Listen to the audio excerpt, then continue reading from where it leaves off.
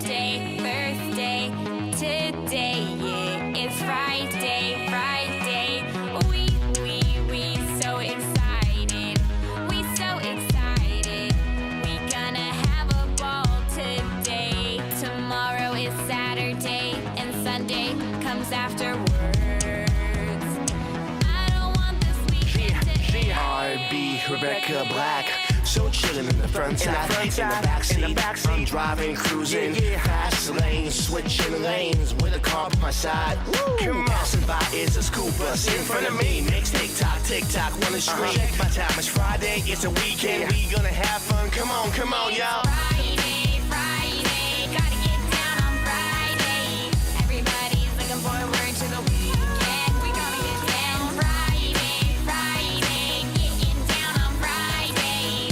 Everybody's looking forward to the weekend. Partying, fun.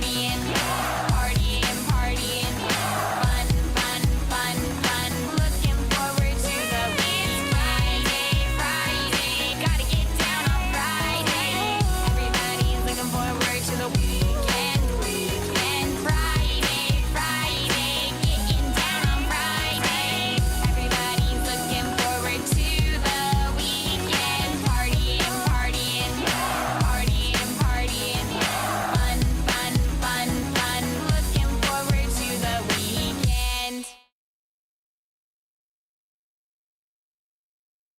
Oh, it's fucking Friday.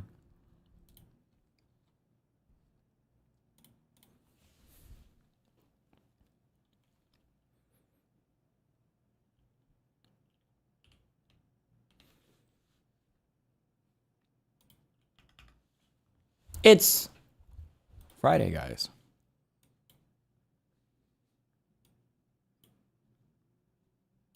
Did you see that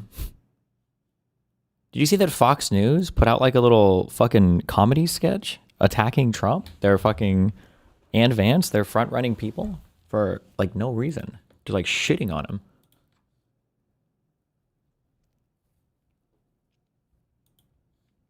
Just kidding. They would never do that. That's the Democrats.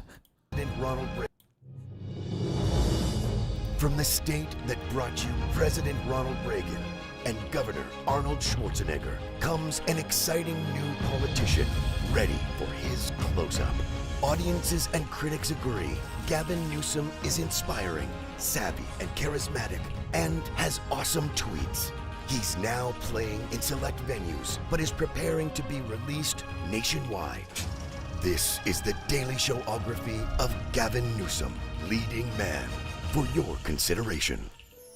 Gavin Christopher Newsom was born in 1967 to a family that was as San Francisco as stepping on a syringe in the Tenderloin. San Fran, fifth generation. And thus began Newsom's classic rags to riches story. My father, his closest friends in the world, were some of the richest families in the world. Fine, he's a Nepo baby, but so is Dakota Johnson, and we love her. Plus, Newsom can also do the humble beginnings thing. I grew up with a single mom, and she came from nothing. She struggled all her life. You see that? He can play rich and poor. That's what I call range. Christian Bale has nothing on this guy. After going to college on a baseball scholarship, Gavin followed in the footsteps of so many young graduates by opening a winery. With nothing but his grit, Why would the Daily Show do this slop? I think Newsom comes off as more establishment. I mean, he definitely is, right? He might be California, but he's like, compared to, well, I wouldn't say actually Bernie or AOC, compared to like your, I don't even know what the fuck, I don't even know who you could bring up anymore. I don't know. Well, there are no politicians, I guess, compared to what they would like to see in office, I guess, yeah.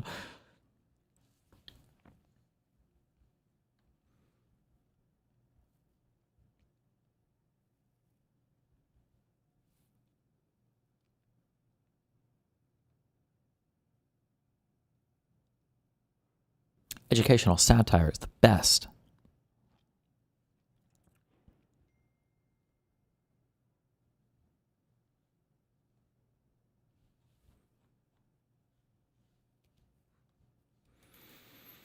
They're trying to appease lefties or both sides it.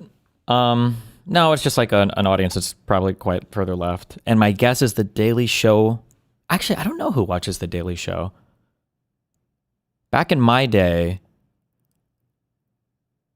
it wouldn't surprise me if like the average age of like the Jon Stewart Daily Show viewership was like 30 or younger, maybe, because it was on Comedy Central, and Comedy Central skewed pretty young, right? It was like, I want to say it was like lower end of Gen X and, or maybe like middle, lower Gen X and then below in terms of age. Whereas like all the news stations are like, Fox News' average age is like fucking 74 or something. Fox News average viewer age, insane. Sorry, 69. Oh, I need a woo yeah button.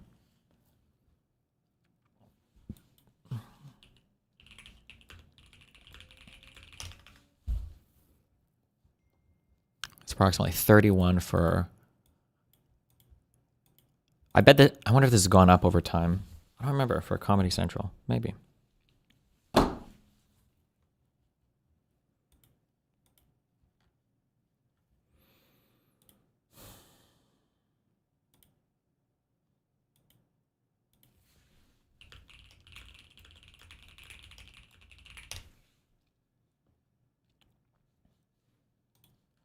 Your boy, Piotr Kurzin, interviewed Sarah Payne. I think my concern... Oh, we emailed back and forth. Man, this guy sets off so many bullshit alarms for me, but I feel like every conversation we've had has been pretty good. I hope this guy's not terrible.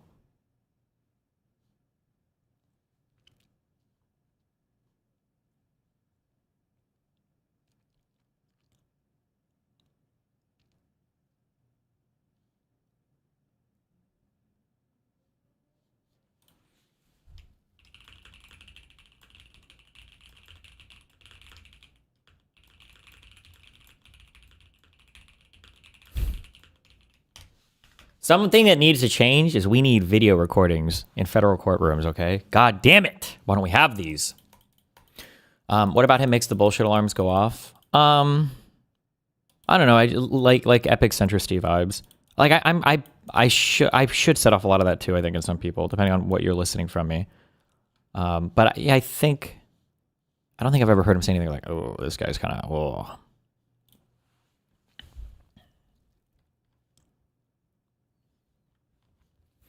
Important check to make sure you're keeping up with the Silicon Valley software development buzzwords. Oh shit, am I missing some? Be me, applied scientist at Amazon. Spent 6 months building ML model that actually works. Ready to ship. Manager asks, but does it dive deep? Show him 37 pages of technical documentation. That's great, Anon. But what about customer obsession? Model literally convinces customers to buy more stuff they don't need. Okay, but are you thinking big enough? I think if I ever had a corporate job, no, actually, never mind. If it was a corporate job, this is perfect. If I ever had like an engineering job and I'm getting things, concepts for my management, and it's 2 nouns with like the first letter of each one capitalized, I think that would be the end for me. I think I would rope. I don't think I could do it. I don't think it would be that. It'd be the 2 nouns with the capital letters.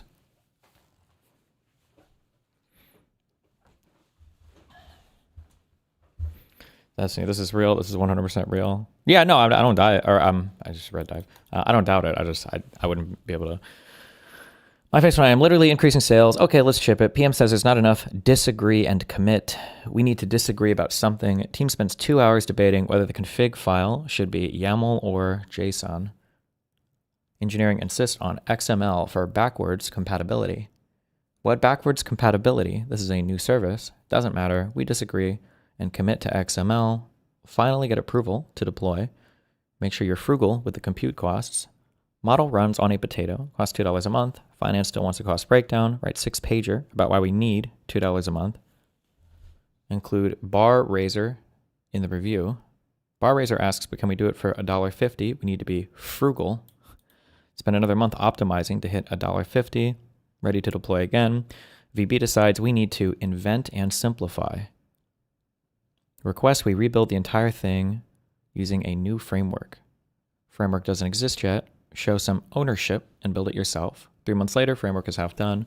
Org restructure happens. A new manager says this doesn't align with team goals anymore. Project cancel. Model never ships. Manager gets promoted to L8 for successfully reallocating resources. Team celebrates with 6-pager retrospective about what we learned. My face when we delivered on all 16 leadership principles. My face when we delivered nothing else. Amazon.jpg.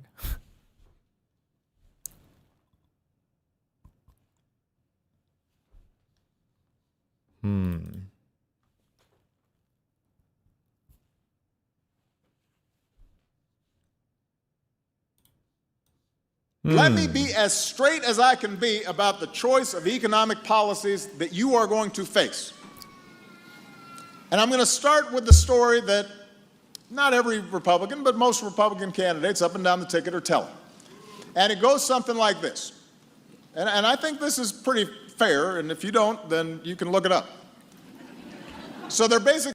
This is what happens when you have moron managers who don't deserve their jobs, who think they need to push back in order to prove their worth. You want to know what I think it is? Ready? Big take. This is what happens when consumers have too much money. That's what's really going on. Because what happens is if you have a thing that you could make and you can ship this thing and your profit margins are like 10,000% and you're making all this money, you can return a certain amount to shareholders. But like at some point, you're like, okay, well, that's kind of goofy. Like, are we really like... is the return on investment this much? We should probably like build something else or like invest in something else. Let's hire people. Okay. Well, how much should we pay him? I don't know. Does he have a comp sci degree? All right. He wants to move to California? All right. Start him at $140K a year. Are you sure? He's only 22. Yes.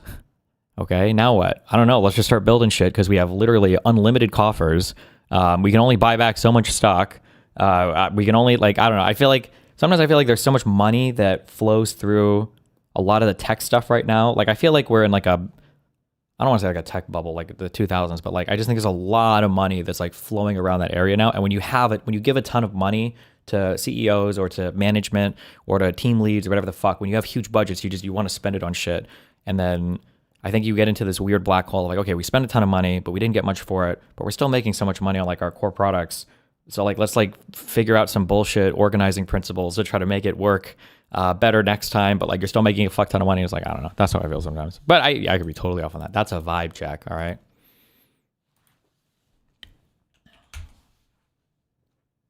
The big story is America's working class, America's middle class, families like yours have been victimized by a big, bloated federal government run by a bunch of left-wing elitists like me. And the government's taking your hard-earned tax dollars and it's giving them to freeloaders and welfare cheats, and we're strangling business with endless regulations, and this federal government is letting immigrants and foreigners steal whatever jobs Obamacare hasn't killed yet. The real issue is when people have that mentality in startups that aren't making money, they hire tons of people, then lay them all off like 1 year when nothing works. That's because... Dan's not here, is he? Remember, this is the first step of my big anti-capitalist personal feelings on the current U.S. capital environment. That's because of the cancerous ability to sell businesses. You should not be able to ever sell one business to another. Ever. Ban all of it. Ban all of it. No horizontal mergers, no vertical mergers. You shouldn't be able to do it. Because when you're in the startup environment, my impression is, okay, well, I own a startup, Destiny.gg, okay. My impression is, who the fuck cares about profit and loss? What? I barely care about revenue. I'm all about user acquisition, baby. Because if I acquire enough users, I don't give a fuck. I could be setting $1 million of cash on fire every 2 seconds.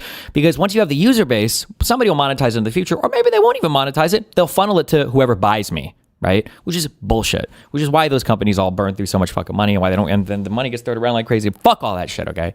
No more. No more selling your business to anybody, okay?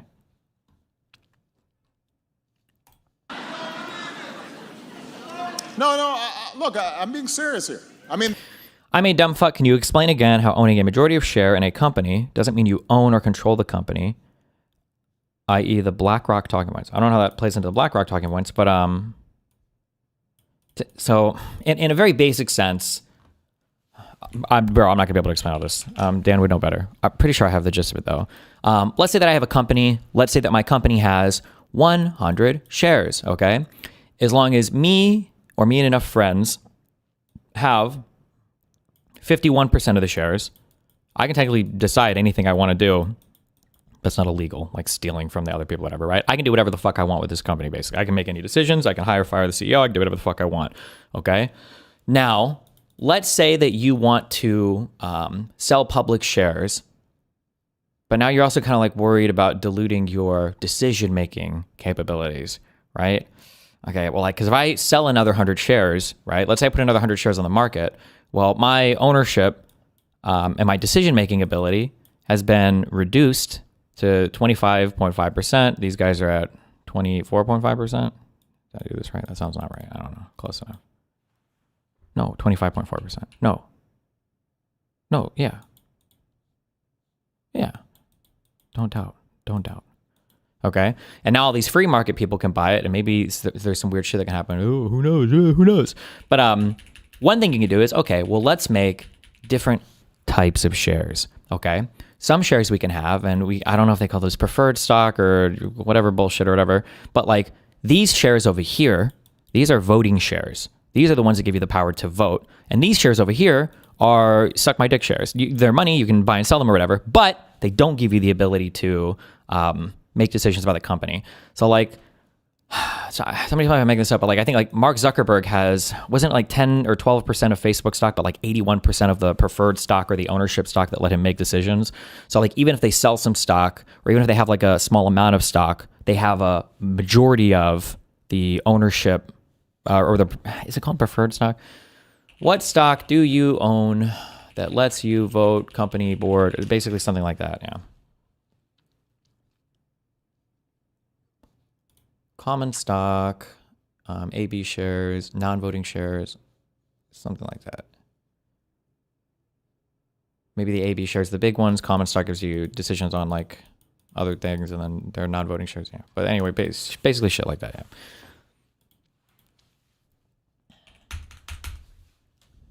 So just because somebody owns 51% of the outstanding stock of a company, doesn't necessarily mean that they have the correct type of stock to vote and do whatever they want or take over shit. That's the story that's been... Do you think companies like Google and Meta should be broken up? Like, absolutely. I think it's a no-brainer. I just think it's just crazy. If you care about like monopolies or antitrust, remember, you can make pros and cons about monopolies. Monopolies are not strictly good. Monopolies are not strictly bad. They just have advantages and disadvantages. But insofar as if we believe there shouldn't be monopolies, where they're not required to be monopolies, then we should break them up. And I don't see a compelling reason why. There are just things that I don't understand. I've complained about this forever. Like the fact that Facebook owns like Facebook, the Messenger app, WhatsApp, Instagram, and Snapchat. Why? That's bonkers. That's bonkers.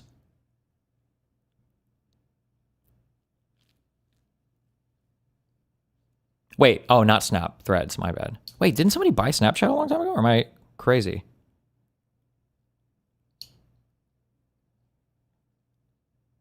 They're still a failing public company. Oh, never mind.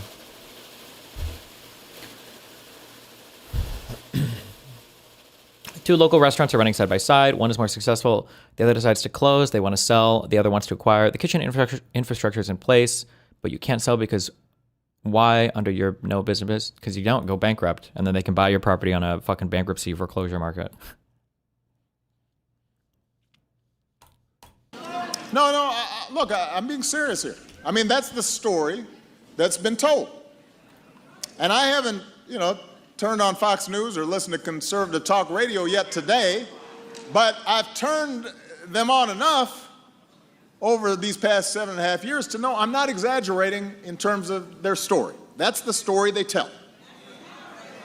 You can hear it from just about every member of Congress on the other side of the aisle. And instead of telling you what they're for, they've defined their economic agenda by what they're against. And that's... What state is he doing this speech in? He's in D.C. That's not a state. Nice trick question. He's the president. They're not allowed to speak outside of D.C. It's mainly Don't be fooled by the flags on the background. against me. And their basic message is anti-government, anti-immigrant, anti-trade, and let's face it, it's anti-change.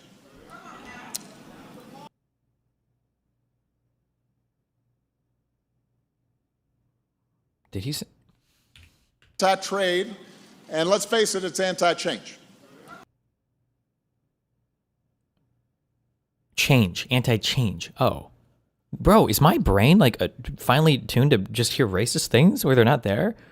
Anti-immigrant, anti-trade, and let's face it, it's anti-change. Okay. And look, What happens when if you want to exit your startup, just sell your business piecemeal? You don't do startups. You start a business if you want to own a business and run a business. That's it. That's what you should do. a lot of people believe it. And if what they were saying were true, I suppose it would make sense to run on a platform of just rolling back everything we've done over these past 7.5 years, and happy days would be here again. If what they were saying was true, then just being against whatever it is that we've done might make sense. But what they're saying isn't true. And if we're going to fix what's really wrong with the economy, we've got to understand that.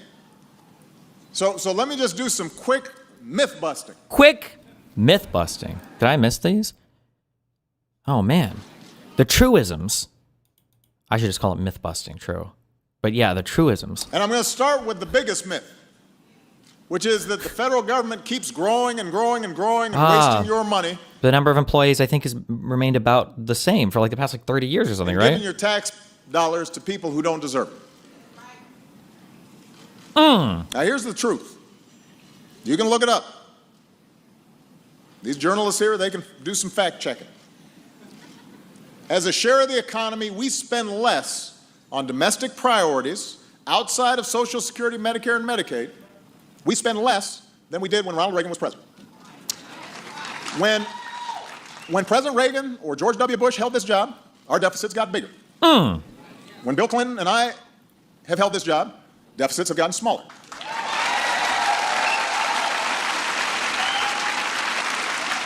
Our deficits have not grown these past 7.5 years.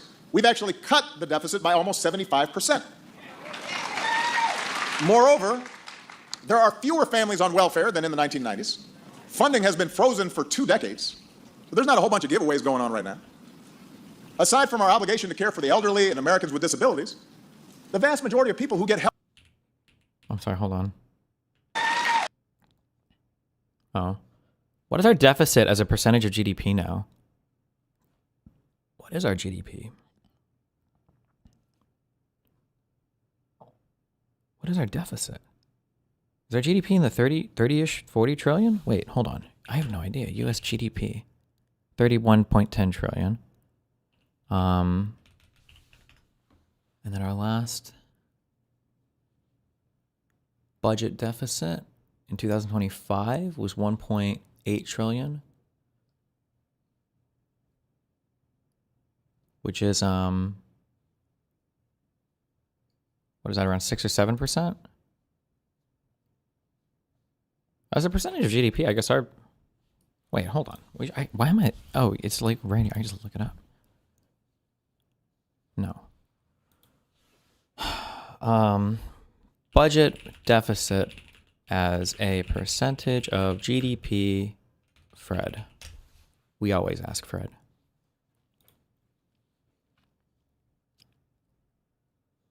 Okay, it's getting worse, but it's actually not. This is actually nowhere near as bad as I envisioned it, I guess. Although the deficit is just your shortfall. I guess the other two numbers that would be big are interest payment on the debt as a percentage of GDP, Fred, and total U.S. debt as a percentage of GDP, Fred. Because these are cumulative numbers and they can fuck you up a little bit more, maybe. Interest as a percentage of GDP. Okay. Yeah, it's starting to spike, but okay, even that's not as catastrophic, I guess, as I would have thought in my brain. And then This has grown quite significantly, though. This is a big duder. Total debt. Okay. In 2000, we go from 55% up to 121%. That's a big meme.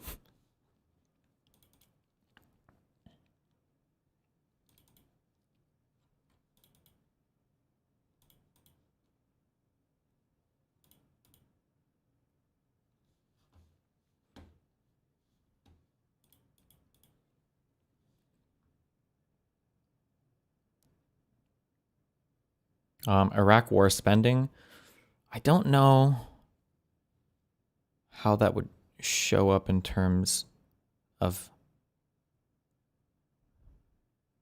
I don't know how that would show up. I don't think I have the macroecon brain for it, because we spent a lot more money, but a lot of it was being used to pay military people. So a lot of that money is also cycling back into the economy. Or even if you're talking about like corrupt stuff like paying Halliburton or whatever, that money is also cycling back into the economy because that's a U.S. business or whatever too, right? I'm not sure.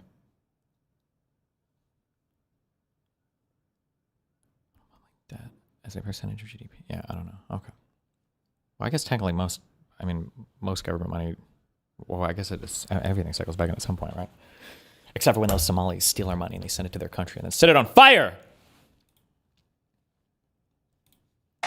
More feet striving to get back into the middle class. And sometimes, yes, their kids need temporary help from food stamps when mom and dad are between jobs.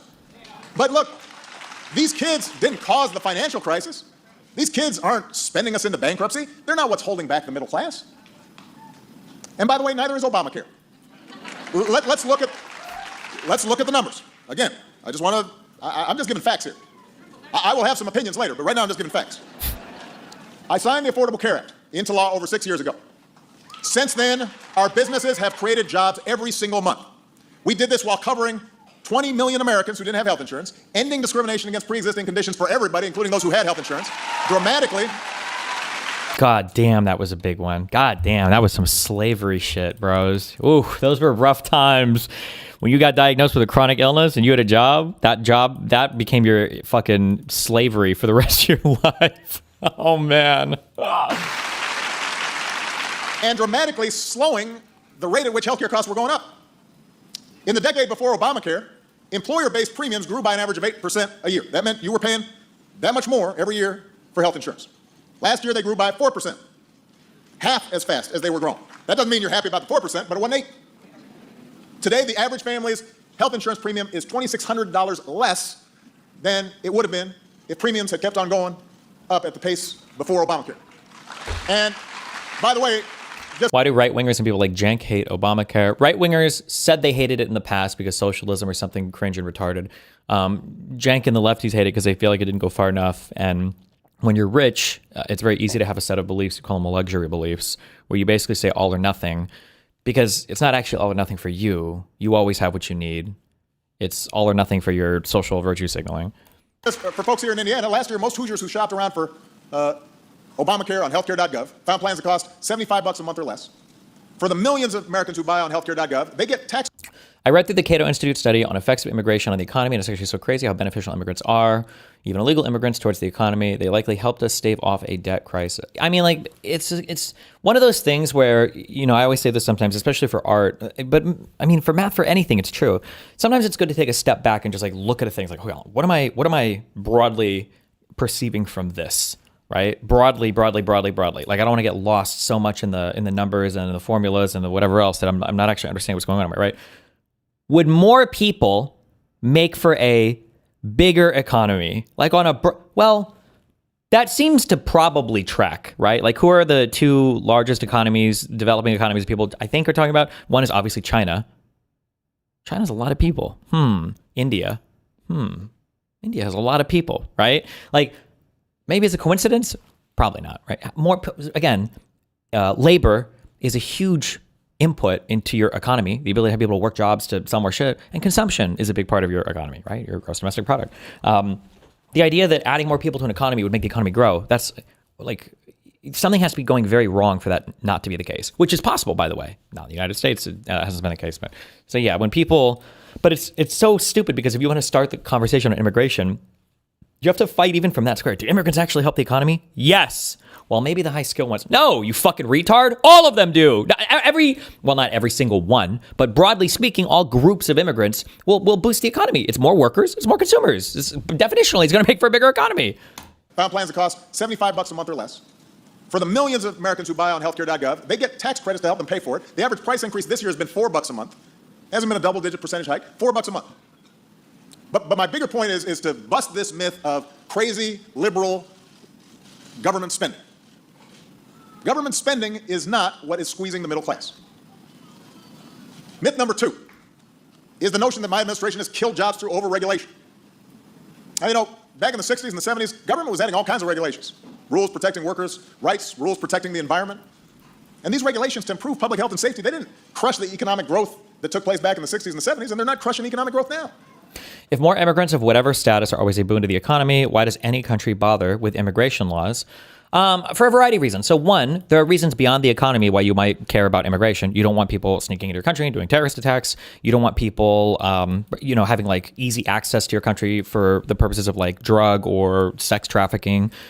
And then also a second thing is for some countries, there might be such a welfare state or a set of policies enacted such that immigrants aren't always necessarily a boon to your economy. They could become huge fiscal drains. So if you have a country with extremely generous welfare benefits and a country that makes it very hard to find work after a year or two, then, these are the issues that you might run into. But there are like European countries, I'm pretty sure for like Sweden and Germany, these are the only two I've ever looked at, and not in like any great level of detail, but like you'll have issues where immigrants will come in, like legal asylum seekers will come in and they'll be there for like a year.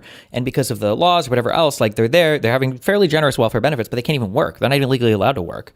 But in the United States, that's just not what we have. We don't have that here. One, we don't really have much in terms of welfare benefits, number one. And number two, people come here illegally to work. People sneak in this motherfucker illegally to get a job. That's the idea that it's just such a different selection criteria. It's such a different selection criteria. I've issued fewer regulations than my predecessor. I've issued fewer executive orders than any two-term president since Ulysses S. Grant. That's a long time ago. Nobody cares about this shit anymore. Yeah. The regulations that we have issued, rules to protect our air and our water, rules to keep families from getting cheated when buying a house or investing their savings. Those rules have benefited our economy a lot more than they cost. They've helped families. They've helped the middle class. They haven't hurt them.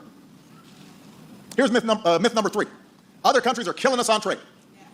Now, it is true that a lot of supporters of trade deals in the past sometimes oversold all the good that it was going to do for the economy.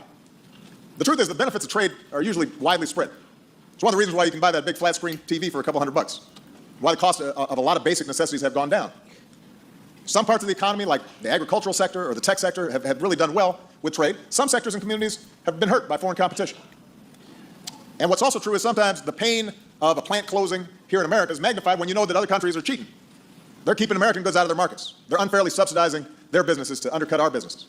The majority of immigrants coming to Germany are not refugees. Talking about a very specific subject. Yeah, I'm talking more in the wake of 2013 and everything. I don't know how much of a problem that is anymore. That's the only time I ever. It's like 7 or 8 years ago in looking into that stuff. So I'm not even saying that was representative of European immigration now or whatever. I'm just saying that generally speaking, for the United States, we got big oceans on both sides of us. So generally, only the best of the best are making it from any country there. And then from South America, most of those people that come here they're coming to work. And a lot of the worst violators, they don't even have trade deals with us at all. So here's what we've done. Over the past 7 years, we brought more trade cases against other countries for cheating than anybody else. Every case that's been decided, America has won. Boom! That's what we've done. Making sure... Wow, a rules-based international order. Crazy. That we got a level playing field. But the truth is, trade has helped our country a lot more than it's hurt us. Exports helped lead us out of the recession. Companies that export pay workers higher wages than folks who don't export. And anybody who says that somehow shutting ourselves off from trade is going to bring jobs back, they're just not telling the truth.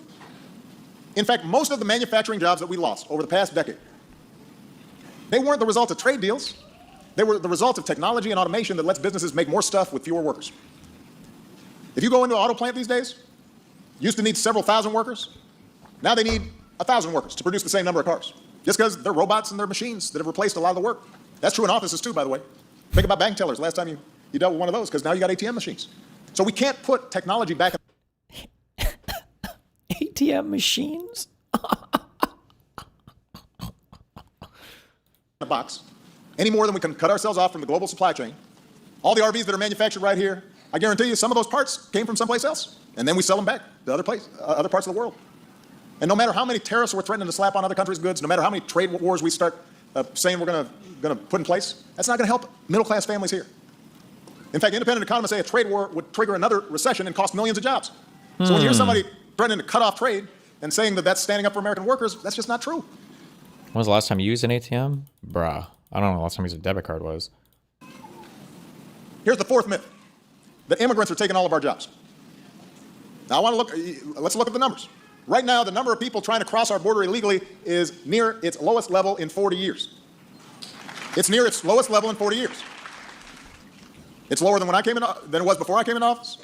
It's lower than during Ronald Reagan's time.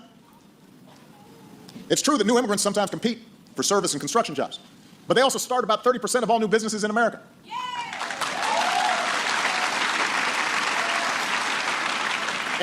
Everybody thinks that immigrants come here and then they're getting all this stuff from the government. Immigrants pay a lot more in taxes than they receive in services. True. How do you tip your building workers without cash? If I'm having to do some bullshit, then I'll bring cash with me. Ugh. But most important. But a lot of people now, well, I say a lot of people, at least in Miami Beach, a lot of people accept tips via Zelle. Immigrants are not the main reason wages haven't gone up for middle-class families. Those decisions are made in the boardrooms of companies where top CEOs are getting paid more than 300 times the income of the average worker.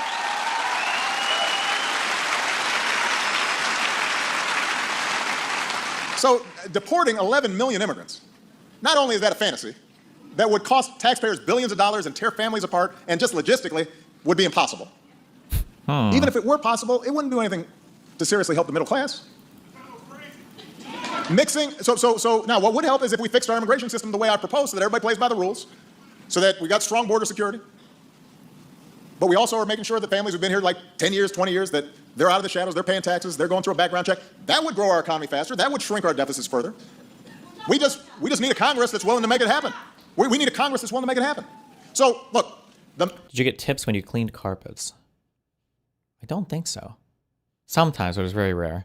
Here's my main point. The primary story that Republicans have been telling about the economy is not supported by the facts. Never is. It's just not. They repeat it a lot, but it's not supported by the facts. But they say it anyway. Now, why is that? It's because it has worked to get them votes, at least at the congressional level. Because, and here, look, I'm just being blunt with you. By telling hardworking middle-class families, do U.S. banks not offer free immediate payments to people? What is the point of stuff like Cash App or Zelle? So sending money to people from bank to bank is really annoyingly hard in the U.S. I feel like in Europe it's not. I feel like Melina was able to do it with her. Like Melina would complain sometimes that a lot of the systems in Sweden were kind of like older or just annoying you to make phone calls instead of. But when it came to like transferring from like one bank to another, it was very easy. In the U.S., it sucks. I don't know why. It's so fucking annoying in the United States. Oh my fucking God. I had to pay, we still haven't done this. Covering travel. Dan's not here, is he? Wait.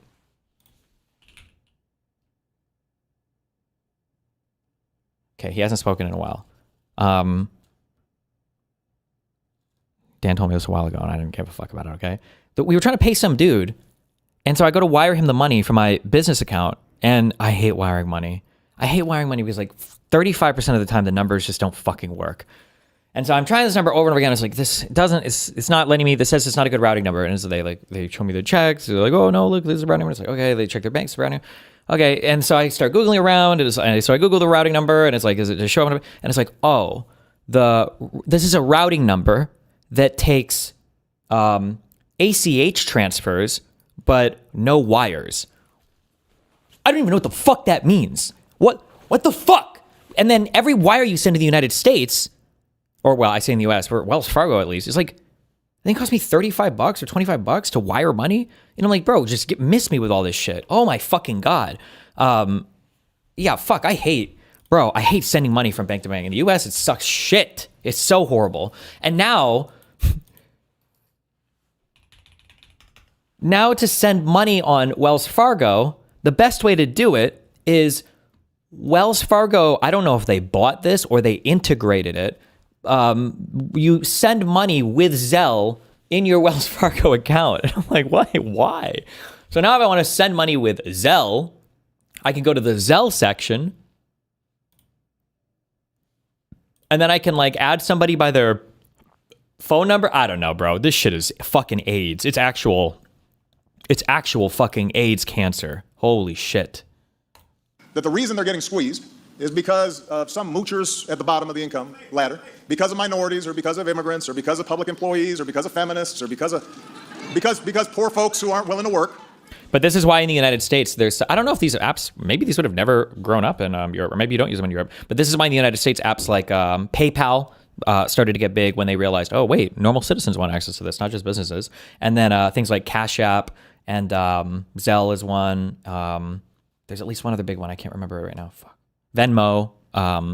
Yeah, that's why these things all popped up in the United States, because we don't know how to send money to each other via our fucking bank accounts. Oh my God. Employees, or because of like for some reason capitalism hasn't solved that one yet. We need an extra layer of companies to do this. At the bottom of the income ladder, because of minorities, or because of immigrants, or because of public employees, or because of feminists, or because poor folks who aren't willing to work. They've been able to promote policies that protect powerful special interests and those who are at the very top of the economic pyramid. That's just the truth. I hope you don't mind me being blunt about this, but I've been listening to this stuff for a while now. And I'm concerned when I watch the direction of our politics. I mean, we have been hearing this story for decades. Tales about welfare queens, talking about takers, talking about the 47%. It's the story that is broadcast every day on some cable news stations. On right-wing radio, it's pumped into cars and bars and VFW halls all across America and right here in Elkhart. What does that mean? VFW. Veterans Foreign Worker. I don't know what it means. Right-wing radio, it's pumped into cars and bars and VFW halls all across America and right here in Elkhart. Somebody said Veterans Lodge. And if you're hearing that story all the time, you start believing it. It's no wonder people think big government is the problem. No wonder public support for unions is so low. No wonder that people think that the deficit's gone up under my presidency when it's actually gone down. No wonder that they did a survey, a lot of white Americans think reverse discrimination is as big a problem as discrimination against minorities, even though black unemployment is twice as high as white unemployment. And the typical Hispanic woman makes 55 cents for every dollar a white man earns. And there are only a handful of women running Fortune 500 companies. But that's the story that's been told. And I'm here to say, Elkhart, 7.5 years since I first came here, we've got to challenge the assumptions behind this economic story. Yes, true. Man, who is this guy? And the reason is, it has ended up dividing Americans who actually have common economic interests and should be working together for a better deal from the people who serve them. True. And it's made people cynical about government. And it's kept working families from pushing our political system to actually address our economic challenges in a realistic way. Families of all races and all backgrounds deserve higher wages. Families of all races and all backgrounds deserve quality health care and decent retirement savings. Every child in this country deserves an education that lets them dream bigger than the circumstances in which they're born.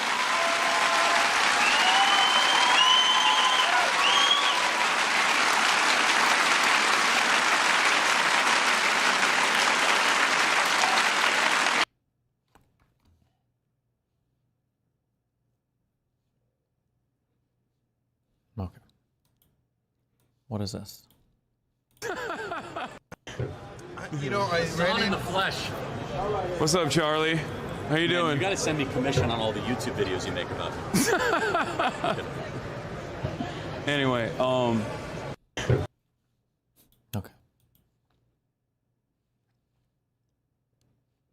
Peanut talks about his ViewBot situation. Welcome, ViewBots! How are you ViewBots doing on this fine Thick Men Thursday, gentlemen?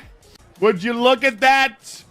Right on time, about 4 months has passed. We have another massive ViewBot allegation from someone who's obviously a billionaire. A billionaire yacht-owning, helicopter-licensed pilot, bitch having sex with type of fella. Let me tell you, I am honored. Okay, best. I know it's said a lot, but this is maybe the most literal example of medieval peasant brain in America. Incredible dispatch from the GP caucus in Clay County. "I'm a witch," the person exclaimed. I hex all of you. The crowd stirred after hearing the words. When the person ultimately left, a man in the crowd called on the group to take a minute to pray. We cancel that curse, that hex, in Jesus' name, the man said. Amen, the crowd replied. After proclaiming the curse null and void, the group blessed the person, asking for divine intervention in the heckler's thinking. Amen, the group concluded. Thank you.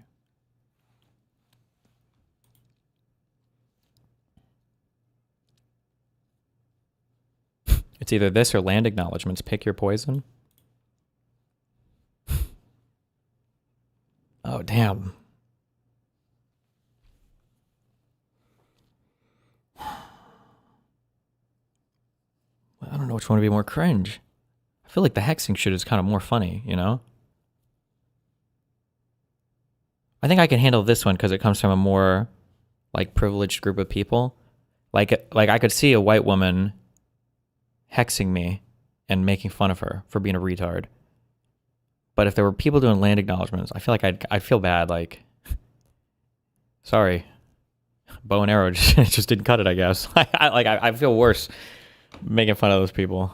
Ooh, what if it was like a black lady though that was hexing us? Ooh, that would get harder. I'm not sure. Uh-oh.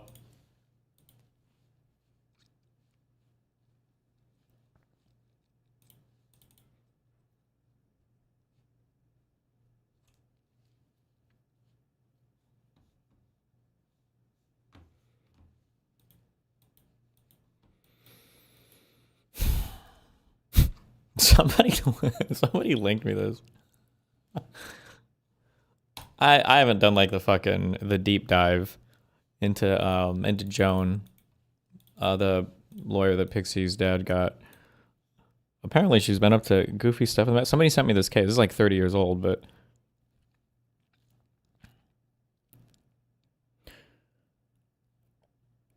so this is a court order concerning a mistrial or a new trial. The court has before it Tabor Partners Ones, the firsts, hereinafter Tabor. Motion for a new trial pursuant to FRCP 59A1. When you guys are in law school or when you're lawyers, what do you call federal rules of civil procedure? It's too much of a mouthful. Do you really say, there's no way you guys say FRCP. I've heard for law students, they'll say like taking Civ Pro or whatever. Just CP? Blah, blah, blah, blah, blah. Tabor's allegations. Oh, wait. Federal, does it have abbreviations in here? Often officially abbreviated FedRCivP, colloquially FRCP. Lawyers really say that? They probably just say the number, I bet. I don't know. Tabor makes two allegations from which it contends that the jury was biased. First, plaintiff insinuates that the wife and daughter of the president of defendant company, Angela Schlump and Joan Schlump Peters, respectively, intimidated or influenced the jury in a prejudicial manner through their conduct during the trial. Next, Tabor alleges that a juror who had been excused from the jury panel engaged in ex parte communications with members of the jury prior to the beginning of deliberations and thereby prejudiced the jury verdict. That's a big no-no, right? So this means that a juror that was excused from the panel, as in excused, I'm assuming means dismissed, approached the jurors and had conversations with them before they began deliberations after they'd finished the presentation of the case to the jury. No, that's probably not good. It might even be having to do with that federal rule of civil procedure. Okay. Tabor submitted an affidavit signed by Mr. Eugene Romano, the principal owner and controlling director of Plaintiff Corporation, with its motion for a new trial stating that he has personal knowledge of the following. An individual juror, Mr. Sullivan Roland, was excused by the court from jury service before August 1st, 1995. On August 22nd, 1995, the day before the jury began deliberations, Mr. Romano asserts that he saw Mr. Sullivan Roland return to the courthouse around 1:30 p.m. and allegedly enter the jury room. Mr. Romano further asserts that he saw members of the jury return from their lunch recess and enter the passageway that led to the jury room. From these facts, Tabor infers that Mr. Sullivan Roland spoke with members of the jury. Tabor contends that any ex parte contact with the jury is presumptively prejudicial. I'm assuming presumptively prejudicial probably means that just the fact that you can show that meeting happened is enough to assume something really bad happened. So then there's like I don't know if you would issue a show cause or you would do anything, or if it's just over at that point, right? It's like a bad thing no matter what, but meaning this is like just a bad, it starts off with the assumption that it's bad. Tabor furthermore suggests that Mr. Sullivan Roland, the juror, was perhaps related to defense witness Juan Gilberto Sullivan, who testified in lieu of Mr. A.J. Samaritano on August 4th, 1995. From this possible familial relationship, Tabor argues that Mr. Sullivan Roland was prejudiced in favor of defendants, and thereby any comments Mr. Sullivan Roland might have made in the jury's presence could have prejudicially influenced his fellow jurors against plaintiff. INA, Merritt, and Desarrollos, herein referred to collectively as defendants, oppose plaintiff's motion for the following reasons. First, defendants contend that plaintiff failed to bring this allegation of ex parte 732 juror communications to the attention of the court in a timely manner. Therefore, plaintiff waived its right to request a new trial. Next, defendants contend that Tabor's allegations constitute mere speculation that an ex parte communication occurred and do not sufficiently state that there was an actual prejudice of the members of the jury. I wonder if they did the timeline thing that they do in my case, where they were like, if you wanted us to change the footnote on this thing where we assert that you're a pedophile, well, then you should have mentioned what we learned at a future time and date. I was like, well, we didn't know this until you actually dragged this poor girl in for a deposition that you were lying, or how incorrect your statements were. It was like, well, you should have gone back into the past and contended with it then. Also, I don't know if state that there was actual prejudice to the members of the jury. This sounds like not a good, I don't know, I can't pretend to know about this, but like, it sounds like you would have to argue, well, they did have a conversation, but we can show that it wasn't actually bad. Because if it's assumed that it's, it's presumptively prejudicial, if that's true, maybe it's not, then you can't just say, well, listen, they talked, but like, you got to show something bad happened. You got to show there was actual prejudice. Like, well, no, hold on, it's assumed to be that. The burden is on you to prove that it wasn't. Okay. All right, discussion. It is well settled that when a party makes a non-frivolous suggestion that the jury could have been tainted or biased, and therefore reached a verdict based on something other than the admitted evidence and legal argument, the district court shall investigate these allegations. Plaintiff's first allegation of juror bias regarding the conduct of Mrs. Schlump and Mrs. Schlump-Peters is both frivolous and late. Thus, it shall not be investigated further. So late meaning it wasn't filed in a timely manner. I don't know what frivolous means here. Maybe that like it's not actually bad what they're alleging or something. What the Tabor allegation was here. So it shall not be investigated further. Plaintiff's second allegation of juror bias regarding ex parte communications with the jury, however, is not frivolous and thus shall be investigated further. Plaintiffs first alleged that Mrs. Angela Schlump and Mrs. Joan Schlump-Peters, so this is Joan and her mom, I'm thinking. Why do Hispanic people do the hyphenated last name thing so often? It's kind of crazy, no? Why not? Because it's misandrist.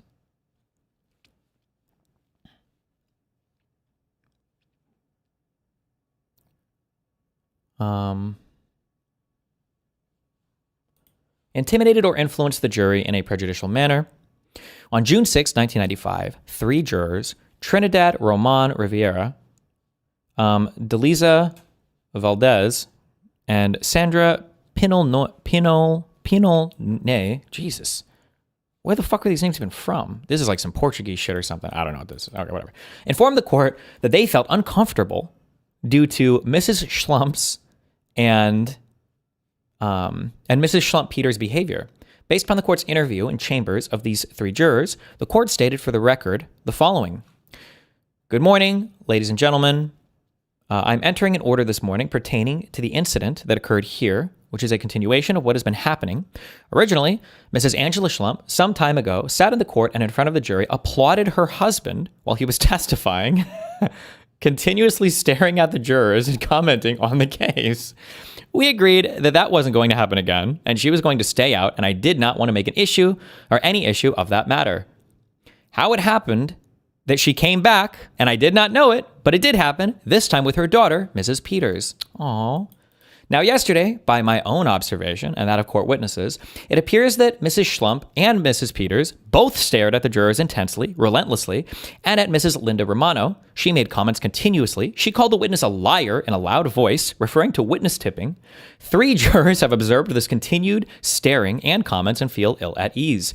Their concentration has been interrupted, and I must say that mine also was interrupted because I was worried pertaining to what was going on. This is how she looked. Oh, please be the meme I'm thinking of. Oh no, fuck.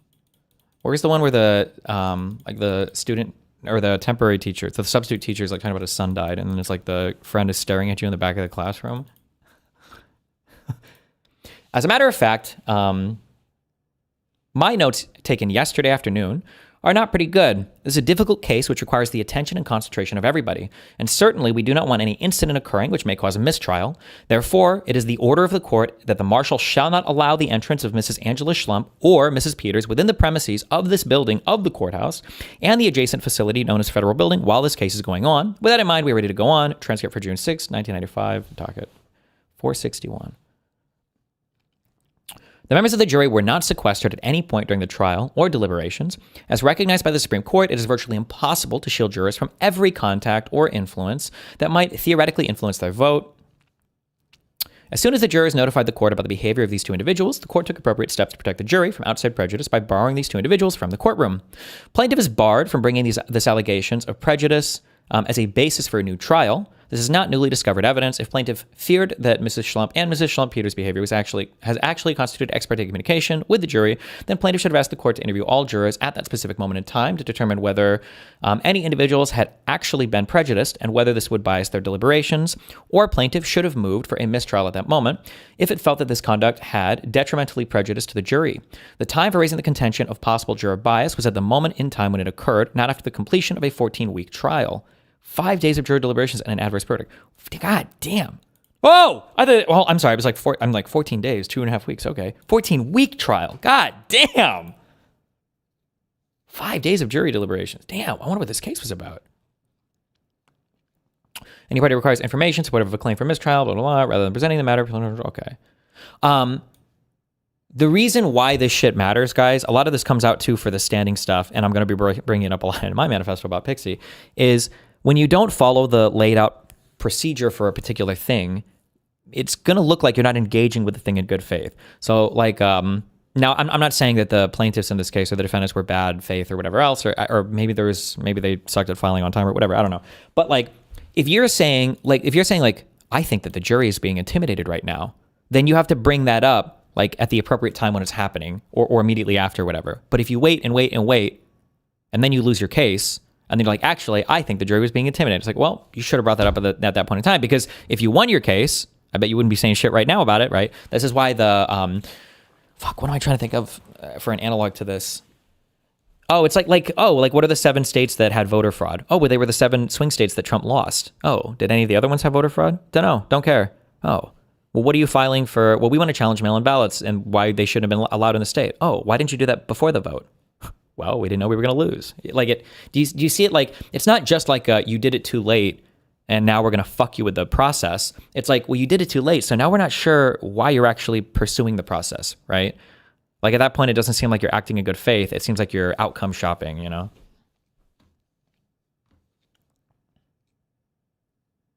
Relevant meme, the friend staring thing. This isn't what I was thinking of, but bro. The most epic lock-in moments. I gobbled it up. It was so well done and play a part in that chemistry. Vanessa Sue is a soon-to-be mom who's going to be stepping into this massive new role, but she also wants to hold on to her career. And felt so cool to do. I can't even tell you that there was chemistry. It's better without the fine booms, but fuck. Now you're gonna make me find that Instagram one. God damn it. I hate searching for things I like on Instagram because then I have to go through my reels and see how many fucking things I've liked. Oh, never mind. Somebody found it on TikTok. Good job. Thank you.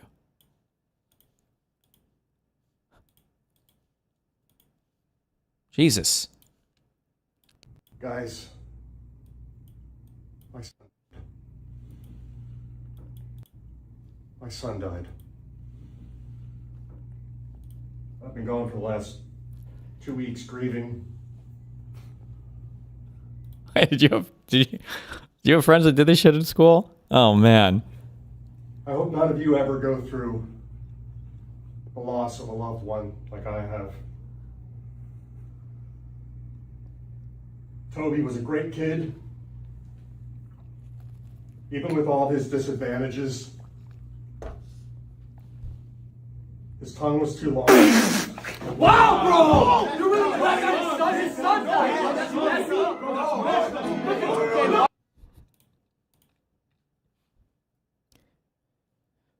Plaintiff's allegations of juror bias further relies on the fact that two of the jurors who notified the court about Ms. Schlump's and Ms. Peters' behavior was subsequently excused from jury service. On or about general, plaintiff did not object to her being excused. On this, they excused jury for personal reasons. Plaintiff did not object to her being excused. More than a month after the first jury was excused, plaintiff insinuates the reason why these two behaviors were excused was because they had notified the court about Mrs. Schlump and Mrs. Schlump Peters' disruptive behavior. In the motion for a new trial, plaintiff describes the excusal of these two jurors as fortuitous coincidence beneficial to defendants. Okay, I don't know if I have any more moves in this one, but...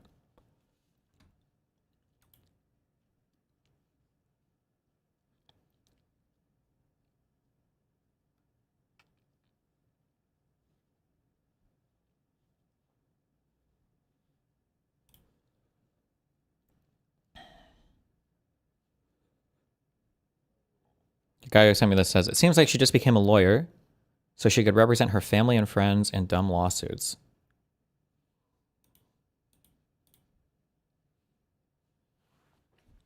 What is this one?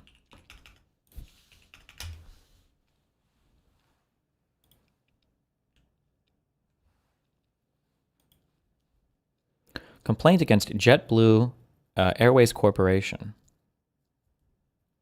Filed by Angela Casciano Schlump.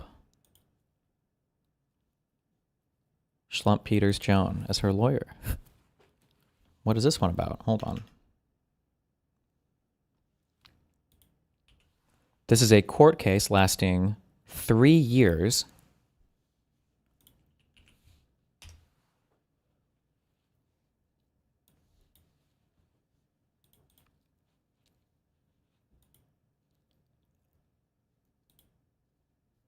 $137 items on the docket. Hold on, I'm just curious what this is about.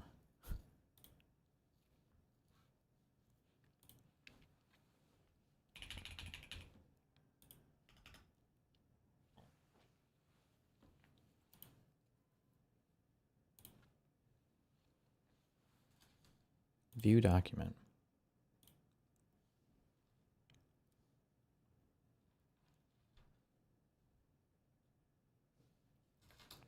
Looking at court filings by Pixie's lawyer's mom. No, this is Pixie's lawyer. Comes now. Plaintiff Angela Casciano Schlump, through her undersigned attorneys and before this honorable court, respectfully states in praise. She's an individual residing in Puerto Rico. Defendant JetBlue is a Delaware corporation. Okay. The controversy exceeds the sum or value of $75,000. The relevant facts. At all times relative to the events herein, JetBlue was engaged in the commercial airline business in Puerto Rico, common carrier, prior to blah. Casciano purchased an e-ticket through JetBlue's website for travel. Responsibility for her baggage. Is this a lawsuit over lost baggage? The contract of carriage further provides in clause 18BF, carrier will not accept for carriage jewelry, heirlooms, and similar valuables contained in checked or unchecked baggage. Excess valuation may not be declared on any such items. Passengers are encouraged to carry such valuables personally. Okay.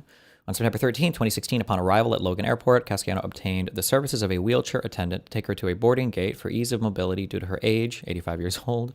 Casciano checked one piece of luggage and kept a small roller bag with her to carry on. Inside the roller bag, Casciano had a pair of shoes, a small briefcase, and a jewelry roll.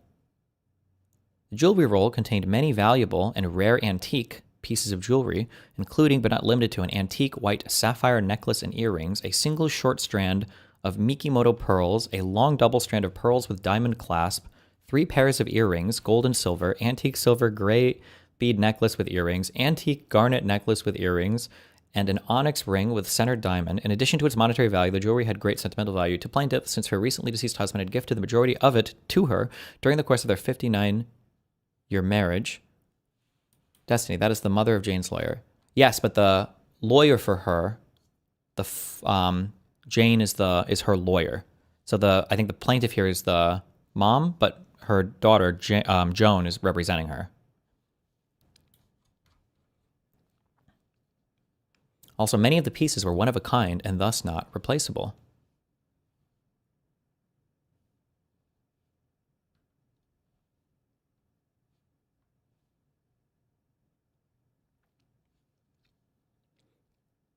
She was one of the first passengers on the plane, so the overhead space was empty. Upon boarding the plane with her carry-on baggage, the JetBlue flight attendant abruptly informed Casciano that her baggage would have to be checked.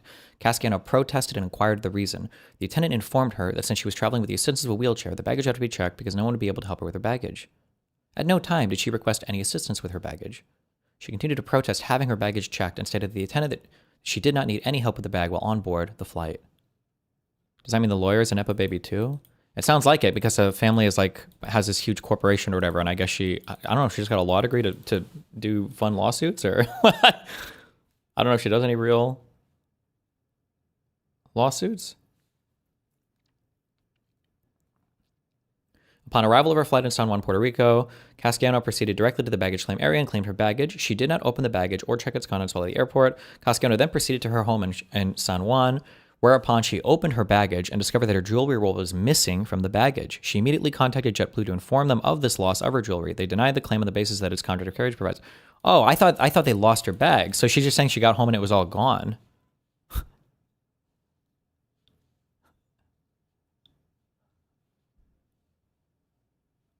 As a result of JetBlue's breach of the contract of carriage, Casciano has been damaged in an amount no less than $100,000. Holy shit.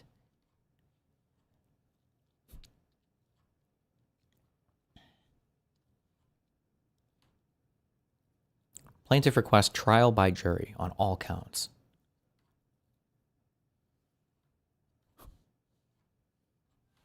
What was the verdict in this case? Hold on. I'm sorry. I'm just curious how the judge ruled. Isn't JetBlue a budget airline? I don't believe so. Unless they recently reformed to be like a high quality. I feel like JetBlue was like a kind of a bougie airline, no? Am I making that up?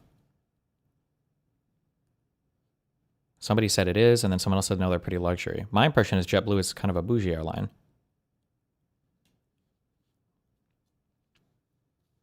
Or maybe I don't know if I should say bougie, but I don't know what the super bougie ones would be, but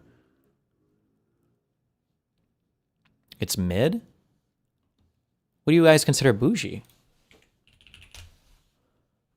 In my mind, you have like, here's your ultra budget, but they're not really because they'll nickel and dime you until it's more expensive anyway. You've got Frontier and you've got Spirit. And then your mid tiers are your like American Airlines, Alaska Airlines, Alcoholics Anonymous. Just kidding. You're like United, Delta, whatever. And then up here you have, I'm trying to think of what other bougie airlines are. I feel like JetBlue is like a bougie airline. Like, you know, you're paying a little bit more. Oh, Southwest would be here.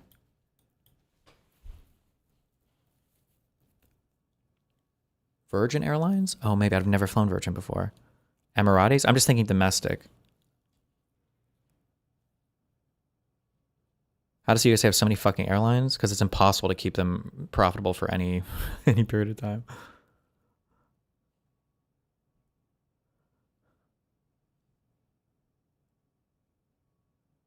I think the only thing because JetBlue is cleaner and has great snacks. Well, their food was good. I think they had free Wi-Fi. I think their seats tend to be a bit more expensive, but like their online portal and everything is nice. Their gateways or whatever are very nice. But maybe they were just all renovated recently in Miami or something. I don't know.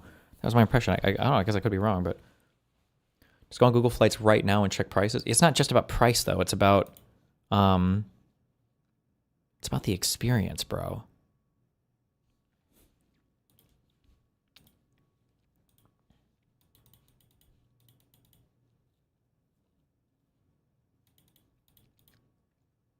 You only have to fly around if you don't like where you're at. Unironically, a huge anti-flex if you fly often.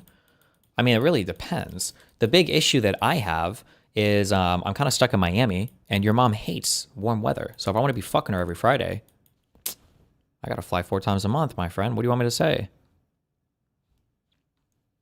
What was the verdict? Oh yeah, I'm gonna check.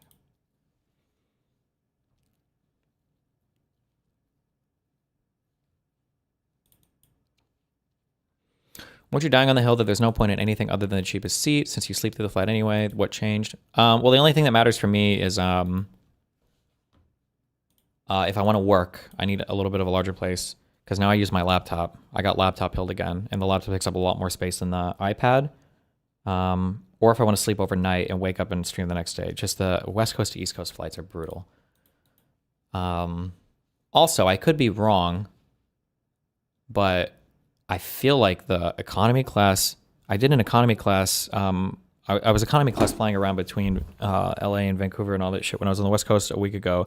I feel like the economy seats have gotten there's less space between the rows, such that I started to feel a little bit cramped. And I'm 5'8", so I don't know, man.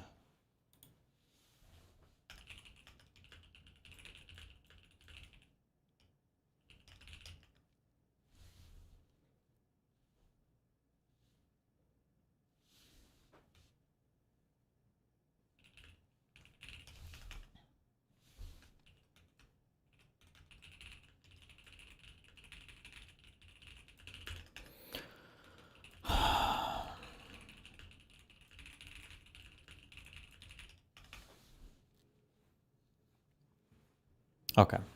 Pursuant to the joint notice of voluntary dismissal, the complaint is dismissed with prejudice as to JetBlue Airways, including all claims stated herein against all parties. Why'd they voluntarily dismiss it? Does that mean that they settled?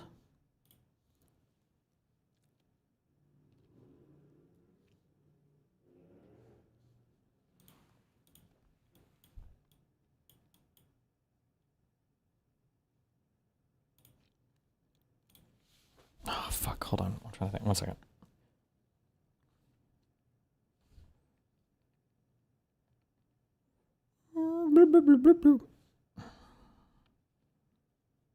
Did you tell the LA guy not to pay all the entire thing this time? Assuming they didn't pay to fly out, we get the whole thing. Wait, which thing? When I go to debate Constantine or whatever?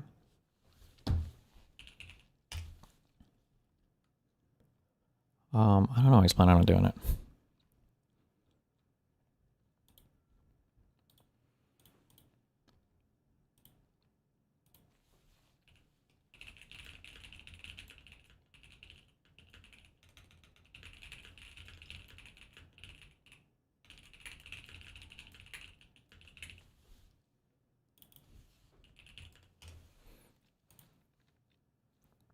Can you look up the Rule 11 filing? I'm curious to see what happened. What's the docket entry? Oh, Rule 11.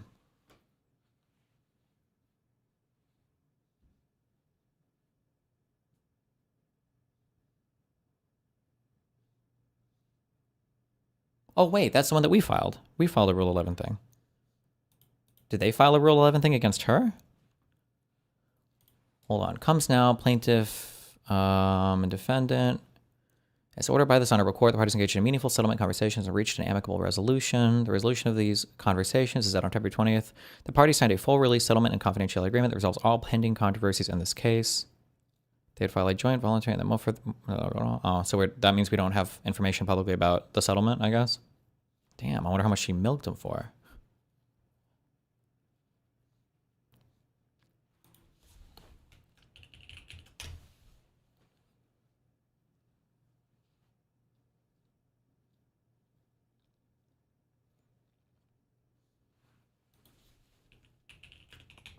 If you look it up, JetBlue is consistently the top 10 of cheapest airlines. I don't know why he thinks JetBlue is bougie. JetBlue. Well, hold on. Top 10 of cheapest airlines? How many airlines are there in the United States, bruh?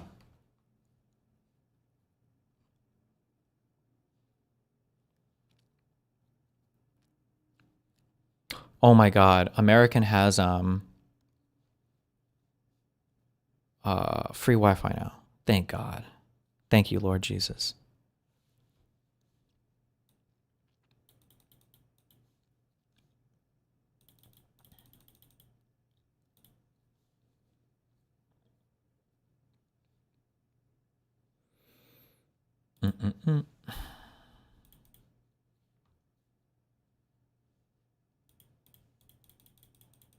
JetBlue was nice in the early 2000s when they went mainstream. Now they are shit.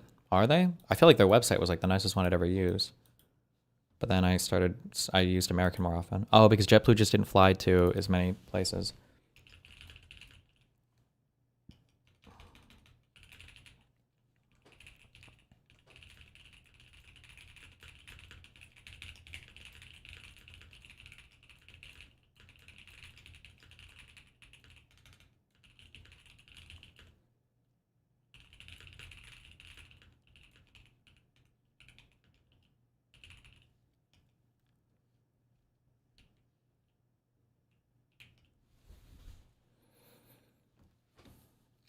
Do you fly business class now? Not usually, no. This is pretty rare. It's just a lot of money. What? What's on the docket today? We're watching that HDR video today. Faux show. Yes. I'm ready to learn also. I have no idea how you're going to stream it. You're going to have to shrink the color range. Wait, do you have a sick HDR monitor in front of you? I have 4 sick HDR monitors, but I don't know if the video is going to go in that direction. What do you mean? There's a guy talking about color ranges and stuff. We'll see. What's your main monitor? The one with the sickest of the HDRs? I don't know. I have 4 identical monitors, and they're all supposed to be pretty sick. They fucking better be. I hope you got the... Are they OLED? If that's the sick technology, then yeah. Oh, fuck. What is it? It's these guys. Only getting shot. Let's see. Oh, yeah. That's the good one. I think that's the exact one I bought. Whoa! Whoa, we're going to learn... Let me just make sure. Hold on. Wait. No, I have this exact same monitor, but 27 inches instead of 32, because I'm not a loser. Base. Wait, give me like... Hold on, give me like 3 or 4 minutes. Hold on. I just want to read some of this. Okay. So this was part of their case. This is what JetBlue filed against... So it would have been Joan and her mom. I guess Joan is the lawyer and the mom is the plaintiff. This was their Rule 11 sanctions motions. The instant filing is not made lightly. Rather, JetBlue files the present motion after having received, very recently for the first time, extremely troubling information in the course of discovery, which demonstrates that a material misrepresentation was made in the amended complaint of the facts underpinning plaintiff's claims. As shown herein below, plaintiff omitted critical facts from her narrative that render her claims against JetBlue unfounded and frivolous.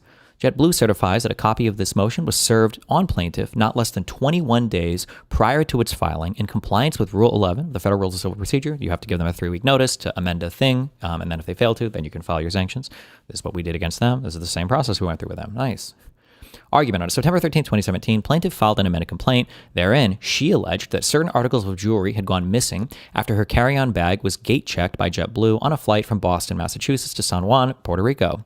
From a review of plaintiff's amended complaint, it is evident that she represents that no one other than JetBlue could have intervened with or had access to her luggage. Based on the facts alleged in the amended complaint, on November 13, 2017, JetBlue filed a motion to dismiss in which it asserted, among other things, that plaintiff's claims were preempted by the Airline Deregulation Act and that plaintiff was barred from recovery per the terms of JetBlue's contract of carriage, to which she admits she is a party as a result of JetBlue's motion. Plaintiff voluntarily withdrew her claims for negligent misrepresentation, breach of contract of bailment, and negligence under Article 1802 of the Puerto Rico Civil Code, blah, blah, blah. The court denied JetBlue's motion as to the remaining cause of action for the breach of contract of carriage. Plaintiff reiterated the factual version outlined above in her part of the joint initial scheduling memorandum.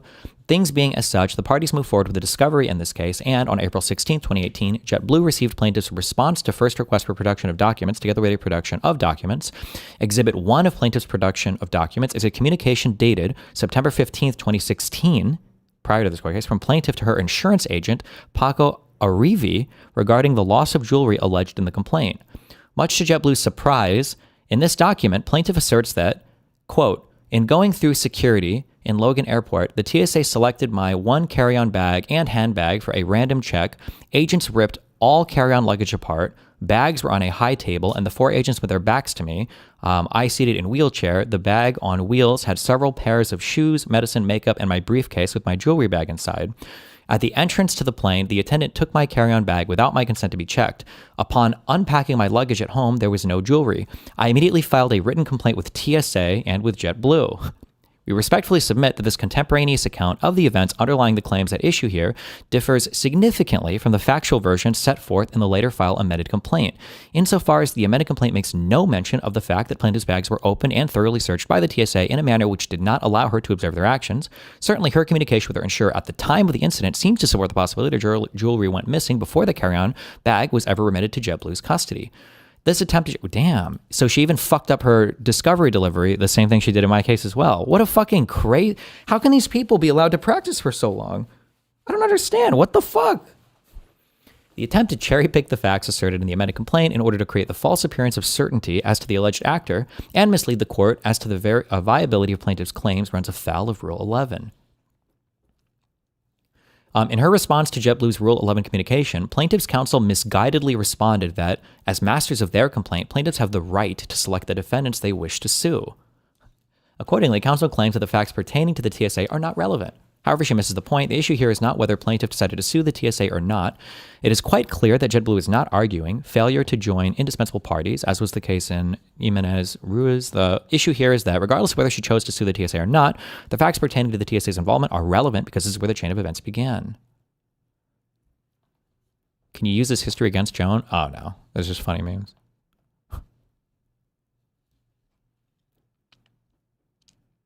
Well,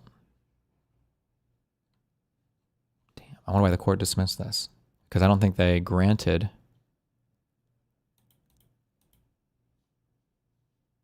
motion, extension of time, response in opposition to Rule 11 sanctions. Let's see. Order denying motion for sanctions and finding as moot the motion to stay. Why did the judge deny this? I don't know. Let's find out.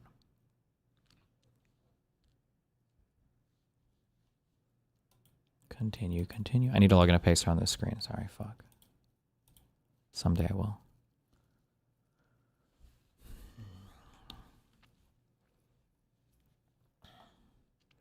Let's see. The motion at docket number 37 seeks sanctions against plaintiff pursuant to Federal Rules of Civil Procedure 11 for presenting an allegedly inaccurate and misleading amended complaint. The motion at docket number 39 moves for a stay of discovery until the Rule 11 motion is adjudicated. After reviewing JetBlue's arguments, we find that there are no grounds for imposition of Rule 11 sanctions. This requires an attorney to make reasonable inquiry to assure that all pleadings, motions, and papers filed with the court are factually well-grounded, legally tenable, and not interposed for any improper purpose.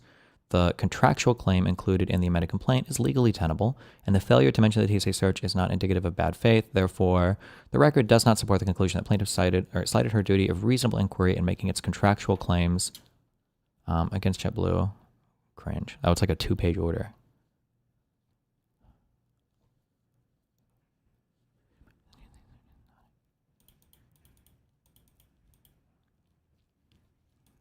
Nice. How much have you spent, not on attorneys, but on court fees? Like, there's cost to file shit, right? Yeah, but it's all not. It's like pales in comparison to the. Like, if I had to guess, maybe like $1,000 total from the start. Maybe. Oh, that's it? Yeah. Impressive.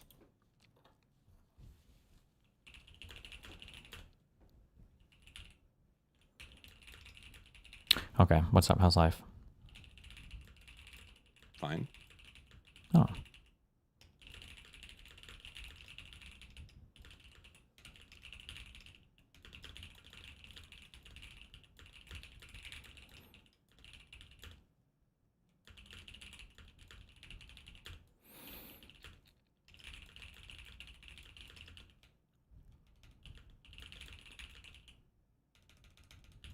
Mm-hmm.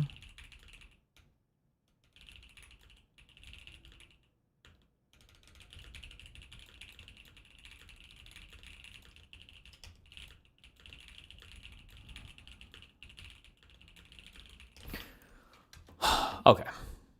Boom, boom. What'd you guys do today? You know, it all blurs together. I have no fucking idea. Something. Oh, really? Blurs together? Were you drinking again, Dan? No, I mean some cop slop. I think a little bit. What else?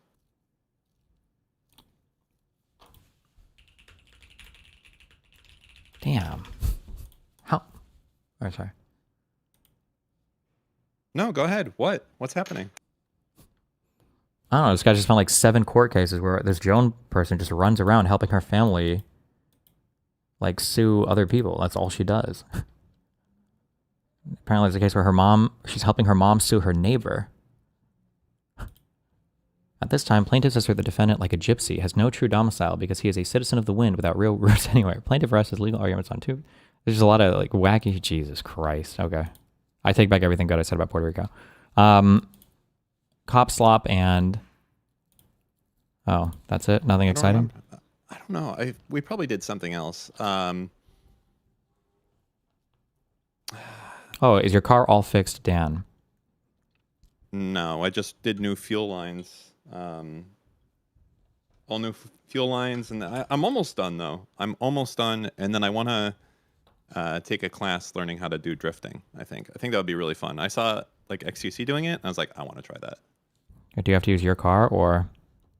Well, I'd want to do it in my car. I have a rear-wheel drive car.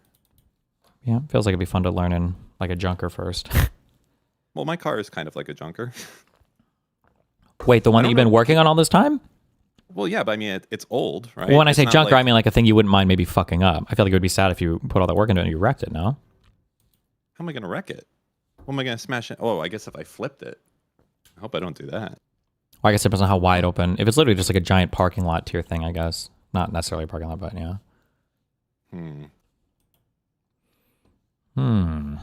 Can you drift an all-wheel drive car? I actually don't know. Not really, but a lot of them will have things to let you do it.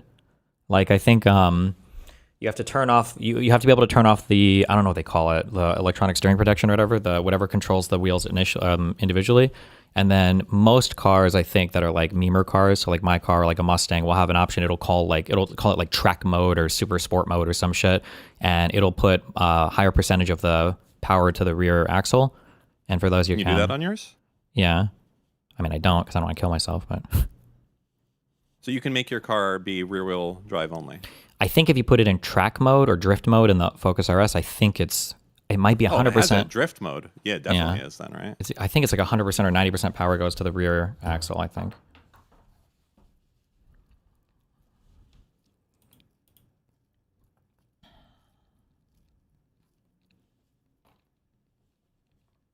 Did you just get a Mustang? No, I just have an RS.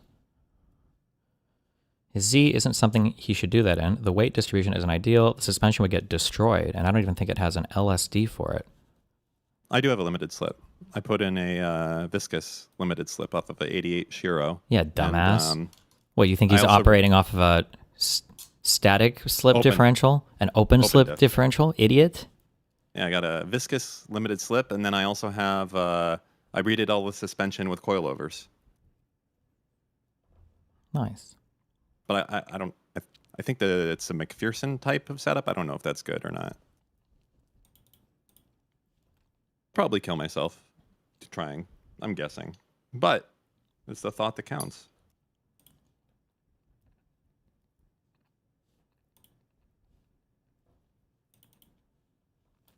Dan, how much horsepower are you going to have?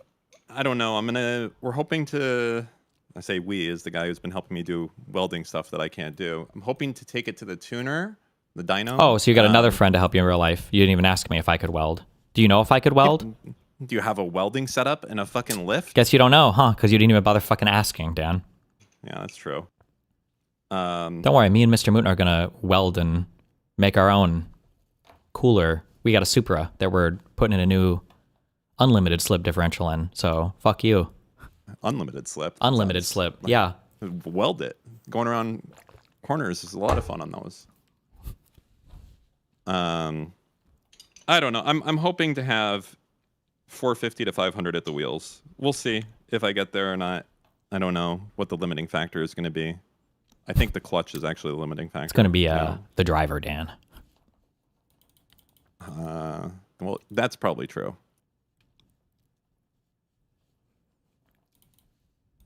I mean, that's definitely true. That will be the limiting factor.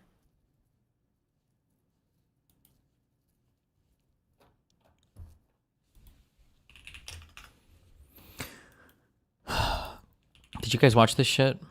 The video? Which video are you talking about? Oh, yes, we did. Pretty wacky.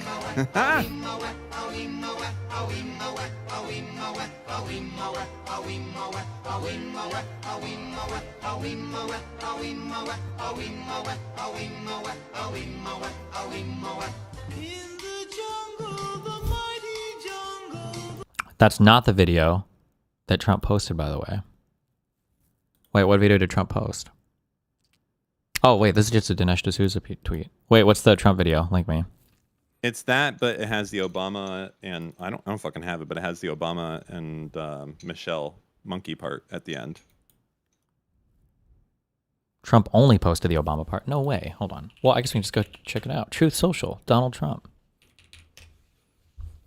I should just make a Truth Social account. Wrong. He deleted it. It's gone. Can't see it anymore. There. Ooh, he deleted it. Uh-oh. That's not good.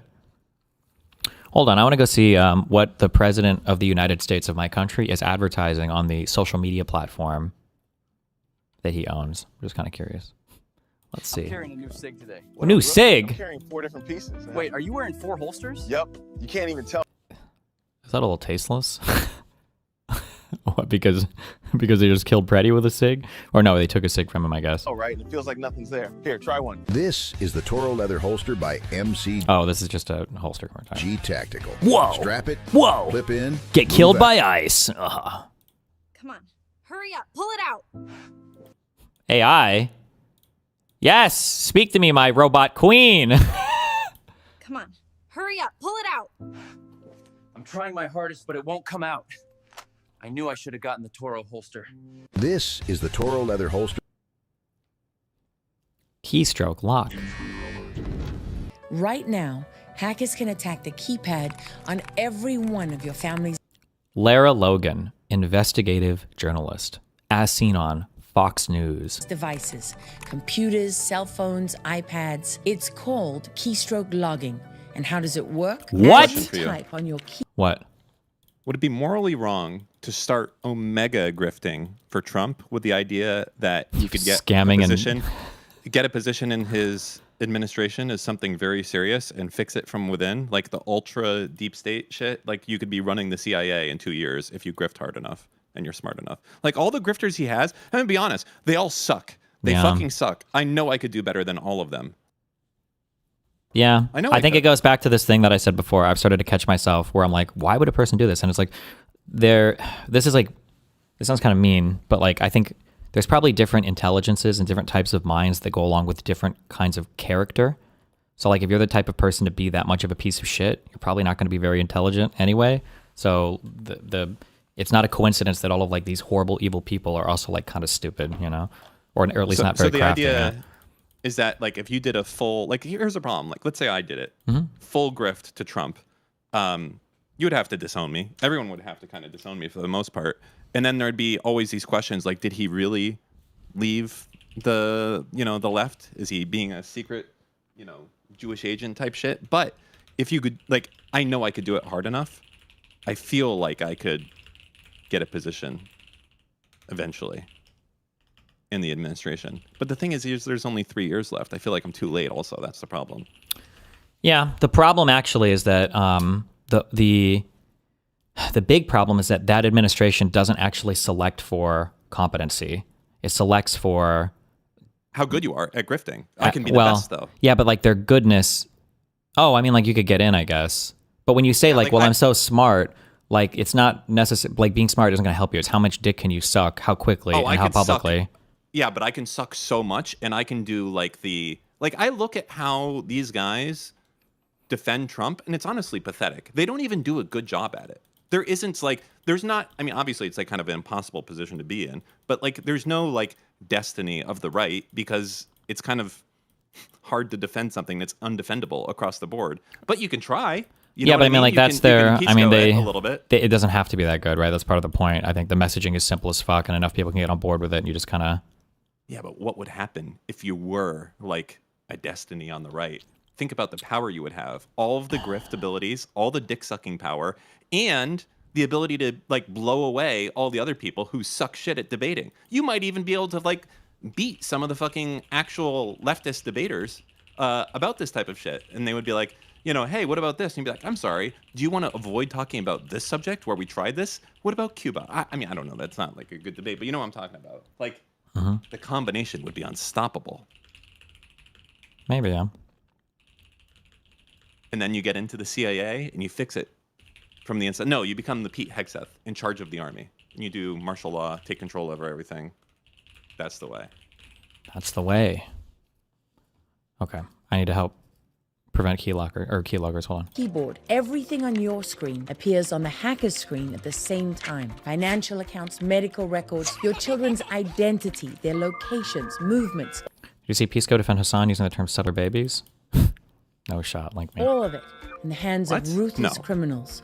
Not just exposed, but recorded, stored, and sold on the dark web. That's why I trust Keystroke Lock to protect my data and those I love. Aww. Developed by aerospace engineers.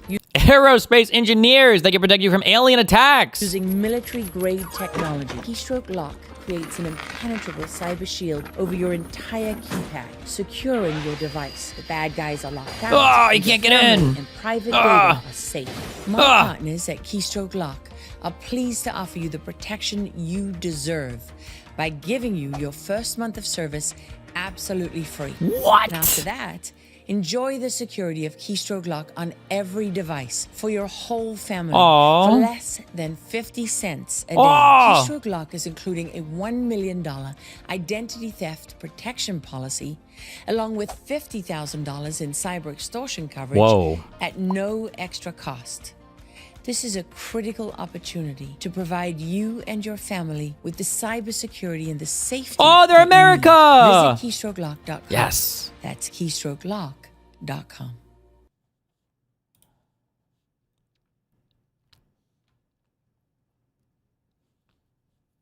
I just approved $60.6 million for the great state of Tennessee, which I won 3 times, by the way. 3 times, by the way. 3 times, by the way. For the severe winter storm they are recovering from, incredible people that I know will rebuild fast. President Donald J. Trump.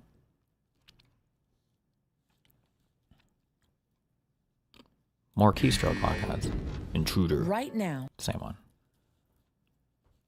Lower medication prices? We're already there. I need to start. Save 30%. Hold on.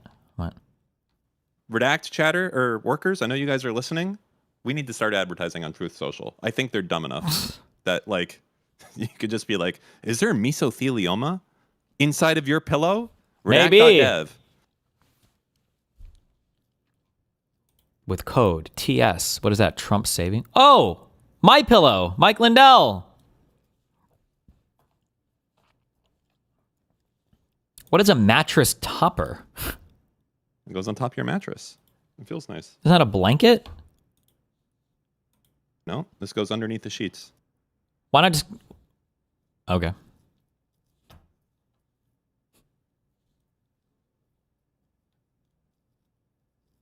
Wow.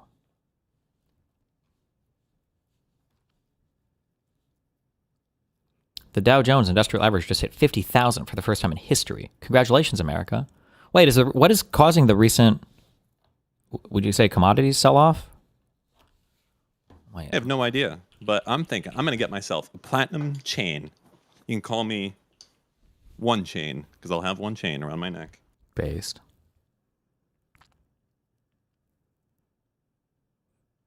Keystroke Lock. I recommend Keystroke Lock to protect your private data. Dr. Diane Janosek, NSA Deputy Director, reported to the Pentagon. Okay. She's not like the current, or a current Deputy Director, right?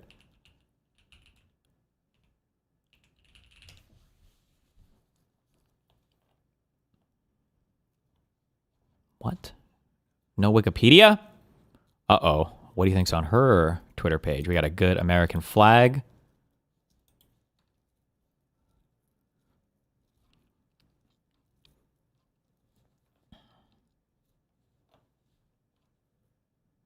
You know, it's kind of interesting. Browsing Truth Social, it's kind of like browsing the internet in like 2004, like all these pop-up ads that you would get, like grow your penis 6 inches, balding, not anymore with miracle cure. The earth is flat. Freemasons have discovered the solution. And it's like, true. I don't know. It's fun a little bit. Like you don't get these ads elsewhere. You can only see them here. There was a time when I stayed up all night and slept all day because there wasn't anything worth waking up for. No plans, no goals, no purpose. Then I got my Neuralink implant and everything shifted. I started going to bed early. I woke up excited for the day ahead. And just like that, I had found purpose again. Since then, I'm back in school. I've launched a business. I'm traveling. I'm speaking on global stages. What does he do with his Neuralink? Yo, that shit is actually pretty cool now. Have you seen any of that? I haven't seen that it can do anything. Was it supposed They to? they can actually, so there's a small part, there's not much bandwidth yet, but they can actually interface directly with your brain so that you can think and do like physical things with it. Like it can send you can send signals to it. That isn't just like moving your finger or some retarded shit. I think it's good for people who have locked-in syndrome. Like, Well, I mean, it could be good for anything, no? Like imagine if I was playing a video game or driving a car, but I could also like move a mirror or something using my head or something. Like if I stuck a Bluetooth thing up there or some bullshit, right? I feel like if it gets too advanced, it's gonna be a big problem. What do you mean? I don't know. Like kids would be like, "Don't look, don't look, don't look." God damn it! Like I don't know. Don't look. What isn't? You can't see out of your. Well, I guess you kind of see out of your brain, but it's not like you put eyeballs. Like up imagine your Neuralink controlling your arm, and like your arm has to decide, like, am I supposed to be grabbing this or not grabbing this? You know? No. It's like, fuck. I don't remember the bandwidth. It's very low, but like you could imagine that you could think of like on or off across like 8 channels or whatever, and you could like flip switches like that. Yeah. It's not like Neuralink is controlling your brain to move your body around. No. I understand that. I'm saying like you would use this to do other stuff. Like maybe you could use it to like, I mean, at least my assumption was this was for disabled people, at least to start. But the idea would be like you could use it to control the mouse on your keyboard. But like then it's like one of the streamers like with the eye tracking. Like imagine you're using it and you're like, I'm thinking this, but I don't actually want you to click it or something. I don't know. Never mind. Forget it. Forget I say anything. No, we got it. Stupid. We're good. That was Dan sitting next to Amaranth. Yeah, a little bit. I did a pretty good job though. Eyes up at all times.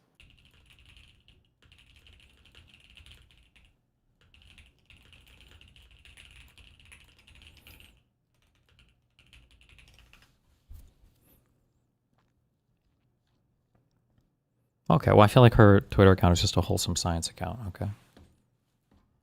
We don't have to shit on her. Falcon 9 completes its 500th landing after lifting off from Pad 40 in Florida. Where are these at? Why don't we ever watch these, Dan? Because no one gives a fuck. What? Maybe you would care about this like 100 years ago. Well, in the 60s. But now they're doing these things like every day. Who gives a fuck? Honestly. Wow. You know, the same people that like trains. I'm just going to say it. People get really excited about trains, get really excited about rocket launches. I don't like them. More than 20 times per... Oh, never mind, sorry. Starship will launch our V3 Starlink satellites, which will add 60 terabits per second of capacity to the network per launch.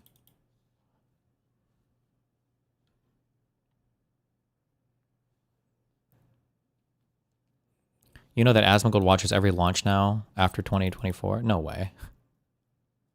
Please settle a chat disagreement. Did you own a mattress that you slept on in the Nebraska home?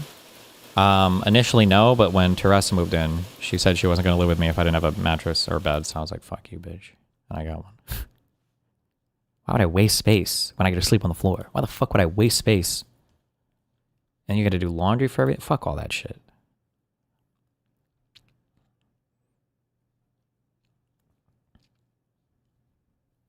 I bought the 8 sleep shit.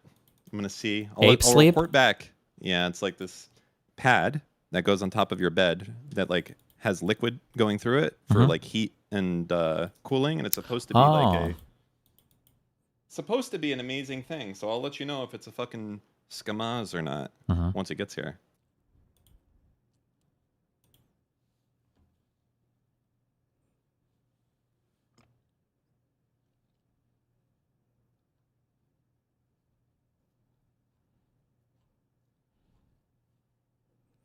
Ty Cobb, one of the worst lawyers in Washington, D.C., a real loser, was fired years ago because he was having lunch with another lawyer talking about one of my many cases while sitting next to two reporters from the failing New York Times. He talked loud and stupidly, and they wrote a story on what he said about the case. Guys like him and another major loser, Miles Taylor, who I have no idea who he is, make livings talking about me like they know me well. I fired Ty Cobb because he was a whack job who I hardly knew, and he knew nothing about me. Likewise, Miles Taylor is, in many ways, even worse because I have no idea who he is, except that CNN and MSDNC put him on for years like he's a Trump expert. So when you watch these two guys on television, which fortunately doesn't happen often because there's very little audience at either CNN or MSDNC, remember, they know nothing about me. Just two dopes trying to make a buck by pretending to know something about someone who turned out to be very famous.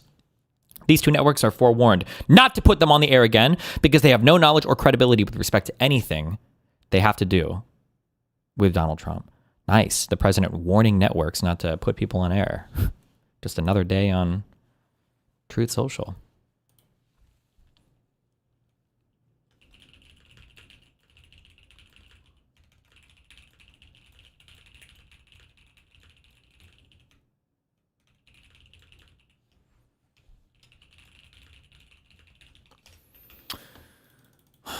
Were you listening to any of the transcript I read yesterday from the hearing from the immigration attorneys? Yep. I heard the whole thing. That shit is fucked. It's really like, that's like demonic shit. Like, can you imagine you're like unfairly jailed and then you're so happy that your lawyer wins the case and it's like, okay, good, we got an order, they got to release you. And they're like, sorry, I can't hear you. I'm being flown to El Paso right now. Hopefully I'm out in 2 weeks. That's crazy. The thing that I didn't understand is that they were all like, you know, I almost wish you would hold me in contempt. And it's like, well, no, I think that we should hold not you in contempt. Let's hold the person above you in contempt. Right? Yeah, If that's you're why the saying judge was that- kind of asking, like, tell me where the buck stops or what's going on here, because it's this bridge between that gives you basically an infinite liability shield, because she's not going to shit on the judges, or she's not going to shit on the attorneys that hard. Like, who do I need to bring in and question to figure out what's going on, you know? Yeah, which I agree. What is this? Sky loses debate to 12-year-old. Mike Lindell, the My Pillow guy, whose pillows and mattress covers we just saw. That's in your state. You want to know more in your state? So They just found 250.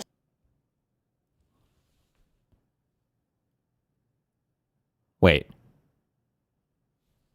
Does he kind of sound like the burnt peanut guy? Am I crazy? What is wrong? He does. He sounds like the burnt peanut. That's in your state. You want to know more in your state? So They your just source, found you haven't provided any source. 257,000 votes. This happened last week. A judge ruled in Georgia that are missing from the 2020 election. Yeah. So This your- just came out. You're behind. You So should. your source is trust me, bro?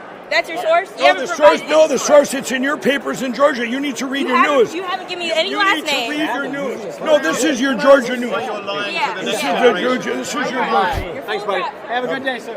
All right. Let's go off. What's up, Corbin? My Pillow guy. Yeah. Nice. What's up, Danimal? What's up, Steven? How you guys doing? Doing okay. Good, good. I was just popping in because I had a random shower thought. That's right. I think about Okay. you in the shower. Good. Okay. Don't judge. Don't hate. Have you thought about like the weird amount of like influence that you have on like the current political zeitgeist, or at least in like the influencer world? It's kind of. I mean, in the influencer world, I mean, it's all kind of collaborative. Like I joke about like, oh, this idea came from me. But I mean, if you're a reasonably intelligent person, you're looking at the political discourse. Like, I'm sure there are a lot of people that are concurrently thinking about a lot of this stuff a lot of the time. So, and I'm sure I push a little bit on my end, and maybe it helps a little bit others to push. Yeah. Well, when I say like content creator world, I mean like sort of like the influencer space. Like, because I look back, I'm like, okay, well, who are some of the biggest people that like you've inspired? Hassan, obviously, for one of, earlier, like, the largest. Oh yeah, for a long time I was like, you're a streamer kind of. Yeah. Yeah, Vosh. Those are like the two kind of obvious big ones. But then like guys like Luke Beasley had a lot of like, you talked to him like years ago before he was ever really big. He was kind of involved in some of your community stuff, I think. Adam Mockler obviously has like directly cited you. Yeah. Obviously Dean and Parker. It's just like there's like so many kind of like pretty big like younger influencer figures that are like just directly inspired by it. I was kind of taken aback, like thinking about it for a second, because I'm like, oh Jesus, oh fuck, Steven has a lot more influence. Well, yeah. What do you mean? I've been streaming for 16 years. Of course. The fuck. Yeah. Duh. I mean, it's just like, does it ever like hit you like that? Like, oh damn, fuck, I have a lot of influence. It's an awesome responsibility, but I manage it every day. You know. Yeah. But I mean, it's like there's some things you just kind of get used to, like having to lift your penis up when you sit on the toilet to take a shit because it's 15 inches long. Like there's things you don't think about anymore, you know? Yeah, I agree. I'm very used to that. Yeah. So yeah. Oh, that was just my shower thought. Okay. Yep. You ready for UFC next week? Oh yeah, hopefully. Yeah, as long as it doesn't get pushed back again, yeah. Yeah. Snow's been kind of fucked. But you know, we're doing good. We're still doing it the same day as the other dudes, right? Yeah. It's next Friday, I think. Yeah, should be fun. Yep. Oh yeah. I'll see you then. I love you. Be careful. All right. Love you. Bye. Bye.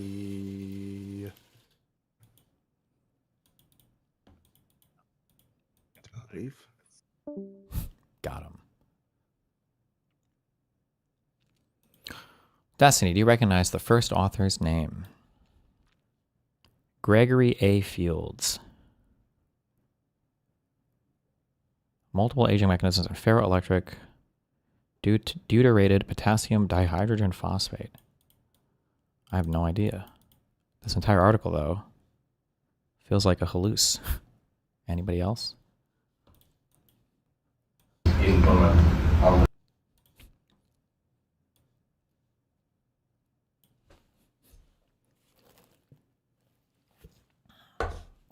All those politicians who complained. Sorry, yeah, Greg Fields was Idra. I don't know if that's his name, Greg Fields. My halluc joke was a reference to his epic rage quit against Huck, okay? True fans know. All those politicians complain about stock buybacks. I guess companies listen and change their behavior. Percentage of operating cash flow spent on CapEx versus buybacks. No.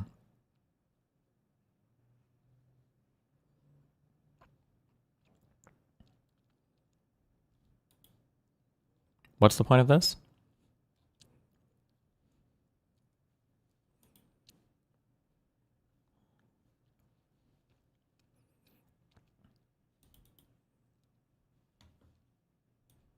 Buybacks are down, CapEx is up. Oh, thank you. Thank you.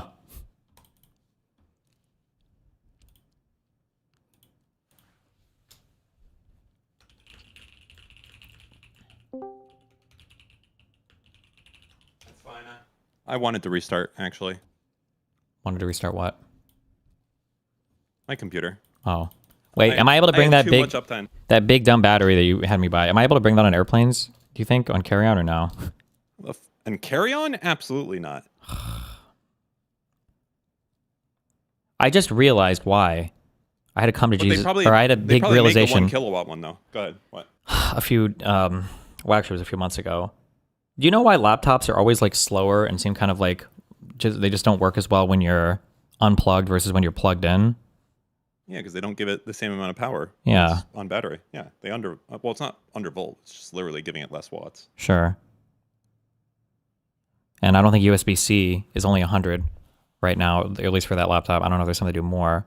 I think that wall charger for that laptop I think it's like fucking 360. But that would be sick if I could plug that in to if I could bring that big battery with me. Then I could play my laptop on the plane at full power. The most you can bring on the plane, I think, is 99 watt hours per device. Or I don't even know. Well, maybe you could build like a thing using our knowledge of electronic circuits. Like if we could parallel or bridge together enough stuff, you could build enough wattage or something. I don't know. Are you playing video games? Why do you even need that? Yeah, I was raiding on my last flight, okay? Dan is wrong. It's way lower. How fucking low is it? Hold on.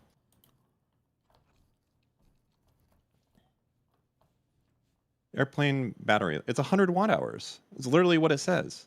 And then spare batteries can go up to 60 watt hours, maximum 2 spares allowed. But let's look at American Airlines. I can just use a normal charger on the plane. They have outlets on most flights. The outlets will cap anywhere from 40 to 100 watts. You're never plugging anything in. At least I haven't found one that'll let you plug something in over 100 watts. Okay, so you can have 2 separate 160 watt hour batteries plus the 100 watt hour battery inside of your laptop. Well, then you just need to bring a friend on, and then you both have that, and then you build a bigger, better battery. Yeah. Hey, real Will Smith. Uh-oh. Chill it with the anti-Semitic remarks. Whoa! Cool it, in fact.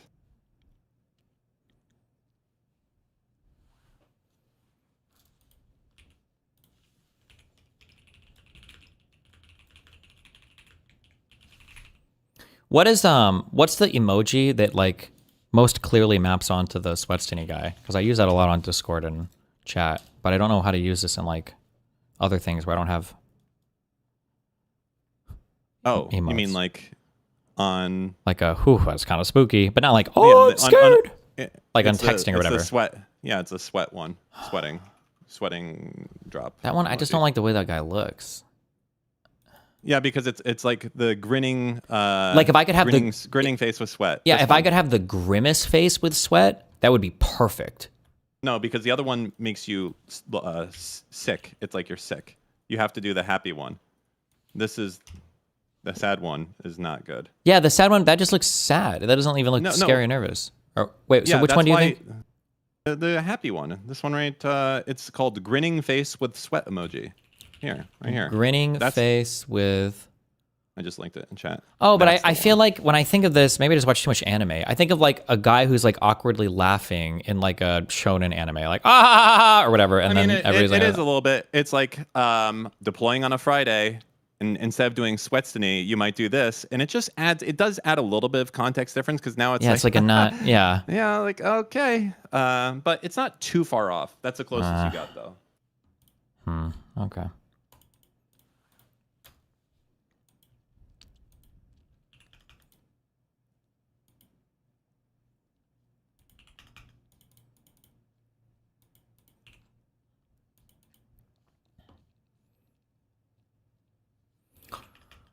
Bro swallowed his laugh. Informellt användningsspråk. Jag började prata om formellt språk. När man pratar formellt språk använder man en tydlig och korrekt grammatik. Antingen få eller inga talspråkliga uttryck. Neutrala och oförståeliga formuleringar. Alltså man inte... Användning av hela meningar. Inte så mycket förkortningar. Oh no. Fuck. What was the where's the was it Obama giving an award and they were like these guys were getting pounded? I have no idea what you're talking about. Up at their tiny post, Ryan and his team were being pounded. Almost instantly, every one of them was wounded. Oh no. I played again. I didn't get to hear it. God damn it. Up at their tiny post, Ryan and his team were being pounded. Almost instantly, every one of them was wounded. That's some real military training right there, okay?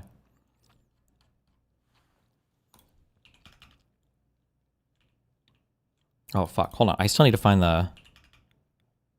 Somebody has it. 1 second.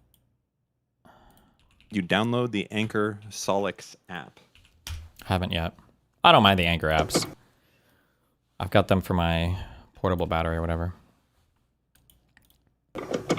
Initiated by a court order, the Michigan investigation team obtained forensic access to a DS200 tabulator, the machine that counts the votes.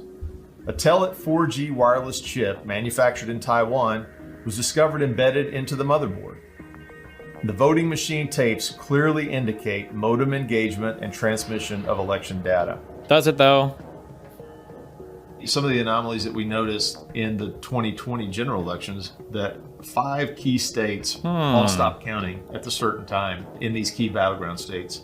These were all where the software, Dominion machines, ESNS machines were used, the Smartmatic, the GEMS software So when the vote stopped counting, and this has been noted in other countries as well, President Trump was significantly ahead.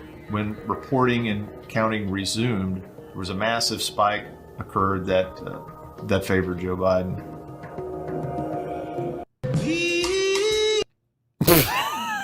Why? Hands up, no ChatGPT. What did that text readout mean as it relates to election fraud? I don't fucking remember. It just looks like some fucking IP address. What is it? Hold on. It's also retarded. They say it was made in Taiwan. Into the motherboard. Okay, hold on. We have 100 tabulator, the machine that counts the votes. A Telit 4G wireless chip manufactured in Taiwan was discovered embedded into the motherboard. Was discovered embedded into the motherboard. Okay. User selected. Begin modem process. Voting machine. 4G network available. Okay. Machine tapes clearly indicate modem engagement and transmission of election data. Listen, okay. I don't know. This looks to me like it just looks to me like a post, like a power on self-test or whatever. Like the thing is turning on or something, and it's just like the kernel sees this. I don't even know what you'd say, the firmware, whatever. It sees the network, it sees the modem device. You're starting services. SFTP service started. Is this some kind of file transfer protocol, right, or something? It's just like a service that's running. Secure file transfer protocol. Yeah.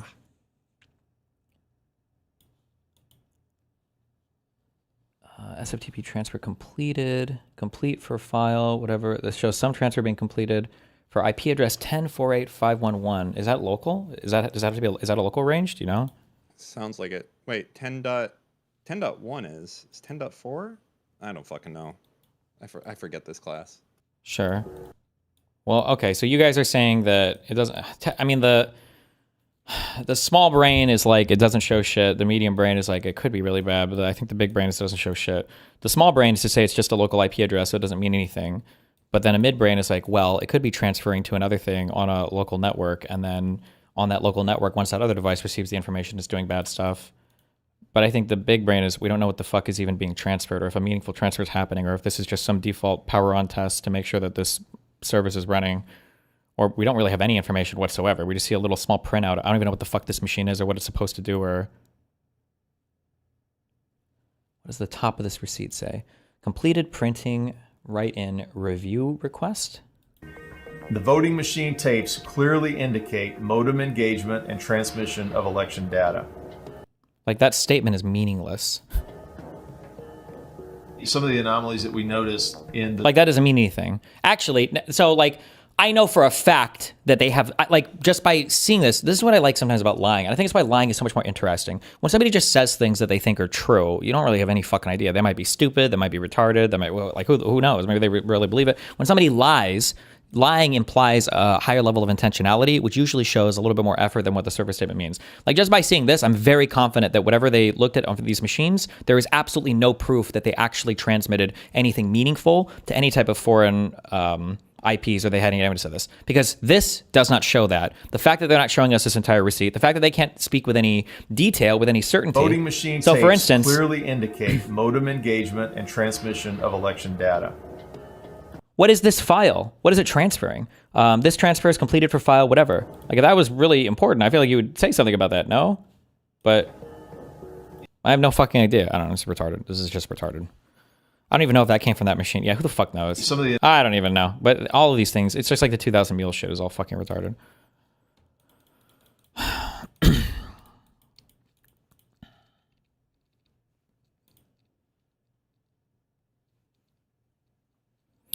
These addresses are local, LOL. It could literally just be an RFC, a message sent to another software component within the same machine. Yeah, sure, I guess. That could be it too, I guess. I don't know if you would go to that.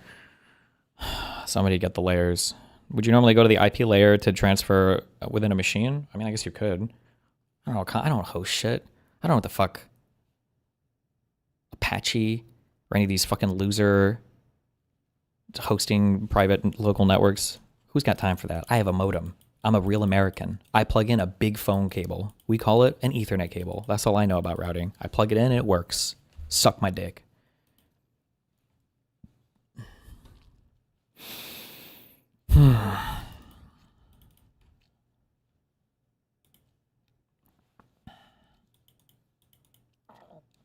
If you have a service hosted locally on the same machine, you connect to it via IP/port. Are all of the services connected via IP? There's no way that's true. When I push Control-Shift-Escape and I look at services running, all of these are connected on the fucking IP layer or whatever? Is that true? Wait, what? Sorry. For services that run on Windows, all those services are connected on the... These are all hosted on like local ports, but not necessarily accessible by anyone else requesting your machine. There's different types. No, there are many ways for inter-process communication. Okay. Yeah, okay. I don't know what we're asking. That guy was cringe.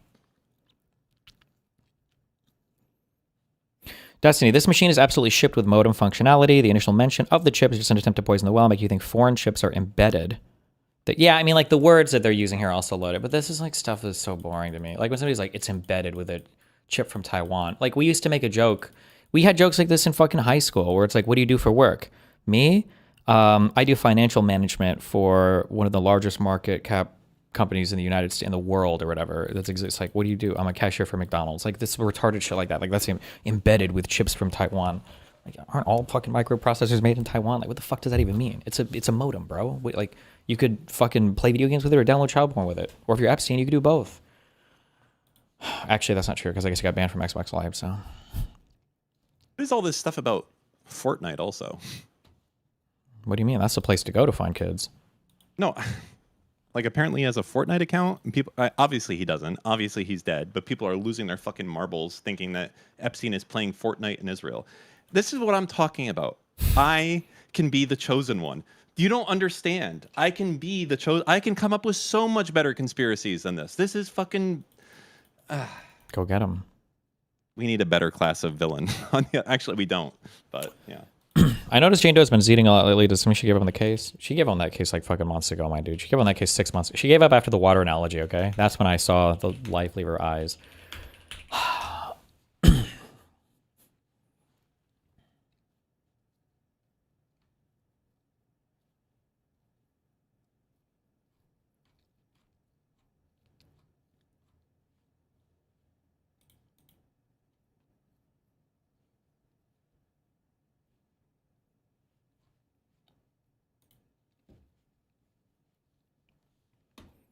The service has the ability to serve off device connections, probably. Also, on-device connections are done with IP, but just referring to localhost on 127. Okay.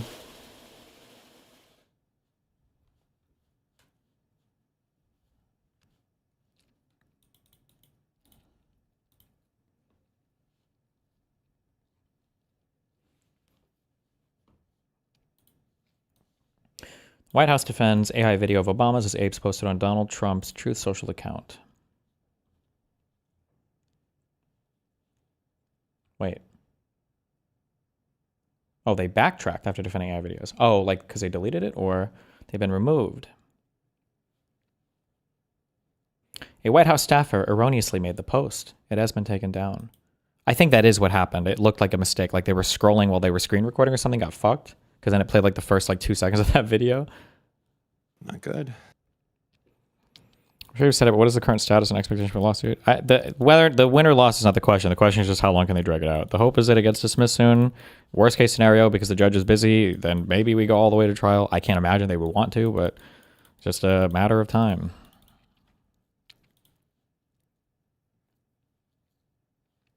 But we're just chilling.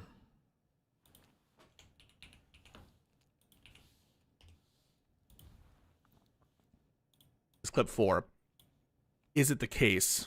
Oh no, he got the socialist mustache.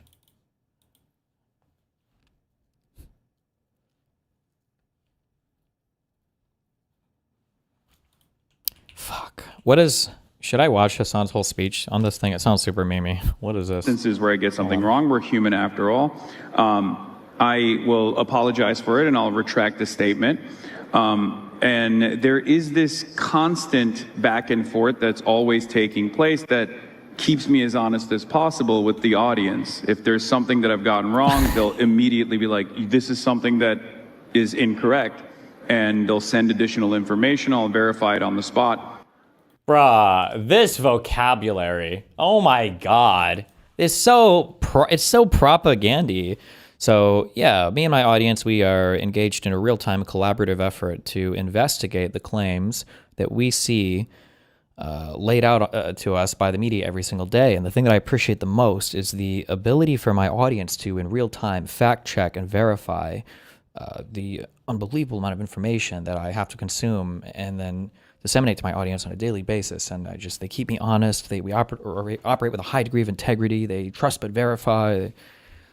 And we'll continue with the coverage that way. Bro, there's just no way. How do you have the audacity to get on stage and just blatantly lie about everything? Yeah. This guy just said, if I get something wrong, I apologize and I issue a retraction. I'm sorry, is the apology in the room with us right now? Is the apology here on planet Earth? Or did you send it to fucking Mars, bro? You have not apologized for shit. You have not apologized for shocking your dog with 10,000 lightning bolts. In fact, you did the exact opposite. You literally lied in 10 different ways and basically did everything humanly possible to actually cover it up, right? Projection Piker taking over again. He says that other people, other commentators don't verify their information and they just have biased narratives, right? Hassan, of course, would never be biased. He's never been biased in his entire life. He actually fact checks everything. Where's the fact check? Literally just asking his Twitch chat. But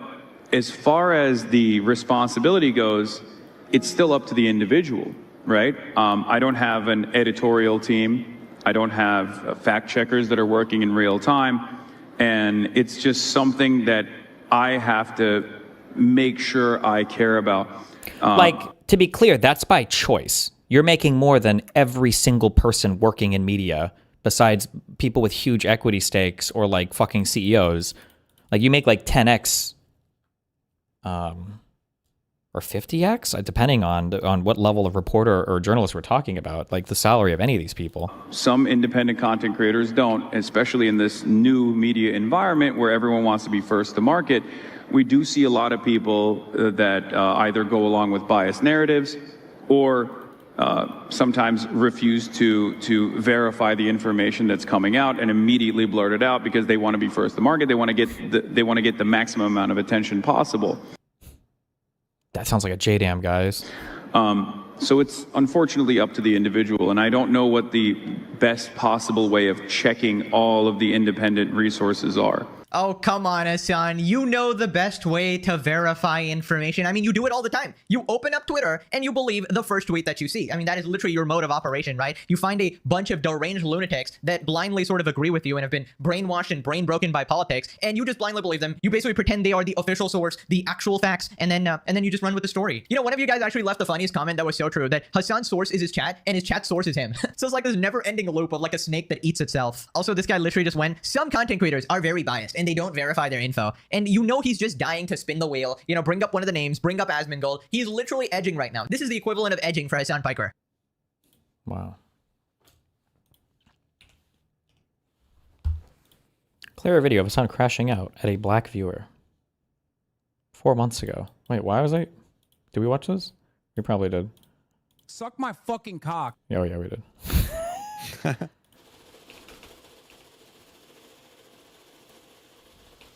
What the fuck is Snub not mentioning Destiny? Pretty sure that guy has called me a pedophile multiple times, so.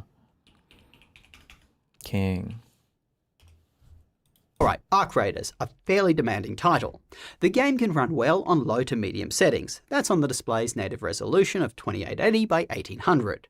We used XeSS upscaling to achieve these results. Intel has several options available. Ultra Performance renders at the lowest base resolution, so it gives you the most frames, but the least visual quality. Ultra Quality, on the other hand, does the opposite. It renders at a higher base resolution, so the game looks better, but you don't get as many extra frames. Now, You may be wondering why we just didn't run the game at a lower resolution. Surely it will be fine on a small 14-inch display, particularly say 1440 by 900, which is a quarter of this display's native resolution. Two issues with this approach. Firstly, you'd lose the anti-aliasing that upscaling provides, so diagonal lines and edges, they just wouldn't appear as sharp. Secondly, the UI elements would be a bit fuzzy, like your ammo counter or mini-map. With upscaling, the UI is actually... How many hertz is your laptop monitor? I think it's 120 or plus. Is it 240? I have no idea. I'm guessing 240. I bet think it is. it's 120. 240 is a lot. That's a lot of hertz. I get worried sometimes upping screens. I think 120 still looks pretty good to me. A 60 hertz monitor is very hard to look at now. Well, let's see. I'm pretty sure I can see a big difference between 240 and 120. 240 is buttery smooth, but let's see. Maybe I'm retarded and my monitor's still set to 120. Oh no, it's 240. Okay. 240 is very, that's like some good shit. All right. It's HDR time. I'm going to let you get to it. Okay. Be careful. Do the HDR stuff. I want to learn with you, so that's why I'm not going to be in here. Okay. Okay? About broadcasting and playing games in OBS and all that. Gotcha. I'll be starting that video in about 5 hours. rendered at the display's native resolution. It's only the gameplay itself that is upscaled. Back on Arc Raiders, we found XeSS Ultra Performance at medium settings was the best balance of visual fidelity and playability, an average FPS close to 70 and 1% lows of 44. If you do want more frames, you can drop down to low settings. On that setting, you can even up XeSS a notch to performance. We felt the bump up in visual quality of medium settings was worth the performance hit. Now on all settings we tried... Could video games please do this thing? You used to do this for old games, but I haven't seen it in any new games recently. I guess I don't play many games, maybe there are some. On a lot of older games, like the 2000s, I feel like games used to have this option where you go to option graphics and there would be like a run benchmark where it would have like a predetermined scene, and then it would be like a minute of like walking through a couple different terrains, and it was like the easiest, best way to benchmark your graphics card using the most real world shit you can. And then you're guaranteed to have the exact same run through, the exact same renderings, the exact same events, everything. Final Fantasy XIV does this every expansion. Cyberpunk and Red Dead Redemption 2. Okay, maybe more games too. There's the ones I played just haven't. Okay. We did notice some occasional hitching in this game. You'd be running around and there was a sudden stutter. Unreal Engine 5 games, they are notorious for such issues, and that is well documented. We also noticed this in Fortnite, which is another UE5 game. We actually tested that game on a much more powerful gaming laptop, the Asus Zephyrus G16 with the 5070 Ti. It also exhibited the occasional micro stutter, so likely not an Intel issue. Whoa! Next up, we have the 2025 award-winning game Claire Obscure Expedition 33. Whoa! This title is really... Oh, fuck, I have to get out of the intro area so I can beat the DLC for this game. Fuck. Hitting the limit of what this X9 processor can handle. Even on the lowest possible settings, you're still getting sub 60 frames per second on average. Whoa. That being said, this game is still somewhat... Why the fuck was I linked this benchmark? Can Intel's new iGPU... Oh, integrated GPU. Oh. Playable. We had a little debate about this one in the office. You see, all of us agreed that for a title like this one that isn't... It's just an area, it's not much. Well, yeah, but like, do you get achievements for it? Because I feel like I don't have 100% achievements in the game anymore. A fast-paced game, you can get away with less frames. That being said, I wouldn't want to play on anything that didn't hit around 50 to 60 FPS on average. Now, Seth and Sierra felt lower is okay. That's if you're used to console or handheld gaming where you can get less than 60 FPS. Now, if you are going to play Claire on this hardware, we recommend setting XeSS to performance. You see, even though you lose a couple of frames, on ultra performance, the game just lacked clarity. On that note, we did find the visual fidelity looked a good amount better if you step up to the game's medium settings, especially lighting. I'm going to call a spade though. The integrated GPU in the X9, it really isn't going to give you the experience you probably want in this game. Next, we tried Space Marine 2. We knew this one was going to be rough going in, so we only tried the lower settings with FSR upscaling set to ultra performance. Help me with my homework for my sysadmin class. I have to build a PC for Arc Raiders. Well, sounds like something your mom. I'm too lazy to make a joke, sorry. What is this? This was the release trailer, or the launch trailer. Not the launch trailer. This is a reveal trailer for what Arc Raiders was originally going to be. Queens.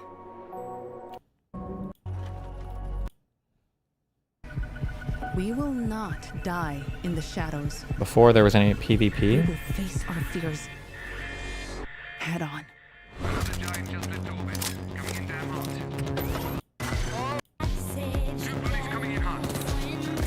Wow. Look at them blow those robots up. Wow. Wow. Wow. Watch it. Scout ahead.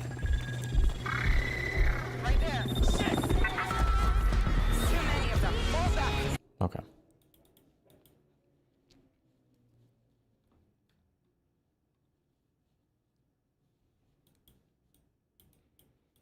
Want to just play art cards in your Steam Deck? I ain't got a Steam Deck. Are you crazy, motherfucker?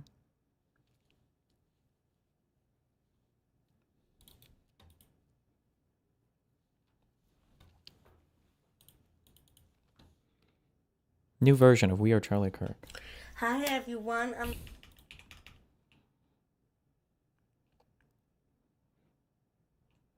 Stop.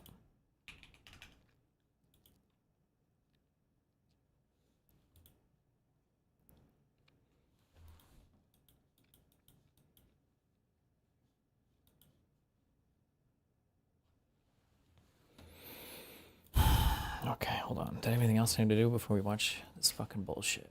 Blah, blah, blah, blah, blah, blah, blah. Oh, no, no, no. Oh, okay. If you wanted to go and get... Okay, I just want to make sure I'm not dying, okay? Because I'm getting older and I need to, like, do a doctor visit, I think. If I wanted to just schedule, like, labs, what would I schedule? Do I want to do, like, a physical? Like, I don't have, like, pain. I don't hurt or anything. So I feel like I don't want to go to get a physical and they're just like, oh, can you, like, touch your finger to your nose? Like, yeah. It's like, well, good job. I know that, like, A1C is a thing people check. Is it really just a physical? Is it? Are they not just going to ask me, like, bend my elbow? And I'm like, oh. Do you get any blood work done on a physical or no?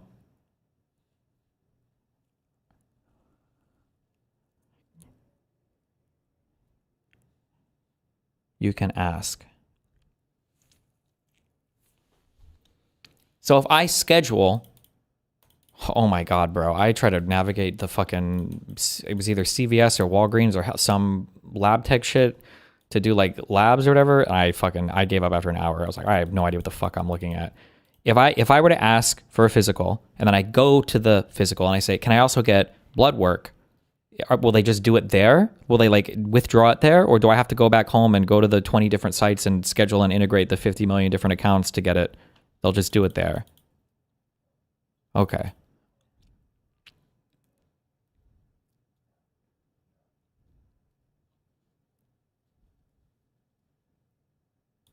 They'll likely schedule it for another day.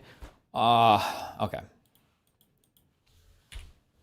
I'll do this. Okay. Physical. Why don't I just call your doctor? I don't know. That's a good one, dude. Funny.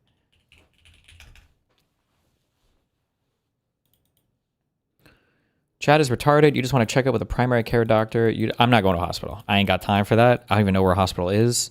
And the fucking hospitals suck. I don't have the time to figure out. I don't even know where to go. Okay. Hospitals in America are like American colleges. It's like, oh, I walked in the front thing and now I'm in the oncology department and I don't know where I'm supposed to be. And then if I go to talk to the person in the front, they'll say I have to schedule an appointment to come back to schedule another appointment. And I can't. I'll just die. I'd rather die. I can't do it. Okay. What is this? For immediate release, Sinai Law Firm is offering to evict Billie Eilish from her Los Angeles home on a pro bono basis on behalf of the Tongva tribe. Sinai Law Firm is the premier eviction firm in the country. Why? What did she do? Wait, what? Eilish's admission that she lives on stolen land gives the tribe a rightful action for possession as the true owner of the property. Is this a troll account? Evictions are a modern vestige of imperialism and conquest. Mass displacement functions like conquest itself, erasing people, culture, and community. Dispossession turns residents. Oh, shit. At first, I was like, it is a troll account, and this is an awesome troll account, because he's like, I am the evictor god. But I don't think it's a troll account. I think they seriously believe this. What?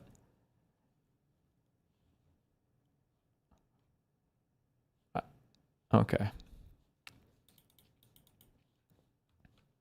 Read the next tweet under. Eilish's admission she lives on stolen land. Incredibly concerning to me that people in media are reaching to me as if this is a serious post. Oh, it's not a serious. Oh, fuck, bro. I can't tell anymore. Fuck. Okay, so then my first read that this was a troll is right, and this okay. Jesus Christ.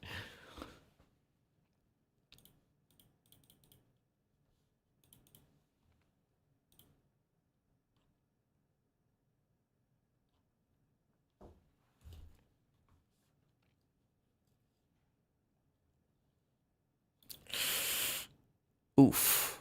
Wait, do we know who Tiffany Fong is? Why do I feel like I've debated that person before? Have I? I don't think I have.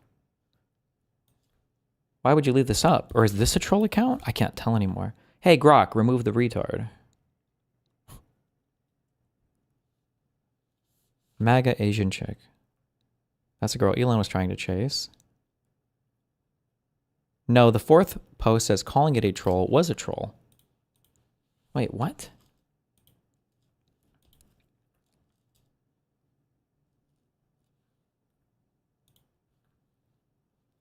Stop. Shut the fuck up. Yeah, you leave it up because you get engagement and paid for your tweets. One of the most annoying fucking things lately is it'll be like, it'll just be a picture of like a guy it'll be like a guy walking into his home.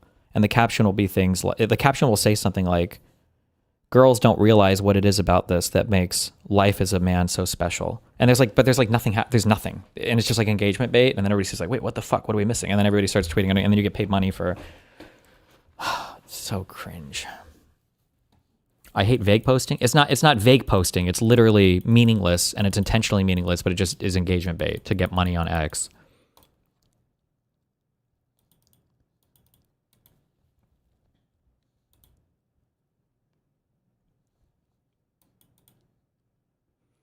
You would just go to private clinic for bloods, ask for a basic blood panel plus iron, ferritin, vitamins and hormones, add in liver, gallbladder. Private clinic for, it's a blood panel. How hard? We've been measuring blood for probably a century at least. Why do I no, it shouldn't be that hard to do. No, I like CVS. Okay. So ignore everything I said earlier about monopolies and everything. Okay. I want to be able to just log into one place. Okay. I am the reason monopolies exist. I just want to be able to log into one place and see my STD tests, see my blood panels, see my prescriptions, and I can do that on the CVS portal. Okay, I just want to be able to do that. So I'm going to go to CVS to do my, or Walgreens, or I think they might share the same one. I just want to do that. Okay, I don't want to have to make a new account on a new site and then go to a new, and fuck all that shit. Okay, it's called fucking MyChart. Is that what it's called? Whatever that is, that might be the thing. Oh yeah, MyChart, CVSHealth.com. Don't go there. That's for my chart, not your chart.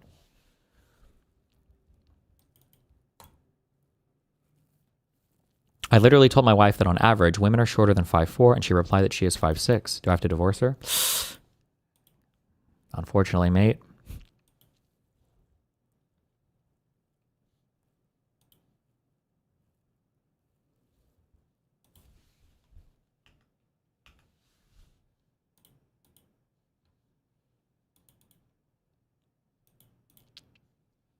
She was asking him how tall she was. My chart is for UCLA. Wait, what? Or does my chart just work with a lot of other services? It says CVS Health, my chart. Oh, but that's because I'm on a subdomain for mychart.cvs. Oh.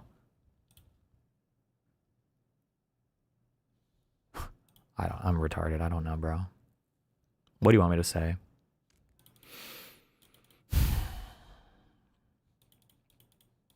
Are you going to check out the Isaiah Jubilee episode? Oh, yeah, I need to do that.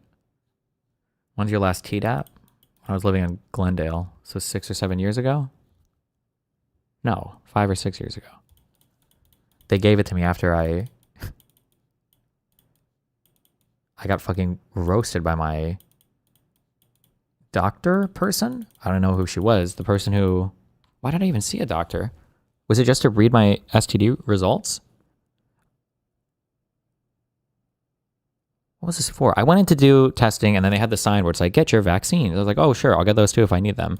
And then I think it was the doctor that came in. Why did a doctor give me vaccine? I don't know why.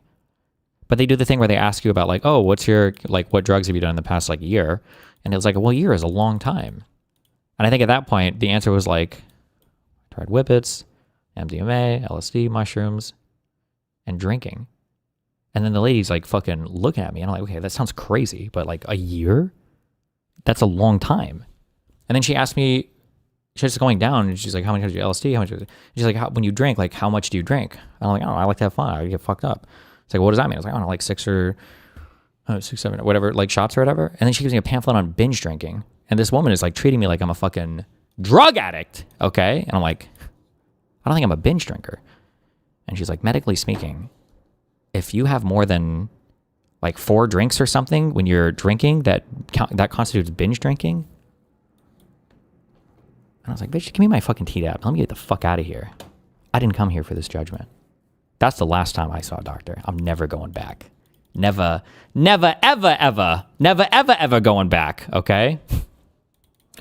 Literally, by definition, I like to binge drink. Okay, but I binge drink in limited quantities, not that much, okay? So is it really, it's like selective binge. They need to have an SBD, selective binge drinking thing. That's not a disorder. It's just, you just like to have fun, okay? Some people just like to have fun. It's not like I'm binge drinking. Motherfuckers will be drinking a glass of wine every night, making fun of me for getting fucked up twice a year. Excuse me.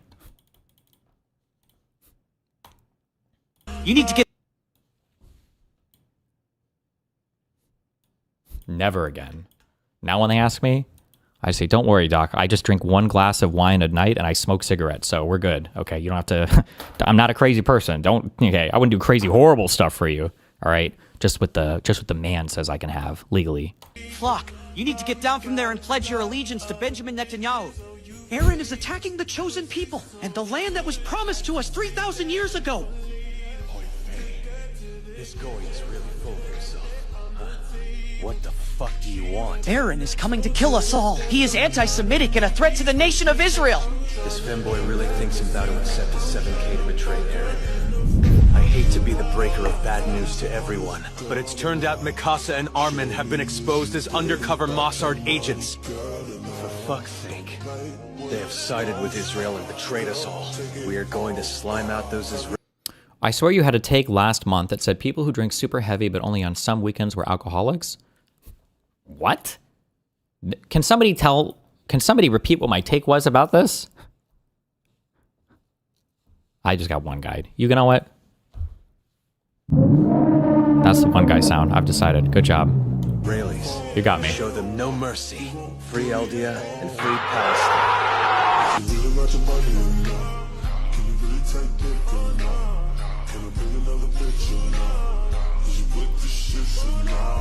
Okay, this was not that good, okay?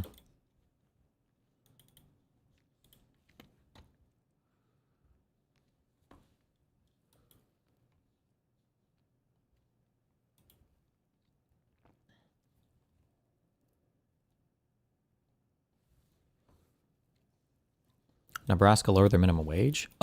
Based? The GOP-led Nebraska legislature just passed a bill lowering minimum wage from $15 to $13.50.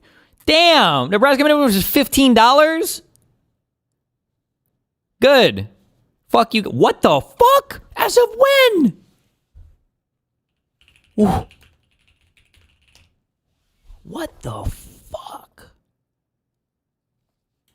You motherfuckers don't know what it was like to work for $5.25 an hour. I don't remember what it was. My McDonald's.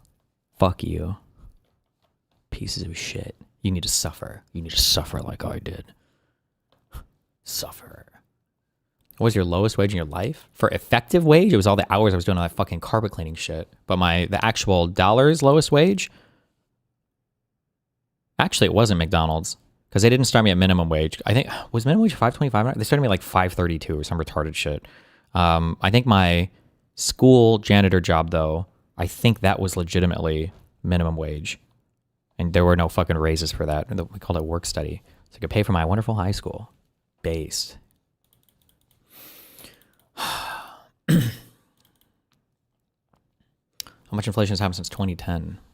I don't know. What would be the equivalent to $5.25 an hour? $5.25 USD adjusted for inflation. 2005. It'd be $8.71 an hour. Yeah. Okay. That was suffering. You did work study in high school? Yeah. I had to pay for my education, motherfucker.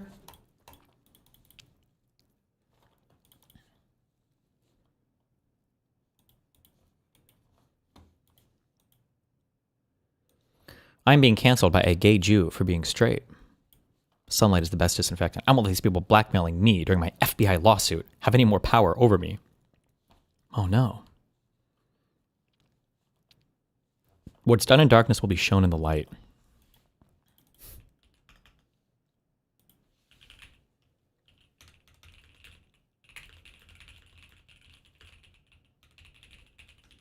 God damn. Why do people tweet and make a new paragraph for each sentence? It's called dramatic.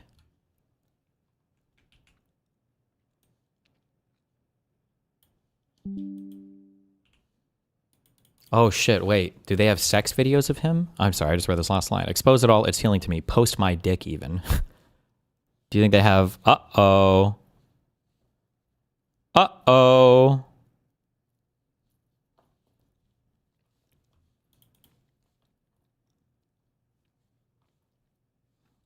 Why would your parents send you to a school they couldn't afford? That's what do you think being a middle-class American means, if not constantly trying to buy shit that you can't afford? That's like the definition of middle class.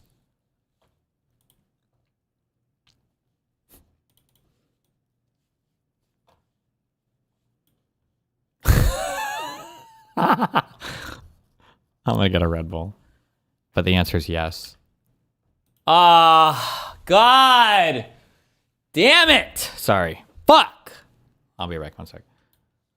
The answer is yes.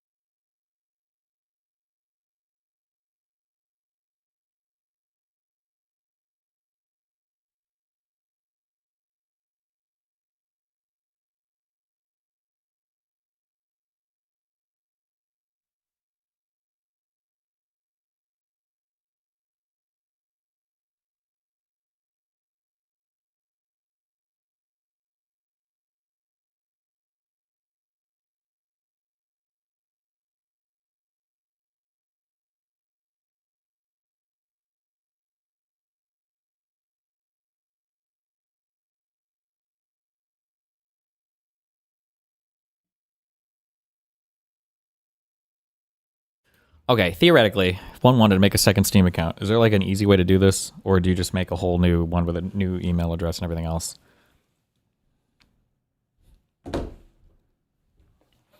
Why? Because I need a Care Bear account and I need a PvP account, okay? I need two.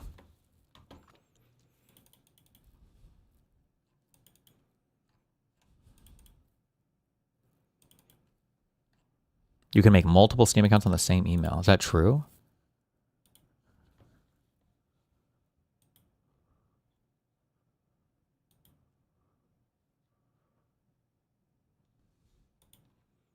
Can you make a new character on an Epic account? No, it's like Embark now.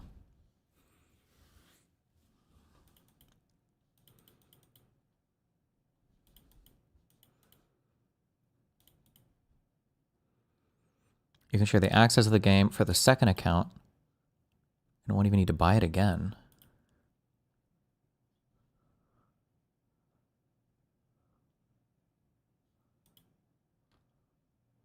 If you seriously smurf, you deserve to be... How is it smurfing? You fucking... It's the opposite of smurfing, okay? Fuck you. Can't you make a second Embark account? No, it's only one per one Steam... Okay, so I just want to make a new Steam account. Whatever. Okay.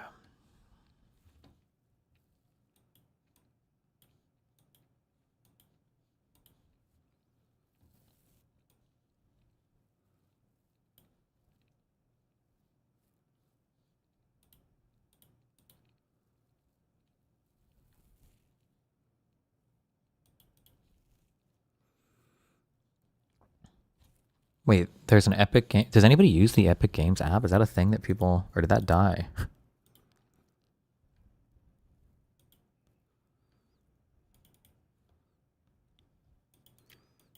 Yes, they give free games. Ooh, doesn't sound good.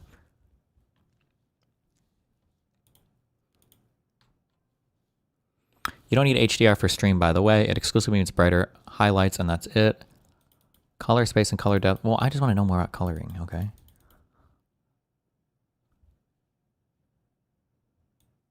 Embark usually gives a permaban to people who do this. To have 2 Embark accounts? Wait, why? Wait, no shot is that true.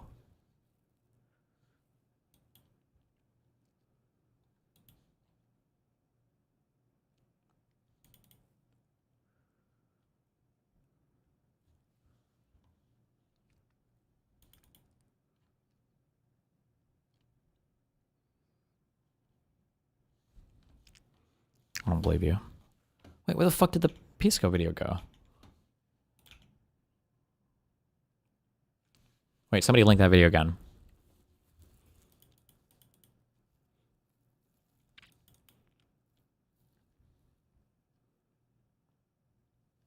Wait, my brother has 2 Embark accounts on 1 Steam account. I don't think so. I feel like I looked this up last night. That you can't do that.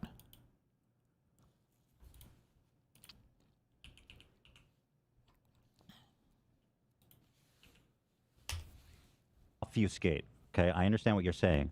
But this dude just called babies militants. No, I understand. And there are baby settlers as well. But there are baby settlers as well. There are babies in this. You consider not being a DJ and just not killing people in the game? The problem is every friend I play with just wants to go kill people. Like, I don't have any Care Bear friends. So if I'm playing like offline with people or whatever, because I have a lot of casual friends that play this game, they're all like, oh, let's go kill people. And I'm like, oh, you're fucking my trials up. I'm like, what's a trial? Let's just go shoot people. I was like, okay. But then my shit gets completely fucked. They're on Xbox, but I can't see why PC couldn't too.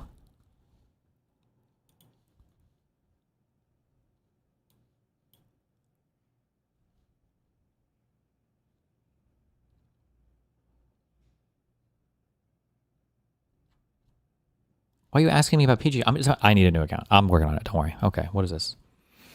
Settlements. But the babies that killed they were not. I know. Okay, so now that we established that, no, hold on. Now that we established that, the other school of thought here is that all matter of Israelis living on Israel. Was that it?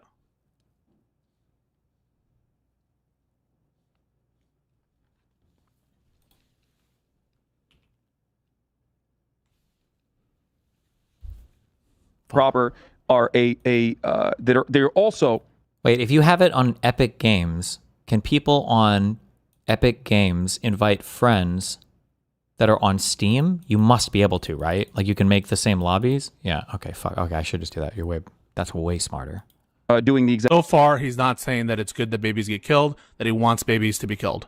None of that even close. What? No. Obfuscate. And that is precisely the he's back. Let me back up. Hold on. Looking at this clip 4, is it the case that Hassan wants dead settler babies, thinks it's good that settler babies get killed? Let me back up more.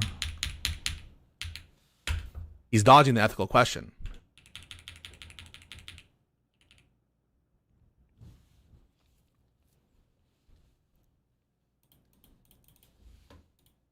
Dodge and weaselness, which I think is horrible and bad, and he should just own one of the positions. But if it's the case that he continues this way, and people say Hassan justified killing babies, by which they're playing on the ethical, that he's a monster because he wants babies dead, then I'm going to be angry at the people who made those claims.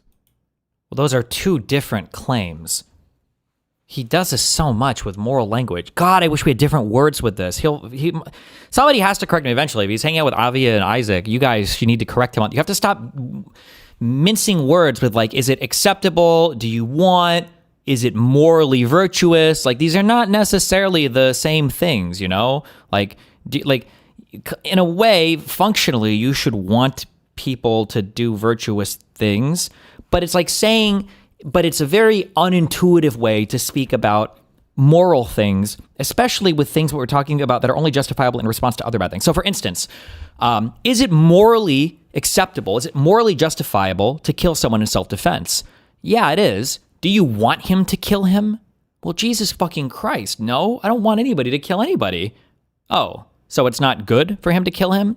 Well, I mean, I guess it's good, and so it is good. You want people to do good things, so you want him to kill him. And it's like, damn, I guess strictly speaking, kind of, but like, Jesus, that's like it doesn't feel very good to say that, because we're using the language to obfuscate in certain parts and then to give an impression of other things that aren't actually, I don't really want anybody to kill. I don't want the original situation to happen at all. I don't want anybody to have to kill anybody, but I think it's morally justifiable to do this thing. I think it could be righteous and virtuous to do this thing if you need to as well. Do I want somebody to kill me? Jesus. And represented this as that. Because this is bad for other reasons. Okay?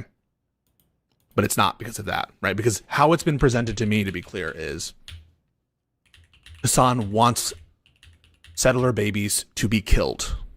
That's like the strongest version of the claim. But really what people say is that Hassan thinks it's justifiable to kill anybody in Israel, including children.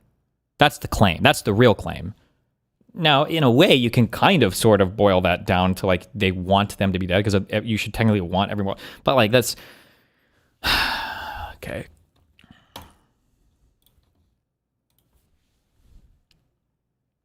But the question here is about what the law allows for. That's okay. Or maybe in this one it is.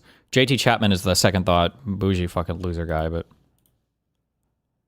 And the previous context here makes it clear, I think, that he's dodging. He says that I don't think it's viable. So he's dodging the ethical question. In other words, he's not answering it, not addressing.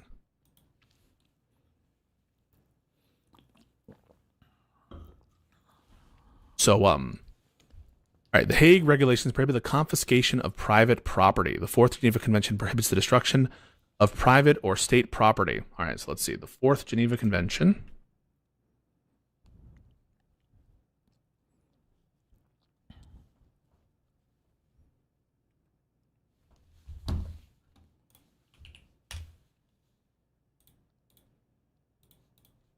Actually, let me just watch the whole thing before we get into it. Okay, so, because it's not really relevant, right? Okay, this is why it's not relevant. Grant that Hassan is misstating the law, right? That's not really what we're looking at this clip for. We're looking at this clip for, is it the case that Hassan wants dead settler babies, thinks it's good that settler babies get killed or something, right? That's the question. This is a matter of law and maybe radical and possibly very violent, but this is a matter of law and maybe even if you agree with this, a matter of morality. Palestinians, if you agree with this as a matter of morality, have and law, yeah. Hang on. Technically, the reason why the IDF has to exist in the West Bank and behave in the oppressive manner that they behave is because Palestinians, and this is going to sound very radical and possibly very violent, but this is a matter of law, and maybe even if you agree with this, a matter of morality. If you agree with this action, a matter of morality. This is a matter of law, and if you agree with it, meaning the action, a matter of morality. I don't think Hassan here saying is, if you agree that this is what the law is, therefore it's good. I don't think that's what it said there. Oh my god, dude. Why do you guys keep linking me these fucking videos? This is the last one for 1 month, and we have to go on a Peace Corps break. I can't. I'm just going to kill myself for the next hour. Somebody stated this best. I saw a comment in the subreddit where it was like, I think that Pisco could legitimately like run into the Amazon like fucking rainforest, and he could run smack dab into a tree and go, oh my god, there's no forest here, it's just a tree. Like that would be him. Like, it's okay. All right, sorry. I'm just being honest in terms of what I'm hearing. Palestinians have the legal ground to violently seize back their own homes from the settlers. This is a reality. And that is precisely the reason why they have to exist under endless occupation in the West Bank. What? And that's why I say, if it was settlers, that would be a lot more understandable. Yeah. But let's not obfuscate, okay? I understand what you're saying. But this dude just called babies militants. No, I understand. And there are baby settlers as well. But there are baby settlers as well. There are babies in the settlements. But the babies that killed were not. I know. Okay, so now that we establish that, hold on. Now that we establish that, the other school of thought here is that all matter of Israelis living on Israel. Was that it?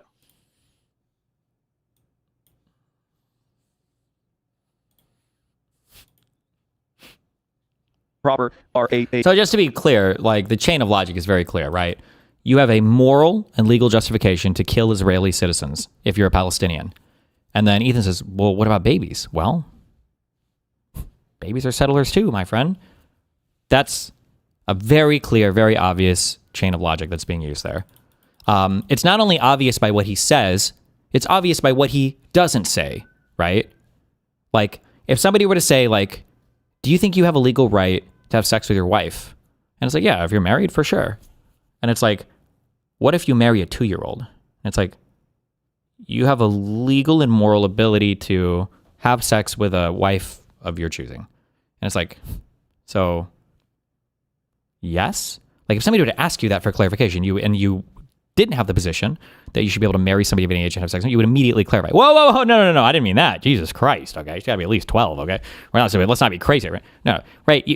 Joke. You would clarify. So if somebody pops up with the baby settler question, you go, okay, obviously you shouldn't be killing children, right? You wouldn't clarify in the other direction of, well, even babies can be settlers too, my friend, after you justified morally and ethically Palestinians killing settlers.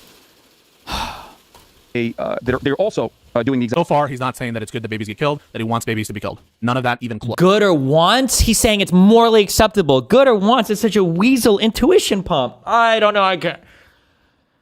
4:13:20. I'm watching a 4:20. I can't go past that. I can't go past 4:20. Close. Exact same thing in the eyes of some. I do not agree with that because I don't think that the exact same thing they're also doing the exact same thing in the eyes of some. I do not agree with that because I don't think that is a reasonable solution, and it's not. He doesn't believe it's a reasonable solution. Realistic anyway, and it's not realistic. Meaning he's dodging the moral question, which I think Pisco accurately identified earlier. He's dodging the moral question. Will lead to the complete evisceration of Palestinians, and he doesn't want the complete evisceration of Palestinians. And hence, he doesn't want baby settlers to be killed. Right, Israel. Oh my God! Oh my God! I think I just cummed. Oh my God! I think I just cummed. Hold on. That was actually so impressive. Hold on. Oh my God.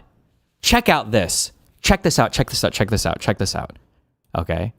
Whew. This has got to be like some Naruto Shippuden, I don't know what the fuck it's called. Whatever shit. Okay. Wait, did you catch that? Oh my God. That was so good. Okay.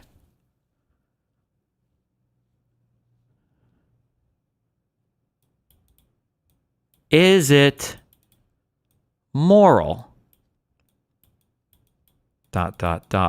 Question mark. Okay.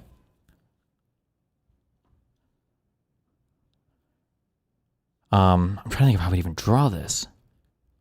He's playing on this word want so well.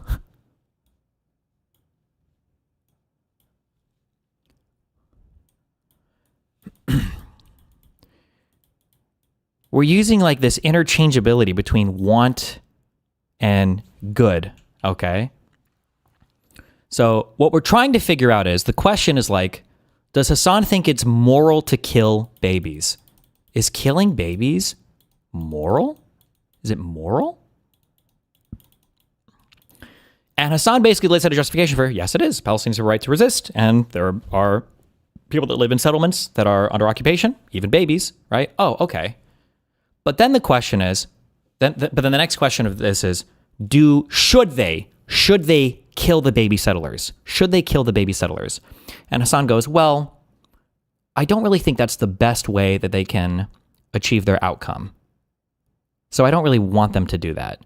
But when we say want there, we're using this in a non-moral sense, right? Like, for instance, if I say want with respect to accomplishing some prior goal, we're not really using that in the same way as we would say want in terms of like a moral statement, or should in terms of moral statement. Let me give you an example, okay? You should treat your mother with respect, right? Well, why? You should do it because treating your mother with respect is a good thing to do. It's virtuous. It's good. That's a moral statement, right? You should do this. This is a moral ought. You should want somebody to do this, right? You should want somebody to treat their mom with respect because that's morally virtuous, all right? However, let's say, okay, you should pour 1 cup of milk into a 2-cup capacity glass if you want the glass to be half full. You should do it, right? Well, now we're talking about a should with effect to some outcome we're trying to achieve based on some system, right? You should do that. And you should want someone to do that if that's what they're trying to achieve. But that's not really a moral question. I think you would still consider that a normative question. But that's not a moral question, right? Is it? What's the morality there? Well, if you want it to be half full and the capacity is 2 liters, right? You should pour 1 liter in, right? So you want them to fill the cup, okay, with 1 liter to make it half full, right? But that's not really the same type of want, right? So when Hassan is playing this game here, so what we're asking is, now if you're phrasing it imprecisely, and Pisco will capitalize on this, if you phrase this imprecisely and you go, does Hassan want to kill settler babies? Pisco's going, well, let's find out. So when we say, does Hassan want to kill settler babies, we're asking a moral question, right? Does he think it's good or acceptable, morally defensible to kill babies? And then Hassan goes, well, I don't think that would be the most effective way to achieve their outcome. So with respect to the outcome they're trying to achieve, they shouldn't. Well, that's not really answering the question that we're asking, right? And it's like, well, didn't he say he doesn't want them to? So in that case, no, like he doesn't want in the moral sense, which he does want, he does justify this, but because we're now treating this want word as just like this, with reference to affecting some outcome and not actually with regards to the morality of the question. Oh, so no, but then he takes this no down here and then he applies it and subsumes everything up here under it. It's like, wait, you're talking about categorical versus hypothetical imperatives. Hypotheticals are conditional. Categorical are absolutely in the context they're said, which means in moral situations. Oh, okay, that might be, I don't have the philosophy jargon for it, but yeah.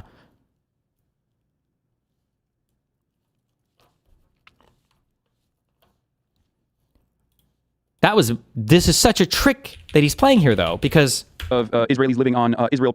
Like imagine if I were to ask somebody, do I have to explain this? I feel like it's so obvious. Imagine if I ask somebody, okay, I heard yesterday that you said that you can hold down a woman and punch her in the face until you can fuck her. All right. I heard you say that. Kind of sounds like rape. Do you think that men have a right to hold down women and punch them until they can fuck them? Do you think that's the case?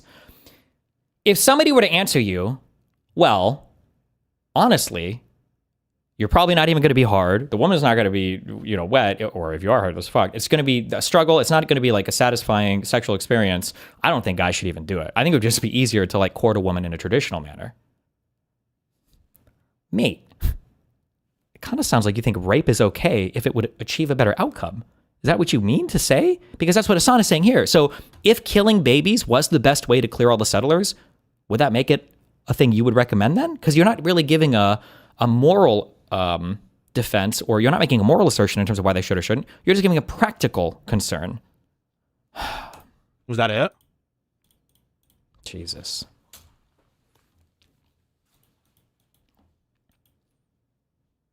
Proper are they're also doing the exact. So far, he's not saying that it's good that babies get killed, that he wants babies to be killed. None of that even close. Exact same thing in the eyes of some. I do not agree with that because I don't think that hang on. The exact same thing in the they're also doing the exact same thing in the eyes of some. I do not agree with that because I don't think that is a reasonable solution, and it's not. He doesn't believe it's a reasonable solution. Realistic anyway, and it's that not only realistic. Will lead to the complete evisceration of Palestinians, and he doesn't want the complete evisceration of Palestinians. And hence he doesn't want baby settlers to be killed. Right, Israelis will use that to continuously radicalize just regular Israeli citizens in their endless bombing campaigns and ethnic cleansing campaigns and the brutal occupation. This is why many thinkers, I believe even including Norm Finkelstein, who has dedicated his entire life to speaking the truth about... Wait a second. Baby settlers. Hang on a second. All right. Couple things. First off, as a matter of fact, right, unless there's some special technical meaning of settler, does anyone here deny that babies can be settlers? What it is to be a settler is to be part of a group that settles in a place. Am I wrong about that? Who here disagrees with that? You can have that definition, which is fine, but in creating the category of settlers, Hassan earlier said that Palestinians have a moral and legal right to enact violence against settlers. So if that category of settlers now expands to include babies, we really have the right to kill children? Really? The moral and legal right to kill children? By the way, you don't. For definitely not the legal one. Most likely not the moral one either. Does anyone disagree that there is such a concept as a baby settler? And on what grounds do you disagree with that? Settler implies an intentionality. Settler implies an intentionality. I think the act of settling implies intentionality. I'm not sure that being a settler, any more than being an immigrant, right?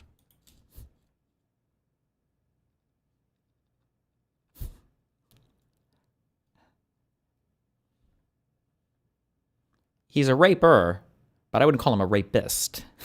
I don't know. You can be a baby immigrant, can't you? Or are you saying babies can't be immigrants? I think it's a separate thing. To immigrate is to have an intentionality. I think the term immigrant or the term settler can refer also to children and people beneath the age of reason. Okay, so yeah, I don't think there's anything. I don't think there's anything absurd about just the term settler being applied to babies any more than an immigrant baby, a baby of an immigrant, maybe you would say. And so the negative statements here is in a misstatement of law. Hi, what's up? Hey, yo. Just real quick while you're watching the video.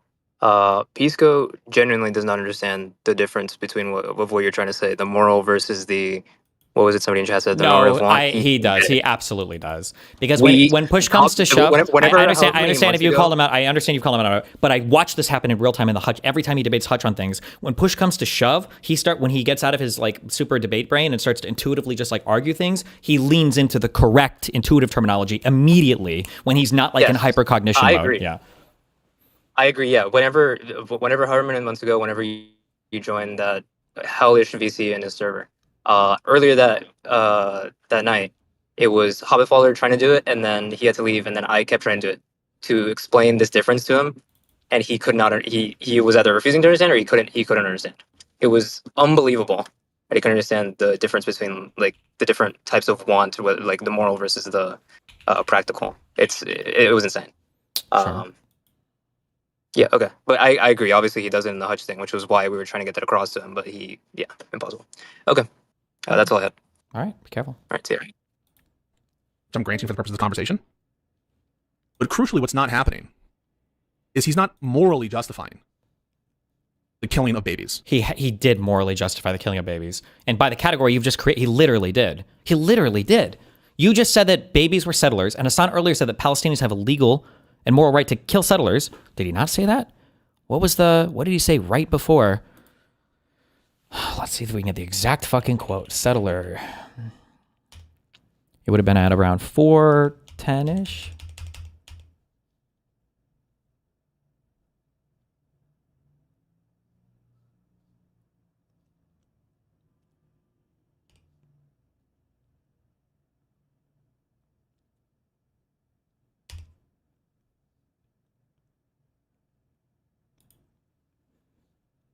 Palestinians, and this is going to sound very radical and possibly very violent, but this is a matter of law, and maybe even if you agree with this, a matter of morality. Palestinians have the legal ground to violently seize back their own homes from the settlers. They have the legal grounds to violently seize back their homes from settlers. Like that's what he just said here, right? What do we think? Do we agree with that? They have the international law, the power to violently seize the homes back from the settlers. I'm not sure. Does international law have a view on that?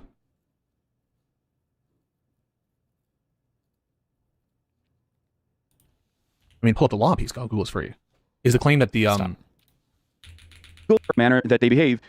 I don't put much.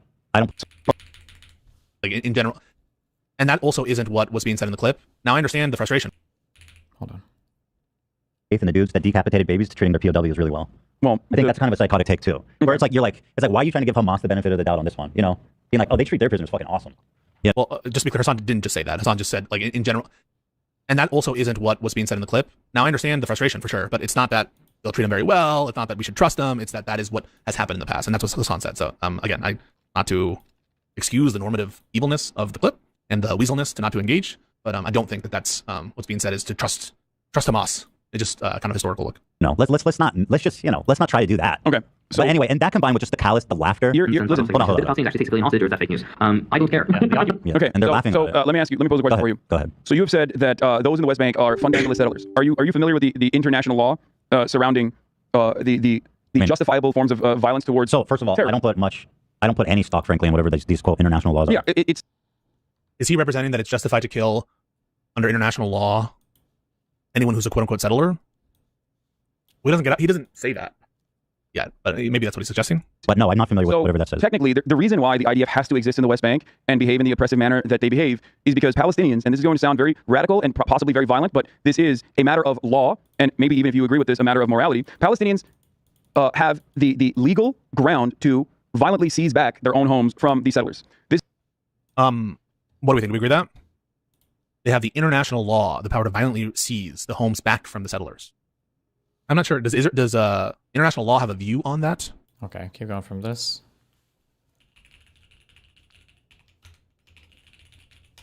I mean, pull up the law piece, dog. I think Hassan goes on to clarify ethically as well, but like he's using the law here to support the ethical view. It's not like Hassan is saying this is crazy and I don't even agree with this, but the law says they have a right to, right? He's using the law to further his point here. Was free. Is the claim that that this is untrue? Not against civilians, obviously. Well, that's not what Hassan thinks, but well, he just mentioned the IDF, right? Or what did he say? Oh, no, he's mentioning the settlers. Yep. So he's not allowed to bring up it's a war crime. So it would be a war crime. Let's just make sure we understand this. It would be a war crime for Palestinians to violently kick out, with threat of force, settlers, and to reclaim their homes.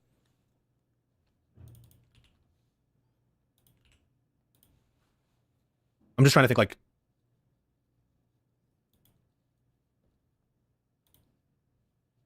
like is this I'm trying to understand the claim. Is the claim that does Hassan make more?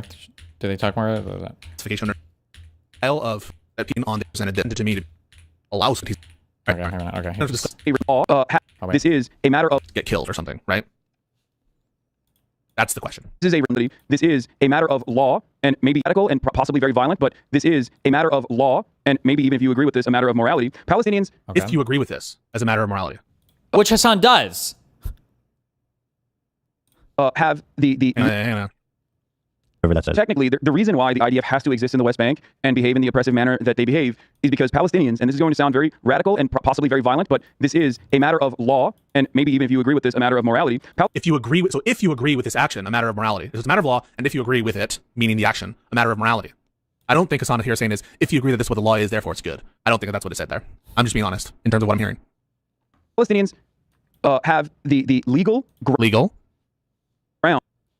to violently seize back their own homes from the settlers. This is a reality, and that is precisely the reason why they have to exist under endless occupation in the West Bank. And that's why I say, if it was settlers, that would be a lot more understandable. Yeah. But let's not obfuscate, okay? I understand what you're saying. But this dude just called babies militants. No, I understand. And there are baby settlers as well. But there are baby settlers as well. There are babies in the settlements. But the babies they killed were not. I know. Okay, so now that we established that. No, hold on. Now that we established that, the other school of thought here is that all matter of Israelis living on Israel. Was that it?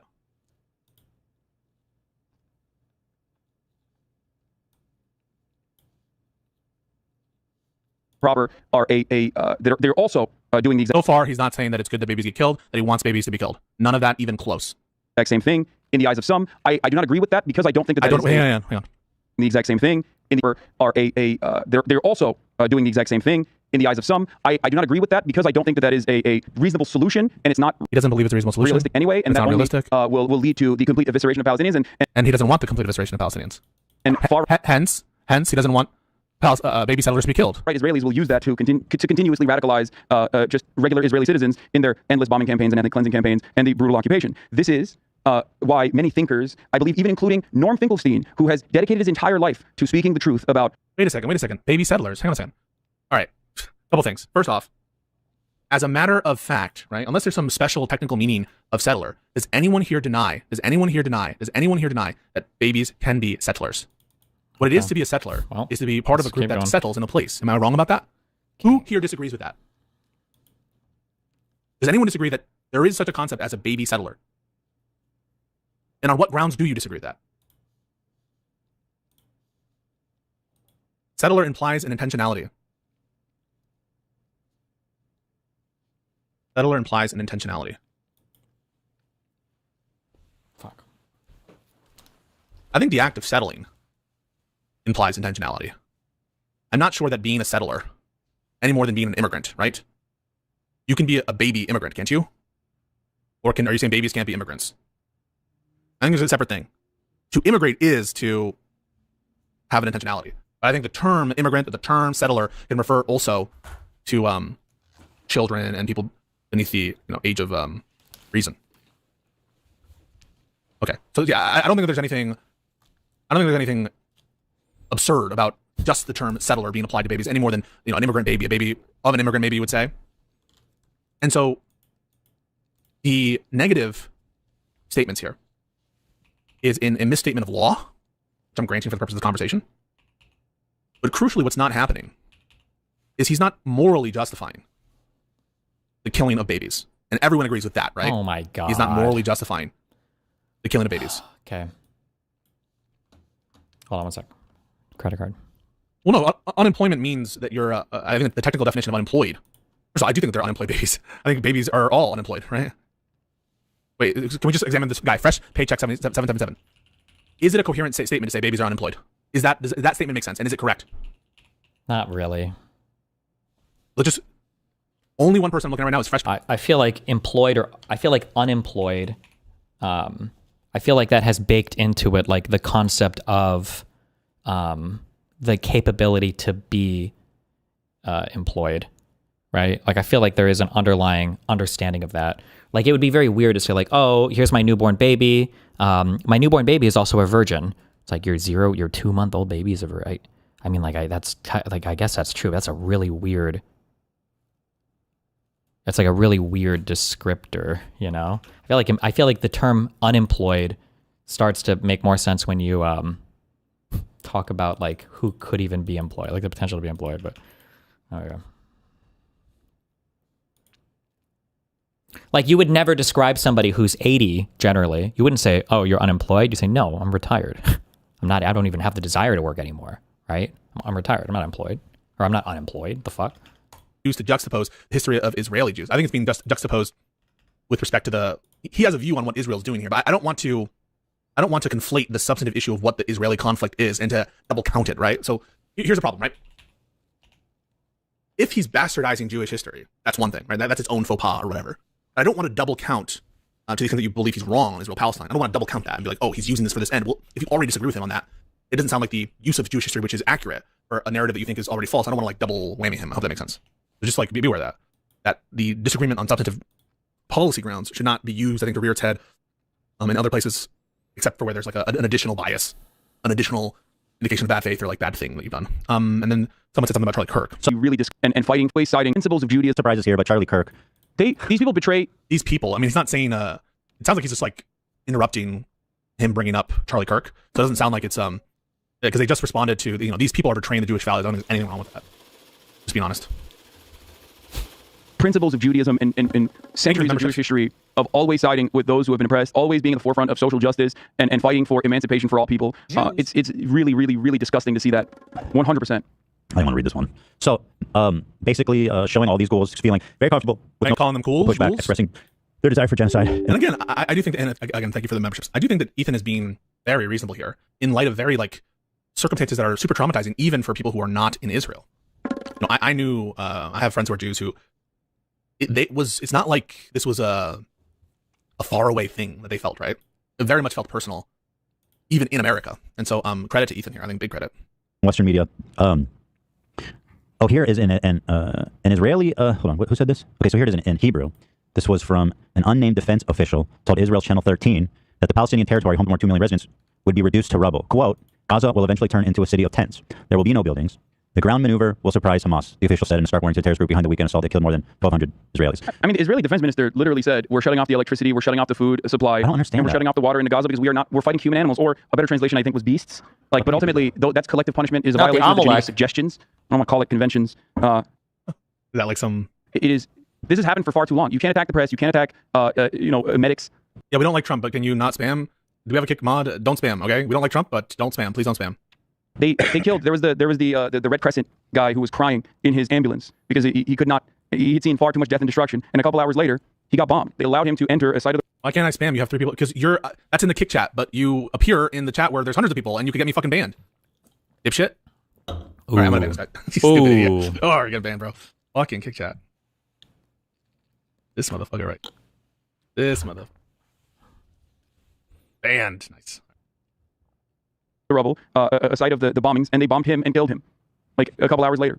Okay, so directly just a violation. At this time, I want to turn my attention to some of the very evil takes I've heard. Wait, did we go back somehow? Did I go back somehow? We were at 420, no? Or around, we were heading in that direction.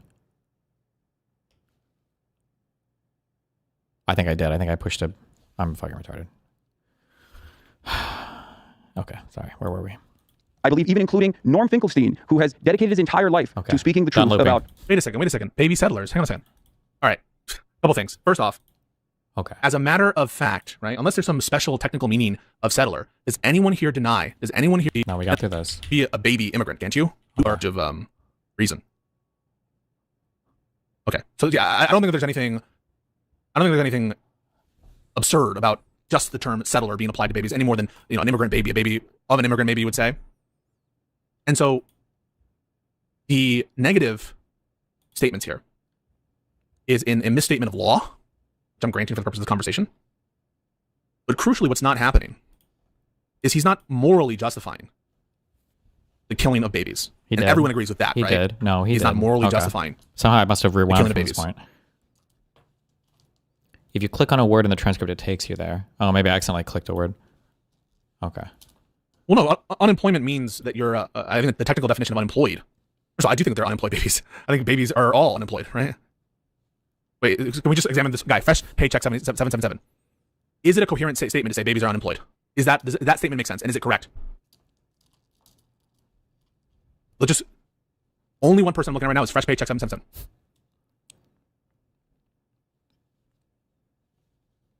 Now you could be taking the definition of unemployment or employment, which means you're actively looking for jobs, but then that's just a different definition. Somebody should ask him about like disabled people or retired people. Like, are they unemployed? No, I don't think we view unemployed that way. They don't have a job, but we call them unemployed. I just think normatively that it just implies more when we say that word. I think most people would reasonably agree with that. Ethically justifying violence against babies? All right, let's take a look. Is he ethically justifying violence against babies? And where is that? If you agree with that, I mean, that's almost a circular question, right? Like, it's almost like you could even use it as like a punchline for a joke. Like, oh, here's my fucking 9-year-old. This little unemployed fuck lives with me. Like, would Pisco look at you and go like, why? What do you mean unemployed? Like, of course he doesn't have it. Or like, oh, like, yeah, unemployed. That makes sense. Or no, he wouldn't laugh because he said, oh, that's true. He's unemployed and he lives with you. It's like, well, no, it's a joke. Why the fuck? He's not looking for a job. He doesn't need to worry. He's 9 years old. It might even be moral if you agree with that, which is with the actions. You understand that? And then he says, I don't agree with that. I don't think it's reasonable. I think it will eviscerate the Palestinian people. But Hassan doesn't say he doesn't agree with it because it's bad to kill babies. He just says he doesn't agree with it because it's not effective enough. And I take what something is moral as something that someone ought to do, right? What you ought to do. Oh my God. And he's saying you ought not do that. Because it's not effective, not because it's immoral. You're mixing up oughts here. So I view that his statement there is saying we ought not kill the babies. Because it's not effective, not because it's immoral. It means something different when you use the word unemployed to intuition pump something about, I don't even know what that means. Intuition pump. True.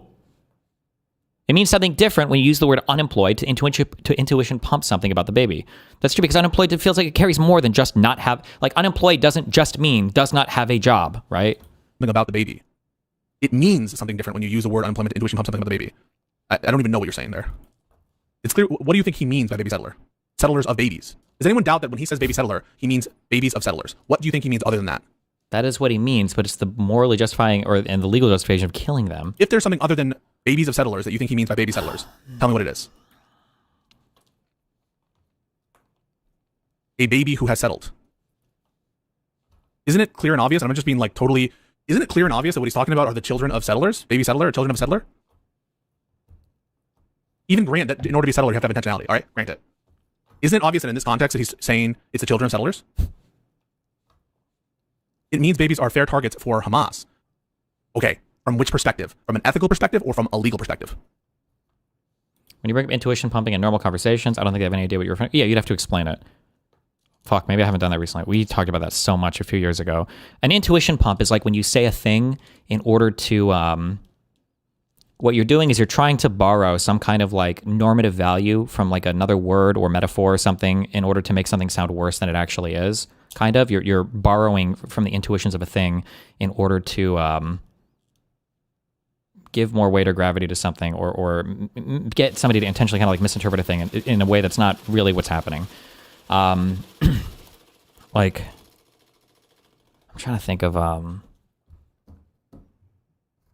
we say intuition pumping. I'm trying to think of an example. I can't think of any right now.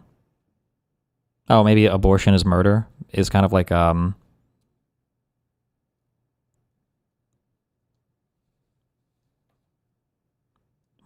hold on.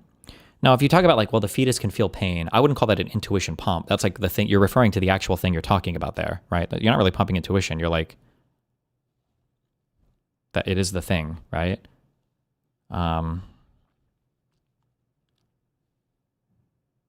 Oh, maybe when you would say something like, would you take a vacuum cleaner to a 1-year-old's head and suck its brain out and then use forceps to chop its body up if you don't want to take care of it anymore? Then why do you think it's okay to do that to a 2-week fetus? That's an intuition pump. Because in your mind, you're thinking of like, whoa, shit, that's a live baby. It's crying. You probably already named it. It's been to the hospital. Or what did I say? A year old, month old, whatever. Yeah, obviously. Yeah. And now you want to fucking murder this thing with a vacuum cleaner and whoo! But it's like, this organism is not at all resembling a 2-week fetus. That's an intuition pump. That would be an example of an intuition pump. Yeah.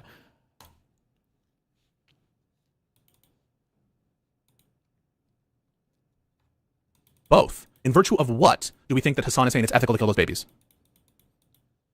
Because they're settlers, and he believes that Palestinians. Somebody just asked Hassan, or somebody should ask Pisco. Pisco, do you think that Hassan believes it's ethical for Palestinians to enact violence against settlers? Would Pisco say Hassan would say no? Does Pisco think Hassan doesn't believe that? Because I just heard him say he thinks it's something we ought not do. But this is bad faith. Like this, I can say this with 100% confidence. This is bad faith. Or the most charitable read isn't that it's bad faith, but that he's so oppositionally debate-brained right now that he can't give any ground on this because he thinks somebody he doesn't like has this position, or and he's just like kind of mind-fucked himself, which you could argue whether or not that's bad faith. But like, yeah, this is so stupid. I think he's conflating the two. No, I think he's specifically not conflating the two, right? Doesn't he specifically not conflate the two? Let me just look at it. So anyway, go ahead. So you have said that those in the West Bank are fundamentalist settlers. Are you familiar with the international law surrounding the justice? Yeah, he said it's not good to target settlers. Okay. Justifiable forms of violence. Why? So first of all, I don't put. He brings it up in the context of settlers are fair game legally, right? That's what he's saying. He could be wrong with that. But how this is sold to me is that he wants babies to be killed. That's how it's sold to me. I'm just telling you how it was sold to me. Okay. I don't put any stock, frankly, in whatever these quote international laws are. Yeah, but no, I'm not familiar with whatever that says. Technically, the reason why the IDF has to exist in the West Bank and behave in the oppressive manner that they behave. Where's the distance between him passing what is legal through to what is moral? In that they're different things. It could be legal to do a highly immoral thing. Oh my God. Is because Palestinians, and this is going to sound very radical and possibly very violent, but this is. Like when you say this is going to sound radical and possibly very violent, just like think about how people use language. That's some shit you say to prep somebody for a belief that you have that they might think is like kind of out there. He's like, listen, this might sound pretty out there, okay? But like, you can do this thing, That sounds like some shit you agree with. Otherwise, you would phrase it differently. You would say something along the lines of like, okay, there we go. You would say something more along the lines of like, this is this crazy fucking thing in law where you can do this thing. Or like, it's a vestige of older legal systems, or for some reason you can still do this thing. It's legal, it's protected that you can do this thing. It's unbelievable. Not like, this might be radical for you, maybe for you. This might seem kind of crazy, maybe for you. But for you, it might be crazy. But here's what's allowed, right? That doesn't sound at all like this. It's very obvious and plain, like what the intention is there. A matter of law. As a matter of law, that seems clear. He's saying law there. And maybe even if you agree if you agree, there's a matter of morality. With this, I take this to be not coextensive with the law, right? It's saying if you agree with this law, perhaps at best. I think it means with this policy. But if you mean maybe if you agree with this law, there is some distance. In other words, he's saying it's not necessary that if you believe it's legal, that you believe it's good.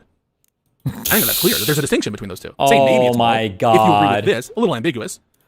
Maybe you could say maybe if you agree with this is a reference to a law existing. I doubt it though. He's just saying it's a matter of law, so he seems quite confident in his position on the law. So I take this to be. But it's when he disagrees with or this action or this statement that we just heard. But either way, it's clear there's a separation between law, morality that he's recognizing.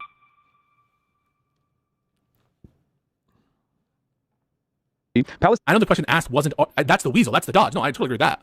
But is there anything unreasonable about what I just said in the following discrete? This is the only thing I'm looking at right now.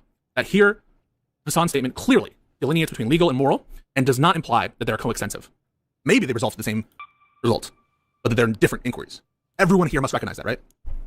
There's no reasonable way to interpret this statement that doesn't recognize that truth, correct?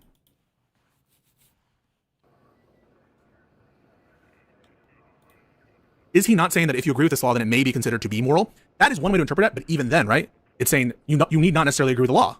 And in which case, there's a separation still, right? Even if you read it that way, which I wouldn't actually. Okay, not what I'm asking, right? So people, if you're too triggered right now, I want you to leave.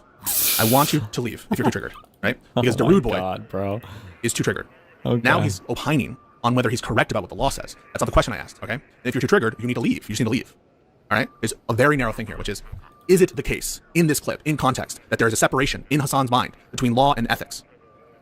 And if you're, the only thing I want to know is if your answer is no to that, in virtue of... He's using the law in support of what he's saying, though. Like, you could tell people would say something different. If I were to say, I think you should be able to kill somebody if they break into your home. If I were to say next, now some people might find this radical, some people might find this crazy. You actually have a protection in the law to kill people that break into your home. You actually have a defense for that, right? It sounds like I'm using the law to bolster my argument. I'm not speaking opposite. If I thought it was the opposite, if my moral position was aligned with the law, that's how I would present the law. If my moral position was contrary to the law, if I think you don't have the right to kill somebody just for breaking into your home, you don't know why they're breaking into their home. It's a life versus property, right? I would say something like, this is insane to me, or this is a crazy application of the law, but legally you can kill people that come into your home. I wouldn't say some people might disagree with it, because those some people would be me. That would be me. I am some people. Like, you would never say it that way. I shouldn't even have to explain this. This is a thing that you just intuitively, obviously understand. What is it? No.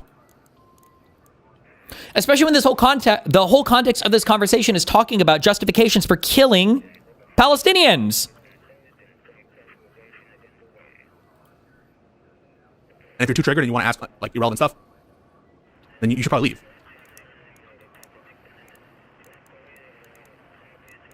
Well, I think that there's plenty so far that I've seen from Hassan that's condemnable right now. What I'm not granting is that he has said that it's moral to kill settler babies. That's what I'm not granting, because I haven't heard that, and that's what it was told to me as.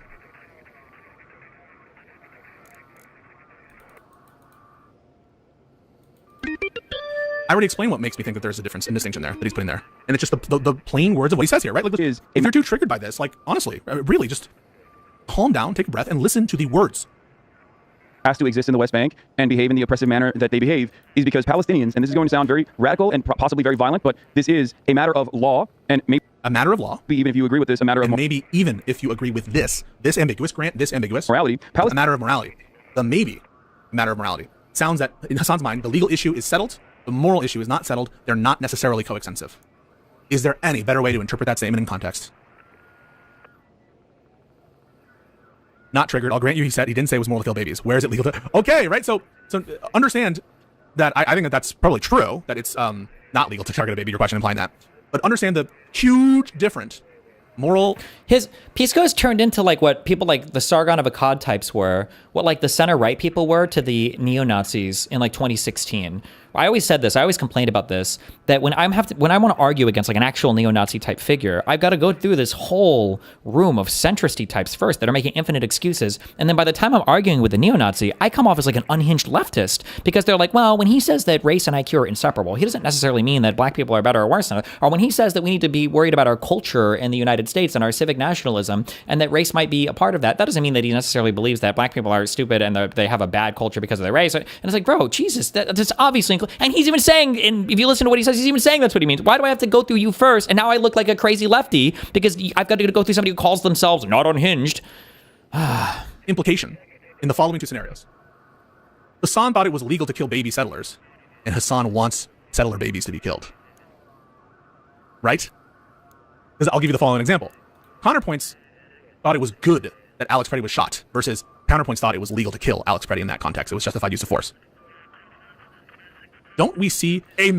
Yeah, but if I were to ask Connor that question, well, maybe because he's an online debater or whatever, even for people that thought that it was a morally justified shoot, if I were to just spring that, do you think it was good that Alex Preddy got shot?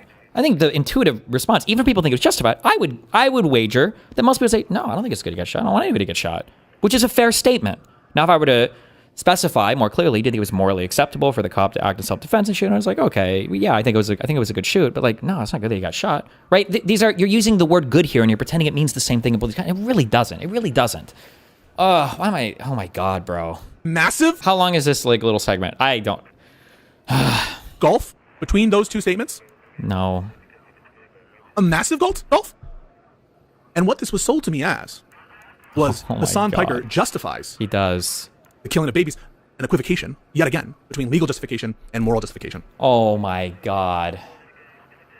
And it's an equating of the two. Not an equivocation, but... I have plenty of condemnation for Hassan based on this clip. And that is the weaselness, not answering questions, irrelevant tangents on an issue where your interlocutor has conceded the horrible. It's interesting. He does the Trump thing too, where I'm like, would you disagree with Trump on anything? Well, yeah. I don't like it when Trump calls people names. I don't really like it when Trump is, I think that sometimes he's too hot-headed. No, motherfucker. Do you think it's okay that Trump is an authoritarian fucking dictator that is destroying the United States' reputation abroad and destroying our ability to function as, well, I mean, I'm not the biggest fan of Trump coin, I guess. Like, well, what the fuck? Like, well, I don't like Hassan's weaselness, and I don't like that Hassan is avoiding the question. Why is he avoiding the question, motherfucker? It's because he thinks it's okay to kill babies. You would never avoid the question in that manner. You would never avoid the question otherwise. You would just answer it dead on. Fuck, somebody posted a clip yesterday. Wait. This is a good-ass clip. In my subreddit. It was like, this is my favorite Destiny clip. And it's this point exactly. Fuck. Did I see this last night or this morning?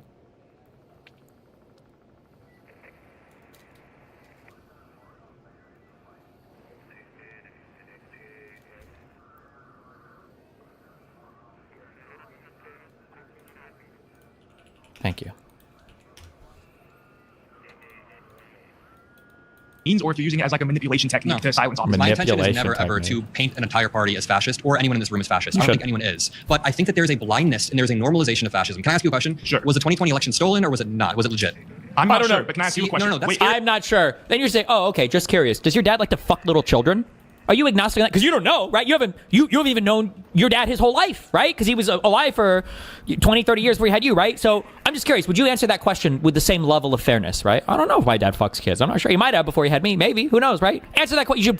That should be the follow-up every time. You should ask for people to see if they would give equivalent statements of wishy-washiness. Because they wouldn't, right? If I'm having a conversation about whether or not you can kill children, you're never going to come out of that conversation thinking that I have an ambiguous position. I'm going to make it known because Jesus fucking Christ. I hate kids and you should. I'm just kidding in the video game. Like, especially when you're being accused, especially when the conversation is you being accused of supporting killing children. What the fuck? If somebody were to come up to me and be like, oh, Destiny, you've debated a lot of the incest pedophilia stuff in the past, right? Do you think you should actually be able to have sex with kids? And my response is, you could fuck kids until like 1915 in the US. What the fuck are you going to think my opinion on that topic is? Are you going, as a Pisco, going to come to my rescue and go, well, Destiny was just speaking legally? What the fuck? Statements on the pro-Israel side. I think it's disgusting not to acknowledge the these horrible statements on the other side. That is condemnable. What it's not, and what it pisses me off because if I were to repeat this claim, Hassan justified killing babies. If I said it like that, I would get called out on it, and I would be wrong. And I would look like a fucking idiot. And so I'm glad I looked into this. So now I know the claim. The claim is Hassan, at this point in time, legally justified killing settler babies. And that has a very different implication. Oh my God. You're strawmanning. Who am I strawmanning? Who am I strawmanning? By justify, do you mean ethically justify or legally justify? Purple Monkey Dishwasher 9818.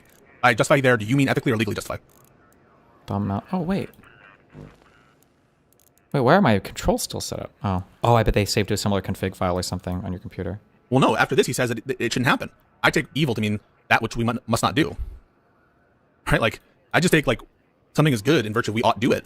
See, this is now he's doing the thing. That's not like on a very strict syntactical sense, maybe that all good things, all morally virtuous things. So like you can have, I don't know the actual answers because I don't study this, but I think some people would say there aren't gradients of like goodness or whatever. It's a binary thing. It's either good or it's bad. You have a good thing or a bad thing, and you ought to do good things and you ought not to do bad things. Okay, but then you get into weird worlds where it's like technically you should say that you ought to do every good thing, and a good thing is any good thing which can be rationally justified as being good with respect to whatever morality you have. So then there are good things that might feel like you wouldn't ever say in common language, I want that to happen. The self-defense example, a million times of this, right? Did you want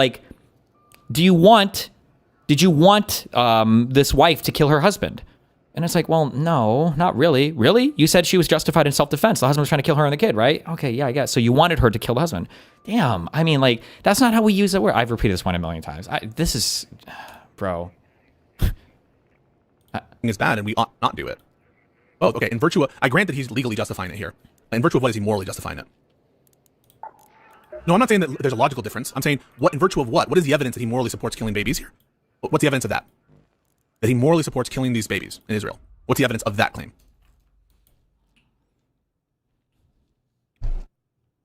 what is the best evidence that Hassan morally supports killing fellow babies?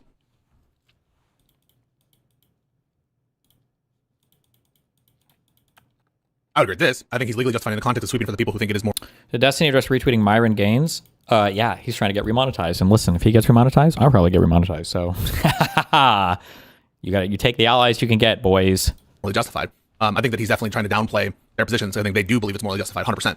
And that is its own bad thing. But I just don't think that it's him ethically justifying it. Okay. Oh shit! Wait, this is the intro. I remember playing this like 2 months ago. Can I beat the intro stage if I'm a good player now? The entirety of the podcast, of this podcast?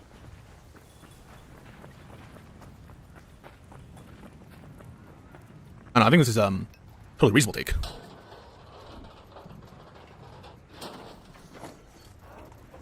Palestinians have the legal ground to violently seize. It's a dog whistle. You think he's signaling that he does want these babies to be killed?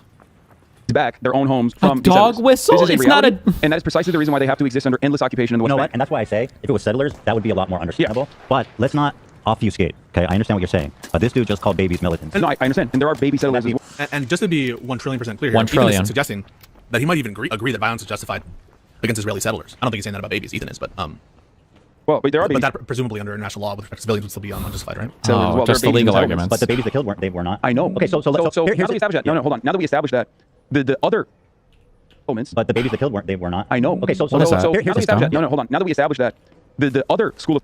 Yeah, I mean, this is, I think, amazing that these same people can easily grasp justification related to collateral damage and strikes, then have this performative outrage. Yeah, I think that's what we're seeing in the chat is performative, 100%. Oh my god, bro. Pisco always does this thing too. I mean, I feel like I do it too, I guess. I guess it's not bad to do. It just depends on if you're right or not, maybe. But I guess everybody will have that impression. Pisco does this thing constantly where he's like, you guys are all brain broken, and I'm the only one that's not brain broken. And then he proceeds to, I do this when I talk to you fuckers about healthcare and housing, and you guys all are brain broken, and I'm the only one that's not brain broken, so fuck you. But I'm right, and Pisco's wrong. But he'll do this thing where he's like, I'm not brain broken, you guys are all brain broken, and then he proceeds to give what feels like the most brain broken takes possible, okay? Jesus.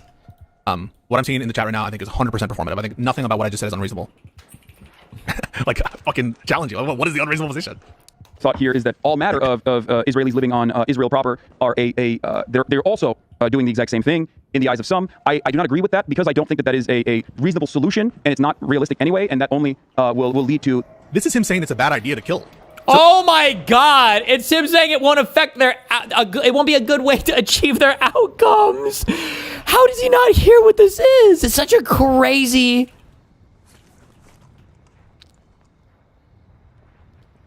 This is just so crazy to me, bruh. Civilians. You guys realize that? Let's start this again. I know that your brains might turn off, but do you understand what is this also a dog whistle? What is this? This is him saying it's a bad idea, right? By which a bad idea means you ought not do it, means it's bad. Oh my god! That's literally not what he means! He literally doesn't say that it's a bad idea, like you ought not do it, like you ought not. See how he's doing this borrowing from... Hassan is saying you shouldn't do it because it won't affect some outcome. It's conditioned on whether or not they would actually achieve success or not. And Pisco is using the word want to pivot to, oh, well, you shouldn't want to do this because it's actually morally not okay, right? That's what Hassan actually means. Oh my god. Are you guys, how do you explain this? Oh my god, bruv. In the are they're also doing the exact same thing in the eyes of some. I do not agree with that because I don't think that for pragmatic purposes, not moral purpose. I just don't understand, like, doesn't pragmatism fit into morals? It just seems that, like, to be clear, like, the chatter got it. What was that response? Whoa, isn't pragmatic the same thing as moral? Really? Really? Really? Pragmatism is with respect to an end, right? Something is pragmatic or not with respect to your goal, right? A goal is the nature of is by which pragmatism is defined, right? Pragmatism. What a circular. What was that?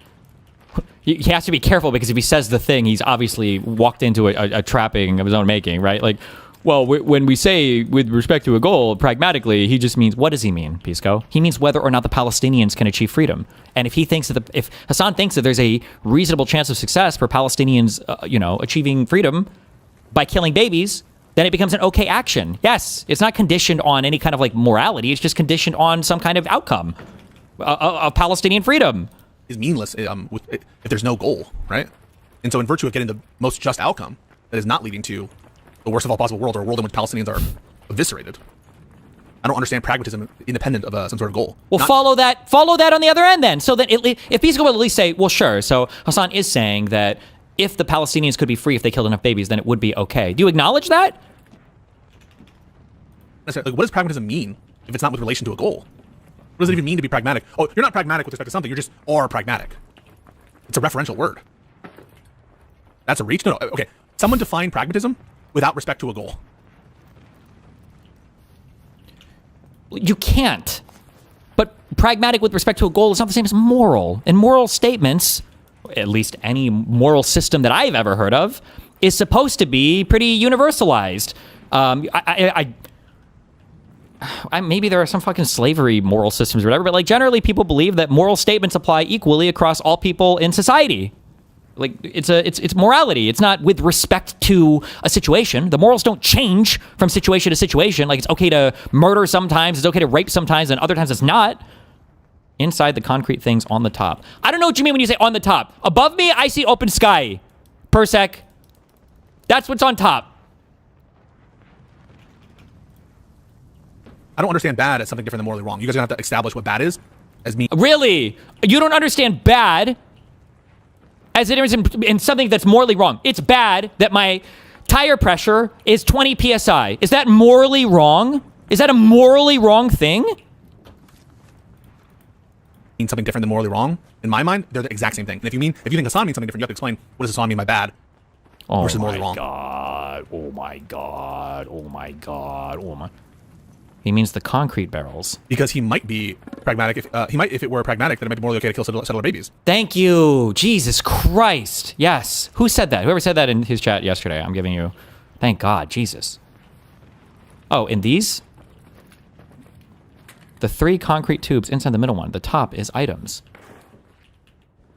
Why the dude, who cares?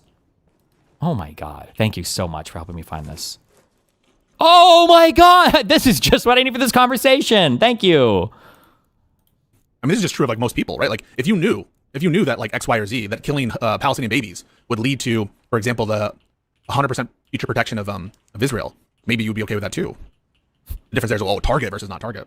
It means unproductive. Again, productivity is with respect to a goal, right? Productivity doesn't mean anything by itself.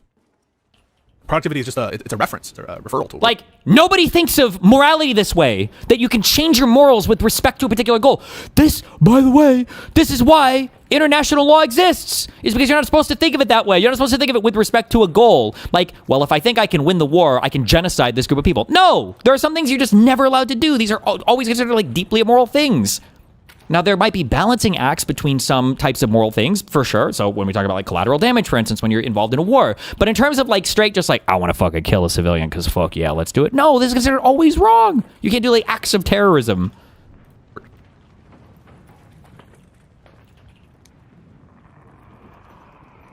He's saying that it has blowback and harms long-term Palestinian objectives. That's so much different from being equal to being morally wrong. Correct. So again, the question is like, what does he mean? What do you guys mean by morally wrong?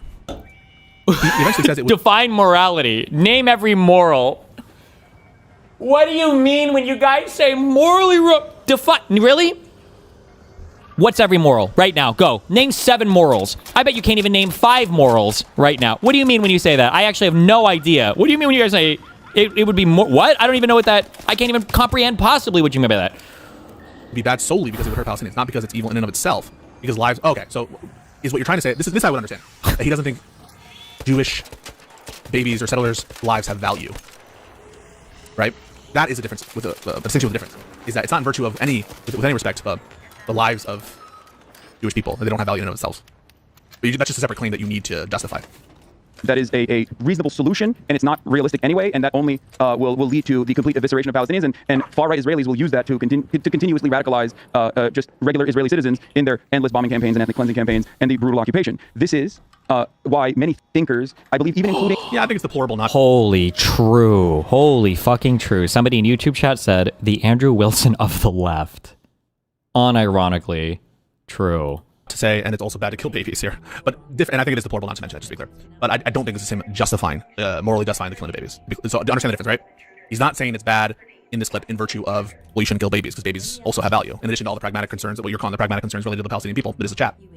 But also in virtue of the value of the life of the child, right? And I think it's deplorable not to include the life of the child there, 100%. No doubt. What he's not doing is justifying the killing of babies ethically. Norm Finkelstein, who has dedicated his entire life to speaking the truth about Israel's occupation, and Noam Chomsky and many others, even Edward Said, as I brought up earlier, believe that the de-Zionification or the displacement of Israelis from Israel proper, Jewish Israelis, is... No, he's not saying it's a morally neutral act. Where does he say it's a morally neutral act? You guys need to, like, focus. Think about this like real thinkers, all right? Oh, my God. Where does he say it's morally neutral? That's a claim that needs to be justified in and of itself as well. He's omitting saying that the lives have value. He's not saying it's morally. It's not justifiable and it's not realistic. Whether he's talking about West Bank or the fact that he's not talking about the West Bank versus Israel proper, I think isn't relevant to what I'm saying. I'm saying it's like, I'm not hearing him ethically justifying saying it's good, we ought to do it, it's good to kill these babies anywhere. Okay, if he said it in West Bank or in Israel proper or whatever you want to say, that I would condemn each iteration of that. I'm just not hearing it with respect to anything. It's more so a single state solution, at least one that I advocate for, because I know a lot of people advocate for a two-state solution. I'm a one-stater, which would Was there a question? I thought you said I have a question for you at the beginning of that. I think he like sometimes loses where he's going with shit. I gave you the question. You already answered it. You said I know your position on like violent. He's not losing because he's just so he's rambling because he's trying to obfuscate. That's what's happening. That's why he's losing his direction. He's obfuscating endlessly because he knows that his moral positions are untenable. Keep in mind too, again, let's not even look at the context of what he's talking about. Let's back up and look at one level higher of the context of what's being spoken about. This is Hassan trying to kind of like save his relationship with his podcast co-host. So this is him at his most generous to Ethan's side, trying to communicate the most amount of understanding to Ethan's side, right? This should be over. You shouldn't have to be charitable at all, right? Like imagine if I'm trying to have an argument or you're trying to have an argument with a parent or a significant other or a coworker, and you're like, okay, like, and you know maybe that you're in the wrong, or you're up for like fucking getting fired, or you're divorced, or broken up with, or something, or the friend group is going to kick you out of the group chat, and you're like, okay, guys, here's what I'm going to say. Now, I need you to be very charitable towards me. Fuck no. You'd be like, okay, I got to present the strongest case possible so that every motherfucker understands. It's going to require you to misinterpret me to think I'm not saying what I'm trying to say, right? Jesus. Seizing back your land from settler occupiers. That's not what they did. So do you have any opinions on what conclusion we can draw from here, or what he's saying here, or are we all out to lunch? The conclusion I draw from here is that he's slimily not willing to condemn deplorable statements from his people who he's allied with politically. I think. Why not, though?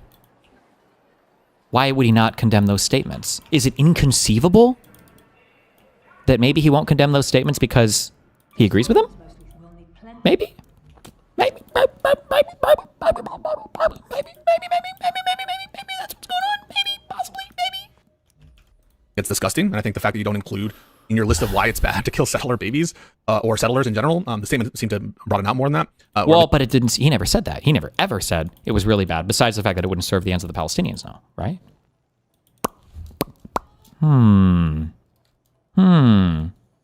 Civilians or whatever is not just because of the blowback, but because of the inherent worth of the lives. But what I don't hear though is what was sold to me in that Hassan said it was good to kill babies. No, and these guys, or at least. I assume second thought has the perspective that all matter of Israel is all matter of Israel proper is considered settler occupation. And he's evil. And again, that's more of the distancing, which I find fucking Weasley as fuck. He's like, oh, he thinks this on his view XYZ. Yeah, I think that's Weasel scumfuck shit. Thinking that he is right after babies were murdered and decapitated. Well, but when he's talking about those other people's views, he's talking about the views of the guys who were running a podcast that Hassan was on, listening to and agreeing with the entire fucking time. They're not just random people. They're not just even random allies. They're not even close allies. They're not even friends who are allies. They are people who are friends who are allies that Hassan was on a show with, expressing these views that Hassan was agreeing with. Okay. Am I done? Did we make it to 4 times? Okay. One more minute. No, I can't. No, this is dumb. I'm getting triggered. Okay, what is this? One more. This is the last one, and then no Pisco for a month, okay? I don't think Pisco's YouTube channel is going to survive to the end of the year. I can't understand how people could watch this. I don't even know who he's trying to appeal to here. It is like so... It is just... This is just like an unbelievable amount of like... Structure the conversation the way you... Stupidity. I don't get it. I don't understand it all.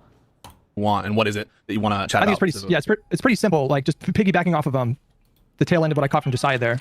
I think my red line in terms of identifying who is a true coalition partner / ally to the cause would be that the person is committed to voting for Democrats in the general election or independents that caucus with Democrats, obviously. That's my red line in the general. So if somebody is using the Hassan strat, for example, of not endorsing in a general to try to extract You're concessions, out of here. I view that kind of electoral strategy as I don't know if I can say this on YouTube without getting demonetized, but it's like a unaliving pact, a self-unaliving pact, to use that kind of strategy. You can do that in the primary. You can do that in the primary. You can be fucking kind of ruthless in the primary, up to, I think, reasonable standards. Like, for example, maybe don't like spread lies that Josh Shapiro covered up a fucking murder. I feel like that is like very destructive kind of primary. But you can be like pretty combative and adversarial in a primary. But this strategy that lefties have, a lot of lefties have of potentially signaling, you know what, I might help Republicans win this election if I don't get this concession. That person is not a coalition partner. They're not an ally to Hassan specifically. He was just interviewed by, I don't know, some guy. He was interviewing some guy like a couple days ago, and the guy asked him, like, are you going to tell your audience to vote for Democrats? And Hassan said, well, I have my people that I'm going to tell them to vote for. That's not a coalition partner. His only concern is transforming the Democratic Party to be more leftist, correct, more socialisty, more kind of like moving in his direction. Not socialisty, like, socialist. Maslow's hierarchy of political needs.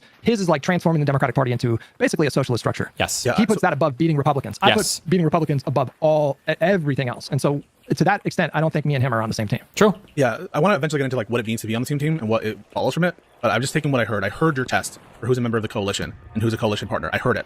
And I want to ask you, therefore, on that test, Joe Manchin is not a coalition partner. What? Sorry. For Joe, the fact that Joe Manchin can win elections in deep red places. Oh my God. This is what I said before, by the way. If socialists were serious about actually wanting to have electoral power in the United States, bro, if socialists could go out into purple or especially red America and start winning elections, whoo, do you have a seat at the table to start making big policy demands? Imagine if Manchin and Sinema were Justice Dems. Imagine if Manchin and Sinema were Sock Dems or socialists or Bernie Sanders aligned or whatever. Ooh. Now your Kyle Kuklinskis, now all your Hassan Pikers, your loser socialists, now they have a big seat at the table. But when the only people you can ever win are in your massive plus 40 Dem district, why the fuck would we listen to you? If you, whether you vote or not, this is going to go to a Dem anyway, right? Your seat doesn't fucking matter. And if you're so unpopular with the broader party, you're probably going to lose eventually anyway. Like, why would they listen to you? You can't win seats. You can only infect and destroy from within. You can't win anything on your own. You can only infect and destroy what's in the Democratic Party. Show yourself. So I hope that they catch this. The comparison to Manchin is horrible. Manchin won in a place where no other Democrat could win. And they tried running a progressive against me. She got fucking, I think it was a she, right? Got annihilated in the primary. It was annihilated in the primary. Got annihilated.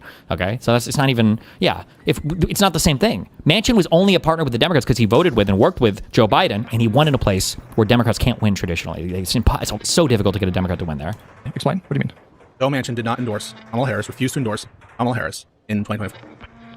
Is that true? Then Is that he was true? not a coalition partner in 2024. Why are you trying to say? Oh man, Hutch shouldn't grant it. It's a tricky question.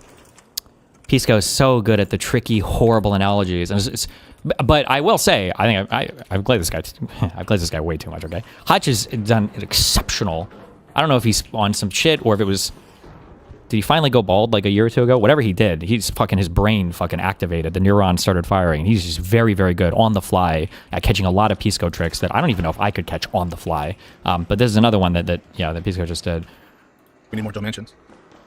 Joe Manchin, the senator, at the time that I talk about him, was probably the most valuable Democrat that we had in the entire Senate. Yeah, but I can't speak to Joe Manchin's attitude in 2024. When I say I want more Joe Manchins, I mean I want more Democrats that can win in ruby red districts and states. That's what. He's a god! He's a god! This guy's a god! Yes, correct. Yeah, he's got it. That's correct. Yep, that's right. I mean, you're willing to work just with to clarify, people who are not part of your coalition and even elect them. And notice how I'd forgotten about this, but he's right. Because notice how Hutch gave the correct clarification, and then Pisco this is what I mean when I say Pisco's bad faith. So when I say bad faith, I'm still being nice enough that I'll say maybe he's just debate-brained on it, but like Hutch gave the appropriate clarification to demonstrate the absurdity of the generalized statement that Pisco made. And then what does Pisco do once Hutch clarifies? Pisco goes right back to the overly generalized statement, right? He goes right back to the overly generalized statement. What, hello? Did you hear what he just said? So you're willing to work with people who aren't coalition partners? Well, if they're winning elections in like highly contested places, sure. Oh, so you are willing to work with coalition partners who won't support. It's like, what the? Did you not listen to what he just said? Because she said she was willing to get rid of the filibuster, so he refused to endorse. So he was not in late September. If not being a coalition partner isn't enough to get you to even pine for them to participate in elections and for Democrats to vote for them and to have more types of those people in certain situations where it makes it helpful, I just don't understand then what is meant. And listen to all the reasons. To have those people in certain situations that might make it helpful. So Hassan shitting on Dems and everybody calling Gavin Newsom a whatever the weird attacks are on him, or that Josh Shapiro, what was it, that he greenlit a murder or something, or that he looked over a murder and let it happen? I don't remember. I don't know what the claim is. Like, so these are, in certain circumstances, these are our good coalition partners? Oh my God. Why is it important that you're part of the coalition or not, if you will even think that we should have more non-coalition members as part of the Democratic Party? I guess I'm separating a coalition of like voters and a coalition like a coalition that includes both the voters and the politicians, because you guys, if it came out that Hunter Biden was caught on camera sacrificing children and sucking up their adrenochrome, we just knew that 1,000%. That he ran in Nebraska and was competitive, I would vote for him, and I would encourage my viewers to vote for him as well. But it's not like that, Hutch, because, and I'm trying to be respectful, like, it's not like, you know, hold my nose. God, I hate it. Oh, he's so condescending. I'm trying to be respectful. Motherfucker, you're the one who's acting like a retard here. Hutch is being respectful. I don't even know if you deserve that much respect at this point, because there's so many of these stupid fuck officers trying to be respectful. Like what? Like Hutch is just not understanding? No, like you're the one who's intentionally obfuscating, and you do because you know you're incorrect on this point. He knows he's wrong on this point. I'll vote for Hassan versus Donald Trump and these like ridiculous hypotheticals that we construct. It's like part of your view is we need to have more types like Joe Manchin and actively encourage them to get involved in these different places. And so part of your view is to push for people who ostensibly would not be quote unquote coalition partners to be active members of the Democratic Party. And I'm sure like, I'm like, it's such an, this is so obviously stupid. This is such a good question that fucking Josiah Hutch asked. Oh, would you want a Joe Manchin as like a congressman or a representative in like New York? Would you want a Joe Manchin senator in California? Would you want a Joe Manchin from fucking Massachusetts? Fuck no. That's where your bluest, most leftist political people should be. Joe Manchin was Joe Manchin because he was from West Virginia. That's what made him so important. And that's why he was an important ally of the Democratic Party. Because he was a D in WV, okay? Sure, if Manchin were running again, you would interview him, you would advocate strenuously that people vote for him, you wouldn't treat him the way that you... Like, easy. Yeah, true, easy. Let's say that Joe Manchin ran again, but let's say he ran in New York. Would you support him then? Fuck no. No, what the fuck? Let's say that he ran again in Maine or whatever. No, you wouldn't support him then. No, that's the difference. You treat Hassan. No, I think I would push him on. You didn't endorse Kamala. What was that all about? Fuck? I'm certain I would push him. How do I turn those off? But if Joe Manchin himself announced a candidacy in West Virginia, yes, and it looked in like West he could Virginia, win in that race, in I West would endorse Virginia, him even after this non-endorsement. In West Virginia, even though he's not a coalition partner. In West Virginia, in West Virginia, Mamdani in New York City didn't endorse Kamala Harris. I still encourage people to vote for him. And what is the teeth of this coalition partner thing? Yeah, what's the teeth of the coalition partner? I'm applying different standards to like, the politicians themselves and the voters. Like I'm separating the two things. So because my highest order principle, or my like guiding foundational kind of principle, is the idea that we have to beat Republicans in elections by any means necessary. And you're holding politicians to a lower standard. Yeah, then I am. Yeah. No, fuck, Hutch got derailed there a little bit. No, it's not that. Principle is the idea that we have to beat Republicans in elections by any means necessary. And you're holding politicians to a lower standard. No. Yeah, then I am. Yeah. No. Yeah, if it means like expanding majorities and making it more difficult for Republicans to win future majorities. Like, bro. I think even I would probably support Hassan and Vosh types if these guys were part of like pro-Palestinian movements that were constantly outside protesting the RNC, that were constantly outside protesting the Republican inauguration, that were constantly outside protesting at Republican event. Even I might be like, okay, sure, yeah, this is based. As long as they were out there protesting the actual Republicans and not just showing up to shit on the other liberals in the fucking protests. The fact that Hassan fucking dragged his ass out to fucking Minnesota to get some press shots in a stupid, retarded little fucking downy vest that says media or press or whatever, and then he spent part of that time shitting on Democrats there. Fuck you, you fucking loser. Like, it's not even remotely the same. Jesus. Then yes, yeah. What if someone assesses that streaming with Hassan increases the chance of Democratic majorities because you're able to convince them more to be part of like. I would endorse that. I would endorse. But Hassan doesn't want to work. Stream, even though he's a tanky. And I should say as a point of clarification, because I guess I understand where there's seeming dissonance there, at least superficially. It's hard to imagine endorsing or supporting somebody who wouldn't endorse or support the Democratic candidate unless he was meaningfully better than the Republican alternative. So that's what you mean. Like your even now your support for Manchin depends on him running an ally to the Democratic Party if he were running for office, right? If electing Joe Manchin, for example, if he was just going to caucus with the Republicans this time as an independent, then fuck him. You probably wouldn't waste your time. True. Correct. Yeah, no, I understand all that. I'm not saying that it would be irrational for Hutch to behave that way or even to argue like, fuck, we're going to need more conservative Democrats in given places. I'm not saying that I even disagree with that. It's just like the test, therefore, of like... When you're in the second half, you should watch the first half in which we have a three-way struggle sesh over whether Dems should campaign on prosecuting MAGA. I'm not going to watch that because I'm pretty sure you're soft compared to me now. Just I hate these motherfuckers, okay? You say expand the Supreme Court. I say we should have fucking 2 new Supreme Courts, okay? I hate these motherfuckers. Sorry. I think Hutch is way too soft on I think Hutch is a little bit too electorally focused and not enough like future focused. I think that Hutch is way too soft to these motherfuckers. So I feel like I would probably. I don't watch bad things about my boy Hutch. Okay, no, I'm just kidding. Maybe I might go back in the beginning and watch. We'll see. Whether you're a coalition partner, it just seems to mean very little. That there's no like necessary entailment from it. There's no like you should treat them bad necessarily. There's no you shouldn't work with them necessarily. There's no, and so I'm just like, well, then what is left of this whole are you a member of the coalition thing? I don't even understand. Like, therefore, like, why does it matter that you are or not? Does it just mean like me, like I like you or you don't like them? Like I don't understand what's left of this coalition thing. When I say coalition, I mean anti-MAGA, anti-Republican Party coalition, a coalition that is focused primarily on taking power from Republicans. And Yes. So if I'm confronted with a leftist or any other person who is only interested in boosting candidates that they personally like and will take actions and that they personally like at the expense of other Democrats. Again, I've said this a million times. Now, like I give this as quote unquote advice. How do I turn off epic fucking achievements? I don't ever want to fucking do these. I give this as quote unquote advice, but obviously they don't want it because they don't care about electoral power. If progressives really wanted to, like, think about when I talked about strategizing for like, assuming I have the money to do it and the time and everything, which I think I will, right? When we go to do districts, like, what do I want to do? What would I want to do to showcase the effectiveness of my community, right? The questions that I was asking was, what are districts that I think the Democratic Party is not going to have a heavy presence in? So like plus 5 or 6 Republican districts that have won it, plus 5 or 6 that the DCC is not directly involved in and that there's not a ton of funding in, that we could go and flip. Because what would that do? Because it would demonstrate the power of my community to do something. And it would give us, I think, a decent seat at the table to talk to other politicians, right? Because look at the change we made. If I was just like, DGG, we're going to go and we're going to support our dude who's like an epic and base DGGer in like a plus 60 fucking Vermont district or whatever, like the fuck? Why? You're just going to go and throw your resources at fucking over your own party when every day the battle becomes more existential?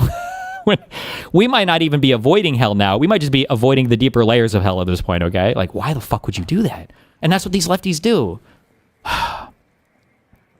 and will take actions that materially help Republicans in some races because maybe the Democrat, they don't actually like them, then they are opposition, right?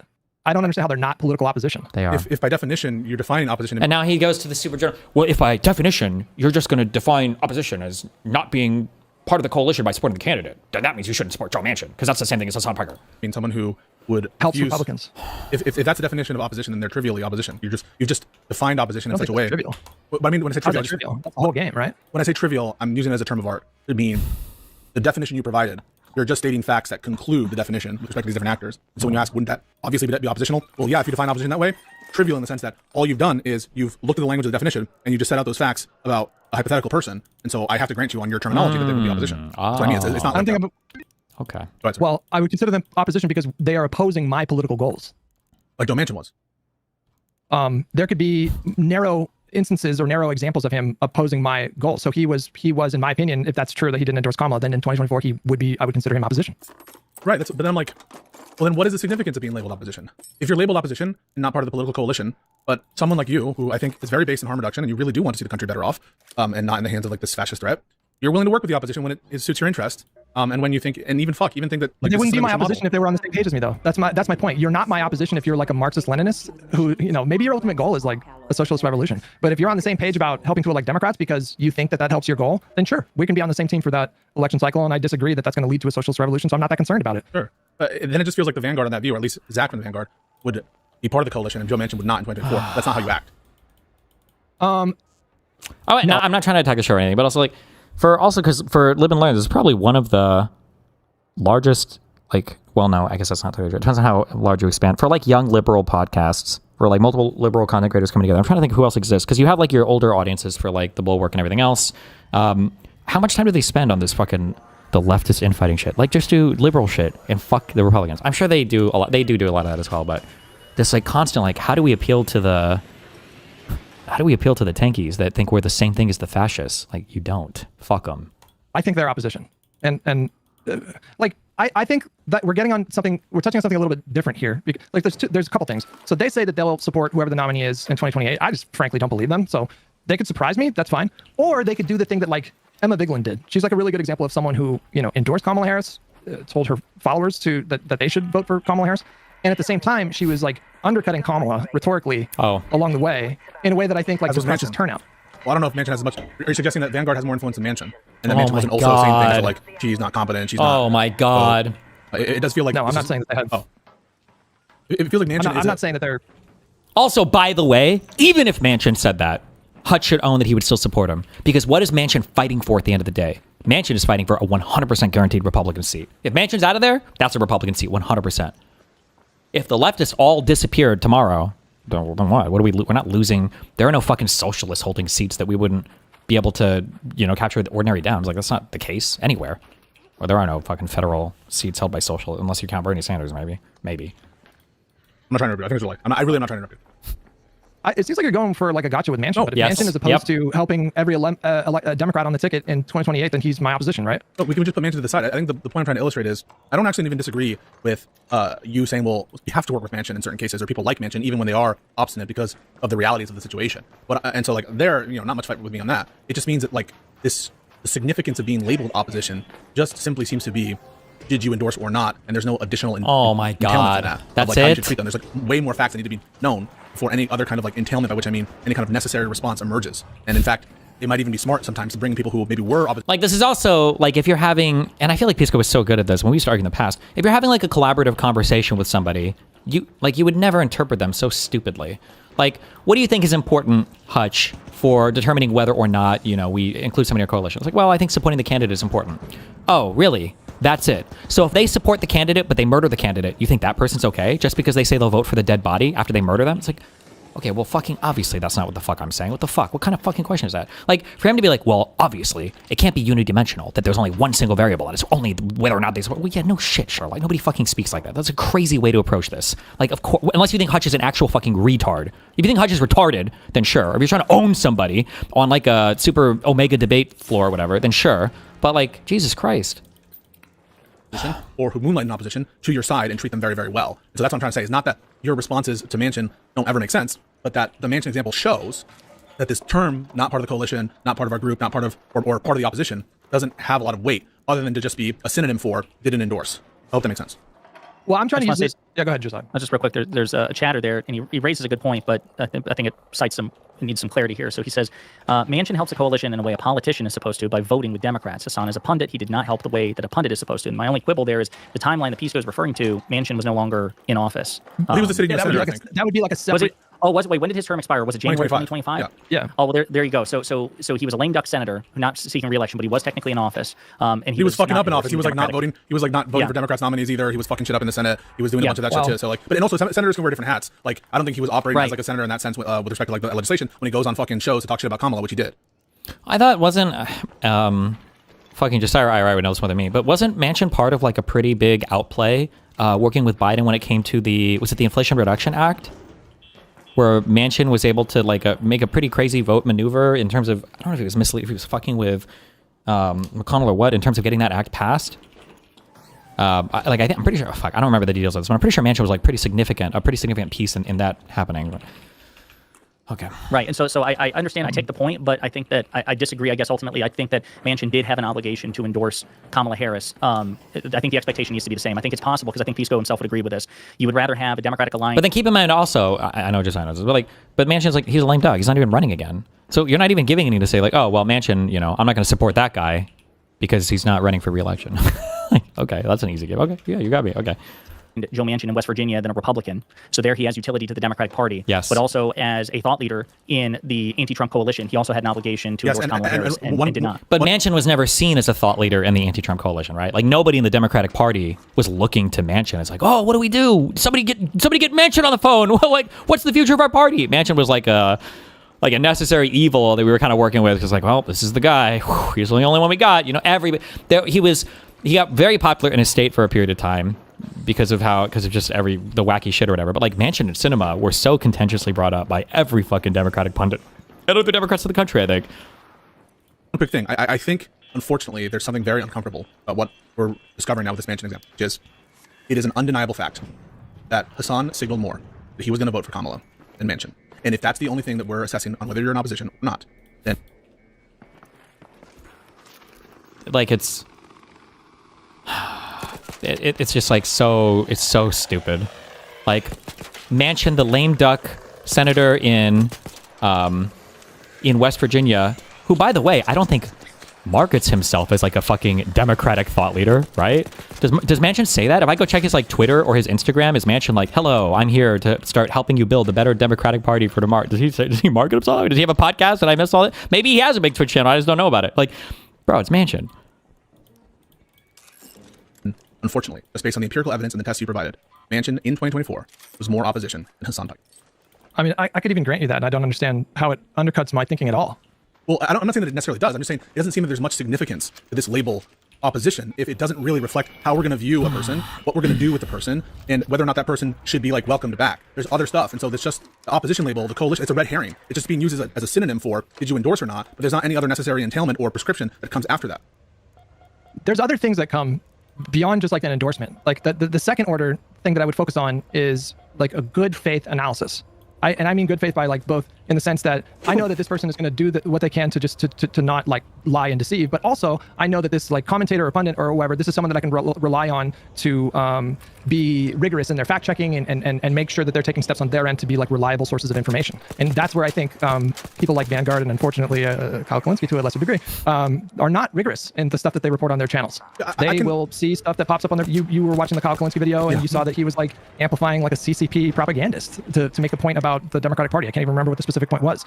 That to me I think is extremely destructive because it was more like it wasn't for its factual component, it was for like the analysis. And yeah, I saw the account, I'm like, this they should probably like before they put some, unless they're specific, this is a viewer thing or this is what people are saying on Twitter as like a segment or something. And again, unfortunately the video didn't provide enough context for me to assess whether it was responsible or not. And that's one of the failures of the video, is to give a foundation for why any given instance of look at Twitter bros, that it was irresponsible, because there can be uses of Twitter as news. Zaya, for example, will often, as part of his segments, look to the response on Twitter. It just is a fact that it is part of the commentary because people who are important are talking on Twitter, or maybe even not important, just have an interesting view. And so I think there's more to show that specific usage was irresponsible. But on your substantive point, I'm fine. Like, there are definitely things that would distinguish Manchin, Hassan, Vanguard, all these people, all right, in many different ways that are you would have to be a fool not to think about. And I understand that, but I think that we need to get over the simplistic opposition coalition language and say, well, the reason you shouldn't hang out with Hassan, the reason you shouldn't hang out with the Vanguard isn't because they refuse to endorse, they didn't endorse strenuously enough. It's because they're liars. It's because the balance of their coverage is this. It's because there's a way higher standard for a pundit than a...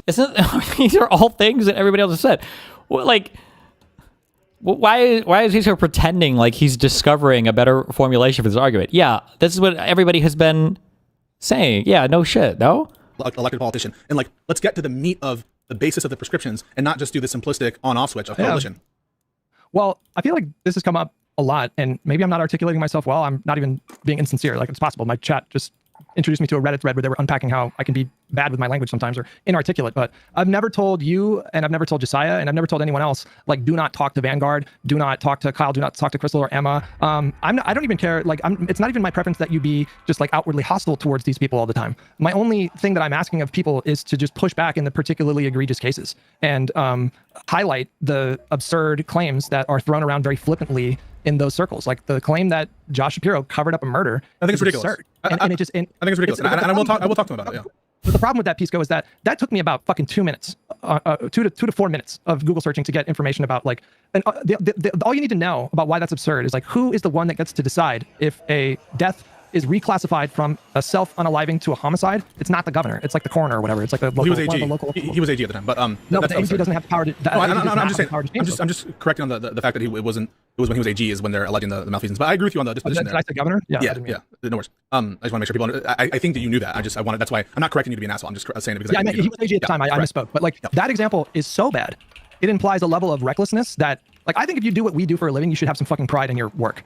Okay, like this is one of the reasons why I hate politics. Why I now have a second Arc Raiders account so that I can have two different, a Care Bear and a PvP account. Okay, what Hodge is explaining, this is such a stupid thing to have to ever go over because everybody intuitively knows this. Everybody intuitively knows this. That's why I like most of what I've done over the past. I'm trying to just think of like what's a snappy analogy or what's a snappy example that I can give up so that I can just access your intuitions because I shouldn't have to ever explain this thing, right?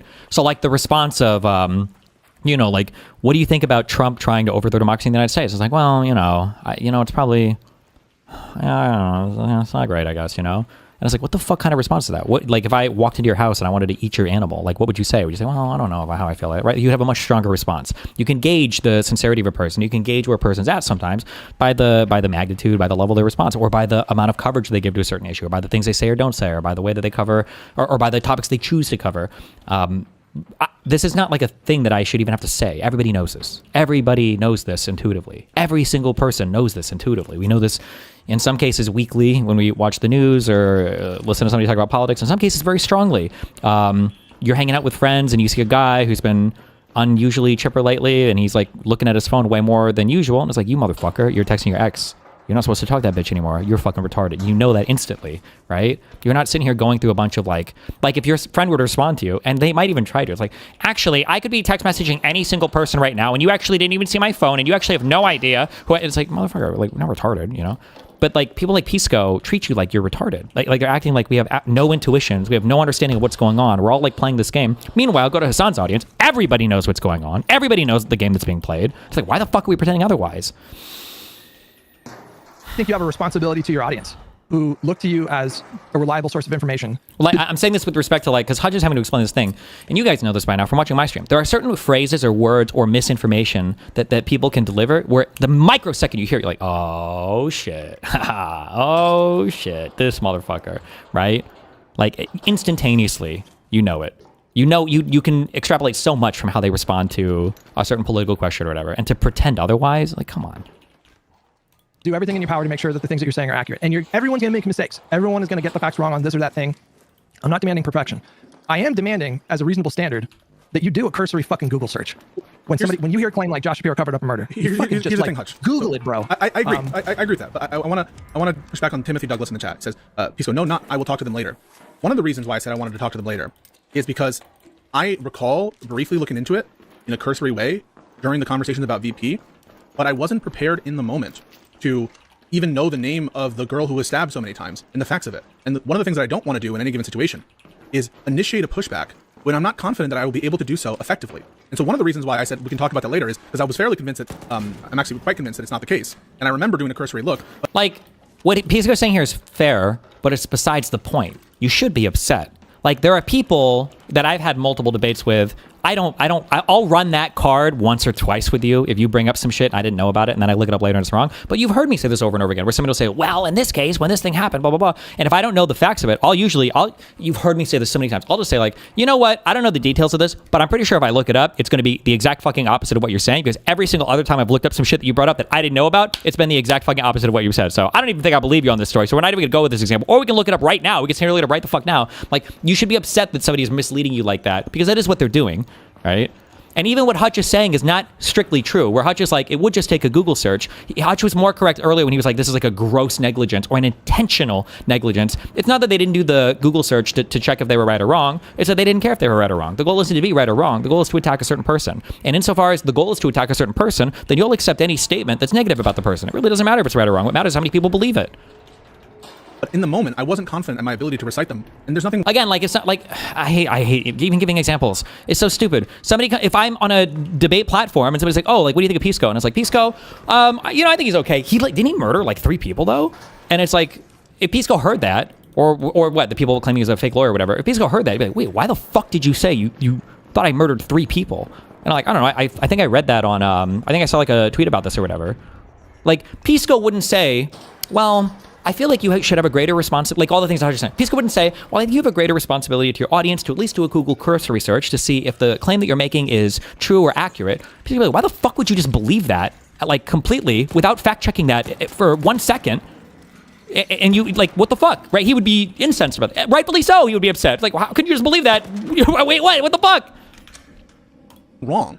You guys took it, and I think Timothy Douglas took it as like, oh, he's running away from disagreement in that moment. What I wanted to do was me do my due diligence and not to initiate a conversation where they could potentially run laps around me and I would fail in my duty. So what I did was, I think responsible, I don't think people should have an issue with it, is to say, hey, like, let's focus on this other part, we can talk about that later. And when I go and talk to them about it, I will sound way smarter and I will be able to be more convincing to them and their audience than in that moment if I just did it off the cuff. I'm like, wait a second, this isn't even true, and doing this on the fly, which can be very difficult sometimes and make you look bad. And so, but everyone was shouting at me like, how could you just let that stand? How could you just let that stand? Like, isn't that fucked up? For like, why is it wrong for me to like say, hey, we can talk about that later? Especially when I'm thinking like, oh shit, what was the murder called? When was it? I don't have a timeline. Like, in order to do that and to do it effectively, you need to actually be prepared. So I think that's reasonable. I mean, Josiah, you've been quiet for a little bit. I'm wondering if you have some thoughts here.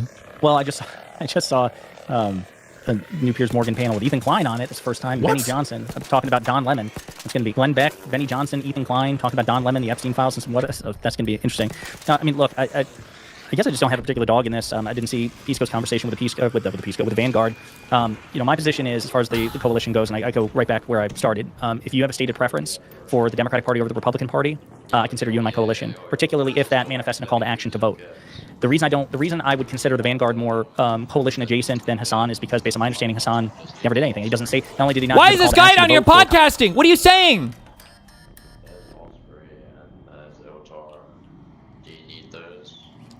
Oh shit, I guess, yeah, but I don't have any... What, do you need a cooling coil? Or rusty gear? Oh, he's giving me shit. Oh, I'll take the rusty gear. But yeah, if you don't have either of those, you can take them. Well, never mind, this guy's so nice. Do you need a light bulb or industrial battery? Or a Raider hatch key? I'll take a light bulb. Yeah, that's a fair trade. Actually, yeah, fuck, let's go escape.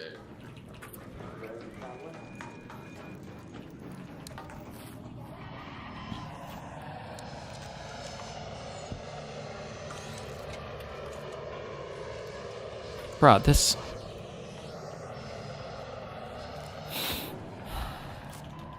Kamala Harris, as far as I'm aware, but in the clips that I've seen, like Hutch provide, like there was one where I guess he was in Minneapolis, and you know he just gave the asinine comment that this would have happened under a Democratic administration. Like that's just incredibly reductive and irresponsible. I don't think the Vanguard would say something like that. If they did, they would be objectively wrong. I know that Kyle, I use Kyle's example while Hutch had us deafened. Kyle dropped the ball in 2016. He dropped the ball in 2020. He picked the ball back up in 2023, right before Gaza, then dropped it again. And I don't think he ever explicitly endorsed Kamala Harris or Joe Biden. But my grace for Kyle has come for what he has said since then, which is that the resistance libs were right, and he would vote for Joe Manchin over any Republican. He would go out and vote for Joe Manchin over any Republican. And so I'm willing to show him some grace there. Now, if Kyle Kalinske drops the ball again in 2028 and just says, you know what, both sides are the same, or I'm not endorsing or supporting, then that's the end of our bridge. I could still be friendly to him, but that'd be the end of our political coalition. I just want to say, like, I think that Josiah's summary there is fine. I totally agree that for me, the more relevant thing is like now. That's why I treat Richard Hanania differently than I treat someone like Rob Noor, who I treat very differently than someone like or Liz Cheney. Or Liz Cheney. There's skills here, but I have no problem on specific issues like contradicting or calling out Kyle. Unfortunately, sometimes when I want to do that, it might be something that some libs don't like. Like, so I don't like the examples that Pisco uses are so mindfucky. Like, nobody cares that you debate Rob Noor. You're not talking about bringing Rob Noor into the left-leaning coalition. Nobody cares that you debate whatever the fuck other names that he said. It's the fact that you're saying that these are people that we should consider as allies and then promote them as such or encourage other people to, you know, perceive them as such. Like, that's the issue. Just saw him today on the Epstein files make all sorts of, in my opinion, what I feel are wild extrapolations in terms of the certainty of knowledge. Even though he gives this kind of statement, we don't know that all these specific allegations are true about Trump on some things, he, without any qualification or equivocation, says that we know for sure that Trump is a rapist with respect to children. He knows for certain that... But Alex Preddy was the victim of a targeted assassination. You know? Oh, yeah, he said that too. I think that he doesn't caveat the way he should. I don't think that's responsible. I don't think that's right. And I would talk to him about that stuff. The thing is, like, I understand that, and I understand that there are good criticisms that can be made of him, of me, of Crystal, of all these, of Josiah, all that shit. At the end of the day, for me, they are disagreements. They are disagreements, and they might, in fact, be discrete. Maybe they're broader in the sense of like who this person is and their continuing coverage of events. But what I'm interested in is like, what is the so what? You know, English teachers ask, so what? So what to your essay? What is like the call to action? What is the thing that I'm not doing that I ought do? And where's the best example of that so that I can understand why so many people seem to raise this like, you're bootlicking for tankies, come into tanky yourself. These people are not part of the coalition. Where is the thing that I'm not doing or that I am doing where I either should do it or should refrain from doing it? My answer to that question is to be more confrontational. Just generally, just to be more confrontational when in the face of some of these, you said not responsible, I will say reckless. I think Kyle is just reckless. I think he's been reckless throughout his entire career, and I think he's just a reckless kind of person that does not seem to do. I mean, I feel like he was different because I'm told that he used to put sources in the description of his videos, and now that just doesn't happen anymore. And so I'm told, I didn't follow his career closely, but I'm told that he used to be better in that respect. But and in the particular case with Vanguard and the Shapiro thing, I think that's reasonable if you're not keyed in on the facts. Like that happens all the time when you have conversations with like insane conspiracy theory people like Rob Noor, for example. Yeah. Like, he can go on a fucking 30-minute rant about like really. But I'm more familiar with those facts usually. And I saw a comment from Timothy Douglas again in the chat was like, well, you wouldn't do that for MAGA. Usually because I spend more time covering MAGA, I like know about the Burisma stuff. But you're not trying to make those people your coalition partners. I know about it, the different allegations about Alvin Bragg and this and that. And so I'm able to like almost magically in front of the audience's eyes, I have the capability because I'm just more well-read. But it actually does take a lot of facts to contradict some of the conspiracies. And on the left, I just spend less time on that than I do on the right. And maybe that's what I should do more, is spend more time on conspiracy on the left. But I just don't know in virtue of what should I. Like, I feel like I should spend most of my time on the MAGA stuff because that's like my primary enemy. Yeah, I mean, me personally, I'm not going to spend. I mean, I shouldn't say not spend, because there are times on Twitter and in my YouTube videos where I'll call out, people on the left or even Democrats as well. So I'm not going to say that it's just never going to be my primary focus. And again, for me, the line is, that's just me. Do you prefer the Democrats to the Republicans? Will you urge your people to vote for Democrats over the Republicans? So now let's say that you have a commentator who says, yes, I recognize that the Democrats on their worst day are better than the Republicans on their best day, but I'm not going to encourage my chat to vote for them. Then I would say I would probably leave myself open to engaging with them, but I don't think I would consider them part of the coalition. So let's say Zach and Gavin from the Vanguard come out and they say Josiah, which I don't even know if I consider them part of the coalition anyway. I haven't really thought about this, but I like the guys, and they've been friendly with me. We've had some heated back and forth. These are the Vanguard people, right? And I've gone back and forth on when they've had me on their show 2 or 3 times. But let's say they come to me and they say, Josiah, listen, we recognize empirically the Democratic Party is better than the Republican Party, but we're not going to encourage our audience to vote for Democrats in 2028. And then I would probably say, well, listen, we can still be buddies or whatever. I'll test your, check your polls from time to time, but we're not part of the same coalition. And so I'm going to spend less time, trying to do outreach or whatever. That's how I look at it. It's got to be a stated preference, and it's got to be a call to action to vote for the Democrats when push comes to shove. And that goes for Kyle too. If Kyle, reneges on it like he did in 2016, 2020, 2024, that would be the end of. You would see a lot less Kyle content on my channel, a lot less me covering Kyle in very flattering lights when he goes on. 100%. And there's tons of proof of this, because if Kyle was talking like Cenk Uygur, you don't think that we would be calling him out? I take whenever I see something like negative, like Cenk Uygur doing a false equivalence. He did it the other day, where he even said that Biden opened the border or something, like they weren't enforcing the border, and that was madness. And that's part of the uniparty shit. Like, it was the most stupid fucking thing there's ever been. And if he was talking like that, making a false equivalence or in that kind of respect, I would be calling that out. And the final thing I'll let you talk. I'm sorry. Timothy Douglas says, treat a leftist saying Shapiro covered up murder the same way you treat a MAGA saying it, and that's not like we'll have a conversation about it later. Do Willikers? I guess I'll talk to you about it later. True. If I say something like, you guys are fucking liars, this is so wrong, whatever, and they call me on it in that moment, and I don't have the best command of the facts in that moment. Like, do you understand that if I write a check that I can't cash and they call me on it, it looks fucking horrible? But and it's you look like different. an idiot saying that if I'm not confident in the moment to have that discussion, that I should. I hope somebody catches on this. You're trying to make these people coalition partners. And you know what? Pisco knows this. The strongest point of evidence of Pisco knowing this too, oh my God, and he really does know it. I think it's more intentional. Do you remember when we had our debate? And I was calling him out for him being friendly with people that I think he shouldn't be as friendly with. And then he tried to do well, aren't you really friendly with Myron Gaines? Which I am. We do have a decently friendly relationship. And then I asked him, I was like, here's the difference. How much of my audience do you think agrees with the things that Myron Gaines says, or thinks that I agree with the things that Myron Gaines said, versus how many people think that you agree with the crazy tanky shit? And he started to answer the question or something, and then he immediately stopped because he realized, oh no, fuck. I think I even asked a slightly different question, and then he started to say that, and then he stopped halfway through because he realized oh fuck, okay, never mind. Yeah, he's completely fucked on that point. He's cooked on that point, which is the issue, right? If Hassan loses a debate to fucking Rob Noor, doesn't know the facts about, I think, to Rob Noor, and because he assumes he's lying about it because he's trashing Democrats because that's what MAGA does, I mean, then it's whatever. But the issue is that it seems like he's kind of co-signing what a lot of the Vanguard is saying. So when you say I don't know to Rob Noor, what the audience is hearing is okay, we need to fact check this shit because we know these MAGA people are pretty shifty. But when he says I don't know about to the Vanguard, who are our political allies, and it's okay, well maybe what they're saying is true. We'll have to dig into it later, Destiny, this clip.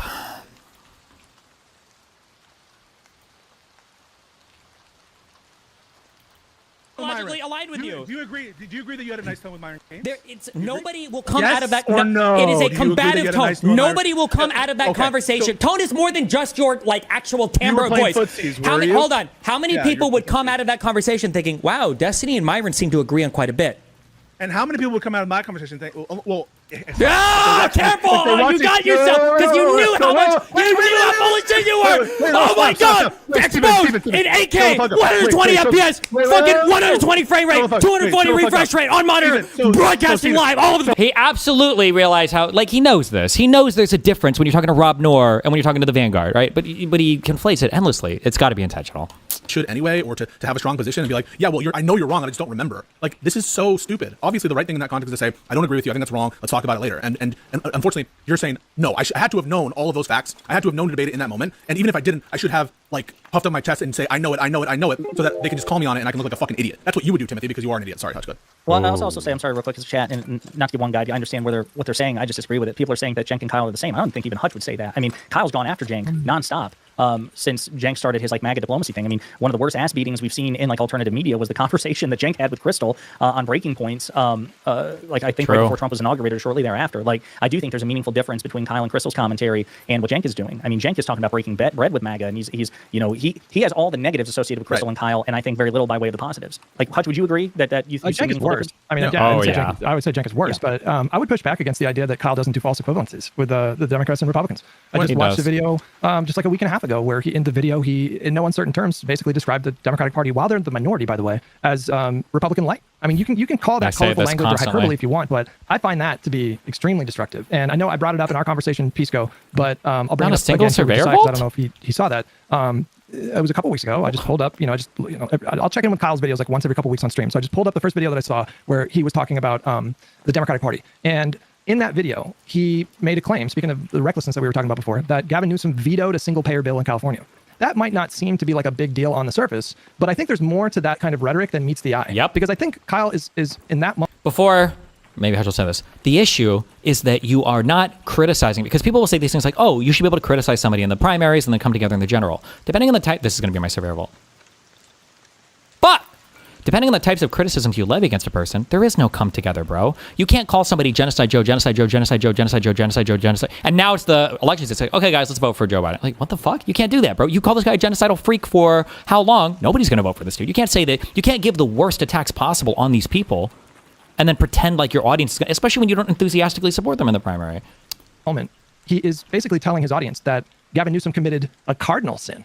Yes. When you look at the priorities of Kyle Kulinski's political wing of the last like 10, 15 years, it's been Medicare for all, single payer healthcare. That's been like the number one goal for their movement. And so to say that a bill to give everyone in California single payer healthcare landed on Biden's desk and he vetoed it, I think he's actually communicating something deeper with that. We can never and support I think him. He is signaling that the Uniparty in 2028, and I think he is. You guys surely would agree that Newsom, as it stands now, has a really decent chance of winning the nomination, right? So I think it's really bad for someone with a audience size that large to be telling people information like that is just simply not true. I don't understand that much because on the one hand, I'll ask him that. By the way, if he answers yes to that, it doesn't matter. The thing is, it doesn't matter what he says. It really doesn't.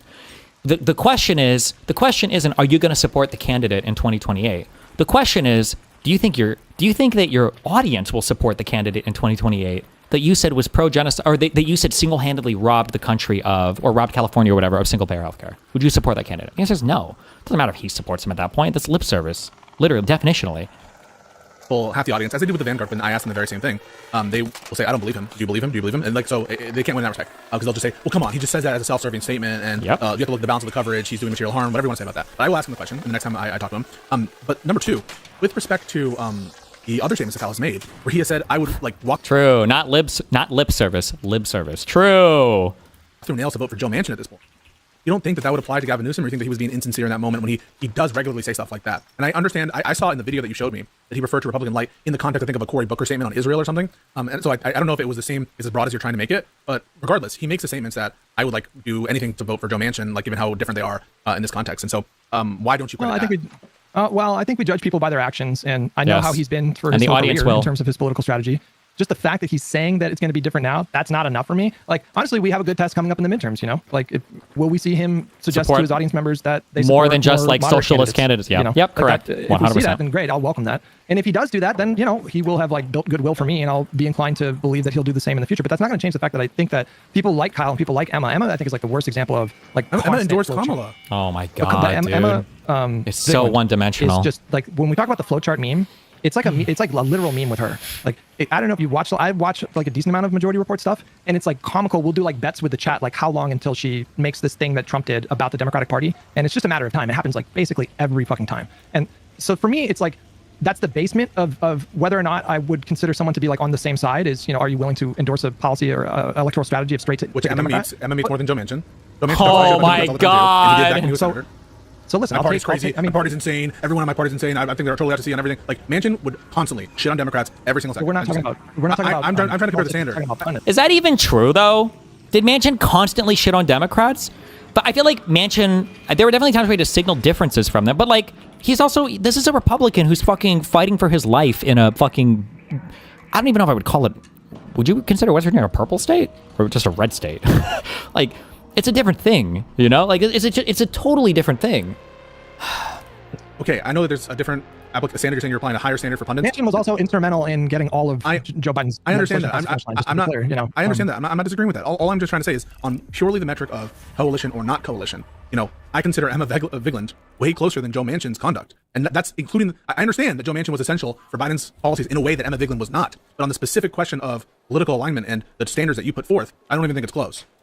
It's like the Soviet Union and the United States in World War II. I view it that way, you know, where it's like after the election, we're in a kind of a Cold War situation with people like Emma Vigeland. But I'll take the help. I'll take the help during elections. Reddest state in the country, bro. There you go. But I think it's extremely disruptive. Here, I want to let you speak, Josiah, but I just want to give you like an assessment of like, here's where I view people like Emma, Kyle, Hassan, and Vanguard. I think all of them have a philosophy that can be summarized as, you know, they represent a silent majority of people in this country that are actually super far lefty, but they just don't know it yet. Yep. And they think that the Democratic Party one needs of the to primary listen to functions of them. the Democratic Party is to prevent them from taking power. Yeah. And so their main priority is changing like the Democratic Party fundamentally, which there's nothing wrong with that goal in itself. Like everybody kind of has that goal when you're doing political engagement. Okay, no, that's fine. But change the party fundamentally, not everybody necessarily has that goal. That's not necessarily true. But they serve up this narrative, this constant narrative that they're the victims of like the Democratic establishment boot. And if only the Democratic establishment would just get out of the way, then all of us would have healthcare and, you know, we would all like their just corporate overlords wouldn't bully us. And that, I think, like, I totally disagree with them. Yeah, but that's a substantive like disagreement though, right? Like, what about that? I think they're wrong. I mean, I just think they're wrong about like their assessment of where the voters are at. I think they're wrong about the, you know, the merits of like their political movement. I think like it's kind of destructive the way that they do it. It's like better than MAGA in terms of like the destruction done, but I think that they are selling a kind of vision of America that I don't think is Can we walk accurate. through it, Hutch? Because like I'm actually not sure there's that much disagreement on policy between you and Majority Report. So number one, you're in favor of some version. I'm gonna hit the road here real quick. So I just want to say, just two quick questions just like popped into mind. I can't even remember the first one. Oh, first one was again, I take your point about Joe Manchin as long as he's serving, you know, in a lawmaking capacity where he coalitions with the Democrats. Now that he's out of office, obviously he has no congressional utility. So to the extent that Joe Manchin doesn't endorse Democrats and shit talks Democrats, you agree that Joe Manchin in 2026 is not part of the coalition, but that he was in 2024 as a sitting member of Congress. Now Joe Manchin, because you mentioned he was instrumental when he was a member of Congress. No. Now, Hutch granted that he wasn't part of the coalition, but he could distinguish how he treats them based on their instrumentality of his effectiveness. No, but he said something earlier about you know, Joe Manchin was instrumental, and he was in a lot of Biden legislation, but that doesn't give him a pass. Right, but that doesn't give him a pass for forever, is what I'm saying, right? Yeah. Right, but he wasn't a part of the coalition then. Like on the grounds of coalitionness, he was not in the coalition. He may have been more useful for other reasons, and maybe we would have treated him differently. But on the grounds of is he part of my side or is he opposition, he was more opposition than Hassan Piker was. That's what Hutch said. Well, they're such different people that they're playing such different roles. It's so Weasley to say this. I just hate I think this is all so intentionally Weasley. I don't know if Manchin wanted to go onto Hutch's stream or onto Live and Learn. If Manchin wanted to do a show with Josiah and Hutch, and that whole show was going to be attacking the fuck out of Democrats, I don't know if they would agree to the show, or if they would, it would be an obviously contentious show. Like Manchin would be there for a debate. If Manchin was like, I think the entire Democratic Party needs to be more like MAGA policy-wise, my guess is going to be that entire show would be Josiah and Hutch being incredibly contentious, right? That's the difference. Like, it's not going to be like they're there to buddy-buddy when you talk about who's part of the coalition. But Manchin's not there to do podcasts. Manchin's an elected fucking person, you know? It's hard to say sometimes, but I think I would prefer... Like, I think if you swapped Hassan and Manchin, I think almost all the same arguments would apply to the different people. Like, if Hassan was an elected senator in West Virginia, my guess is Hassan is probably going to align more with the Democratic Party than any Republican would. I would probably wholeheartedly support Hassan as an elected person, as a senator in West Virginia. I would support that person 100%. And then if Manchin was making the rounds doing podcasts everywhere, telling Democrats that they all needed to act like more Republicans, I probably would say, fuck that guy. He's not even part of our fucking coalition. Fuck this dude. But they're fundamentally in different roles because one is a pundit and one is an elected lawmaker. U.S. lawmaker. No. Here, I think we can address this in a different way. If Emma Vigeland announced a run for a district and she was competitive in oh my God! Mind melded. We're mind melded. We're fucking mind melded. We're mind melded. A red district, I would endorse her and tell my people to vote for her. Yes. And the same kind of thing applies to Manchin. Even though she's in opposition. Yeah, I actually don't think that she would qualify for opposition. Right. So then this opposition thing is like she literally has a seat at the table. The opposition literally has a seat at the table. Based on the role. But then why does Pisco pretend not to understand this? People's like, oh, so there's a difference now between an elected politician and a pundit? There's a difference? Yeah, what the fuck do you mean? Of course there's a difference. Please stop shooting at me, sir. You motherfucker. Well, the congressional majorities, I think, are like a separate kind of like higher order issue, though. It seems whenever we're trying to get clarity on the rule. the rule changes and becomes like that's why. No, it doesn't change. Oh my God, it's so bad. Well, I'm just trying to figure out what your position is. There's obviously a different standard between like what we would want, what we would expect from an elected leader versus what we would expect from I can't do this without any at level 4, right? I think there's no way I make this crawl. Obviously, there are different standards. How are you acting like this is such an unbelievable position? Are you saying you would treat elected leaders differently than like? Oh my God. Well, that's what I meant. That's why I was asking, because I took his point to say whether or not Manchin was part of the coalition when he was a senator is irrelevant because he had instrumentality as a voting member of the Democrat coalition. Joe Manchin's not in office now, so now you would agree that he's less useful, yes. he's even less part of the coalition than Emma Vigeland, because now he's not voting for anything, yes. and he's shit-talking Democrats. Yes. Yeah, in the context of 2024, Emma was a stronger Kamala soldier than Joe Manchin. Yes. Perfect. And then the second question is about Kyle, you know, and the false equivalences and stuff like that. And yeah, to the extent that he's calling Cory Booker MAGA light. Now, maybe there's a discrete issue where Cory is not far away from a particular MAGA position. I need to know the context. But what do you make of? What do you make of? Oh my God! Like I remember. Which pause. Can we just say Schumer went out and said part of my job as leader is to make sure Israel is funded. And do you think it's like a bad criticism of like some Democrats that they're basically shades of Republican when it comes to Israel policy? Oh my God! What an unbelievably fucking retarded thing to say. Are you serious? So you're gonna make comparisons of them to the opposition party that you're trying to rally against? Is that a fair criticism to make of them, that they're shades of the opposite party? When the whole criticism is these people treat the two-party system like the duopoly and they're the same party? Like, would it be fair of me to say that for Pisco, like, well, Pisco says he's a capitalist and that he believes in capitalism more than socialism. It's fair to say that's kind of a Nazi-like position, right? Because technically the Nazis weren't full-on socialists, right? They did believe in some form of privatization of like corporations and stuff. So like, is it fair? It's fair to say that like a criticism of Pisco's position, he's a Nazi-like here, right? What a crazy fucking statement to make.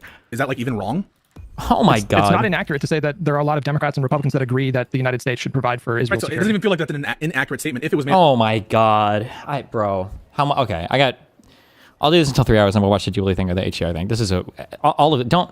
No more. We're on a Pisco moratorium until March 1st, okay? Because every conversation with him is a waste of fucking time. This is like so stupid. I'd rather listen to anything else. This is such a waste of time. Cory Booker, that he's Republican light on Israel. It feels like it's true. I was talking in a more broad sense. I can't give you particulars, but in a more broad sense, I think he does regularly kind of conflate the entire Democratic Party with Republicans. Or with Israel-Palestine. So my last question is, and again, getting back to Kyle about the false equivalence thing, what do you make of when Democrats do well, like electorally? Kyle cheerleads that. Kyle like takes fucking victory laps and he hypes the Democrats up. Like, do you remember, because it went viral after the November 2025 election where there was a blue wave? He lit up that cigar, had his shades on, and was like hyping up the Dems and shit talking the Republicans and stuff like that. Like, but if I were to go to his Twitter account and search for, Mikey Sherrill or Abigail Spanberger, I don't know what I'll find, but I would not be shocked if he was calling them I don't know, pro-Israel, like pro-Zionist, or I don't know. Whatever. What if that's true? What if that's true, though? Maybe factually that's true. What if his criticism, somebody was just saying he's a woman, or she's a woman? That's a woman. That's a woman. Like, well, isn't that true? That's true, though. Well, no, I mean, like, that's one particular issue, but I'm saying, like, it wouldn't shock me if I found a lot of tweets of him, like, cutting them down the size. Well, again, I don't know, like, I don't have time to unpack this here because, again, my line isn't does he criticize Democrats. I don't give a fuck. I'm fine if he criticizes Democrats as long as he criticizes them. No, I'm okay with criticizing, but there's criticizing and then there's saying that Gavin Newsom vetoed single payer. There's a big universal difference between those if things. he said that, if he said that which is factually untrue, I totally agree. It's a separate. If you said cutting Abigail Spanberger down to size, and to me, I don't give a fuck. I don't need him to. You cut down Plattner. You cut down Plattner, and if Plattner won, I bet you would be cheering against Susan Collins, and you wouldn't really. If someone goes, "Oh, come on, Hutch, you cut down Plattner to size," like you would be like, "Oh, who cares? I can do that." But he'll cut them down in the general. That's my point. There's a huge difference between attacking Democrats that are in the primaries still and the Democrats that are in the general. And that's not even to say that you can't or shouldn't criticize Democrats that are in the general. But when the criticisms are based on things that are just like simply not true, or they're just lies, constant kind of push of a larger narrative of there being this big bad evil establishment that is seeking to squash any and all like progressive movement in this country, which I find fucking ridiculous. Then I think that it's a larger. It's not about the fact of problem. So it's not about the fact of criticism. It's about whether the criticism is factual, and not in service of some larger narrative that I think hurts the. That's going to be turtles all the way down. If it's about some larger. Oh my God. How much? Okay, 12 minutes. Narrative that you think hurts the Democratic Party, they just take a different view. They think That it is helps what this them. is all about. I know, but they feel I think they're wrong, though. I think they're wrong. I think they're Let wrong. me just close the loop on this, and I'll peace out. I was not surprised when Kyle did that, because I guess, not that I watch all of Kyle's videos, I just don't have the time for it. But I'm familiar enough with his content and Crystal's content and conversations I've had with them privately and when they've been on my channel. They celebrate. They actively celebrate. They just don't note it clinically and move on. I think they're more celebratory, for example, than the Majority Report, than either Sam or Emma, when the Democrats kick Republican asses. They are hyped about, especially Kyle. Kyle, much more so even Crystal, he treats it like a team sport, lighting that cigar, shit talking the Republicans, hyping up the Democrats. As long as he does that, that guy's part of my coalition. So that's what I say. So listen, bro, appreciate it. This was supposed to only be 30 minutes. This is why I don't stream with you guys anymore. You fucking love it, bro. I do. No, I do. Yeah. I do. Like I said, I kept texting, like, give me another 30 minutes. Give me another 30 minutes. Give me 45 minutes and stuff like that. It's fun. It's fun. Even when we're circling the drain, it really is. I just don't know how you guys sit on your ass and do this for 8 to 10 hours a day. I don't know how you do it. Like, my back is sore, my head is sore. Like, it's a discipline. It really is. Like, when Hassan was it Hassan who said talked about how hard streaming was or whatever, and he got a lot of shit for it. Was that Hassan? Yeah, it was. You know what I'm talking about? Yes. I don't even think what he said on paper was that bad, but it's the way that he framed it that I think. No, I agree. His point about your social battery being drained is not even controversial. I think that is for sure a thing. Yeah, I genuinely don't know. Like, the way my channel works, like when I do recording stuff, it's very rarely even 3 in a row. Like, it's usually one, and then I'm doing research on another one, so there are breaks and shit in between. I genuinely, I could not do it. You guys are super. You gotta love it. You gotta love it. Yeah, love the game. It was really good talking to you. Yeah, I'm glad you came by. This is great. I think we should do it more often. Yeah. We should start a podcast That's with the problem. only liberals and then we can have guests and stuff every week. But we should get Convoy back too and start a Live and Learn knockoff, a Live and Learn cover band. So we did Live, Learn, Love, or whatever that one was. Live, Laugh, Love. Remember, we did that. Live, Laugh, Love, because we need laughter. All right, no, listen, guys, it's fun. Talk to you later. Bye. Thank you. I was going down a place. I'll give you. I've been talking a lot, so I'll let you. No, go ahead. No, go ahead. I think that you're actually. I think you're closer to Emma than I think. I think that your issues with them are with respect to their emphasis, with respect to their the slant of the reporting, with some of their views from emphasis, slant of reporting, and views are all important these are all important factors in determining what the overall message is. That's such a mindless thing to say. I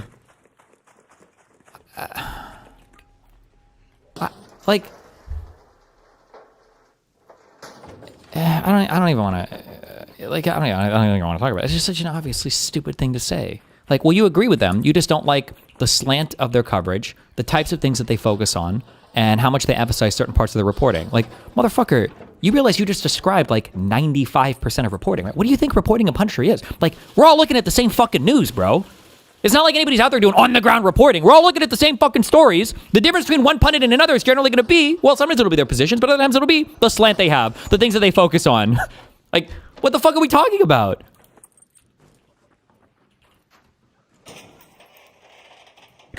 Or almost bird's eye view about how the structure of power works, and certainly within the Democratic Party. But if you were to go policy by policy, I think you would be more aligned with Majority Report than you are with a lot of centrist Democrats. I think that you would be in favor of. I'm sure there would be policy disagreements because they really like rent control, for example. And my understanding is that basically every economist, left wing and right wing, thinks that rent control is bad. And so I think they're more closed off to market solutions. I think both of them are probably anti-capitalist. Probably Emily more than Sam. I think she is anti-capitalist. I think she does envision a more kind of socialistic structure. But I'll give you a good example of where I really depart from Emma, and where there's a wide cavern between us.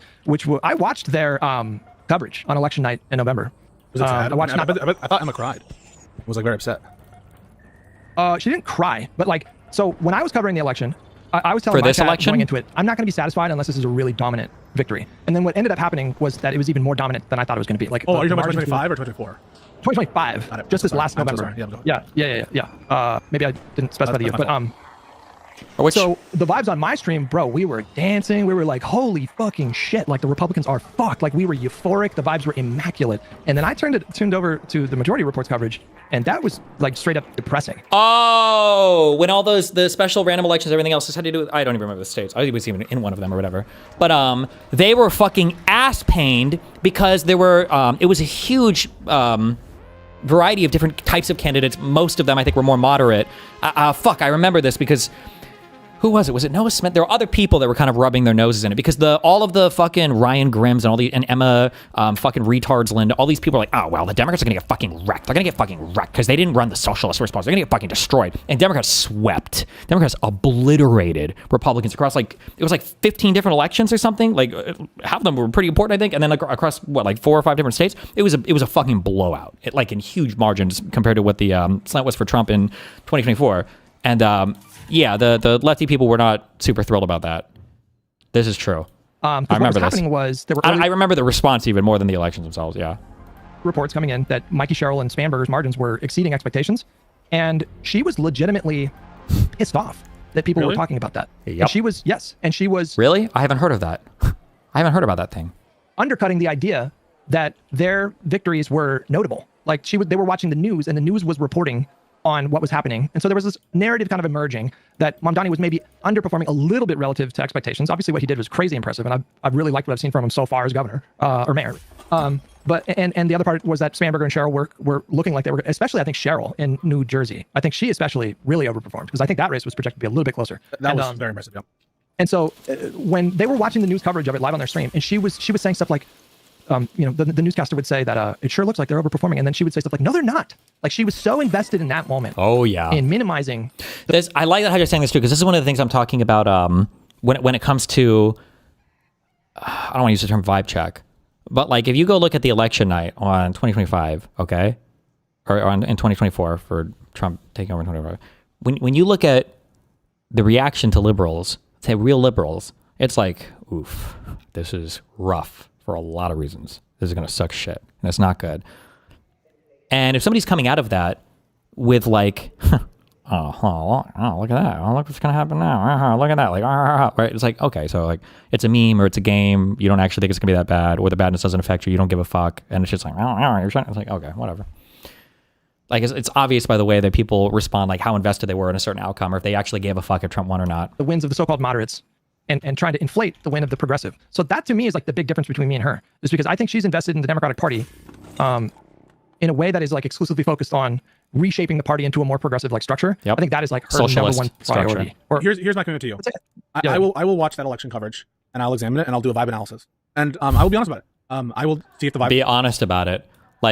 Well, here at the very end, after Emma cried for 3 hours, literally, they had to call her therapist. She almost got committed because she seemed suicidal. She said, it's good the Democrats won. So I actually don't get it all. The vibe check was perfect to me. That she said, I'm glad the Democrats won. She said that. So I don't know what you're saying. Those are off. Because I think that there's a point to be made there. If you're kind of poo-pooing Democratic victories, places you don't want, it could be a little bit of a vibe terrorist action. I don't know, even if that's true, what do I make of that? What do I make of that? The narrative. The establishment, the big bad establishment, they serve. Clip from that stream. Every advantage they get, and they need to make it work for them. And they're going to overstate Sherrill and they're going to overstate Spanberger for the reasons we spoke about, but also because these states are some of the wealthiest in the whole country. And it's representative of a professional class of Democrat. Oh my God. Meanwhile, Mamdani should be the model for every single person in the country. Mamdani, the New York City mayor, by the way, should be the model for every single U.S. politician in the entire country, by the way. That in other areas of the country is falling apart. Oh my God. Why did you link me this? Could not compete in a state like Maine. A Sherrill could not compete. I'm sorry, am I retarded? Is Maine a state that we're worried about? Is that a state that's on the chopping block? Is that in a state like Maine? Or when we're talking about Dan Osborne, even take away the Democratic label next to it. Could not compete in a state like Nebraska. That's just not the case. So the elites in the media, for Senator, yes. Which I sound like a Republican, but that's really what is happening right now, are going to overstate this case, and you hear Dana Bash just like CIA, national security background, blah, blah, blah. No one cares. Except if you're in New Jersey and you're in suburban areas of New York, like Sherrill is, literally where I grew up. It's 35 minutes outside of New York City. There are a lot of wealthy people there. There are a lot of people like Mikey Sherrill. And then same thing in Virginia. This is a lot of people that are wealthier and from work in DC and work in politics. Their victories are infinitely less representative of the entire population than Zoran Mamdani's. Oh my God! Oh, then fucking New York City? Then fucking New York. This is the most fucking lip cocks. This is the most ultra cosmopolitan lip statement in the fucking universe. No more links. How do I ban links from one person? Don't. If you send me another link on Discord, I'm blocking you, ASOS. Is in terms of what it could mean for democratic politics. Maybe infinitely is overstating it, but you get what I'm trying to say. They're so upset. Oh my God, they were so Excuse me ass. for 1 second. I need to pause. Keep in mind, in the rest of the country, every Democrat was ecstatic because this was like an overwhelming. Wait, did the one guy who I'm trying to remember? Fuck, I feel like a year so long ago. Did the one guy who was like sending text messages saying like, "Listen, maybe this fucking Republican dude's kids need to die for him to give a fuck about shit"? He was one of the guys that won in one of these elections. Am I correct on that? I don't remember which position even or whatever the fuck this was for. Jay Jones? Yeah. Democrats were ecstatic. Okay, they fucking cooked. It was like a 15 out of 15 flawless fucking massive overperformance in every single one. State, not statewide, countrywide in a lot of these special elections. It was crazy. Meanwhile, that was for the Virginia Attorney General. Meanwhile, these guys are like, ugh. All of my son's internet usage remotely. I don't know if he's asleep. He should be asleep, but he's not. Oh my God, bro. For these losses in Virginia, in New Jersey, or in New York City tonight. Of course, when President Obama was president, Donald. Wait, I'm curious now. Oh God, I shouldn't even ask. Did they do live election coverage for the presidential election? I don't want to watch it. Don't link me. Just say yes or no. Don't link it. If you link it, I'm perma-banning you. Trump said. I am very jealous of her eyebrows. Don't link it, ASOS. I've never had any eyebrows. He's the president, and it's up to him to negotiate an end to it. That wasn't out of nowhere. I said something. She's got like the Brooke Shields thing. I got to pencil mine in or they don't even show up. Yes. What is going on? Who did his makeup tonight? You feel good. He's crushing it. It's his moment. Wait. We need to hear this. 2026. What is your reaction? Well, I'll just give you the gimme. Tell us what you think about these results that are coming in.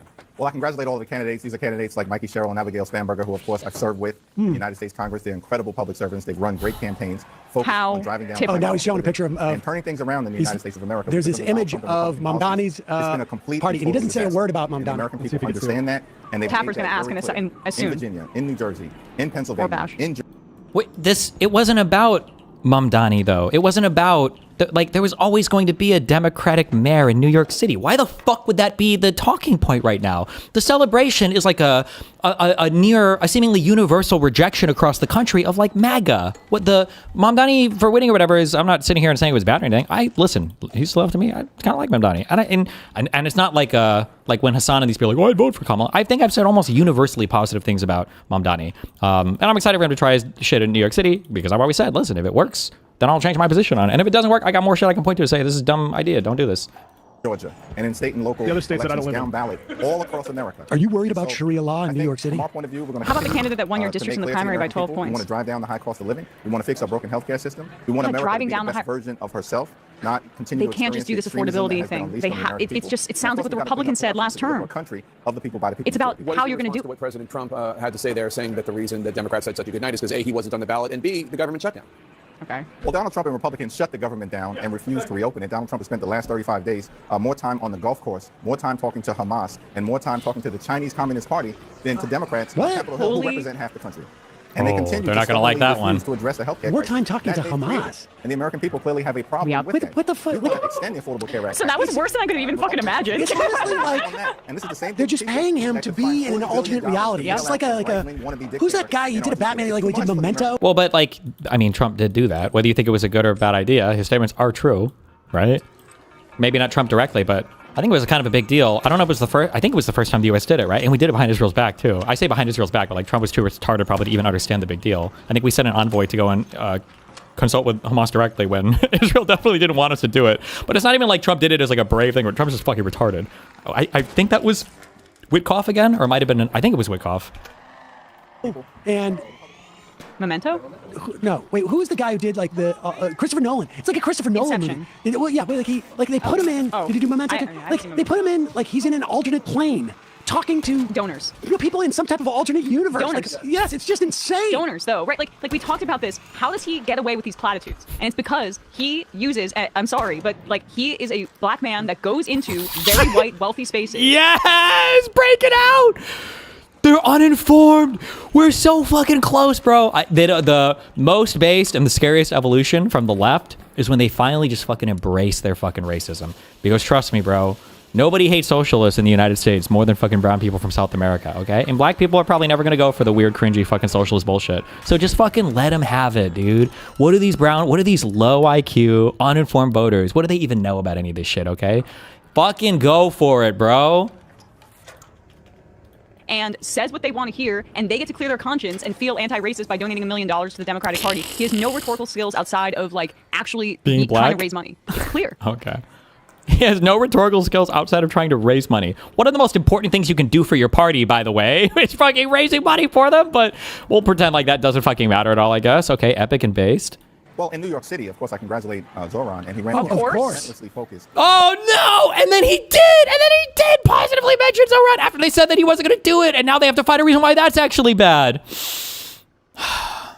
On addressing the affordability crisis that the people in New York City are experiencing. He did that in the primary, and he stayed on message throughout the general election. And now it's incumbent upon everyone in New York City, those that supported the next mayor-elect and those that didn't, to make sure that he's as successful as he can possibly be on all the things, including, perhaps most importantly, affordability and on the issue of public safety. And you know the Republicans. And he even hits like all the talking points that they wanted to hit, and it's still not enough. They don't care. This is what I say. This is what I mean. This is what I mean. This is what I mean. It's never enough. They're not your friends. They are not your allies. It is never, ever, ever enough for these people. It won't be because they're not Democrats. They are not Democrats. They're socialists. But they know that they have, to borrow from our good friend Hassan, they have no motion. Nobody gives a fuck about their retarded fucking shit. And they don't even care that they have no motion. These are all like memes and games and ways of like earning money and clout for these people. Or no, really just clout because they all come from rich as fuck families anyway. So they don't give a fuck if they win elections or not. It's so cringe. Ugh.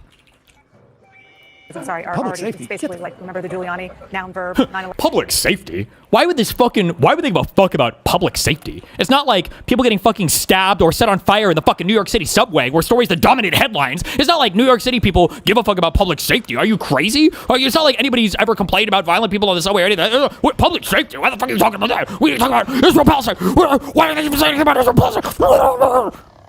Now it's noun verb. Mamdani is a communist, and that's where the Democrats are right now. So these people got crushed all across the country, and this is the best that they can come up with. The American people... Dude, it's what you were saying 3 weeks ago. He promised to lower the high cost of living. Affordability was on the ballot today, and Democrats... Can you say how you're going to do something about affordability? Like all of this even this argument where they're absorbing Mamdani's success is defensive. There's nothing proactive. God. What are you going to do to address affordability? Out of control, and now Republicans we know prices are out of control. They're just mirroring what the Republicans did last cycle. Tens of millions of people are about to experience dramatically increased premium copays and deductibles. Republicans can bury their heads in the sand. They tried this effort in New Jersey already, across the Hudson River. Shock my balls. Mikey Sherrill blew out all expectations. Literally. Cheryl did not blow out all expectations. That's not accurate. The idea that Cheryl should not have had a resounding victory with a president who has a minus 18 approval rating in the first year. So where are your fucking candidates? If the victories are so fucking easy, why don't you fucking have any of them? Where are your fucking candidates? Where are they at? We're looking for them, but we don't find them. We don't see them anywhere. Where the fuck are these progressives and socialists winning in America? They're not there. In office is literally unheard of. Has there ever been a president in terms of the first year of his first term that has had this low approval rating in the modern history? Then go to fucking red or purple states and win seats. Then go win seats, motherfucker. Go support people to win seats. Stop fighting in the bluest fucking districts of all the fucking mankind and go win seats somewhere else. The American. Why did you link me this? Okay. Democratic experiment. A good question for Akeem would be, how well would Democrats be doing if you and Chuck weren't weighing them down? Yeah, weighing them down. Why don't you step aside and make room for us, the real winners? To win congressional seats. So we are going to win control of the House of Representatives. I said that from the beginning. And if you actually want to assess the landscape. Electoralism. What, you want to win elections? Despite all the premature obituaries that were written about Democrats a year ago from today, and there were lessons to be learned, but what we're seeing is that the Latino community moving decisively in our direction. What Matt just said off mic is important because this could lock him into place if they do well, but that's why there needs to be a primary challenge. That's all I'm saying. He's not going to get dislodged without a primary challenge. And that's what we have to talk about today? These motherfuckers. You want us to win elections? Let's go. Let's go find some more Democrats that we can primary. I need to find another Democrat. I need to find a Democrat that I can go primary. You want us to win elections? Let's go find some Dems that we can get rid of.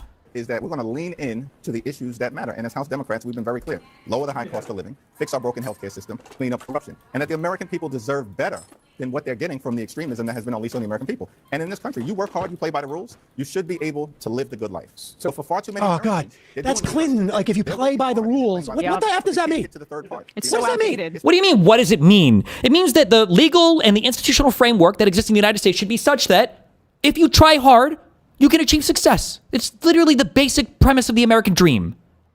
What the fuck do you mean? What does that mean? Does that mean that 80% of the country they're somehow like criminal? They're breaking the rules? How can you be so mind raped to have that take? Like, if you try hard, you should be able to be successful in the United States. Oh, so you're saying 100% of black men just weren't trying hard in 1785? You don't think the slaves tried hard? Like, what the fuck, bro? Remember when Trump said one of the reasons that he won in 2016? There were two lines that from the debate that I remember so clearly. One was where she said, Hillary Clinton said, we're so lucky that we don't have the temperament of someone like Donald Trump in office, and he said, well, that's because you'd be in jail. And the crowd went, ooh. And then the other one was she was going after him for cheating on his taxes, and he goes, well, that's because I'm smart. And that is what Hakeem Jeffries is saying in this interview would have been out of touch in 2016. This whole if you play by the rules, like the rules, that is not, first of all, I think the American public is very close, if not already there, at the point where they realize, hey, wait a second, I have been playing by the rules. Yep. I've been playing. That's the whole point that he's making. How can you be so fucking mind raped? What do you think he's trying to say? By the rules for the past 2 or 3 decades. My parents played by the rules. My parents played by the rules. As a generation, we are going backwards relative to my parents. We are going backwards in terms of... Is that true? He's a solid Gen Xer, right? Is Gen X going backwards? I thought it was supposed to be millennials were the ones left behind worse. And then I thought it changed to Gen Z or whatever. I'd have to go and look it up. I don't know for what metric you'd be measuring there, maybe. But buying power, we're going back. He's 60? Isn't 60 still Gen X? Isn't that upper Gen X? Gen X age range. Yeah, 46 to 61, upper end of Gen X, I think. He's like the very, very upper end. In terms of share of productivity that we are enjoying as workers versus the owners. We're going backwards in terms of wealth inequality. We're going backwards in terms of being able to afford healthcare. Everybody's playing by the rules. Like, what do you think you're saying that he's not agreeing with you on here? Or that people aren't understanding him as saying? Or let's say, except the rich. Let's say 92%. Yes, we also happen to know that like the IRS is completely like gutted. They just shut down the free filing system, incidentally. But aside from that, people have been playing by the rules. We are watching on a daily basis people who've been playing by the rules get kidnapped on the street. What do you think Hakeem's position is here? We are watching on a daily basis the people who have been playing by the rules go into bankruptcy because they have the temerity of getting cancer. We are watching people who are playing by the rules. Like, what is this fucking soy rant? He's so fucking mad. Like, if you were to listen to just the response, you would think that the Republicans just fucking swept, right? The Republicans must have just swept. That's what it sounds like. Unable to feed their kids, pay their rent, pay for their college loans. We're watching all of this, and it's not working. And it's not working not just because of Donald Trump. Donald Trump is a result of people saying, I've been playing by the rules, and the rules are rigged against me. And so I'm going to vote for the freaking Joker because playing by the rules has not worked. So I need somebody to come in and shatter the rules. And for some reason, 10 years later, 10 years later, Hakeem Jeffries still doesn't understand this. Kamala Harris didn't understand it when she went around and said, hey, we're not just the Democratic Party. We got Lynn Cheney here. Liz Cheney. They hate that. Oh my God, they hate that Liz Cheney thing. But in case you guys didn't know, Liz Cheney, I think, was Kamala's VP pick, and she was with her for, it was 107 days of campaigning. I think she was with her for 96 different campaign appearances. And I think the thing that fucked her the most was they were having like a booth where Liz Cheney would fuck your husband in front of you as well, and you had to sit there and cry while she was doing it. And the whole time, it was like every single time she would move up and down on your husband's dick, it would be another $20 to Halliburton or something in terms of what you had to donate from your next paycheck. So the Liz Cheney move was definitely a bad move by Kamala, but whatever. Who cares? Whichever Cheney. We're the entire political establishment. We're the Democrats and the Republicans. Yeah. He's the outsider. He's the joker. And the American public said, we'll take that option. Because the option that you have offered us, because we've played by the rules and lost, we're done with that. Like, how do they not understand this yet? It's insane. Because who is he speaking to about the rules? The donors. Donors. White Who doesn't donors. want the rules changed? Donors. Just to bring it back to my billionaires. Donors. Too rich having people. Why do 7 out of 10 Americans per Washington Post ABC Ipsos think the Democratic Party is out of touch versus 6 in 10 who think the Republican Party and Trump is out of touch? Insanity. The guy's building a Gilded Age-style ballroom as they're cutting SNAP benefits for over 40 million Americans after presiding over the largest cut to the program since its inception in the Great Depression. That's the less out of touch party. But when Hakeem Jeffries gives an answer like that, that doesn't even Election night stream. Baloo.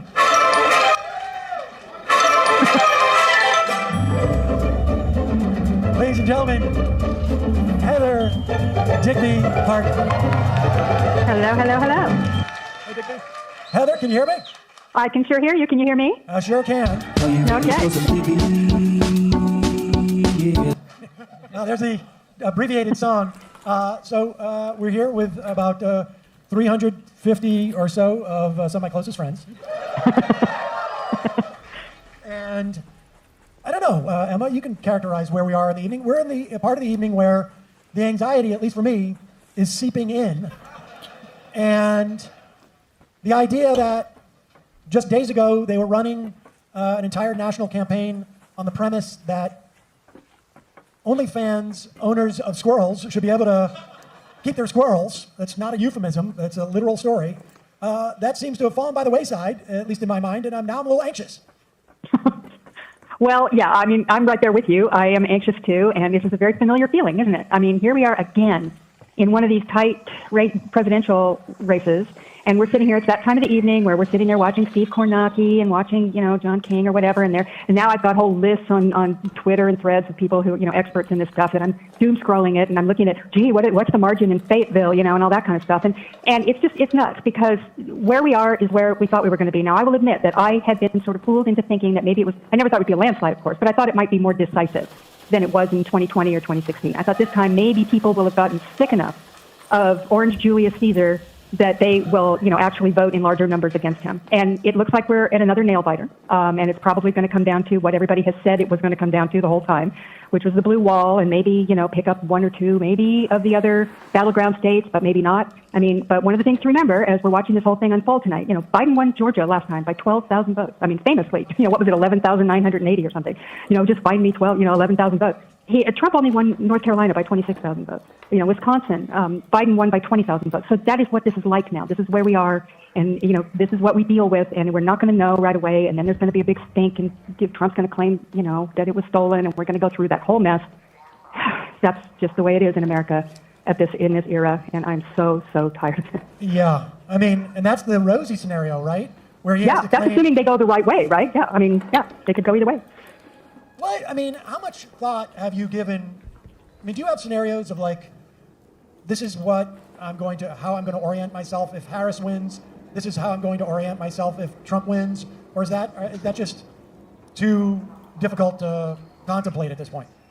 Well, you have to think about it. I mean, if you're in our business, you certainly do, because it's not like, I mean, if I didn't do this for a living, I might think, well, if Trump wins, I'll drop out and go raise chicken somewhere and forget everything. I mean, I would be tempted to just, leave the whole thing and not think about it. I mean, I'm at an age where maybe I can just eke out the rest of my life and not have to, and that'll be the end of that. But, I can't do that. I mean, obviously, it'd be probably impossible for me to do it anyway. So just as being someone who's observing politics, I'll tell you, orienting myself to a Harris win is fairly easy, I think. Right. I can sort of see the difficulties of dealing with a fractious Congress. Maybe if the Democrats don't pull off the House this time, which is entirely possible, that's also very close, and the Senate does not look very promising.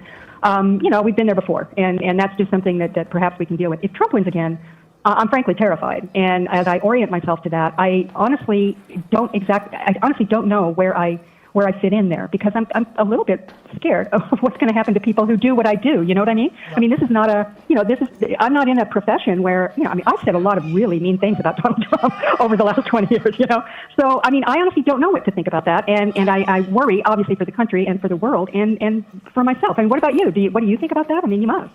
I do. And I'm thinking about it a little bit more. We have some unfortunate news from Decision Desk that Harris has lost North Carolina. Yeah. I'm not surprised. So there goes my theory, but we'll see. I mean, indications are that she's overperforming in Georgia swing states and the Atlanta suburbs, but definitely not feeling as good as I was in the lead up, obviously. So. Yeah. Yeah. I mean, this is the. Somebody said they also- privated part 2 of the stream. Why? This was apparently early in the night. Why did they private it? I haven't spent too much time contemplating. Below that Biden number. There's room for her to drop further here. And again, just 2 points in Fulton County offsets a lot of the good Democrats might have done themselves in those other counties I just showed you. So see what happens there. We also have, look at this, Douglas, Cobb County. We also have, look at this, getting close in Cobb County again. Take a look at 2020 here. Joe Biden won this by 14 points. Now, right now, it's basically a 15-point margin. This is another one where that margin for Democrats was bigger earlier. It's come down as more same day has come in. And Cobb is a massive, massive county. Again, it's much bigger than any of those others that I just showed you. 82%, more same day to come. That's concerning for Democrats if it starts dropping below that. And then Gwinnett County, this is the one that's been the slow one here in the region tonight. We're still where we were. So there's sort of a division here we're seeing between these suburban and metro counties here. Again, there's some clear Democratic growth, but they don't want slippage in those big ones as the remaining vote comes in. And again, just checking in, we showed you Cherokee. These are the big Republican sort of fringe Atlanta metro counties. Here's one Forsyth. Cable TV now. Uncalled U.S. Senate seats at this hour. Whew. Those graphics are insane. Why are they like that? Oh, there's numbers in the fountain in front of the White House. What? I just feel like maybe the lag we're seeing right now is because George W. Bush didn't endorse Kamala Harris in time. Anyone else? Oh, no? You don't think another war criminal? Does anyone else? Kamala Liz Harris, Cheney think and it would help? I just feel Sherrod, like sorry.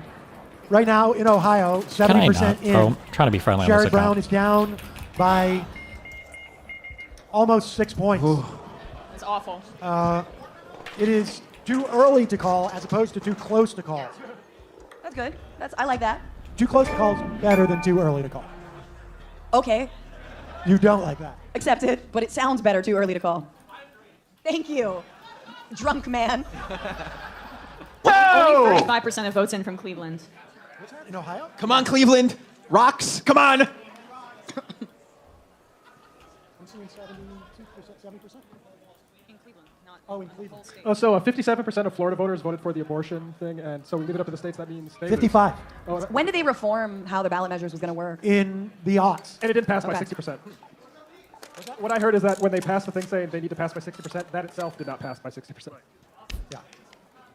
Good one, Florida. Well, that's why they did it. It was too easy for things like that to pass, apparently. And the question is, very Democratic-friendly votes are going to come in. And so that may answer or really get us close to an answer on this other key question we're asking in Pennsylvania. Are the Democrats able to hold what they have in Philadelphia and maybe even win back the lost ground from 2020, or does Trump make further inroads? Because, again, this is a county where the Democrats won by about 470,000 votes in 2020. They want to hit that margin. They want to go higher on that margin tonight. So that's the drama in Philadelphia as this other half of the vote comes in. And we could just zoom right out and see. I was going to zoom out and show you the running statewide total. And I clicked Ohio for some reason. There you go. A little bit more than half statewide. That is Trump's lead statewide, but it's very spotty in terms of where you're seeing. Oh, there's one more I did want to flag for you. This is Cumberland County, because we do have about 3/4 of the vote in here. Why Cumberland County? Because we don't talk much about it, but there's a lot of population in this region of Pennsylvania. You got Lancaster County, you got York County. Here you got Cumberland County, Carlisle, Pennsylvania is in here. This is actually, you see red right now, this has been a growth area for Democrats. There's a lot of fast-growing. Okay. We need to watch. Okay. They don't seem too celebratory, at least. I don't know what part 2 looks structure the conversation the way you. Fuck. I just closed this and reopened it, so I don't know where we were at on this. Or what timestamp. I don't think I care, though. Okay. I'm good on this. You clearly don't know who you're talking to, so let me clue you in. I am not in danger, Skylar. I am the danger. A guy opens his door and gets shot, and you think that of me? No. I am the one who knocks.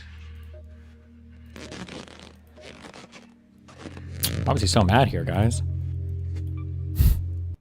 You clearly don't know who you're talking to, so let me clue you in.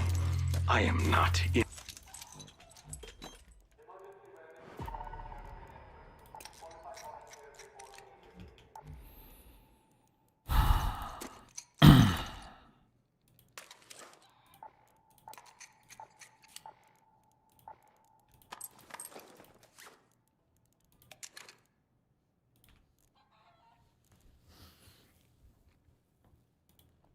Exactly. On fat people trying to look less fat. That's it. Roadhog's the only good one, exactly. And so, and especially it's a fat chick. Like, a fat guy can be funny. A fat chick, the only time that a fat chick makes sense is if she's the villain. Like in Ursula and, the Little Mermaid. Nobody wants to look at a fat person. Not even fat people do. That's why they edit their photos. If I ever see a fat person in a video game, I think to myself, especially if it's a fat chick, this game probably isn't made for men. Why doesn't it please my cock? In an individual sport, what an honor for her. There is the Vice President, J.D. Vance, and his wife, Usha. Ooh. Those are not... those are a lot of boos for him. Fake news. Fake news. I only hear cheers. Not a long shot of him. I only heard cheers there. Anybody else?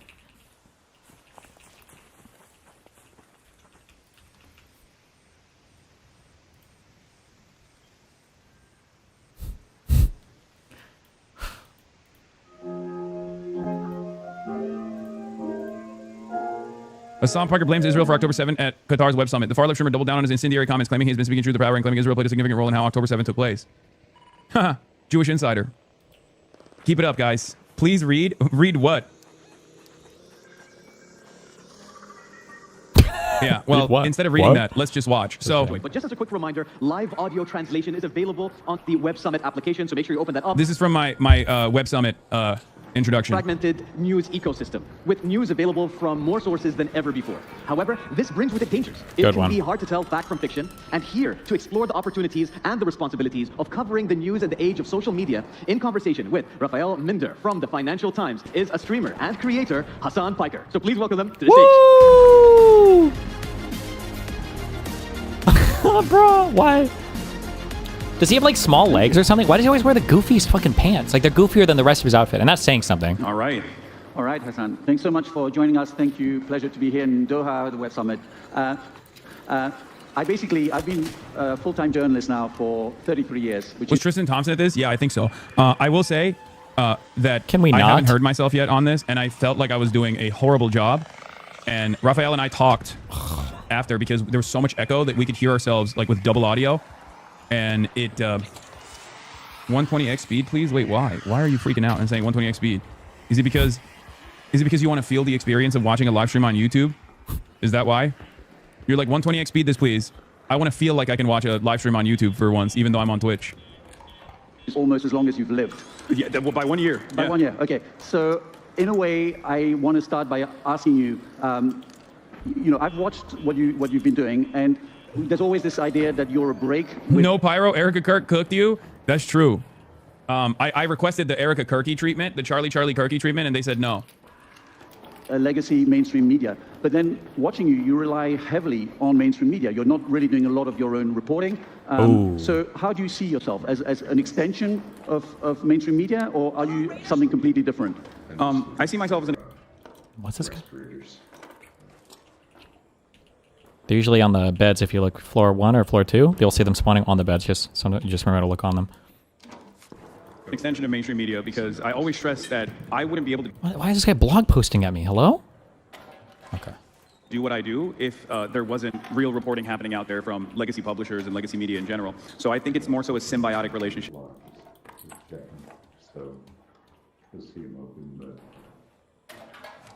Oh.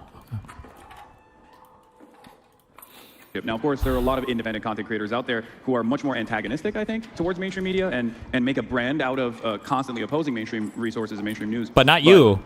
Although I do engage in a healthy amount of media criticism, I always stress the importance that these outlets need to exist. Otherwise, I would have no idea what's going on around the world. Does he do that? Maybe he does, and I just missed out on his stream. Doesn't sound very Hassan Pikery, but hey, maybe he does.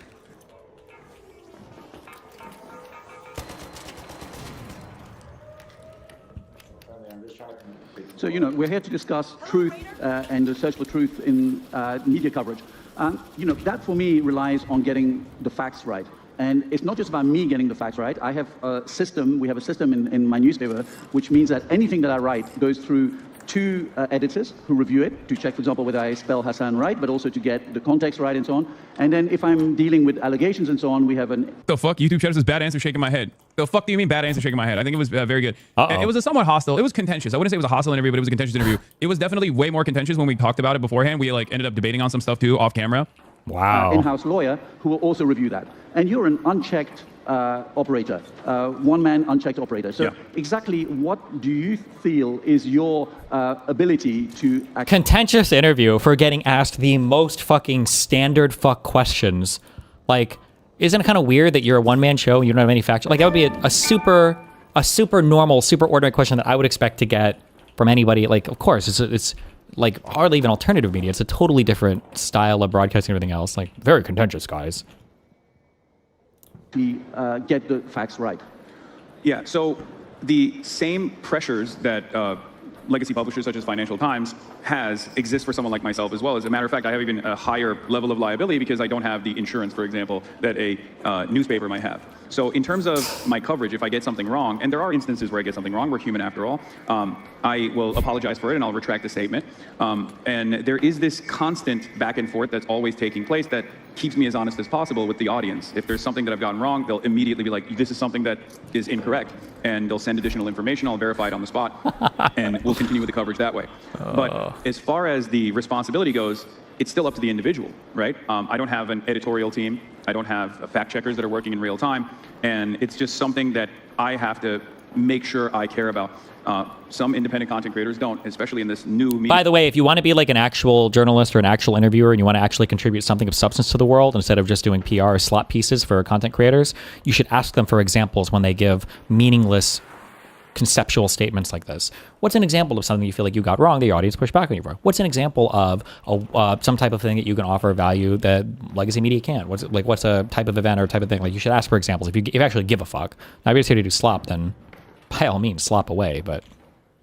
environment where everyone wants to be first to market, we do see a lot of people that either go along with biased narratives or sometimes refuse to verify the information that's coming out and immediately blurt it out because they want to be first to market. They want to get the maximum amount of attention possible. So it's unfortunately up to the individual, and I don't know what the best possible way of checking all of the independent resources are. And what is your view on, I mean, if you're the first port of call for Gen Z to get the... You're the most mature guy in the least mature medium. You're like a generational ambassador speaking for the youngs.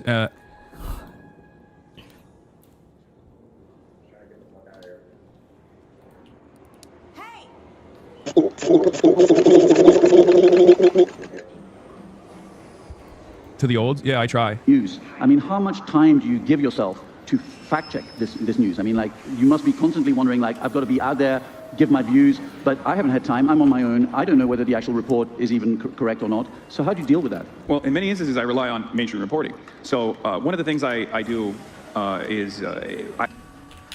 I'm on my own. I don't know whether the actual report is even correct or not. So how do you deal with that? Well, in many instances, I rely on mainstream reporting. So one of the things I do... What does that mean? Is, okay. I have a policy of not covering breaking news. Hold on. I'm going to go to the bathroom. I need a drink. I need a drink. I don't have alcohol. This guy would make me alcoholic if I watch this. Dude, I feel like he's an actual skinwalker. Am I crazy? Why would he skinwalk me? How many other things? He's trolling. Actually, never mind. I changed my mind. I actually think this is epic, okay? And I give him props. When I saw on Trolls, okay, he trolls hard. When he did that, whatever, that one context or commission or whatever that channel's called, and he was like, I thought, how cool would it be to combine gaming with politics? That was epic. Okay, I was like, you know what? Fucking, that was epic, bro.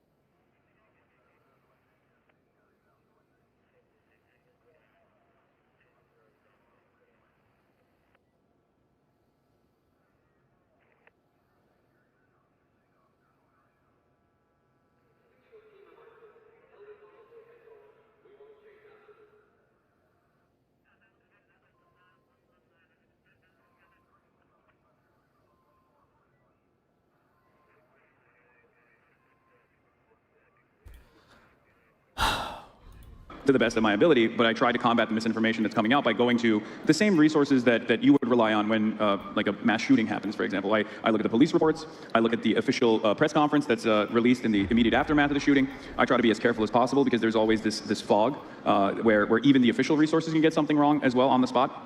And I try to be as critical as possible. And the reason why I dive into this kind of stuff is specifically to combat the bias. He doesn't understand streaming. They're not an extension of mainstream media. You are not an extension of media. It's not symbiotic. They receive nothing from you. Yes, it is symbiotic because they do receive something from me. They receive an audience, a broader audience that gets to see their reporting. And that's precisely... He needs this relationship to be symbiotic. He would never would have said this in the past, but he needs it to be seen as that now because he's trying to get all of his ins now. He realizes that he is a little bit more hungry for some type of audience with the mainstream media people, and he wants to ingratiate himself more with that community. That's why he like tries to solo take credit for the Mamdani election so much. The reason why when I go out to these places or when I meet journalists, they are so excited, especially Al Jazeera. Al Jazeera reporters were coming up to me left and right at the event that I was at, talking about how wonderful it is that I highlight their reporting with regular frequency, and they love that there are more eyeballs on that stuff. So if you're a journalist, if you're a reporter, you want as many people as possible to see your reporting, and I play a big role in that.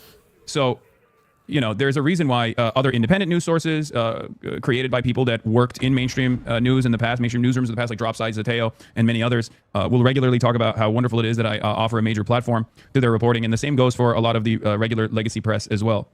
That a lot of people engage with nowadays, more so than ever before. I'm sure you've seen, independent outlets and Twitter especially, which is a horrible place for this kind of thing, where people will immediately decide that let's say there's a mass shooting that takes place, people will immediately go, that's a trans person that conducted this mass shooting, with no evidence whatsoever. And in certain instances, especially with the explosion of AI, people will even make up the fake information in order to justify their point of view. So I try to go to real reporting and rely heavily on real reporting and rely heavily on primary sources to the best of my ability to make sure that this information is as accurate as possible. Now, I have to confess, I first heard about you because you got suspended on your platform on Twitch. Yeah. And actually, you... If he would have said, because I heard about you shocking your dog, I think Hassan would have roped.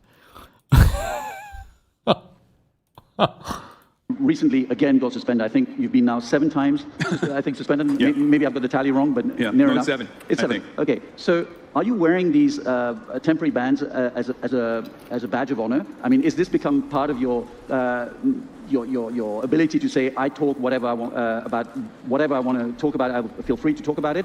And my question would be, in a way, do you think there should be red lines? I mean, do you recognize that banning you occasionally is a healthy thing? I think terms of service is a good thing overall in order to foster more productive conversations, because in the absence of a rigorous application of terms of service, you have Twitter, right? Having said that, the existing terms of service can be manipulated. There's a lot of outrage manufacturing. You can kind of see, right? Like, there's definitely this like bias almost, where I got that from our initial conversation as well, where he was where he thought, like, oh, you're a little bit of a provocateur, right? And I don't think it's because he doesn't like me or anything like that, but I think it's just the lack of understanding of the space, a lack of understanding of the space in general, and also their this is why people fucking hate on the right, especially, and everybody on the right. That's just in kind of like establishment or alt-establishment adjacent Republican spaces, why they fucking hate Fuentes is for the same reason Hassan like fucking hates me, is these people have no tenacity. They have absolutely no ability to deal with adversity. They fold immediately. And for Hassan to come on here, he's on an international stage, was flown to Qatar for this, and it's like, oh, you can tell that like this is a pretty challenging interview. Like, he asked me about the fact that I got banned from my home platform 7 times. You can see that he's like definitely biased against me. Like, bro, how are you such a pussy? Holy shit. You're actually such a fucking baby. What the fuck? And the idea that this is like a child's game that has destroyed this career that he has spent his entire life on. That takes place, especially on the right, where I'm seen as like a primary vector of hate and enmity from a lot of right-wing outlets. Like, no one cares about you on the right, bro. Do conservatives ever even... When's the last time conservatives like even talked en masse about people like Hassan? Not to blow myself up or anything, but I feel like I've got way more negative attention. Not even just on the conservative killing whatever bullshit, on the Charlie Kirk stuff. I feel like in general, like, does Hassan even get that much attention from conservative outlets? I know the dog thing got a little bit of play, but I think he just fantasizes about it. I think he wants, that's why he was so mad when my shit was blowing up. He's like, all right, well, DGG's doing okay. And like, God, oh my God, I hate him so much. Ugh. That will constantly try to get me deplatformed, and sometimes they actually reach a level of success. Having said that, I don't see my bans as a mark of courage or a badge of honor at all. I don't like being banned at all. I actually am constantly in fear of being deplatformed because my job relies on reaching as many people as possible and try to... Like, what have you even been deplatformed on? Is he banned from a single platform? Is there a single platform that Hassan is banned or demonetized from? What? What? Educate them to the best of my ability. So when I do get banned, I can't do that any longer. And it's a real concern, especially when you have certain positions that are not exactly favorable, or certain positions, certain ideological or billionaires, positions that are not exactly commonplace in the Western world. These are real fears that I have to work around with regular frequency. So it's not a case of what P.T. Barnum said, there's no such thing as bad publicity as long as they spell my name right? No, I do think that there's a case for bad publicity because, just like I mentioned earlier, my point of view is not exactly commonplace, and a lot of people I think are heavily propagandized against an anti-imperialist worldview, an anti-capitalist worldview, especially in the United States of America, and therefore I require a lot of charitability. And when things like this happen, that becomes the story in and of itself, and I find that to be unproductive in general. And I also feel like these sorts of things add up, and it causes people to think, oh, you're a charlatan, you're a provocateur, you're not invested in the truth, you're invested in being as loud as you possibly can be. And I think that does take away from my capacity as a commentator, rather than aids in creating an environment where it's a badge of honor. When I started in journalism, I started on the wires, and in fact, we barely had a byline. And my bosses would say, your words should speak. It's not about you, it's about what you've written. Now we've moved on, and of course, there's a lot more first-person accounting and stories written where the journalist is a protagonist. In your case, it's a step further. I get to see pictures of you topless. I find out that you like working out. I hear about your dog, and so on. Is this, you think, what connects you to your audience? Almost triggered him. Feeling that, although they don't know you, they have the feeling, I know this dude. He's like me. He has the same left-wing ideology. Or what is it that's most important? Is it the ideology, the opinions you have that connects you, or it's just this feeling that you're close to them? I think both play a role in this, for sure. The way I look, the way I carry myself, how personable I come across to how people. awesome my fashion is. is. A big role, but I think at the end of the day, it is my commentary that draws the attention. It is my opinions that make... Son, what are you doing at Gucci, the Gucci store? I don't know where people shop for high Neiman's. What are you doing there, Hassan? It's called Praxi, okay? You wouldn't understand. People sometimes rethink the way that they've seen the world. Like I said, it's not a worldview that they encounter, but maybe it's something that they feel deep down inside. And then when they hear someone like myself talk about these issues in a way that is agreeable, they go, oh yeah, I thought I was alone. This is the most common thing that I hear from my community is like, I live in a red neighborhood, I live in a red state, and I always felt so lonely about the way that I saw the world until I encountered your commentary, and I realized I'm not alone. There's a massive community out there of like-minded individuals.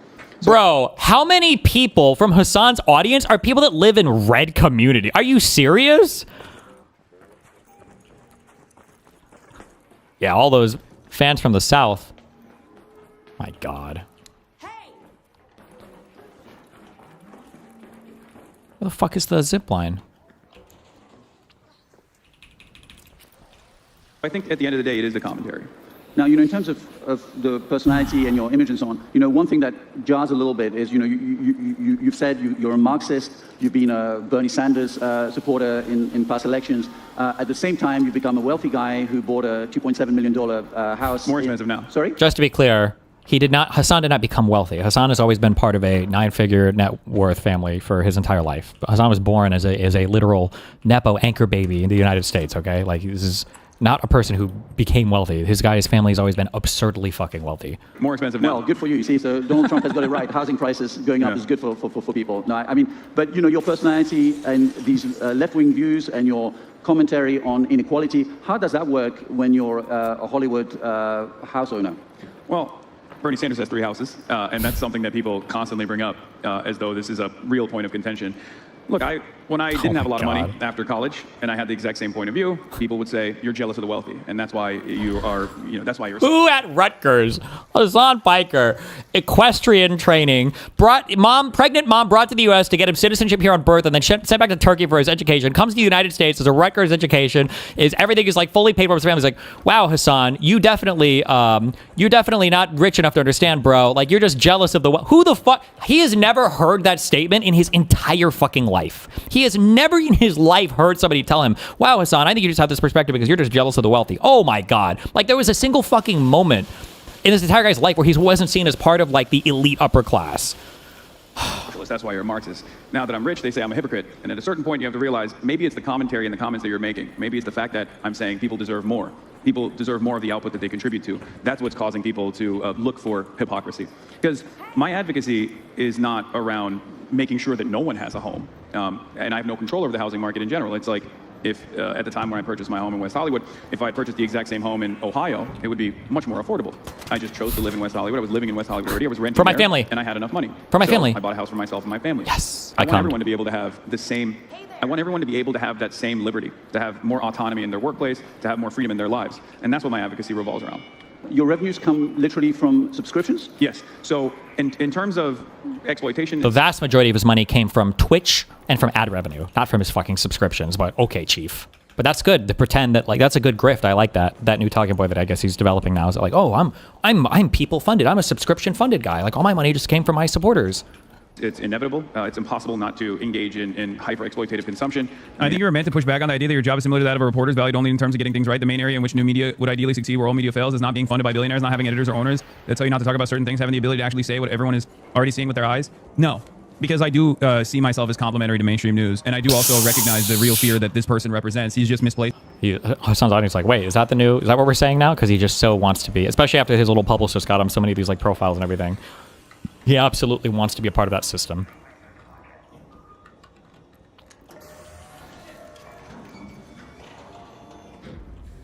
It, or not even misplaced it necessarily against me, but there is a real there's a real resentment in old media against new media. But there's also an understandable fear amongst adults that new media also represents this like dangerous, unstable information landscape. And why would people think that? I fear as well. Okay, it's something that I'm very cognizant about. It's something that I'm also worried about. It's something that I spend a good deal of advocacy around, speaking on. Right, so. That's the reason why I don't just like immediately dismiss or try to deflect his criticism and take it head on and try to explain to him in this circumstance that like I am somewhat different than what he thinks I am, and maybe to the audience that is also coming at this issue with the same perspective. Because you have to remember, a lot of you, by nature of being in this chat, are already completely aware of my commentary, completely aware of the space that I occupy, completely aware of what I'm trying to do. But a lot of people don't know that. A lot of people associate this sphere of influence with kick streamers, sometimes with Andrew Tate, with Clavicular, you know? And for that reason... Hassan is so much better than those guys, though. They look at someone like myself and go, what is this guy's deal? What's he about? What's he doing? I'm speaking to those people in this moment. Everyone has a phone here. I'm sure that if you were to go and look at the mining operations in Congo, you would be horrified at the conditions there. But the reality of the matter is it's impossible to avoid that hyper-exploitative structure. So we try to do our how could I not buy a $2.7 million house? It was impossible to avoid it. very best to limit the exploitation, at least in the revenue side. And the way I have set up my business, if you want to call it that, is the least exploitative way possible. I run a cooperative corporation. You met my producer. Yep. He has equal say and equal pay in the process. Equal say and equal pay? Excuse me, you fucking retard. Cooperative refers to equal ownership. Ownership. How many shares of the Hassan Piker business, Hassan Piker LLC, Hassan Piker S Corp election, Hassan Piker C Corp, whatever the fuck you file is owned by somebody else? Who else has shares in your business that doesn't share the same last name as you, motherfucker? These fucking retards, they don't even know their own economic systems. Oh my God. Actually, technically, I'm a socialist because on Fridays, I let my employees vote on what I'm going to order from DoorDash when we all have our meeting and we have our Friday fun snack day. And outside of that, the only way that you can fund what I do is through voluntary subscriptions. I don't actually have any sort of limits on what you can and can't. That's like the vast majority of his money was made through cash, not a cash advance, no, fuck, what do you fucking call it? Just a, there's a name I'm looking for a contract. Sometimes people just offer you flat cash for a thing, and then they'll give you incentives for viewership or commercials run, and then ad revenue. That is where, if I had to make a guess, and I would throw Amazon Prime subs in there as well, because that's an Amazon thing. That's not a fan supporting you thing. Right? That's an Amazon thing. I would say that probably makes up 80% of the money that he's earned in his lifetime. Or like a signing bonus. That'd be my guess. Can't see a subscription just is you saying, I like your commentary, I like what you're doing, I want to fund this operation, I want to keep you going. And I always openly admit that. I'm like, look, your subscriptions are what allows... You could also talk about the fact that you kind of have a permanently 30,000 people watching that are kind of an editorial board that are permanently giving other perspectives and facts about what you're talking about. I did mention that in the beginning. Oh. That's... Who did I listen to? Was this Eric or Brett Weinstein that said this? It's like, well, if you think about it, Twitter's kind of like peer review because so many other people can review what you're saying. I said it keeps me honest. Having a real-time feedback from 30,000 people actually keeps me honest. more honest than what other entities might do. Hassan's not a reporter. He's an external editor. Yes. When I'm talking to older people, the way I describe it is like I'm a commentator. I never say I'm a journalist. I don't say I'm an activist. I'm neither of those things, even though other people will constantly say I'm both of those things. I'm not. I'm a political commentator. This already exists in the professional world. This already exists in legacy media. What? Hold Other entities might do. Hassan's not a reporter. He's an external editor. Yes. When I'm talking to older people, the way I describe it is like I'm a commentator. I never say I'm a journalist. I don't say I'm an activist. I'm neither of those things, even though other people. The guy that walks around with the giant vest that says press. Will constantly say I'm both of those things. I'm not.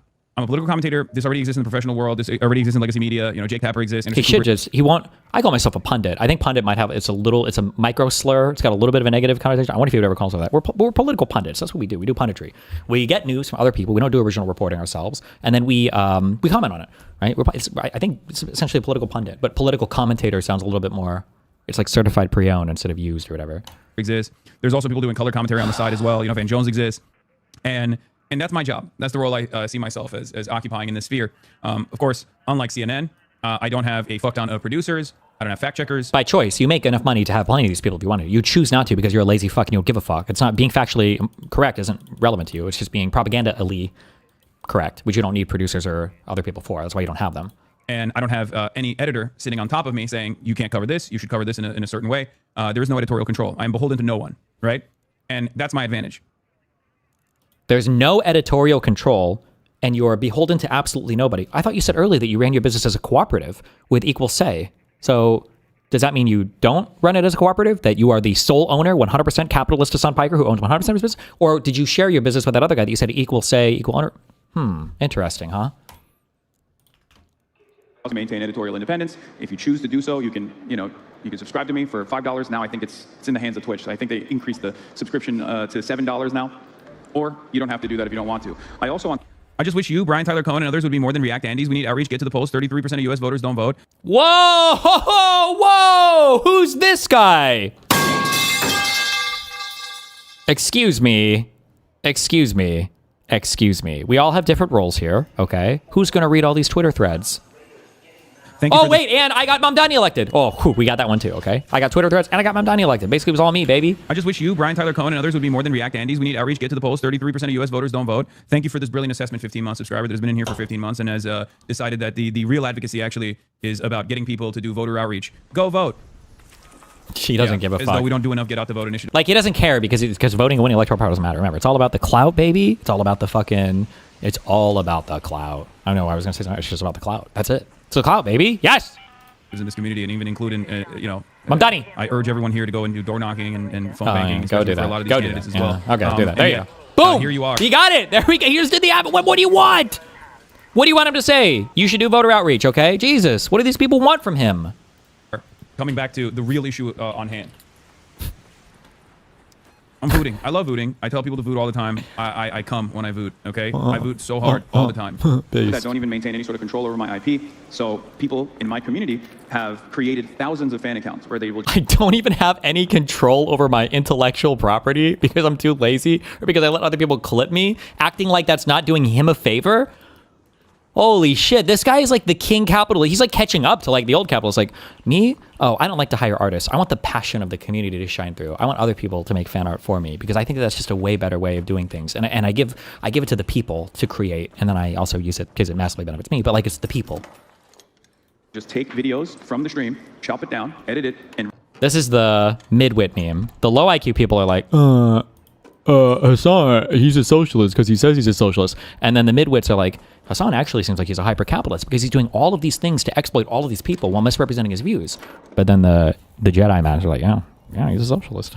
Re-upload it to their own YouTube pages and then make money off of that as well. And there are a lot of people in my community that have actually been able to pay for their college education through this process. So I try to... There's a lot of people. There are multiple members of your audience that make tens of thousands of dollars on Hassan fucking fan channels? Really?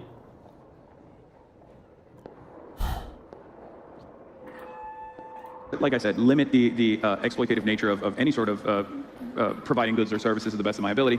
But of course, there's still going to be people that say that's hypocritical because socialism means you poor. have to be poor. I started out in journalism not knowing who was reading my work. There weren't even the tools to monitor the viewership or the readership. Now we are in a different age, and in fact, I was surprised to see you last night commenting on the Grammy Awards and then suddenly saying, you know, I've got 34,000 followers at the moment on Twitch, 20,000 on YouTube. So does that influence even what you're talking about? You're so close to the monitoring of who's listening and on what? So the reason why I was talking about that in a lighthearted way was because I had just gotten banned, and in the aftermath of being banned off Twitch, I went and live streamed on YouTube for the first time ever, and saw tremendous success on this alternative platform, at least for me. And so now that I'm unbanned on Twitch, W March, incredible work capturing all these camera angles as a one-man team. Here's a coffee for you. W March in the chat. W. Yeah, he did all of that. It's crazy. Hassan, if possible, you should do a meetup tomorrow, a web summit for your community here. We're happy to have seen you in person and wish you safe journey back. Don't do it. I don't know if I'll have time to do that, chatter. You gotta go after that clout. Do you think there's gonna be clout in a fucking fan meetup? Fuck no, bruh. He's got other shit to do. Sorry. I don't even say bitches because I don't think he would. I don't think he gives a fuck unless he's got a big follower count. I've streamed on both YouTube and Twitch at the same time. I dual streamed for the first time ever, so we were monitoring it and having a little bit of light back and forth between the two different communities. But as far as like my care and consideration for my viewership and my numbers goes, at the end of the day, what I care about is maintaining my editorial independence and speaking truth to power. And the example I always go back to is in the aftermath of October 7, when my audience actually halved because a lot of people were not ready, especially in the Western audiences, were not ready for someone to say that Israel played a significant role in the in how October 7 took place. A lot of people were understandably horrified by the images that they were seeing on their screens. Wow, and so brave. They said, "This is not for me. I've enjoyed your commentary up until this point," and they left. But I did not. If I cared about viewership, I would stop right then and there, and maybe even reconfigured my commentary. I didn't do that. I stuck to my guns, and I knew what the truth was, and I kept covering what was going on in Gaza every single day for 2 years, and eventually the audience came back. Well, Hassan, unfortunately, we're running out of time. Yeah. I wish you all the best. Papa. Stick to your guns, and I'm sure your viewers will stick with you as well. Yeah. Thank you so much. Thank you.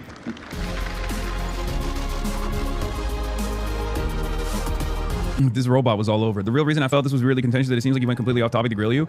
Yeah, I don't know why we didn't actually end up talking about Did Hassan get grilled here? misinformation. I felt this was really contentious that it seems like he went completely off topic to grill you. Yeah, I don't know why we didn't actually end up talking about misinformation in the... Was there a single follow-up question on any of the answers? If there's not a single follow-up, I'm sorry, you can't call it grilled, bro.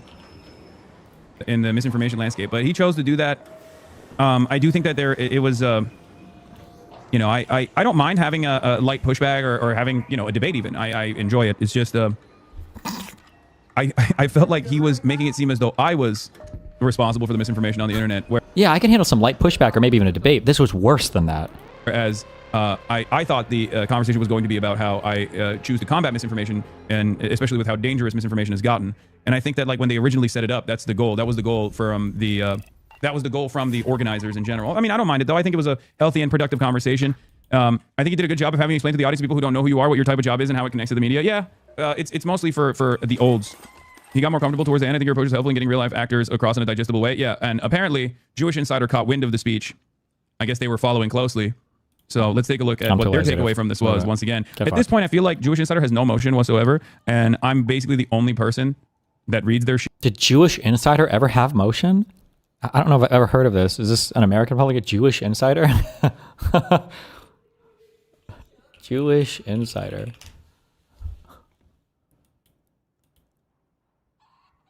Is a DC... Oh, I don't know. Fuck all about this shit. Like, no one else is reading Jewish Insider, little bro. Just me, okay? And it's so funny that, like, you can't even remove the paywall. Like, it literally doesn't even let you. Like, they have some of the most... Jewish Insider has the most aggressive paywall that removepaywall.com doesn't even work on. And it blows my mind. It's like, it almost feels like they don't want anybody to watch. They don't want anybody to read their articles. Like, I'm always trying to. You had the chance to spin it back to the editors and reviews of mainstream press of the New York Times and others didn't keep them for covering a genocide for 2 years. He was certainly peddling a naive narrative with editors mean accurate. No, I know. I didn't want to duke it out with him. I do feel like if they didn't paywall their stuff so aggressively. Oh wait, I guess this one you can kind of see. You can kind of read it. It seems.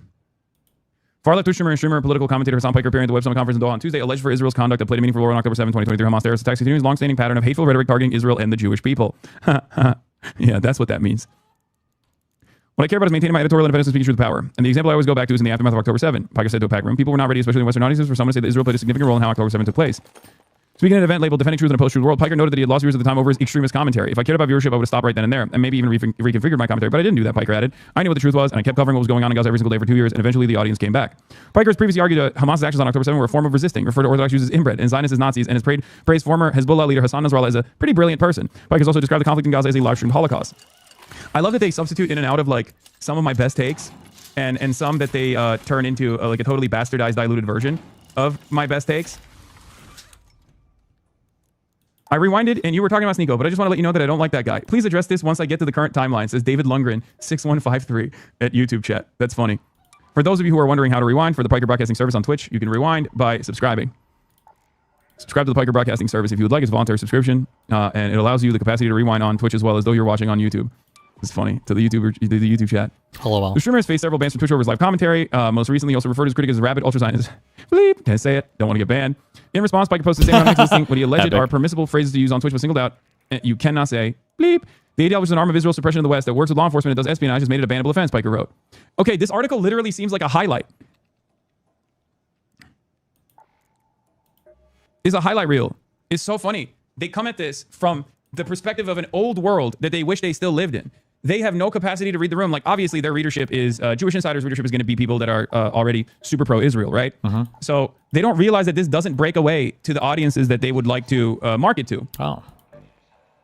When you cover all of this stuff, when you put all this stuff together, people who already have negative opinions on Israel, which is the majority of readership across the board, not the majority of readership at Jewish Insider, but the majority of readership in general, they don't look at this and immediately think, oh, wow, how horrifying. They think, oh, I've seen this show before. This guy very clearly is anti-Israel, as am I, and they're either bastardizing some of his takes or actually repeating some of his takes that I also personally consider to be inoffensive.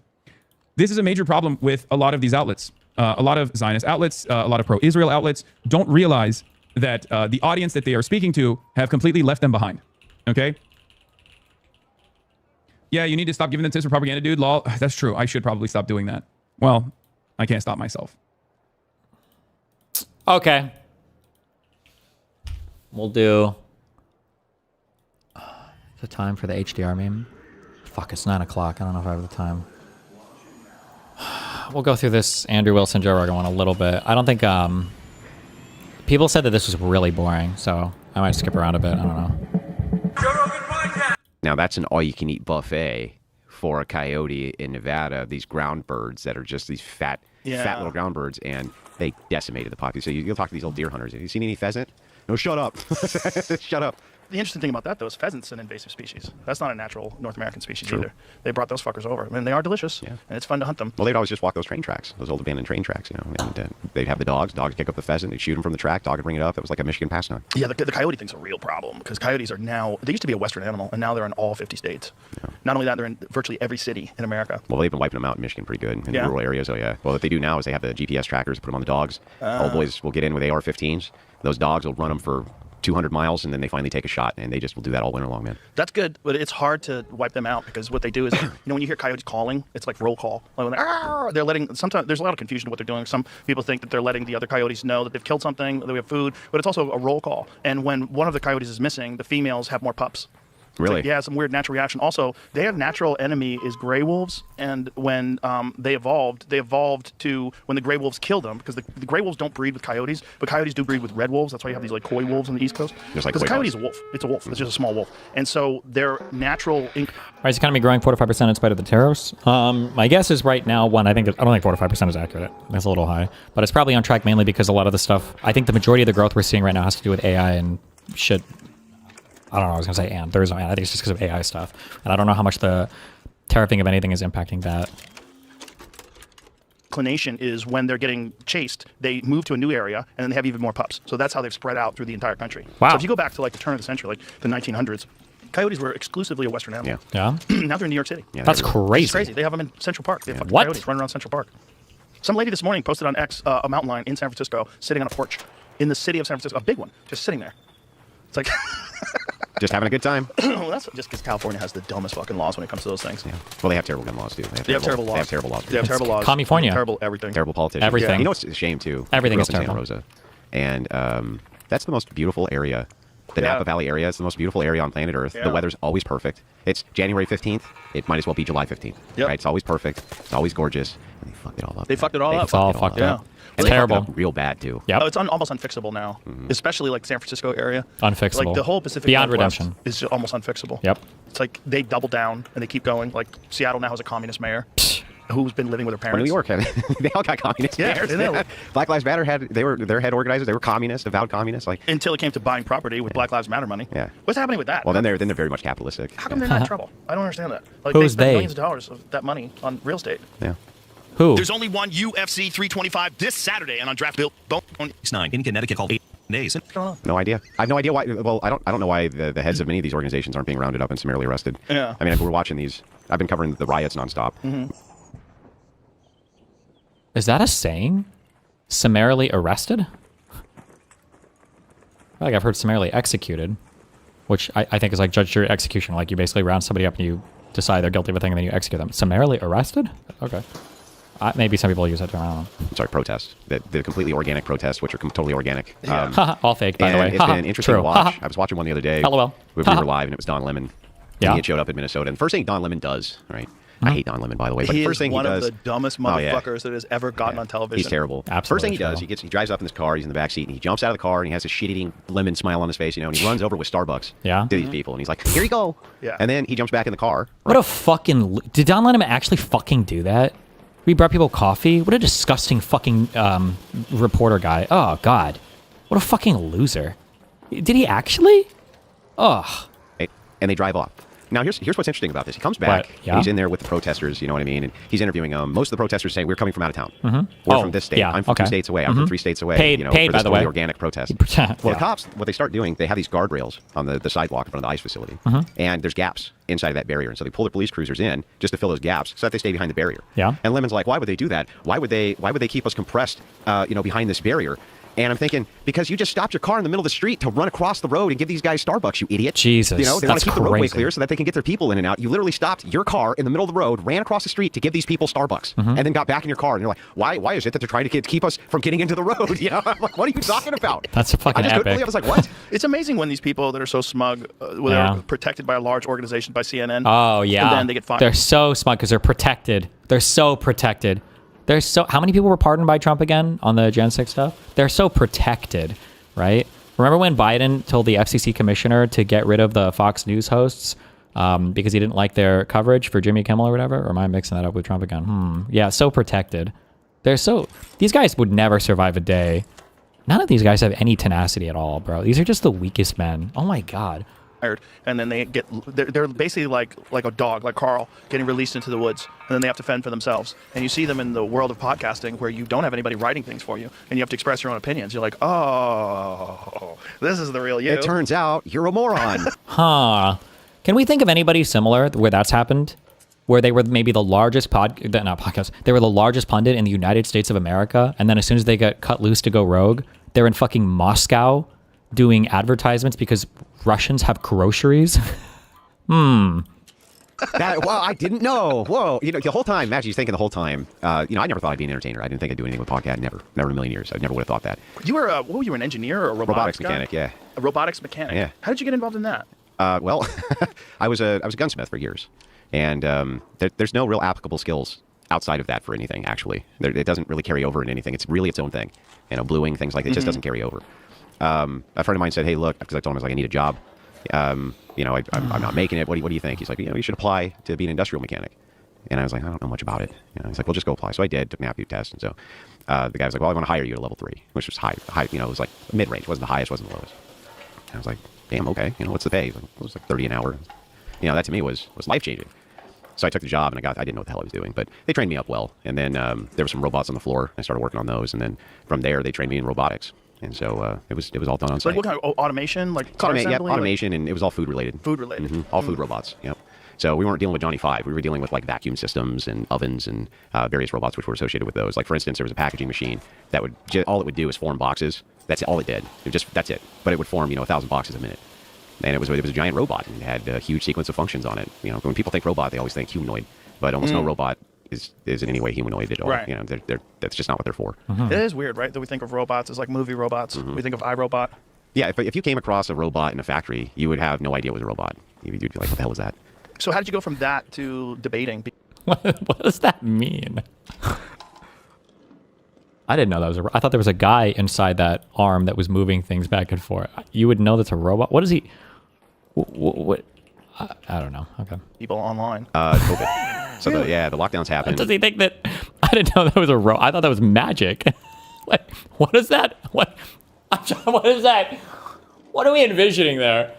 Oh, bro. Okay. And I was laid off. All the food plants in Michigan were shut down. I didn't come from a political background. There's no famous people in my family. There's just none of that. And so I feel like the grounding's always there because, even from the family, you get the call, like, from my brother, for instance, like, he's been calling me I don't know if he can say the F slur here, so I won't, but he's been calling me, faggot. He's been, he's been like the phone call since I was 15. What are you doing, faggot? Has not changed. Good. It has not changed. It's 42. He's like, happy birthday, faggot. That's normal. Yeah. I remember you were having a conversation, I think it was on Pierce Morgan, who is the best cat wrangler in the business. That's what he does. He cat wrangles. Yeah, I just talked to him briefly. Is he okay? On it. Well, that's what I asked him. I sent him a DM and I was like, hey, people don't know, he fell. Yeah, he fell. And really fucked himself And it was the up. hip. Yeah. And at his age, the hip. You don't want to, nothing with the hip. Yeah. Every time I see anybody who's 60s, they get the hip injury, it's bad. Yeah, it's not good. I think they think your lifespan at post-hip surgery is like 10 years. Yeah, it's right. And He'll probably be better than that. He will, and I think he's mobile. That's good. He's mobile. Well, but they're I asked really him, good at hip replacements now. I was like, are you doing? He's like, yeah, I'm doing okay. And I was like, don't fuck around with the hips, dude. It's crazy that he had to have a hip replacement. Like, how bad was that fall? Yeah, I don't know. I don't know what the details of it were, but... I felt like a sack of spuds, he wrote. Wound up needing a new hip after fracturing the neck of his femur and is recovering from surgery. In addition to being on crutches for 6 weeks, he won't be allowed to take any long-haul flights for at least 12 weeks. He tripped on a small step inside of a London restaurant. Wow. He was drunk. He could have been a little fired up. A little drunk. Well, he's also, not the most fit or agile guy in the world. True. Yeah. He's only 2 years older than me. No way. Yeah. Really? Mm-hmm. Isn't that crazy? Yeah, damn. Yeah. Some people don't take care of themselves. Yeah, he got the crack. Yeah, I got to quit these. But yeah, he got the crack on the hip, and I was like, man. Do you think that American spirits are better than Marlboros for you? Probably. Yeah. But they taste like shit. Do they? Oh, Is there terrible. a difference? Yeah. You really like the Marlboro taste? Yeah, You don't I think do. you could get used to American spirits? I think I could. I've been trying the cigarellos. Those have been helpful. Like the little mini cigarette cigars. Oh, yeah. Ron White used to... I saw you debate with Andrew a few years ago on automation and immigration. What was your impression of him then, and how has it evolved over these years? What tips do you give to someone debating Andrew now? Andrew is what I would call like the epitome of like debate pervertry. He's similar to kind of the, I don't want to make disfavorable comparisons to the Ask Yourself Discord server, but like he's very, like if he thinks he's got a good point, he'll debate on substance. But if he doesn't have a good point or if he's lost the main point, then he will just endlessly nitpick on like bad philosophical grounds. And that's like his bread and butter basically. He's trying to own people on. Can we not, please? Certainly, you have somebody better to shoot at. Thank you. It's just, it's endlessly pedantic and not good. Smoke those. Yeah. He just quit totally. He went to a hypnotist, quit instantaneously, but those are loaded with nicotine, like way more nicotine than a cigarette. He was smoking those. Yeah, good. What are those little tins? We have those. What are those tins, Jamie? Do you know what they are? It's like a famous cigar company sells tins of these little tiny cigars, and it's great if you don't have the time to smoke this. Like you get out of a flight, you just want to have a small. But he inhales these motherfuckers like a cigarette. That's brutal, dude. That'll do you in, and then washes it down with whiskey. Well, he doesn't drink anymore. No. He quit drinking. No. Yeah, I think he went. That was always in his bit, though. He was always up there smoking and drinking. And I always thought, I love that. Do I need any? No, I'm good. I just collected my scrap. Ooh, we're in the mega friendly queues. These guys are just offering shit up for free. Well, he did it. He did it till the wheels fell off. And then the drinking was the big one. He went to a doctor, and the doctor's like, you're going to die. Yeah. Like, your liver is not in good shape. Like, if you back off now, you'll probably live. If you don't, you're not. You got, like, a few years left. Well, and alcoholics, too, they have it. I don't know if he was one or not. He might have just been, like, a heavy social drinker. But, like, real alcoholics, that's no way to live. No. I mean, they stink. Mm-hmm. They're like, I mean, kind of everything about a real alcoholic is just they look completely unwell. They're just kind of mangled, Yeah. Most people with substance use disorders, definitely have these issues. Yep, that's true. It's a weird disease, too, in that addiction is one that you can't quit. You can't just cold turkey. You'll die. Yeah. There's only a couple of things that'll just kill you if you quit right away. And alcohol is one of them, which is really crazy because it gets integrated into your biological system where you need it to stay alive. Your body's like, okay, we're going to use this for fuel. We're going to use this to function. Yeah, they've been weaning people off alcohol with beer for centuries. Is that what they use? Beer? Yeah, they use beer. They would just go, okay, well, it was pretty common to drink beer and ale with dinner. Right. They just wean you off with beer. That makes sense. They knew hundreds of years ago, there were books on how alcohol, what are they, consumption or whatever they called it, it killed you if you just quit if you were an alcoholic. And so they wean you off with beer. Wonder when they started making hard liquor. Because you would imagine like fermented things like wine and beer were like the first things that people consume. I think it's been around for several thousand years. I wonder like how they figured it out. And the biggest distributor in Europe of wine was the Catholic Church. Well, wine has certainly been around forever. But like, what about hard liquor? Jamie, put that into our sponsor, Perplexity. When was the first known? I mean, we don't really know because there's so much weird shit about history. But like, what was the first in like documented hard liquor, like whiskey, vodka? The means are. The ends are that's all they care about, right? The means to get there, totally irrelevant to them. From their view, though, that makes a sick sort of sense. They believe that they're fighting against Nazis, literal Nazis. Right. So if you believe that you're in a war with literal Nazis, what wouldn't you do to complete that war? What means wouldn't you go to? What means? As opposed to you guys who think that you're fighting against people who want to forcibly trans all of your kids and who are all communists and socialists and who want Sharia law and who are eating the cats and the dogs and who are facilitating mass migration to your country and everything. Oh, okay. Thank you. Sabotage would you not do? What cars would you not blow up? What cops would you not eliminate in order to stop the rise of the new Hitler? And it's like, and they're expending their political capital on that message, and that message has a lot of influence on people. Yeah. It also there's so many people that are getting attention by feeding into the rhetoric. There's so many people that are making viral clips of them threatening, like menacing, like these weird dorky liberal guys, like these guys that you would think of pacifists are literally calling for violence. I got one of them because it's like the most unlikely guy. Like you see this guy doing this, like, hey buddy, like what are you saying? who's following you into battle? Yeah, I'm gonna say it because it's the way he says it too is so like he's watched too many fucking TV shows. This guy, because it's the terminology that he uses that is actually kind of funny. If it wasn't so scary, put this on real quick, sure. Because it's so. You see this guy's doughy face and his understanding of real violence. Listen to this. When combat starts, we all roll initiative. I'm going to say that again, and everyone knows what I'm talking about when I say this. When combat starts, we all roll initiative. I don't even know if that was serious or not, but because it's kind of fucking serious because they're inciting violence and they're calling for insurrection. They're calling for people to take to the streets and start violence. But that guy, like, what? Like, you're not going to roll initiative? What does that even mean? Well, I mean, I think it just means we all go. Right. When violence starts, we all go. Dungeons and Dragons reference. Yeah. Is it? Yeah. Oh, really? Oh, no. Wait a minute. No. The tweet says Dungeons and Dragons in it. I don't even know. Oh, God. It says Dungeons and Dragons Nerds Means Business, I think. Oh. So do a search on that. Does roll initiative, is that a part of Dungeons and Dragons? Roll that. Because I only know of Dungeons and Dragons from Stranger Things. So does his AR do 2d6 damage? But it's just the menacing way that he stares. I like how Andrew here had to pretend that he didn't know that was a D&D reference because he doesn't want to seem not cool, but he clearly does if he uses the term 2d6 afterwards. What a fucking loser. Nothing in my mind communicates more to me that you are a fucking loser than when you are embarrassed about the things that you enjoy or your hobbies, okay? Like, I'm outright.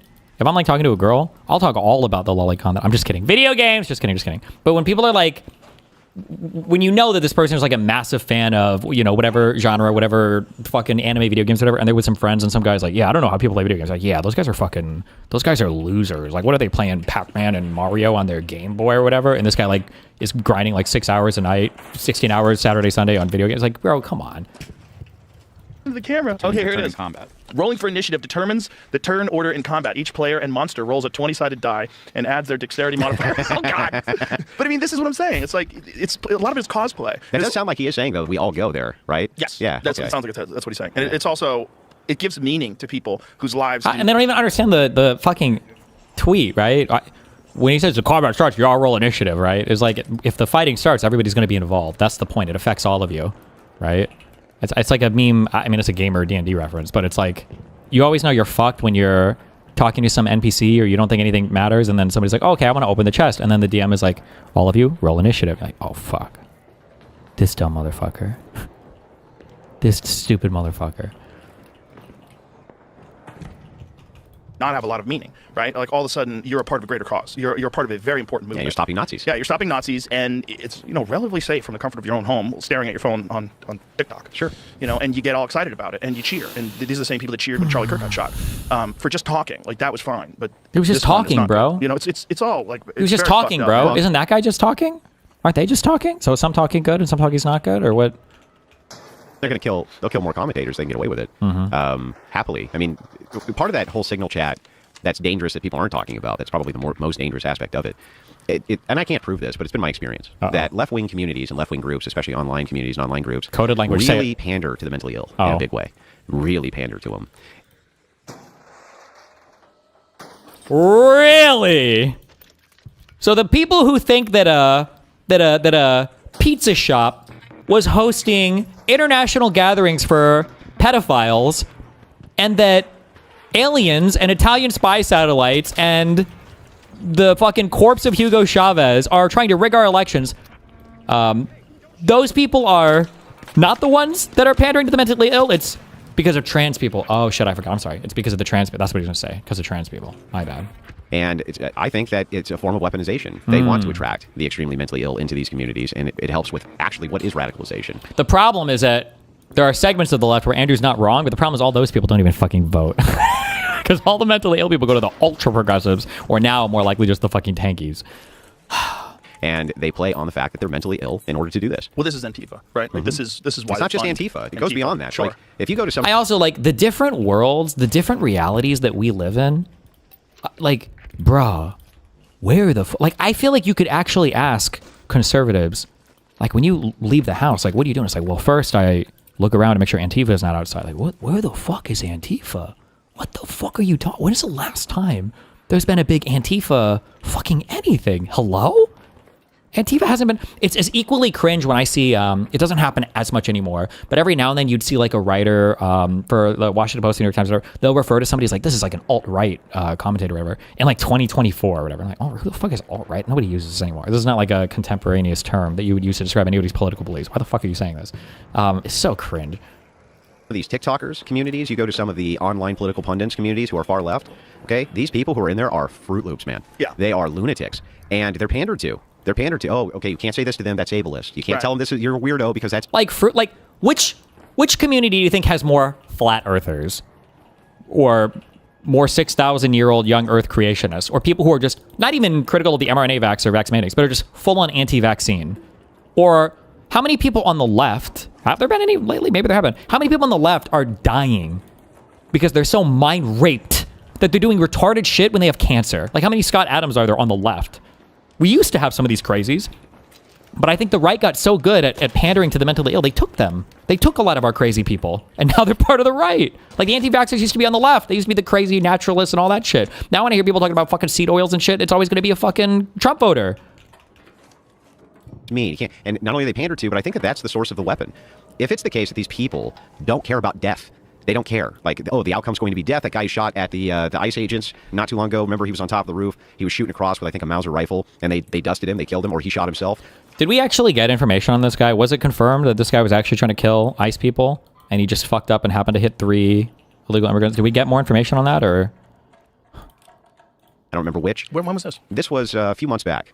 I don't know about this one, I don't think. No, there was a guy. Joe Rogan must have heard. He's just forgetting. He was, is this how callous I've become? Yeah, he was taking shots at, I believe it was ICE agents in front of the ICE facility. Oh, that's right. That's yeah, right. he was using, I believe he was using like a Mauser rifle or something. Yeah, okay, now I remember. And early on with the Charlie Kirk thing, they were actually making these connections because he had used a Mauser as well, right, to shoot Charlie Kirk. That was so people were making those early connections. Wait, is this a sequence of events? Does the Mauser mean something here? Does that particular rifle have special meaning? You know how people are online. Yeah. But anyway. Like it's not you. Like you're not describing yourself.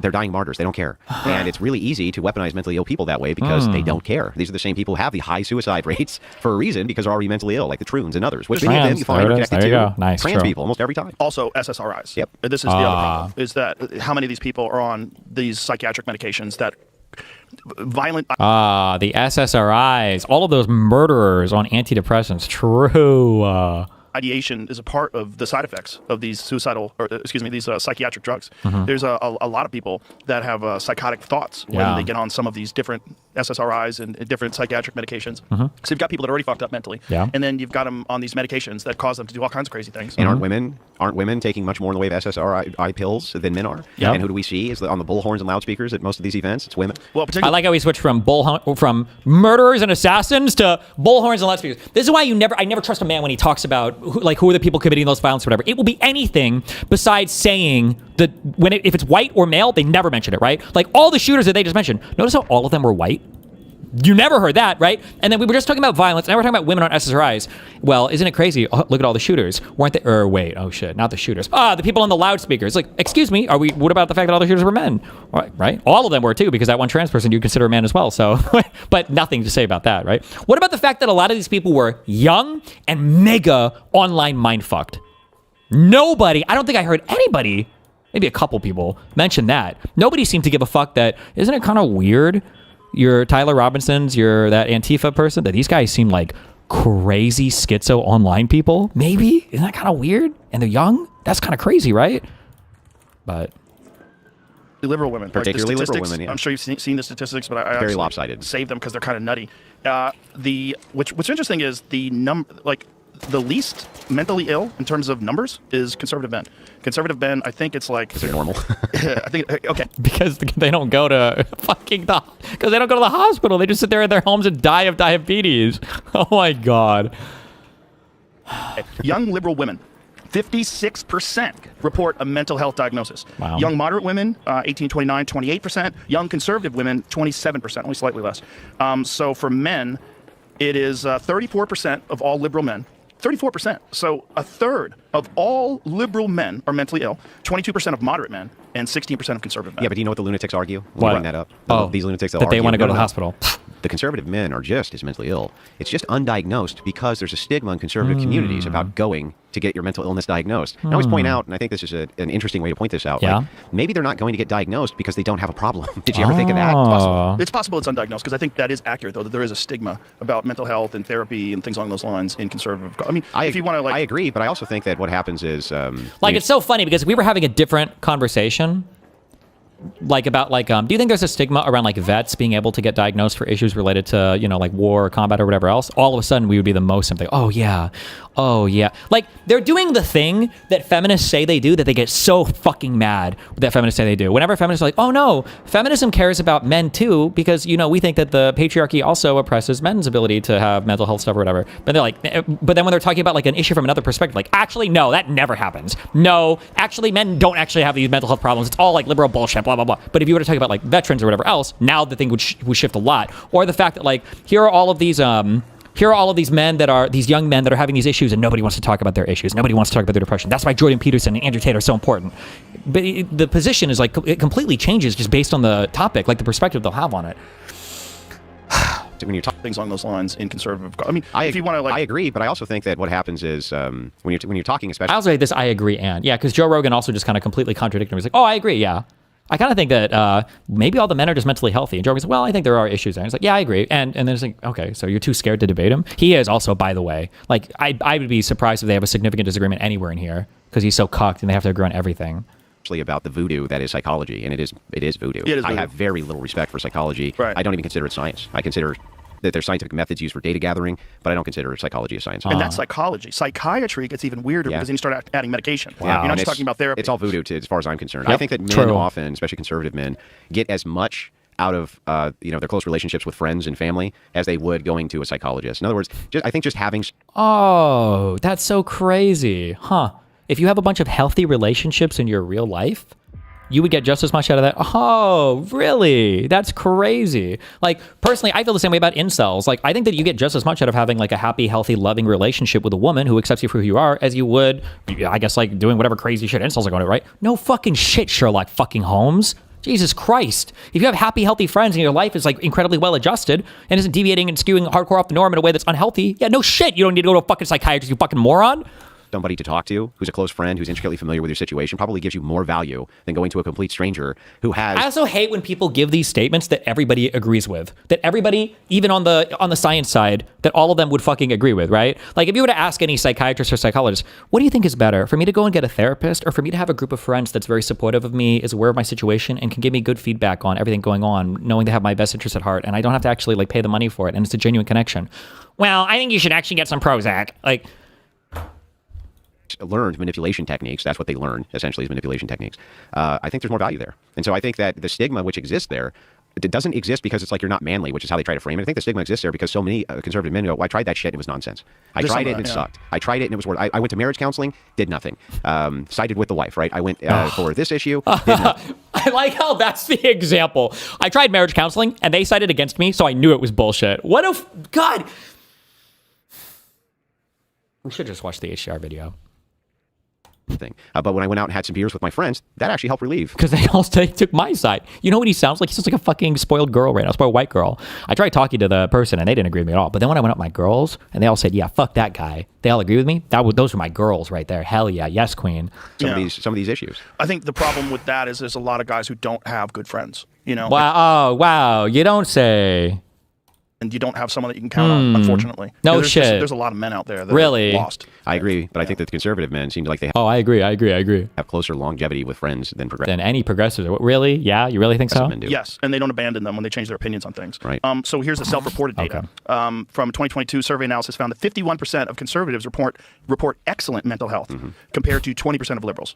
That's a big difference. Huge. It's a giant difference. I don't think stigma could account for that. No, it can't. Definitely It's like it's not just stigma. It's also like what does it mean to be conservative? Does it mean taking account for your own actions, discipline, hard work ethic? All those things are actually good for your mental health. Like pulling yourself up and getting back to work and doing things. I think now, and I think maybe it always should have been framed this way. I think now for the label of conservative to apply, we really kind of start with religious foundationalism. That's what is fast becoming the delineation. Right. Having a framework. Having the framework, right? Yeah. And the religious framework is almost instantly going to put you in that, moving towards that conservative camp almost every single time. And I think that that's a necessary component now. If we're trying to make these political delineations, it becomes tough. What's a Republican or a neocon versus a conservative versus this versus that? It comes down to foundationalism, a framework, like you were just saying, in the framework of Christianity, Christian ethics, huge delineation point between the right and the left, who rejects that for harm principles, utilitarianism, and various other sorts of frameworks. Yeah, and they'll also point to, what Christianity has done throughout history and the amount of harm that it's caused. But it's kind of like every power structure throughout history you could point to in that way. Well, it was what was there. Yeah. The thing is, like, the Catholic Church gets a lot of shit for this. Well, look at all the horrible things that the Catholic Church did. And it's like, well, the Catholic Church was the whole known world once. Right. All of Europe was the Catholic Church. Right. Not, like all of it was. You can't have organizations which span whole nations and countries.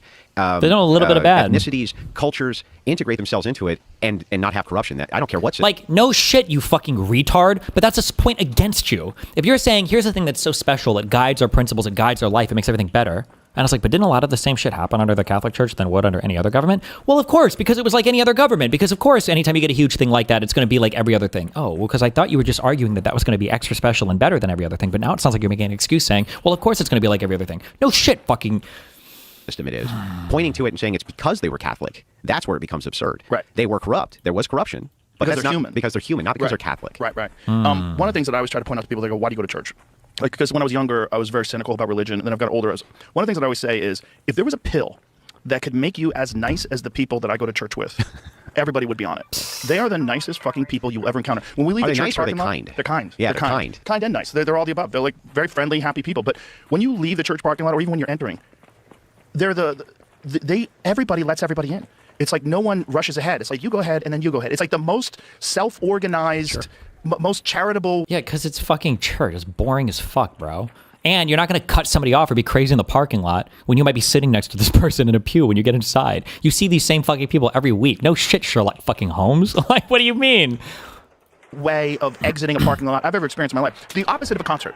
You go to a great concert, everybody's like fucking on everybody's bumper, trying to weasel in. People are honking, fuck you. In church, it's like one person goes, another person goes, no, you go, wave, and then everybody's fine and everybody's happy. It's like if you could take a pill that could do that to you, if therapy could do that to you, we should all be on therapy. We should all take that pill. Philosophy can do that for you because the phenomenon that you're talking about is the me philosophy. And What so a- what you're, this you're guy going is- to church, it's not all about you. Right. And that's why you have those types of interactions with Right. people. Wait, I'm going, you go to a concert, that's for you.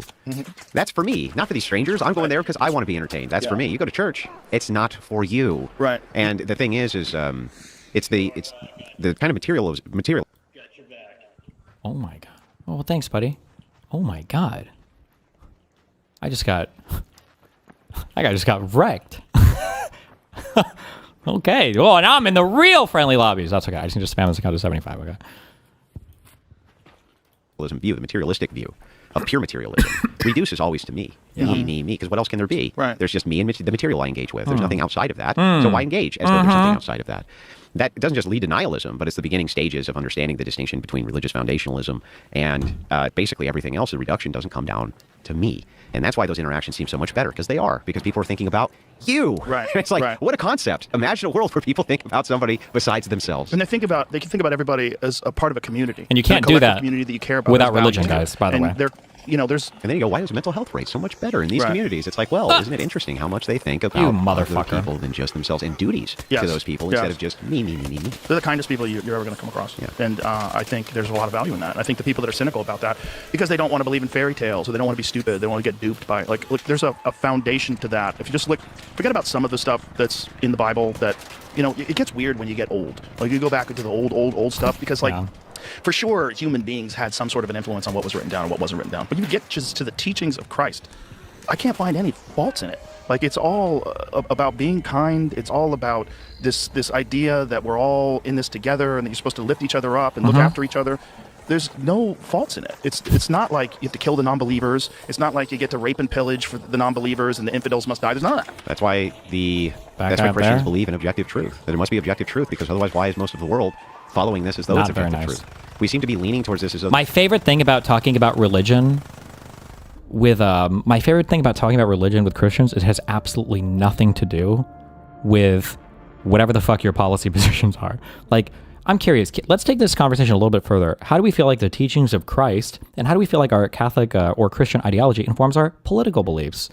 It always seems like they're so separate. this must be the thing which is objectively real and objectively true, and a thing which we can point to that is. Because when people are introduced to it, like you just said, it's really hard and difficult to find fault in it. It's not just that. It's interesting. If we reverse it, if we say, what could I do that actually would be the best for me, it would still be that. Yeah. Which is the funniest part of the whole thing. It's like, both ways it works for you, even if it's not all about you, or it works for you, even if it is all about you. It's still going to be the better message out of the two. It's definitely a better framework for living your life.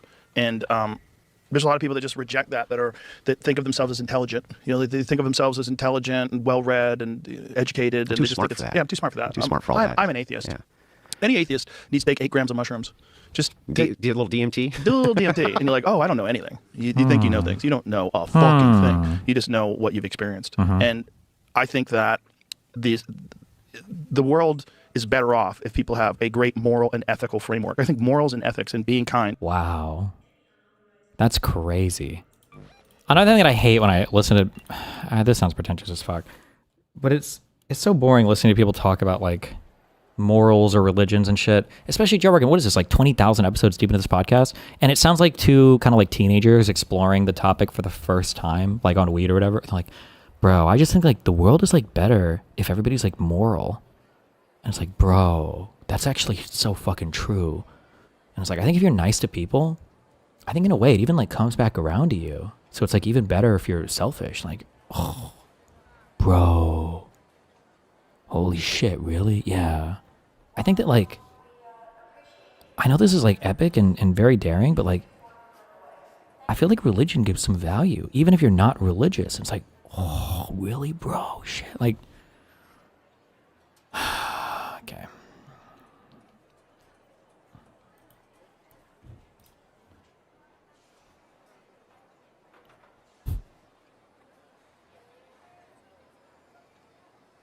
Does anyone else love Jesus? I know I do.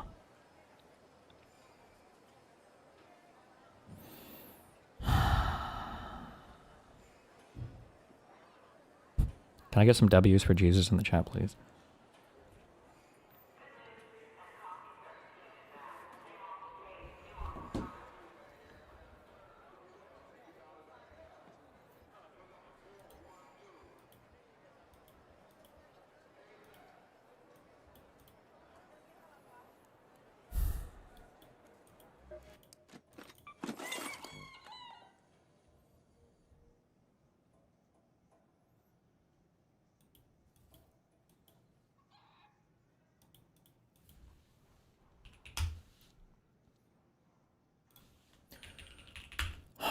Jubilee. It's a recent surrounded one. Swiping 20 women, pregnant or fake. So you just made Americans pay more for everything that comes from Canada because they showed a commercial you didn't like? That sounds like being a snowflake, if you ask me. They're posting, bro. I don't know if you're acting stupid or you're Oh, this guy DM'd me and asked me to debate. purposely just like misconstruing He's Deaf Noodles on Instagram, I think. what I'm saying. It did happen. Yeah, we had funding for things that are outside of the country for transgender balls, transgender plays, transgender balls. Yes, they exist. Of those people that are sitting in ICE detention facilities right now, how many do you think have been convicted of a violent crime? Well, 100% because they're all illegal. And I said they've had convicted of a violent No, crime. it doesn't matter. It doesn't matter. Hi, I'm Isaiah Martin. I'm a former candidate for the United States Congress, and I'm here today surrounded by 20 MAGA Republicans. My first surrounding claim is that Trump's mass deportation plan is making us less safe.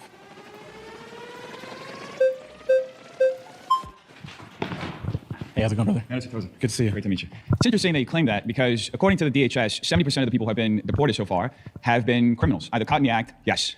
I'm surprised you're surprised. You ran for Congress and you don't know this? That's what those numbers said? That is 70%. The other 30% are people who went through the entire immigration process and had some sort of deportation detainer. So that is 700,000 people were deported like that. 1.9 million people self-deported so far. That's all DHS data. It's publicly available. You can look it up. So I'm just, how are you standing for criminals? Is that what you're doing right now? Of interior removal, 70% of the people deported literally have not been convicted criminals. What are you talking about? That's according to DHS. That's according to DHS? Where are you getting your data from? DHS.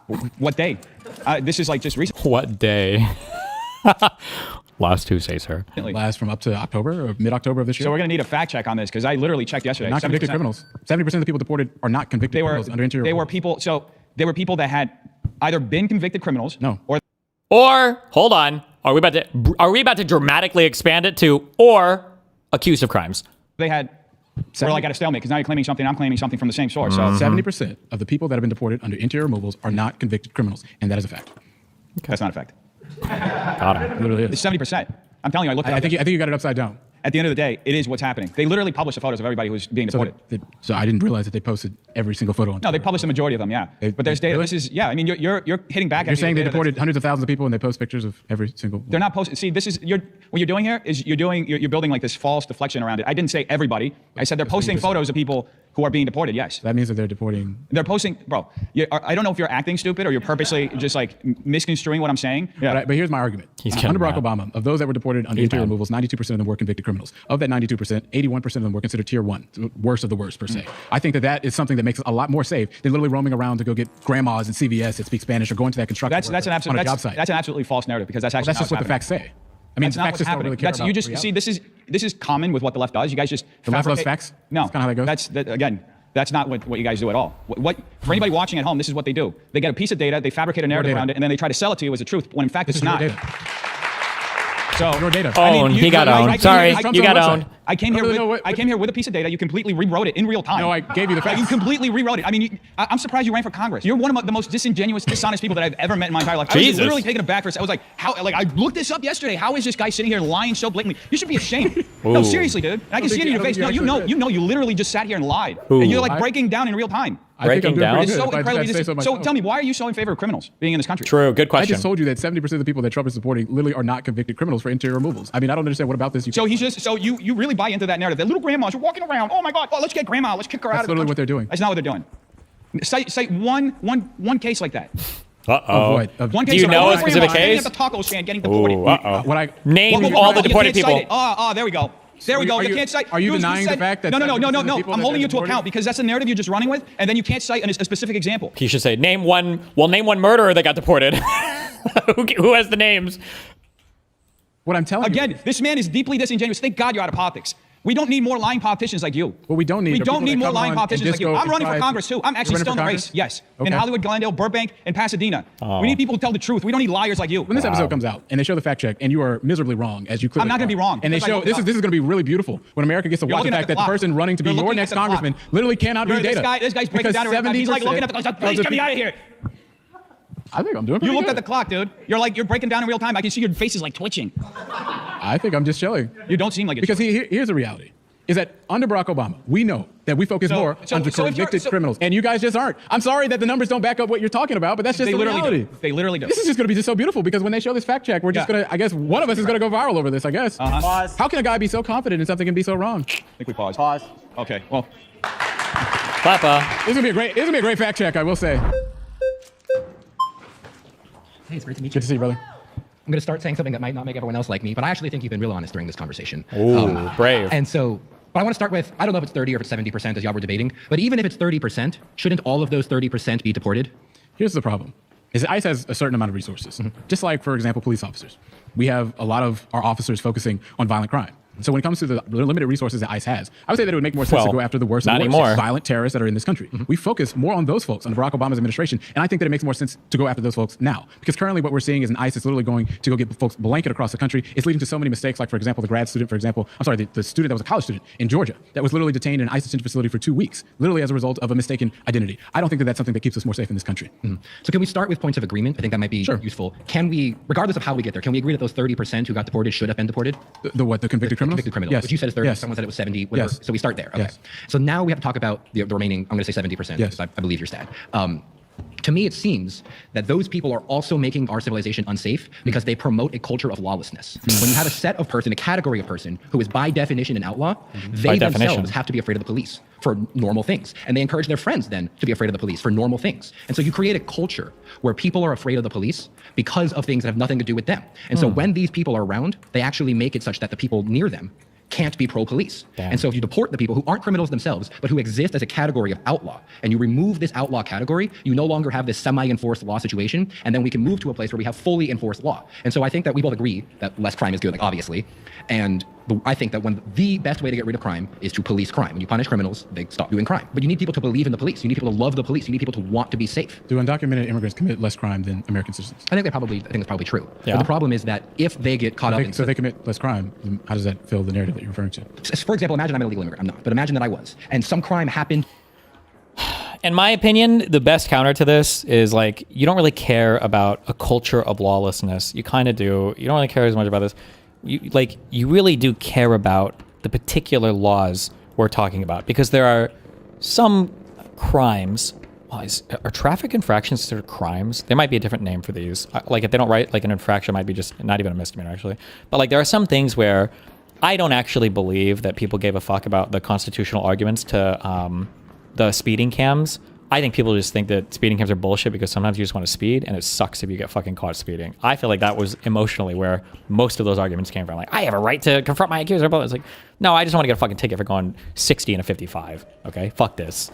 Especially a 100% guaranteed ticket. Okay, fuck that. Because you'll hear people and people complain. Like I feel like traffic infractions are one of the areas, I'm sure there are other things too, for maybe like trespassing or other things, where people will literally say like, I broke the law and I can't believe I got in trouble for it. People will say some shit like, I was only going 59 in a 55 and he pulled me over. I was like, well, I mean, like, you were going over the speed limit. Why are you mad, right? Well, because no, fuck that. Like, so I feel like that's why it's an important reason to fixate on the, what kind of people are we removing? Bad people that are murdering people, committing felonies, big misdemeanors, like violent crime and shit. Probably good to get rid of these people. I think that's great. But like obsessively focusing on every single person that's in the country undocumented, like is that really the best investment of resources? Is that really the best way to make the country safer? I don't know about that one, Chief. To me, I am less likely to call the police because I'm afraid that I could get deported. And same thing if I'm in a group of people and one of us is an illegal immigrant and a crime happens, we are now afraid to call the police because of what might happen to our friend. And so this category of outlaw creates a culture of not believing in police. Let's see if we can agree on this. Okay. I support making sure that we can have a strong border in our country. Yes, I think that that's fair. Thank you. Okay. I do not support violent criminals in our country. Yes, sir. I don't think the vast majority of Americans. Also, what this guy technically just gave an argument for, although he wouldn't agree with it, because you could walk him through that. Like, okay, so you think it's probably bad and it creates an environment of lawlessness and criminality if people are afraid to call the police just because they, their friend might be deported. Do you think it would be maybe for some cities then, if they chose to have a policing system that didn't necessarily turn people over to DHS, whenever they felt like they were an illegal immigrant, maybe then that would get rid of that bad incentive? Because what you've just described is a sanctuary city, that's what you're arguing for. But they would go, no, hold on. And they would reverse course on that, because they don't actually give a fuck about the safety argument. They don't actually care about the safety argument. Because also, having a sanctuary city is more likely to work like obviously because you do the thing and then that's it. Versus we're going to deport every single illegal immigrant in this entire city, right? That's probably never happening, you know, or even like 50% of them, or even 20% of them apparently. Let's do. I also support making sure that there's a pathway to citizenship for those that are here that are undocumented. So the question then comes, what do we do with the limited resources that ICE has in front of us? I personally believe that we should be more focused on convicted criminals, violent people that are in our country. But when we have a system in which 70% of the people that are literally detained by ICE itself are those that have not been convicted of a crime, 47% of those people have not even been charged with a crime. They're just people. 53% have been charged with a crime then? What? So 53% have been charged with a crime then? No, that's not what you just said 47% haven't been charged. 47%. Oh, so what percent have been? Yeah, 53% so have been over charged. half are charged with a crime. Yeah, if you look at what the 47% number before Trump got in office, it was around 10%-ish. Okay. Right? So what I'm saying is that we should be more focused on rounding up convicted criminals in this country, people that are going to be doing things as it is. So would you agree on giving more money to ICE to go get all the convicted criminals? But that's not really what's happening, right? We're already paying ICE. We're literally spending more So money on much ICE this year money. than the Spanish military is on their entire thing. Unbelievable. And we're seeing the results. Well, that's Spain. Well, but I'm just saying. Well, Sorry, hold on. If you're a European, you don't understand that. He thinks that Spain has a population of like 500,000 people, probably. What the fuck? Well, that's Spain.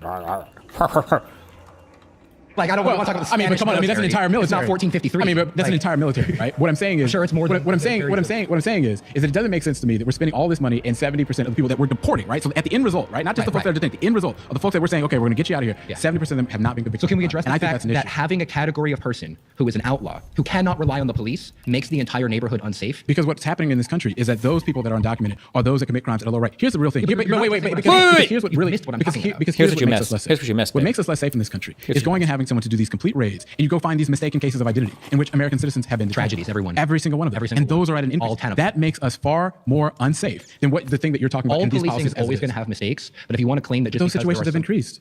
Well, because policing has increased. So what's happening in this country is that what you're focusing on rounding up people that have not been convicted of a crime. Who are a and as a result, category of and outlaw. as a result Can you of that, address the you fact lead that to those American people make citizens neighborhoods being more detained. unsafe? No, I'm all not gonna say that policing at is all. always going to have some accidents, and they're all terrible, and they should all not happen. But if you're going to have a system, you're going to mistake sometimes, and they're all bad, and I'm opposed to all of them. But I'm talking about, first, we agreed on the 30%, which is a huge point of agreement that I think we need to elevate. And then on the 70%, these people cannot be regulated by the system in the correct way. They do not trust the system in the correct way. They definitionally, by the status of who they are, make the neighborhood less safe because it makes so everybody in the neighborhood can't rely on the police or their friend might get deported. So you have to remove these people in order to get rid of this semi-enforced, semi-category of law. You have to do that. Do you not believe that? Are you saying that neighborhoods that have high percentages of undocumented people are oftentimes some of the most violent neighborhoods in cities? Is that what you're saying? That might be the case. I'm not sure. It probably would be the That's case, true. but that's not what I'm If trying you look to at say. cities that have higher I'm saying percentages of undocumented populations, those cities oftentimes have lower crime rates. Yeah, I'm not sure if that was the case or which way that would go. But I'm telling you, you have to address this category of outlaw. I don't know why we're going in circles here. Do you not believe that? Because I don't think that the argument that you're making really has anything to do with the root of the issue. The root of the issue. The root of the Safety issue. of The root of the issue is about safety. Yes, and if we have the fact that our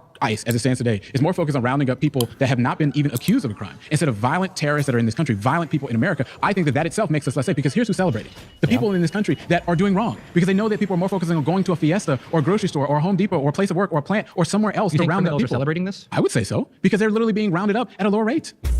Pause. You've been voted out by the majority. It's great to talk with you. Thank you. Thank you, sir. Thank you. Hi, Danielle. How are you? One of the issues that Trump mainly won on was immigration from both sides. And Public mandate. I find disingenuous the selective outrage to what makes it safe. What do you mean by that? Well, we have tens of thousands, if not hundreds of thousands of children missing and not accounted for since the open borders. We have Hundreds of thousands of children. Again, scale. Hundreds of usually a single child murder, depending on the circumstance, can capture national attention. Okay? Hundreds of thousands of children. That's a huge number of hundreds of thousands. $150 billion spent from American taxpayer dollars to house and educate and give welfare to illegal aliens. This takes away. Give me an example of that. Well, I mean, just look in New York, the $12 billion spent on housing immigrants in hotels. Just alone in California, $23 billion was taken away from our educational system to support illegal immigrants. Is that safe for the hardworking American, for the veterans who have to wait behind illegals who get fast-tracked in their health care? Is that safe for them? What? When they say fast-tracked in their healthcare, what the fuck are they talking about? Like, if you go to a hospital, is it like this motherfucker that fucking can't even speak English just got his free testosterone checked at no cost because of the amazing healthcare that's like what kind of healthcare are we talking about? Like, my guess is going to be, if you're an illegal, probably some of the only healthcare you're consuming is like going to the fucking emergency room.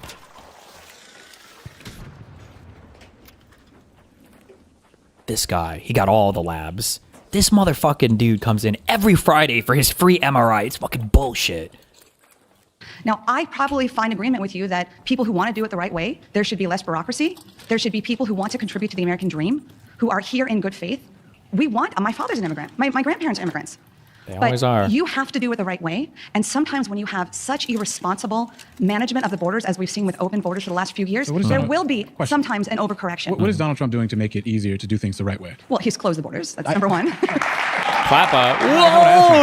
So what is he doing to make it easier to come across the border the right way? He hasn't. Well, he's making new policies Like where which ones? he has Like to what? ensure that He they're hasn't actually done asylum seeking. No, that's not what I asked, though. What is he doing to make it easier for because you just said that you support making Legal it easier immigration. for legal immigration, Yes. right? I think that we all probably should agree with that. No. What is he Not doing really. to advance that goal? Well, the first thing you do is you have to cut off the huge drain of You said that. open border Now- policy where That's not what I asked you. okay, What has he done to make it and I easier to think immigrate? the Can you theme just tell me here- one the theme thing? here One today nope, is he shut nope. the borders. That's not what I asked you. But that's a major thing. You I asked have to what start at the root specific cause thing and is go he from doing there. Well, to I make mean, it easier for people to legally come into this country. well, I know when he was in the first term, he I'm had not the Remain in talking- Mexico policy. I'm not sure of the exact policies, but what he's doing So is nothing. working. He has Nothing. Again, you're skirting away from the issue. So nothing. Americans Nothing. put Trump in office because So they if a saw central if pillar- Kamala was still in office, we would have open borders and it would be even more unsafe. If a central pillar to Kamala. your argument is making it easier for legal immigration into this country, and you cannot tell me one specific example of anything what he's I, doing what I, for people what to I come said across was, legally, what and how does any you're of that turning make my any words sense? around. I do think it should be easier for the right people to come in legal So then ways. what is he doing But- to advance that? But again, Nothing. in the meantime, we have a big problem of So you- illegals, many you of them don't have criminals. anything. When you talk about people who talk about unsafety, let's talk about Lincoln Riley, an American who was just jogging and living her life. Oh boy. Whoo, that's there. George Floyd. Oh my God. This motherfucker. Damn, they have ridden this girl's fucking corpse through the planet, through the crust of the earth. Oh my God. Talk about beating a dead horse. And was brutally murdered by an illegal alien. Is that safe? Is that safe to let people who are gang members and nationalists and drug cartels into our country with the fentanyl crisis a real thing? Is that safe for our kids? So let's not skirt the issue. What happened to Laken Riley, I think every American agrees was absolutely horrific. I think we can say, and it's just like, for example, when Molly Tibbetts was killed under the Trump administration by an undocumented person in this country. This happens across, and every time it happens, it is wrong. And I think we all should say that any person that commits a violent crime needs to be locked up, deported. We all agree with that. But here's the central problem: is that what you're focused on is rounding up people in this country that have not been convicted of a crime. That does not make us more safe. Because when you have, that's a blanket statement. that's just simply the facts. Trump has run on criminals, violent criminals first. Let me ask That's you. what Let he's me ask you a question. Yeah. Of those people that are sitting in ICE detention facilities right now, how many do you think have been convicted of a violent crime? Just take a guess. I could not. I trust the Trump Take a administration. guess. I Just throw a number. Just take it. What do you think it could be? Well, 100% because they're all illegal. And There it is. Always do that. Always do that. Like, what kind of women do you hate? I hate the women that act like cunts. Okay, well, like, why is it that you seem like you hate every fucking woman or whatever, blah, blah, blah? Because all women are cunts. Based. Absolutely based. You got it. Hell yeah. Okay. It doesn't matter. I said, how many have been convicted of a violent crime? Why have they not filed the papers? Why I just didn't they take advantage of the asked system? Yeah, It just fill out doesn't the matter. papers. It's so easy. 100%. You think of it? Only, Because if they're there only illegally. 5% of the people in ICE detention facilities today have been convicted of a violent Are they crime. here undocumented? 5%. Are they here undocumented? 5%. 5%. Are they Not here all of them. Wait. Are they here undocumented? Not all just of them. screams about what people are seeing in this country. You literally believe that 100% of the people If in they're ICE detention facilities undocumented- have been convicted of a violent crime. Okay, Only not 5%. violent. I said a crime? I Is that asked they're you a violent undocumented? crime. I don't know the statistic of violent crime, but do you I just understand why asked they're there you. in the first place? You just told me that Okay. number was 100%. Okay, they're undocumented 100%. Boom. The priority That's we should not all true. agree on should be violent crime first. 95% of the people in ICE detention facilities have not been convicted of a violent crime. I don't think that's a true statistic. That's a fact from DHS itself. I don't. Pause. You've been voted out by the majority. Please take your seat. Got him.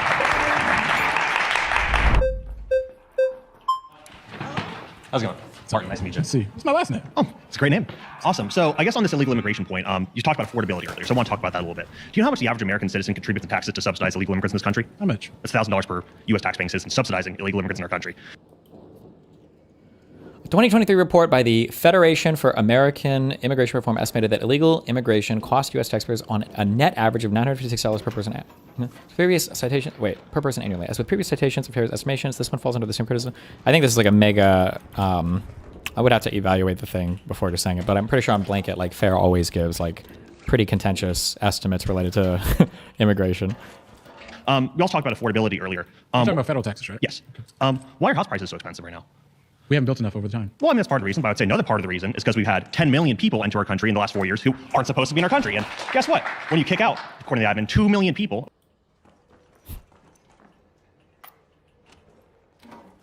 So these motherfuckers are broke, lazy, coming to our country, But they're also buying up all the houses?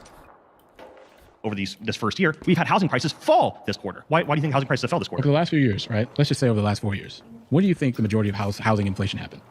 1 years. Tell me. 2021, 2022, as a result of that? We know that, but we know our highest years for immigration into this country were after that.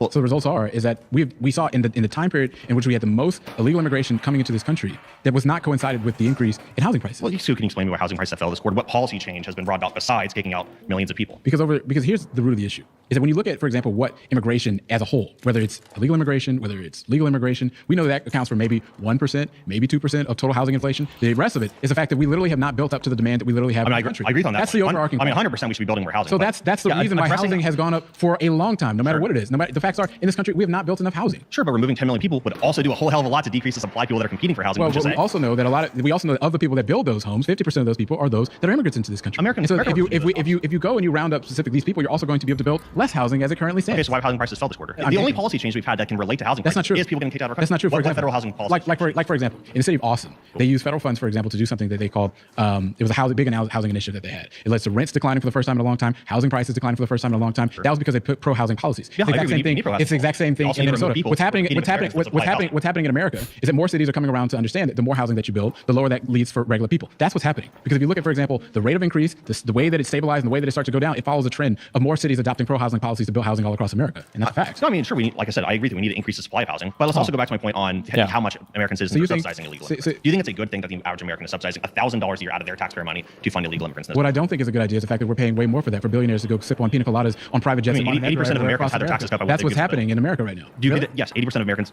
that's in fact check, 80% of Americans had their taxes cut by the One Big Beautiful Bill for middle class Americans. How so? $80,000 to $100,000. I think it was around $1,000 to $2,000. What happened to the tax rate? It went down. It did? Yeah, for 80% of Americans. The tax rate? Yeah. Tax rate didn't go down. Yes, it did. Tax rate didn't. That's in fact check right here. 80%. The tax rate? Yes, the effective tax rate for the effective tax rate. Yeah, the tax rate for Americans. This is a game that Republicans always play when it comes to, it just depends on how you want to say it. Technically, no, I don't believe the tax rates changed. They just made permanent the tax cuts from the Trump Tax Cuts and Jobs Act. But Republicans will talk out both sides of their mouth when they want to talk about this. Because when you say things like, well, didn't this increase the deficit rate? They'll say, oh, no, it had no effect on the deficit whatsoever. Because they're already factoring in the cost from having those tax cuts being made permanent. But then when they talk about, so did you give Americans tax cuts? Oh, yeah, we did. We gave them all the taxes. Like, okay. And then I think they added a few things around the edges, like the no tax on tips if you make under 150K. And maybe, I don't know if they did the no tax on overtime, right? If you make under a certain amount for whatever bullshit. So went down. Do you disagree with that? Well, because that's not what happened. What happened was maybe an increase for the standard deduction and some other things. But a lot of those policies, and I just want to make sure that's very clear here. The policies for regular people and the tax cuts that were in the big, beautiful ripoff bill, per se, for those that make less than $200,000 a year, were supported by a lot of Democrats. Democrats supported these ideas. Nobody supported raising income taxes for folks that made less than $400,000 a year. Kamala Harris. Nobody. No. Tax Cuts and Jobs Act. Exactly. You know why? Because what we don't support is the fact that the richest corporations in America are getting away with paying little to nothing in taxes. What we know is that with the 21% corporate tax rate that we have, it's too low. Okay, so perfect. I want to establish. You want to raise the corporate tax rate. You want to tax unrealized gains. You want to do all these things. Did I say that? I mean, I'm asking you because that's what Kamala Harris said. I think that for those people that make more than $1 billion a year, they should pay a property tax-style tax on their wealth. That is what's okay. Well, you talk about corporate taxes because that's what Kamala Harris ran on. She ran on raising the corporate taxes and raising the effective gains tax. Can you at least acknowledge that is just economically suicidal for our country and would result in businesses slashing jobs and leaving our countries in droves? You know what the top corporate tax rate was in the 1990s when Bill Clinton had the largest peacetime expansion of the American economy record? 35%. Okay, higher than what it was now. You know what the effective corporate tax rate? Do you know what the like? I don't think corporate tax rates would impact things much. I'm not a fan of corporate tax rates. I think corporate tax is kind of dumb. It's tax income more, but I doubt that it would have some massively deleterious effect on the on corporate environments or whatever. However, it is funny that this guy will say like, well, if we did higher corporate tax rates, that would destroy everything and that would be so horrible. Oh, what about if we tariff every single fucking thing this country imports from every single fucking country on the planet with absolutely no concept of what a fair tariff would be, when the tariffs will end, how the tariffs are going to be levied, if they're going to be or if they're going to be permanent, right?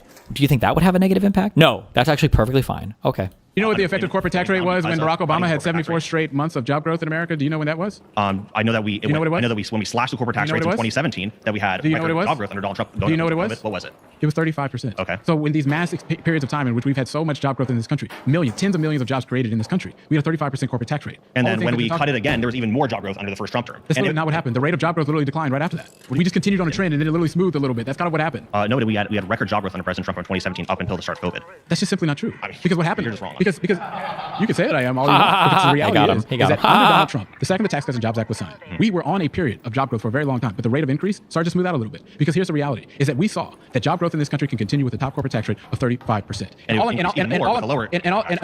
I'm saying here today is that when you go and you cut these big taxes for these big corporations, what happens to the deficit? It goes up.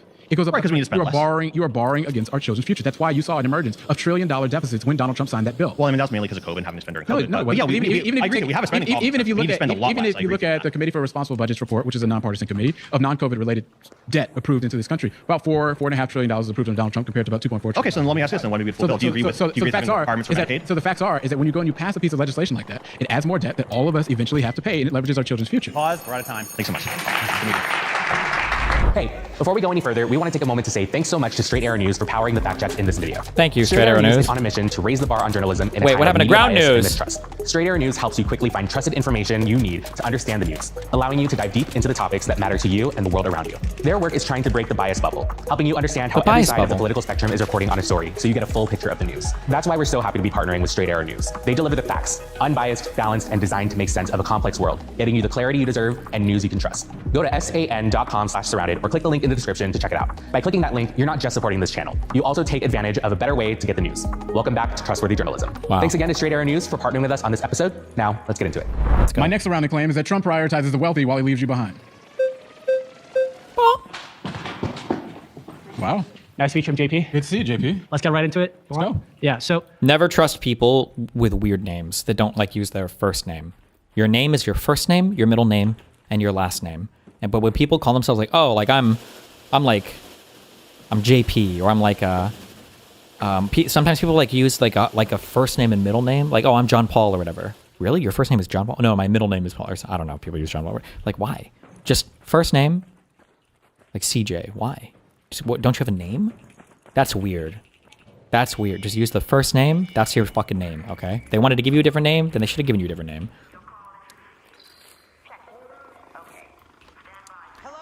I think that I can see your claim. I want to hear you argue it a little more if you want. I mean, the main argument is that look at all the things that Trump promised. He promised that he would make us not pay taxes. He promised us that we would have gas prices national average less than $2 a gallon. And he promised that he would cut our energy bills in half within a year. It's a year. We don't have any of that. Our energy bills are up 11%. Meanwhile, we see the wealthiest 1% of Americans getting about $1 trillion worth of tax cuts with a big rip-off bill. I would say that's very clear that he's more focused on the wealthiest people in our country. I think that the argument that I would make, and I think it's a structural one, is that Trump can't control everything. For the last 30 years, globalism has dueled our strategic thinking. Ooh. And if we want real change, it's not going to happen, not in a year. It's going to be Didn't he say it would, strong though? break, and that's just beginning. Didn't Trump say day one? Didn't Trump say day one? Why are these guys okay with Trump lying? Trump didn't say it's going to be a long, arduous process. Trump didn't say it's going to take us a long time to build it. He says on day one he was going to do all these things. He said 100 trade deals in 100 days. He said on day one I'm going to bring all this stuff down. On day one I'm going to solve Ukraine, Russia. On day one I'm going to solve Israel, Palestine. He didn't do any of this. Why? What happened?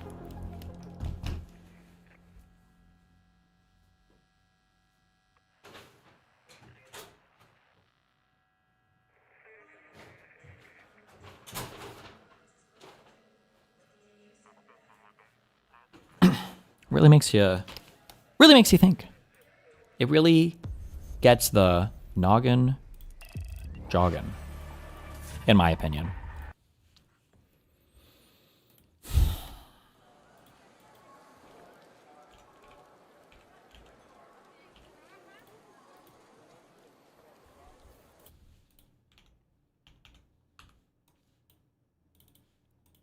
Fixation on consumers, on the products. But what we've lost is labor, and I think you, I'm sorry, should understand this. I didn't know that. I didn't know that it was a bad thing to be concerned about prices. Under Joe Biden, I didn't know we that had was a a bad 50 to 60% increase of border crossings.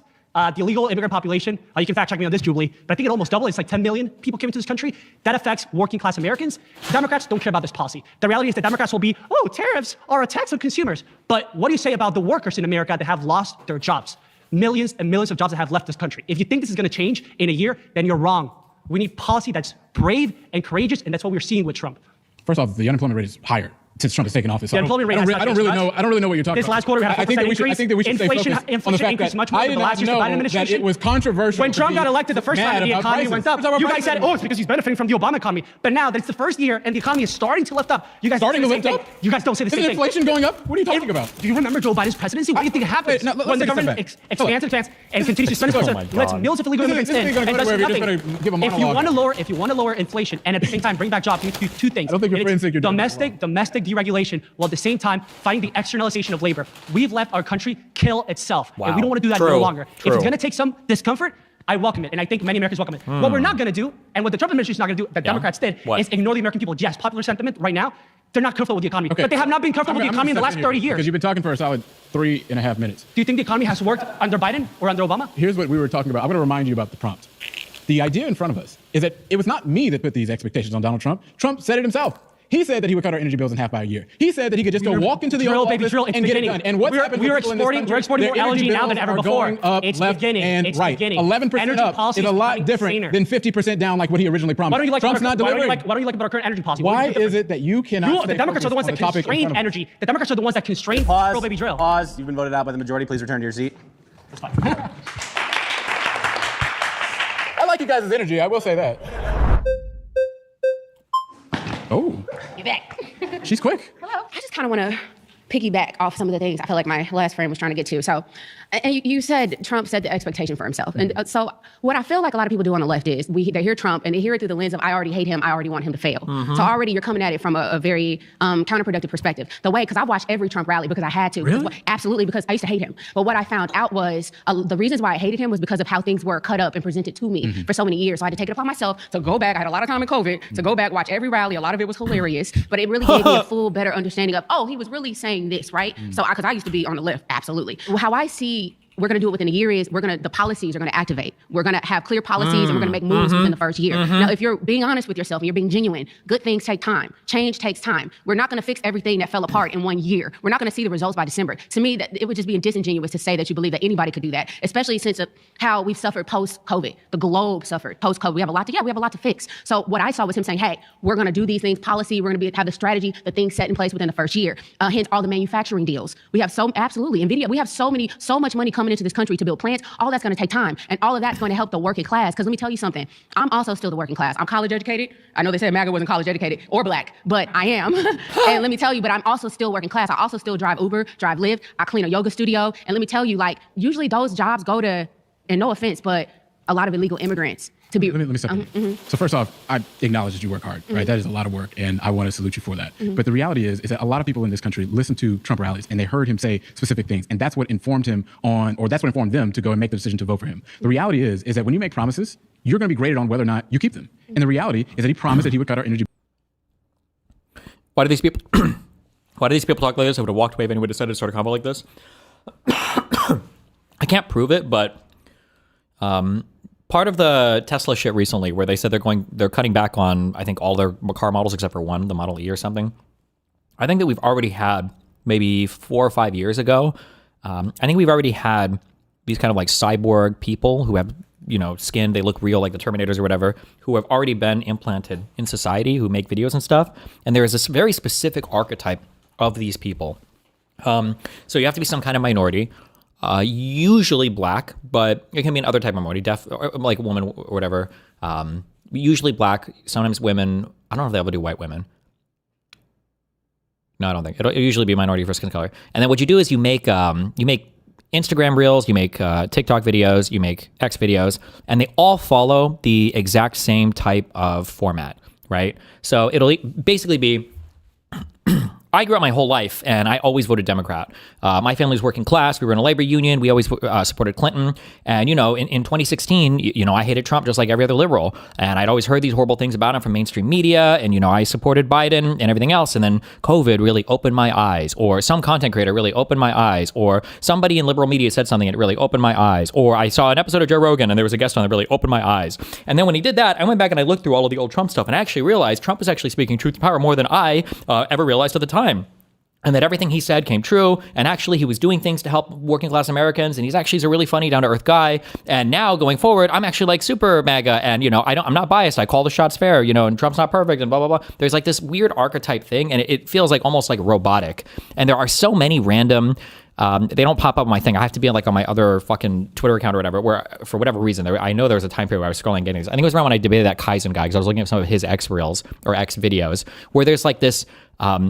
It's just this copy-pasted archetype for a minority figure that has the exact same backstory that's now like a complete and total MAGA dick suck on everything, and they try to present themselves as a super impartial, super fair, like I used to be brainwashed and now I've been broken out of the plantation and I'm going to tell it real, like how it actually is, whatever. And yeah, this woman is 100% that archetype. I don't know why. It's incredibly fucking annoying, but whatever, yeah. I think they're cyborgs. Bills in half. That has not happened. It hasn't even remotely. Have you seen on Twitter all the people about the gas prices? They're low here. Hold up. Yeah. The energy bills are up 11%. That is a fact. But the national average for gasoline in this country is literally almost the exact same as what it was a year ago. I know, but it's about 5 cents less. But even if you compare it by state, I feel like a lot of Democratic ran states are suffering. It's an average. Okay, but that includes all the Democratic states. How's an average all with huge populations. How's an average calculated? You calculate everybody together and then you divide it. So were Democratic states included in the average last year?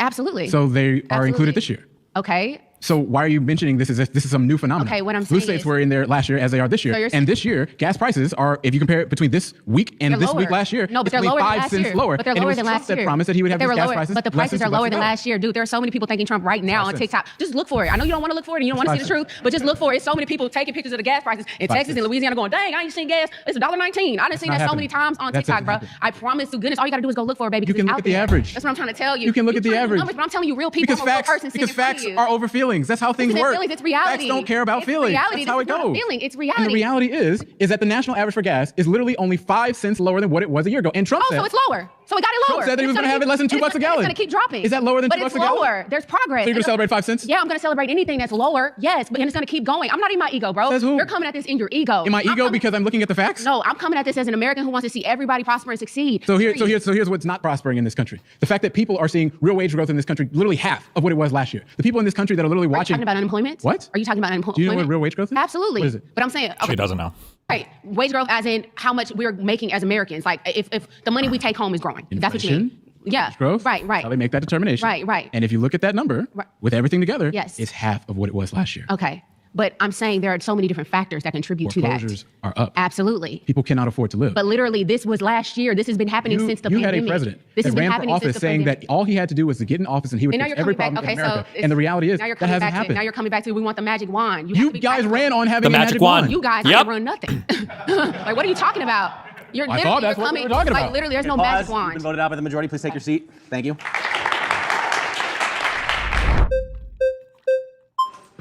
Sorry, guys. Hi, how's it going? Nice to meet you.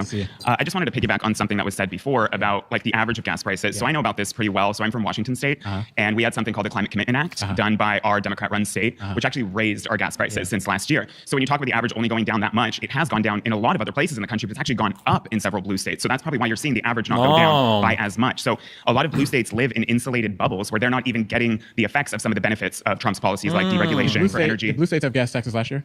No, it was a new. Well, what we had is the CCA was introduced from 2022. The people tried to repeal it through an initiative. We gathered almost 2.4 million signatures, and it was declined by the. Did blue states have gas taxes last year? I can speak to my blue state. Yeah, we had. It was a new gas tax that we tried to repeal. Blue states, as in California, Washington, other places, have had gas taxes for a long time, and they literally were in the national average last year, and they're in it this year. If you look at states like Texas, for example, that's a state that does not have this particular act that you're mentioning. Gas prices might be lower by 10 cents, 7 cents, 8 cents, something to that degree. The reality is that Trump promised nationally that he was going to bring the national average of gas less than $2 a gallon. That has not happened. But here's what he has delivered on.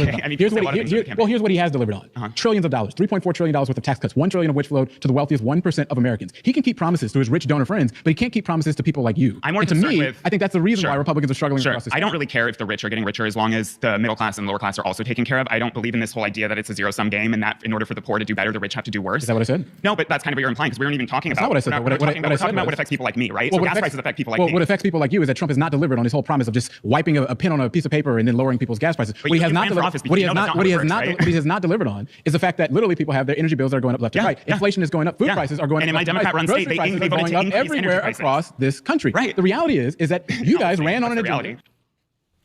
If you want to LARP as poor people, gas prices are not the thing that fucking poor people ever fucking care about. They might say it because they're retarded, because poor people are retarded. I love them. But it's rent, it's your car payment, and if you have kids, it's childcare. There's never in the history of all of fucking working poor kind been like, oh, last month gas was $2.50 a gallon. Oh, it went up. It's $2.65 a gallon. My shit is fucked. I can't afford to live. Oh my God, my fucking life is fucked. It's just not. It's just the most retarded fucking obsession. Americans are obsessed with like low gas prices. But like, if anybody's had parents who are like this, my grandparents were like this. Americans are so retardedly obsessed with gas and gas prices. They'll be on some shit. I remember my grandparents used to do this all the time. It'll be like $1.95 gas at like the Amco. But if they go, like 5 minutes down the street or whatever, they can get like gas for $1.93. And it's like, I'm sorry, how many gallons are going in your station wagon? You're putting like what? I don't know, in a station wagon, like 15 gallons of gas. How much money? You're saving 30 cents. Was this worth the 5-minute drive? Really? Like, it's fucking retarded. Americans have this retarded obsession with gas prices. It's like the dumbest thing. It's like, in the grand scheme of your finances, it's not, the thing that's fucking you is going to be rent, especially if it increases. It's going to be car payments or car fuck up, and then stuff related to childcare. Because daycare and shit, that shit is expensive. You ran on an agenda of lowering people's prices, and you did not. Okay. You didn't do that. Oh, but we didn't do that across the board. Okay. No, you didn't. Well, that's when what a you look national average is. Sure, I understand that, but you're completely ignoring the factors that come into play in those individual states. In my state, just like they voted to raise the gas tax for the gas you fill up in your car, they also voted to increase the gas for your natural gas that you use to heat your home. That affected small businesses. That affected immigrant small businesses more than anybody. You're not listening, actually. Because as soon as I tell you something that actually affects the average and middle, it's irrelevant. Middle class is irrelevant. I never said that. Well, I'm trying to talk about what affects the middle class. You're talking about billionaires. Because here's what I said. Okay. What I said was that the national average is comprising of all 50 states. Sure, I get what different states have different policies. And the reality is that some of these states that you're mentioning literally had gas taxes last year as well. They were also included in the average that Trump was lambasting, saying that it was so high and that he was going to get into office and completely change that. He said that. So the reality, Trump just can't come into a state. Well, that was his promise. Okay, that's what he said. Oh my God, he's saying maybe he should have thought about promising something that he couldn't deliver on. Okay, sure. Every politician should think about that. What politician has delivered on everything that they've done? That's the realistically. point. So the point is, you're harping on this one thing and avoiding the actual thing that states are being mismanaged by Democrat-run states, from the governor down to the Senate to Congress and mayors. I just won an election up in Snohomish County in Washington. Shout out, Aaron. And we won, one of the only Republicans to win in our state. And we did that by communicating to the people and actually figuring out what they want and being an open book and not being this insulated, we know better than everybody and we're going to try to, manipulate your life into what we want it to be. That's not how it works. What were some of the things that you guys promised? What we promised? We promised to actually, we didn't make any promises to any sort of like donors or builders or anything like that. What did you say that you would do in office? That we would listen to the people and that we would, the biggest complaint about people was permitting. Permitting takes too long. And people were complaining about housing, that too much multifamily housing was being built. Well, guess what? If you make permitting so long and arduous, builders only want to build multifamily because it's going to take years for the permit to go through. They're not going to get their money back unless they make this building a multifamily thing. All right. So if you were to be in office. I'm sorry. This might be like advanced Pacific Northwest Republican dog whistling. Why would you not want more multifamily housing? Is it just because of like Hispanic people breed too much and have too many kids, or what? Why would you not want multifamily housing? You have to have all those single family homes clogging up all of your fucking geography. And you didn't deliver on that. Sure. What would you think?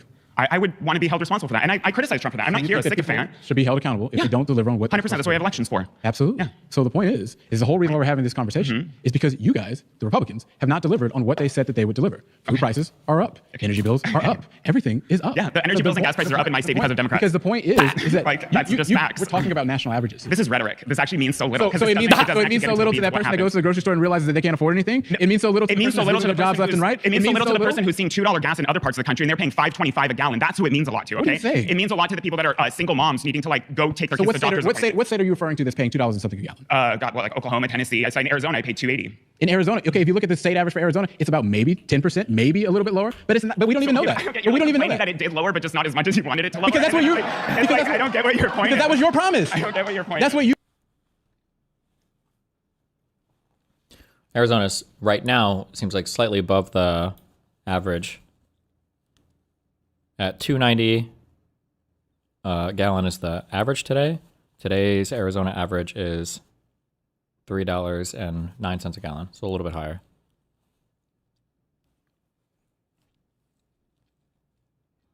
Lower than it was a year ago, though. You promised. Okay. You promised that you were going to have these prices less than $2 a gallon nationally, and that did not happen. I look a little different than Trump. I did not say those things. Well, Trump still made these promises. He did. Sure. And he didn't deliver it. Okay. There we go. And that's the argument. Low IQ talking point. I didn't say those things. Who the fuck are you, bro? Who the fuck are you? We're not here to debate your personal political ideology. You're here to defend your movement.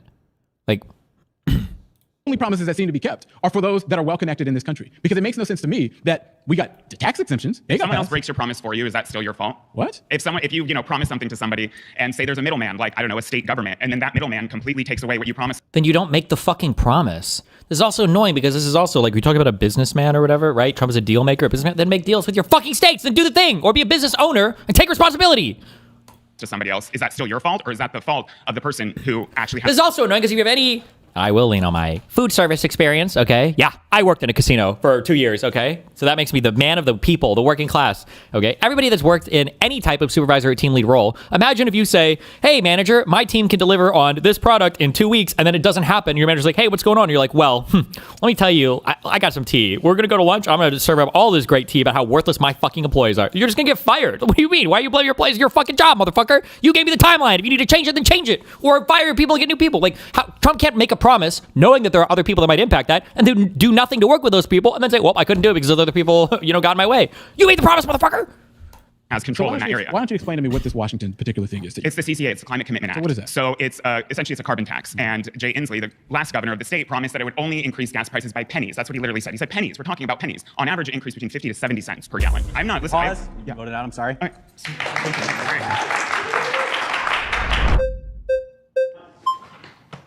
Isaiah. What's up, brother? Oh, Robinson. Thank you.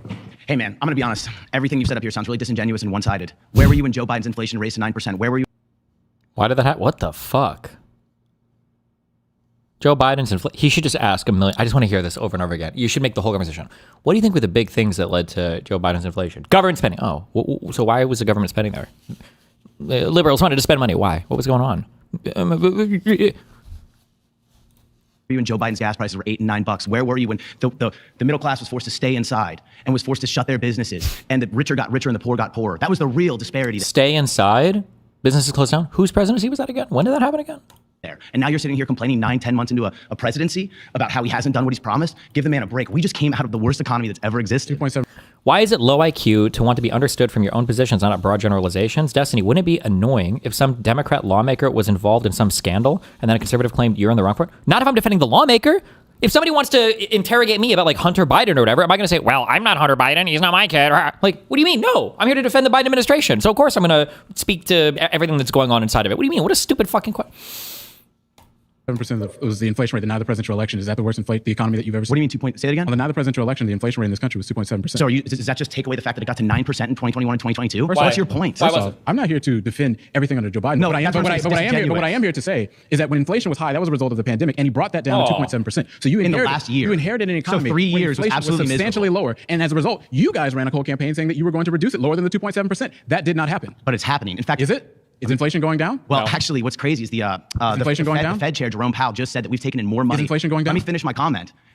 Jerome Powell said that the tariffs have brought in so much money that we're actually in a surplus. It will. Inflation is going down? Does anybody think that their grocery prices are going down? Actually, chicken did just go down. Why? Because Trump thought that they were and beef prices are near all-time highs. So we can play this game of one.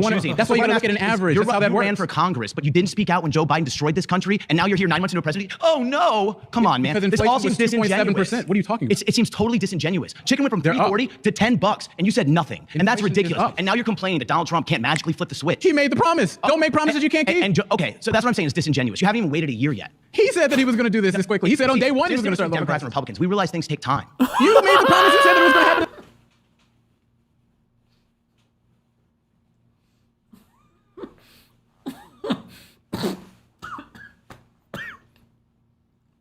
This man is trying to fucking kill me.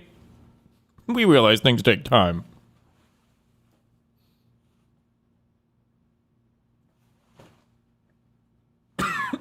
That was a good. He cooked. He cooked with that one. Hey, the promise. Don't make promises you can't keep. Okay, so that's what I'm saying is disingenuous. You haven't even waited a year yet. He said that he was going to do this quickly. He said on day one he was going to start lowering Democrats and Republicans. We realize things take time. You made the promise and said that it was going to happen in less than a year. Everybody makes promises, my man. Let's be. Oh, okay. No, you're not. Again, this is why I think you're disingenuous. You're laughing at me. Did you win your Congress? Brother, we're talking about the fact that inflation. No, I don't. I'm saying maybe you didn't win because you're disingenuous. And now we have inflation that's going up. Okay. I don't think so the gas prices nationally are beneath $3 a gallon, lower than they've been in years. And you're sitting here picking issues. Again, you're complaining that it's 5 cents lower. And going back to my man's point right here, Gavin Newsom also introduced a new tax this year that raised prices again. So when you have Democrats that are counterintuitive to the success of this nation, they're destroying it, not Republicans. In fact, every single judge that sued Donald Trump. So why have we not seen similar increases or decreases, for example, in Texas? Texas hasn't seen. Texas just got under $3. I think people are talking about it right now. It was less than $3 last year. The state average. The state average less than $3 last year. We'd love to see the Jubilee fact check on that. And I will be correct. Okay. He's right. Rip. I hope you're right. But the national average is below. It's 5 cents below what it was. We're in a good. You said it was going to be less than $2. That's what Trump. No, I didn't say it. Well, that's what Trump said. Okay, let's get there. But it's really counterintuitive when you have Newsom, the guy from Washington, adding taxes on top of the gas to keep it high. It's almost like they're doing it on purpose to make sure prices don't come down. Oh, they're intentionally. So you get it now. You they're get it. Intentionally raising prices? Absolutely. Oh, this is hilarious. Why is this hilarious? What's hilarious to me is watch anybody think about intentionally raising prices when your central policy is tariffs. Nothing raises prices like tariffs. The argument was that Trump is raising people's prices. No, it's a fact. You can say it for whatever reason you want. Your argument but is he's still he's not raising looking prices. out for the middle class. You just changed your argument. He is looking out for the middle class. Hopefully tariffs bring jobs back here and brings back manufacturing. Why is the unemployment rate going up? Why is manufacturing activity going down? Well, let's see. The unemployment's going up because we had to fire a bunch of people that were sitting in government because Joe Biden made government jobs go astronomically out of control. And then he paid a ridiculous salary. So that's why you're like, oh, the wages went down. Actually, wage growth hasn't gone up in 50 years. The median salary in this country hasn't gone up in 50 years. In fact, if it did, minimum wage should have been well over $20 10 years ago. Will you support raising the minimum wage? No, I won't. Now he's killing me. I'm not going to survive.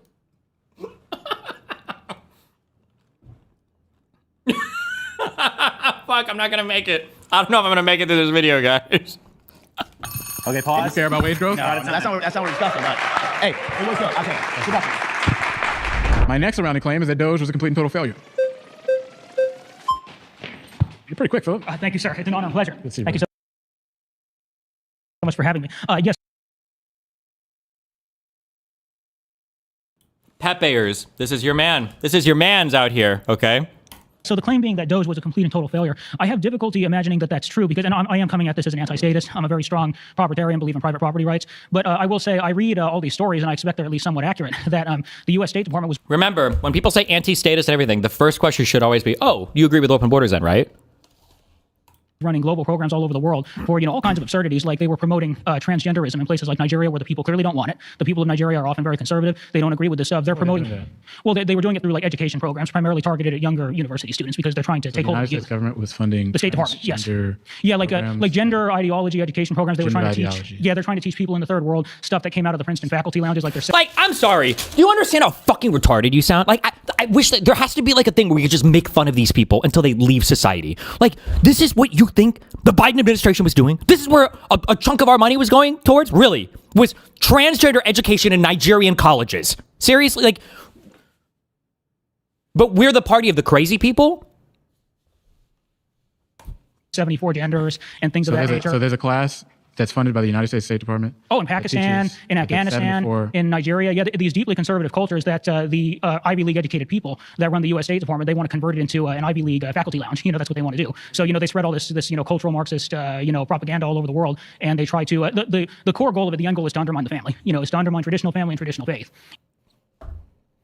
Me in every single debate I ever have. And then 30 seconds after making the space, I'm like, fuck, I have to push back, or my audience is going to say that me just repeating what the guy says in a monotone voice isn't good enough pushback.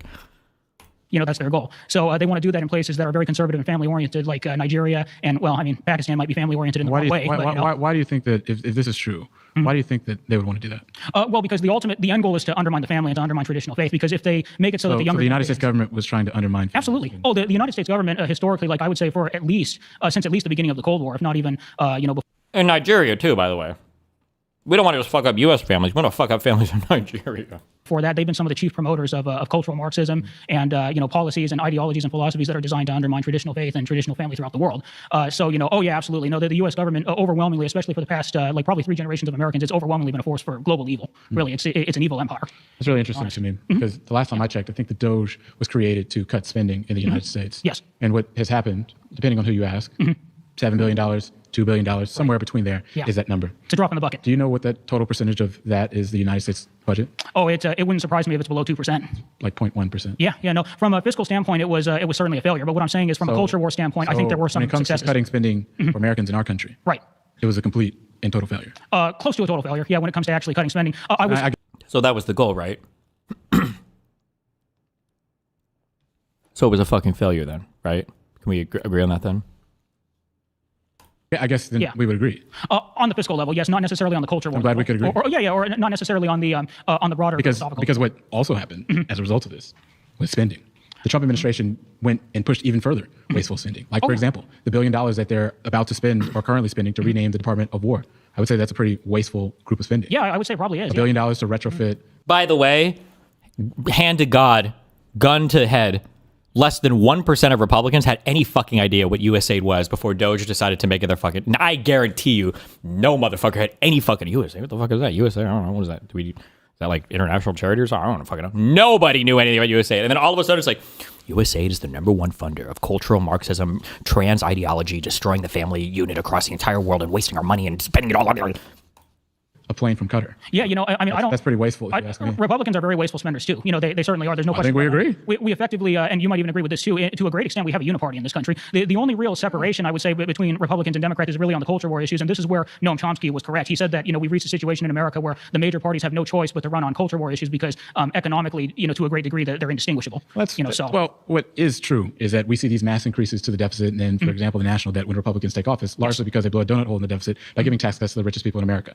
I think that that's something that just needs to stop. Well, I mean, I'm anti-tax and anti-statist, so I don't think that anybody should pay taxes because I don't think that there should be taxes, and I don't think there should be a state that has to be funded by taxes. Are you for open borders? Please ask him the open borders question, please. This guy sounds crazy, and if he might actually own it, please ask the open borders question. Please, please, please. Should there be any taxes? No, I think that society should be governed by voluntary private associations designed to protect private property rights. Did you fly here to Los Angeles? No, I'm from around here. You can believe it. So yeah. Interesting. Yeah. Did you drive here? I got driven here. You got driven here on what? Yes, on the roads, right? Oh yeah, no. Why not just say you drove there, bro? Oh no, by your mom? I'm sorry. Fully recognize that there's public amenities all around us, and that in some way or in order other. for you to drive here, it takes what? It takes funding to keep the roads. Well, yes, but I've been forced to pay taxes to fund the construction and maintenance of. Ooh, I don't know if he's debated a bunch of like crazies before. You have to be careful when you ask them these open-ended questions because depending on how crazy the person is, they'll be able to yap for hours about how actually I can tell you how we could fund the roads by having mutual private organizations that all recognize a benefit, and you would have voluntary association with these organizations. Like they'll have answers for you. Like they're not going to be stumped unless they're a normal retard. But this guy sounds like an advanced retard. So. Of those roads. The money has to come from somewhere. Yes, it'll come. Yeah. Okay. Thank you, sir. Yes, it's an honor and pleasure. Thank you. Hi. Hi. Good to see you. So I know Gavin Newsom is the leader for the Democratic Party right now. Is this AI? That's who's going to be the nominee most likely, and everyone's super excited about him. But guess what? I live in California, where spending is out of control, and the fact that nobody wants to even look into fraud and everyone is burning down Teslas when Elon Musk was trying to help and he came in with good intentions is shocking to me. Gavin Newsom cannot find right now $24 billion that he spent on the homeless, when actually they increased the homeless now by 20% because all they do is just keep building housing and hiring developers. These 2 developers now have been indicted because they've been spending all their money on Coachella tickets and Birkin bags, private jets, vacations, you name it. Well, last time I checked, I'm not really here to debate the record on Gavin Newsom and what happens in California. I'm here to talk about Doge and what has happened in the federal government. And as a result of these policies, you've cut maybe 0.1% of the federal budget. Meanwhile, you've just gone and spent everything else. You now have, for example, like I said, $1 billion to rename the Department of War. You now have, for example, the fact that they're spending money, about $12 billion for farm subsidies because the tariffs were just that bad. So it's all a wash. So I don't really understand. Well, nobody let him do his job, how is it that you guys are actually cutting spending? So he said that Elon said that it was somewhat successful, and the only reason he wouldn't do it again is because everyone burnt down his Teslas and tried to destroy his business that he started. $100 to $200 billion in zombie payments is what he said. I have a question. Yes. Did you get your $2,000 Doge check? From the tariffs? From Doge as a result of all the spending? Or from the tariffs, actually, because I think Trump actually floated the idea of a second check as well from the tariffs, I think. Neither of those happened, but which was supposed to happen. There was supposed to be a $2,000 Doge check. Did you get that? The Doge dividend. No, but they haven't said anything about Have they introduced something for that? Who said that they were supposed to do that? I know we're supposed to be getting. We'd be getting a check in the mail. But no, you guys went into this not letting him do what he came there to do. So you control. Why would anyone want fraud to be continued? If it's happening, when I brought up California, everything happening in this government. How many excuses? What do you mean? How many excuses? The Senate, yep, and the White House, and the Supreme Court, and you still couldn't. And the Supreme Court. How could anyone work like that? Honestly, how could anybody work with all the branches of the government under their control? You guys did not let the guy having the House, the Senate, and the White House. Who needs to let him do what? Excuse me, ma'am. What the fuck are you talking about? Demonized him. You control it all. You demonized? Hey, here's a fucking tip. Turn the fucking TV off, retard, and do your fucking job, you fucking moron. Turn off the fucking TV and get off Truth Social and X 24/7. You're addicted. You are addicted to social media. You are addicted. Put your fucking phone down and go to work. You control it all. So what? And you still couldn't get it done with your people. You guys were doxing him and calling this guy big balls and going crazy about every single thing with Doge. Doge was literally vilified. But we were allowed to be audited by the IRS when Biden hired 80,000 IRS agents, the random regular people. Pay your taxes, motherfucker. Your question. I'm sorry, but if there's people doing fraud in the government, you don't want to know about it? How does a bill become a law? Do you know? Goes through Congress. And so then what? It has to go through both chambers of Congress. Okay. It has to go to the president. Yes, and then who he has a sign off. majority in the Senate? We do. Who has a majority in the House? We do. But what does that have to do with Doge? Who's in the White House? What party's in the White House? The Republicans. So it's almost like you can do anything you want. Yep. They managed to pass tax cuts for the richest people in America, but they didn't manage to go get the checks that they promised the American When did people. they promise So it's the- almost but like they're not even that done just I haven't heard of that. I didn't hear about that. I didn't hear about the Doge dividend or anything like that. didn't happen But they're not whatsoever. even done yet. Honestly, the same way Trump got into office and everyone said, price of eggs, price of eggs. Within 2 days in office when the bird flu was around for 3 years before and no one said boo. Because here's what's so interesting nothing. about conservatives. Yes. Is that you run on all of these different things, and then the second you don't do them, Yeah. you expect that people will not hold you accountable. Yep. No You one's did saying- not do nobody's anything. saying that. No, and the I'm not- reality, I didn't- the where reality did I say is, that? is that you walked around Yeah. and cut 0.1% of the federal budget. Then you spent over that with wasteful spending, like for I don't example, like the wasteful spending. $500 I've never million said that I did. that Kristi Noem is spending for a new private jet to retrofit another Qatari Air Force One. You can say But all can this we money agree to on that. something? Why? But can we agree on something? What? Is it okay to vilify Doge and Elon and all this stuff? Why wouldn't you want to know? From the get-go, everyone went crazy about Doge and all that. Why wouldn't you want to know if there's fraud? I know if mine. When you present yourself adversarially, you need to be prepared for people to receive you adversarially. Grow the fuck up. That's life. You need to learn that as a lesson. That if you're going to present yourself, I'm going to go in and fuck everything up, they better be ready for it. Of course, those people are going to be adversarial to you.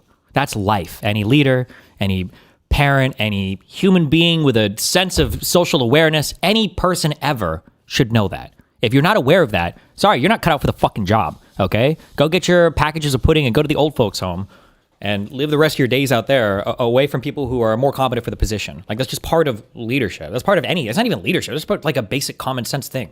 Entire state, we don't know where the money's going. Our sidewalks are broken. There's potholes everywhere. I'm sorry, what the fuck does the federal government have to do with your sidewalks? All the homeless are trashing the street. Potholes Graffiti everywhere. I don't know where or my maybe taxes she's talking about the Newsom. Maybe she's talking about California. I don't know. are going here. I live here. Well, then, so, I and think- he's I your think- model. I You think got, he's that- going to I be the think running that for you should- president. That's your I model, think right? that- Not Kamala. I mean, look, That's your model. I think so you I don't should go understand. and Why talk wouldn't to you those care? folks in California. I do. But ultimately, I do, and I get nowhere I'm with here, that. Everyone's I'm here committing to fraud. talk about Doge. And the reality But why? is that Did you want Doge was to a- start? Did you want Doge to I start? support government efficiency. Actually, I do. I think that Did you, if did you wait a second. condemn the burning of the Teslas and all that? Let's talk about this. I believe that government needs to be more efficient. I think that everybody should. Barack So Obama how do was we somebody implement that supported a lot of that. Yeah. But that's not what you did. Why You added is- more why so? bureaucracy across the board. You then meant to go and spend more money than you allegedly cut. You lied about the money that you were cutting But before it you got all called out been a before couple months of NPR. Administration, you guys. I wish you guys held the Biden. You fired Elon administration. Musk. You fired him. I wish you held. You literally told inflation Elon was to go home. transitory. Yep. Inflation You was literally transitory. sent Elon Today to was go out of date. home. Elon had to go home because no one let So the then guy. he didn't do You the wanted to work. destroy his. Okay, you guys don't let anyone do anything. Literally. You control that. Oh, she almost said a real fucking nasty big bad. You hear what she almost let slip there? This disgusting fuck. Listen to what she almost finished there. Go home because no one let So the then guy. he didn't do You the wanted work. to destroy his. Okay, you. You try to destroy his business? Oh, wait, hold on. Are you saying there was a conflict of interest between him being a businessman and him having a role in the government? That's what she almost got out there, but they're shouting at each other. Almost like maybe that's not the best way to approach government. Maybe. You guys don't let anyone do anything. Literally. You control the House, the Senate, and the White House. But that's irrelevant. Oh, so we can go back to immigration then, because why don't you guys pass laws on immigration? After You 4 years tried. when they told You us literally. They told us he was You healthy literally and did sharp not as- go sharp and as do tack. what you promised. You didn't. But we're not done yet. You fired Elon. He's gone. Done. Thank you so much. Thank you. What's up, man? Scotty. Nice to meet you. Scotty. Yeah, so Scotty Pippen. Yep, come on now. Honestly, I kind of want to start off like, why was Doge even in this? Honestly, when we all saw the prompts, I went, what the heck? Why nobody talks about Doge anymore, right? I think we both can agree, right, that I do think Trump shouldn't be spending those things on the Department of War, right? Shouldn't be spending all that money, right? But Hunter Biden stories, 5 years. Special White House office headed by the wealthiest man on the planet that purchased the largest news-related social media feed in the world to advertise for Donald Trump, who gets a special role to audit the budget of the entire government. Why do we have to talk about that? Come on. He's gone like 6 months ago, bro. Seriously? Like, actually fucking...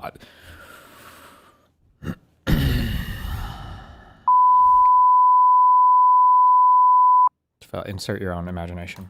Democrats did the exact same thing. And when you look at Doge, the core of it was good. We're trying to get rid of government. The core of it? The core of it was good? Oh my God. What a fucking loser. Imagine, again, any Democrat with any type of messaging like this. Give me a fucking break, dude.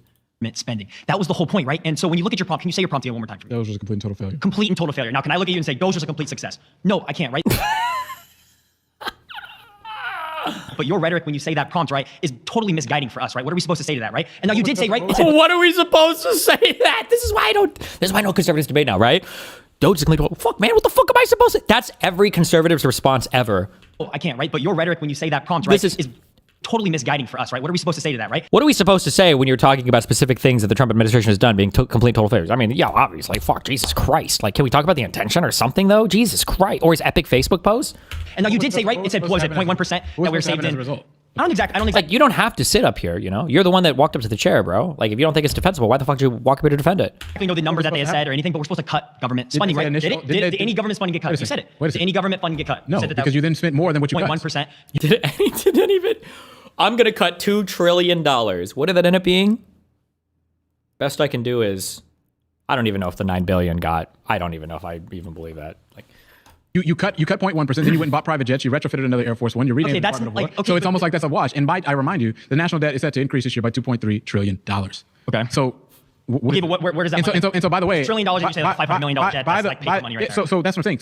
Oh, $500 million is paper money? $500 million is paper money? What do you think about the Somali fraud? You think that was bullshit then? Because the Feed Your Future, whatever the fuck, that was only like 104 million or whatever. So 500 million is paper money. Paper money. Oh, okay. So the peanuts on the budget that you cut is literally already been absorbed by other things. If you made $50,000, this would be the equivalent of celebrating a $50 situation. I mean, so look, let's talk about what's happening in this country. He's like, you wouldn't be happy finding a $50 bill on the fucking ground? Fuck, I just went back. So you just made, absolutely. Yeah. So the point is the whole reason why we're having to pay taxes to fund the construction. But he didn't even do that. Trying to cut government.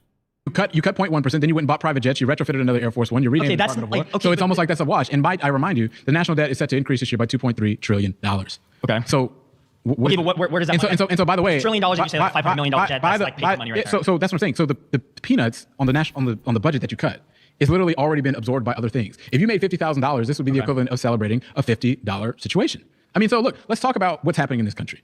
Is that you guys ran on cutting $2 trillion. Then it turned to $200 billion. That's nowhere close to being reality. So that whole situation was a failure. If we're talking about Doge as itself, it didn't happen. It did happen, right? We had Elon. What do you mean it didn't happen? It did happen, right? Now, exactly. No, I can agree with you, right? Did we cut $2 trillion? No, we. Okay, we might not have got $2 trillion. Best I can do is a few billion. Even if we were to grant $20 billion, that would be 1% of what was promised. Even if we were to grant $20 billion, that would be 1% of what was promised.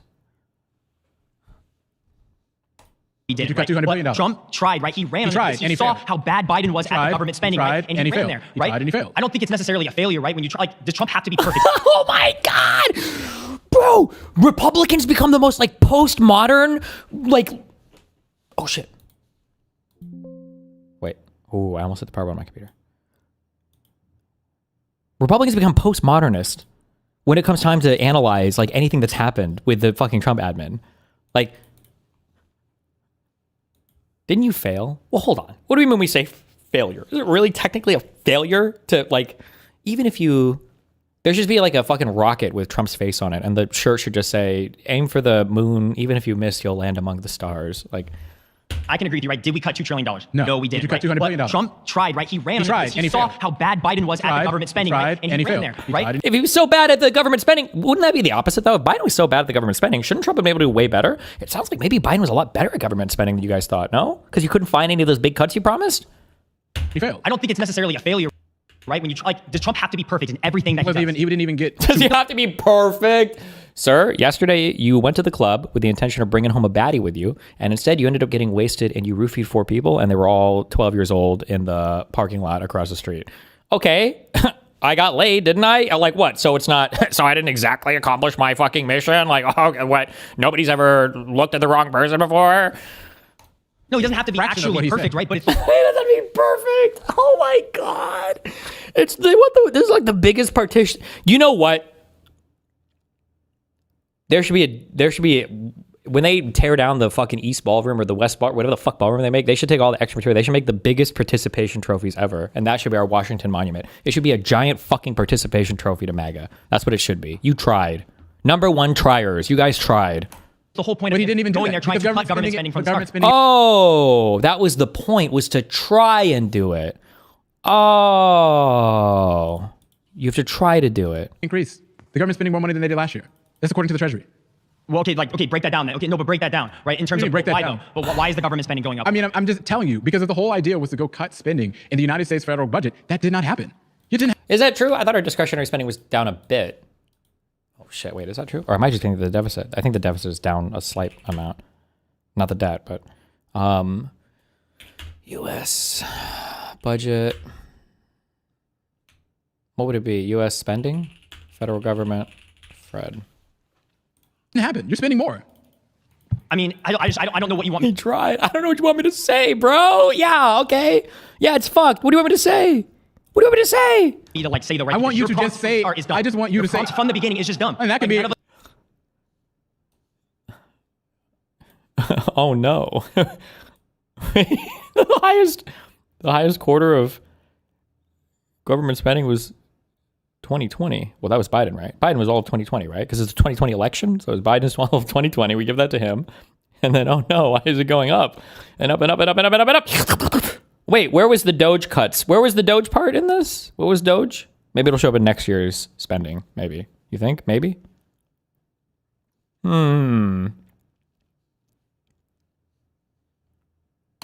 That can be your argument all you want. And all of us, none of us. That can be your argument all you want. That doesn't use the participation trophy meme. Use it. Change the fact that Doge was a complete and total failure. And you're here to make me, and the reality is that it failed. Right? We wanted to cut spending, right? Wait a second. Wanted to. Wait a second. Participation trophy. He's breaking. Oh, he just realized. He's like, oh, hold on. I got one. I could get this one. He just realized it. I see his brain because I'm mind melded with everybody. And I see his brain. He just thought, he's like, excuse, hold on. Reality is that it failed. Right? Hold on. We wanted to cut spending, right? Wait a second. Wait. You tried to do it. So I guess you want a participation trophy, don't you? Okay, so I'm mind melded. I'm fucking in there. I'm mind melded. Did Biden cut? You want a participation Biden cut trophy? Government spending. You want Obama a cookie? cut government spending. You want a Did cookie? Bush cut government spending? What was the deficit? That's the problem. Republicans want less government control. That's the whole difference between you. Democrats want bigger government control. In 2016, can you tell me around? You don't got to be perfect. What the deficit was in this country? Can you tell me what that number was? Was it below $1 trillion? I thought when we first got our $1 trillion deficit, I thought it was a really big deal. I'm gonna guess it was sub $1 trillion. I'm gonna say, damn, but it's grown a lot too. 2016. I'm gonna guess 650 billies. Like the national debt? Yes, the deficit. No, the deficit. Oh God, does he not know the difference? The budget deficit in this country. No, actually, no. Tell me. It was I don't think he knows the difference between those two things. Around the $500 billion range. 400. Okay, we take it. 16. Yes, 2016. Okay. That number is now 2.3 trillion. 1.8 trillion. Yeah, because you guys went and signed in 2017 the Tax Cuts and Jobs Act. Yep. Ballooned the deficit. It continued. It was a long piece of legislation. Yep. It continued throughout Biden's presidency. Yep. Okay, that same thing. You just went and approved, literally, to extend those same tax cuts Yep. to now add $3.4 trillion to national debt. My whole point about why I'm talking about this is because Doge did not go and do the things that it promised. It said that it was going to cut spending. It didn't happen. I think that you conservatives should just own up to the fact that it was a failure. You fucked up. Say. Pause, you've been voted out. See ya. Later. Just like Elon. See you later. Hi. What's up? Jessica. Good to see you. Okay, so I think Doge didn't do as much as we wanted it to do, and I think Didn't do as much as we wanted it to do.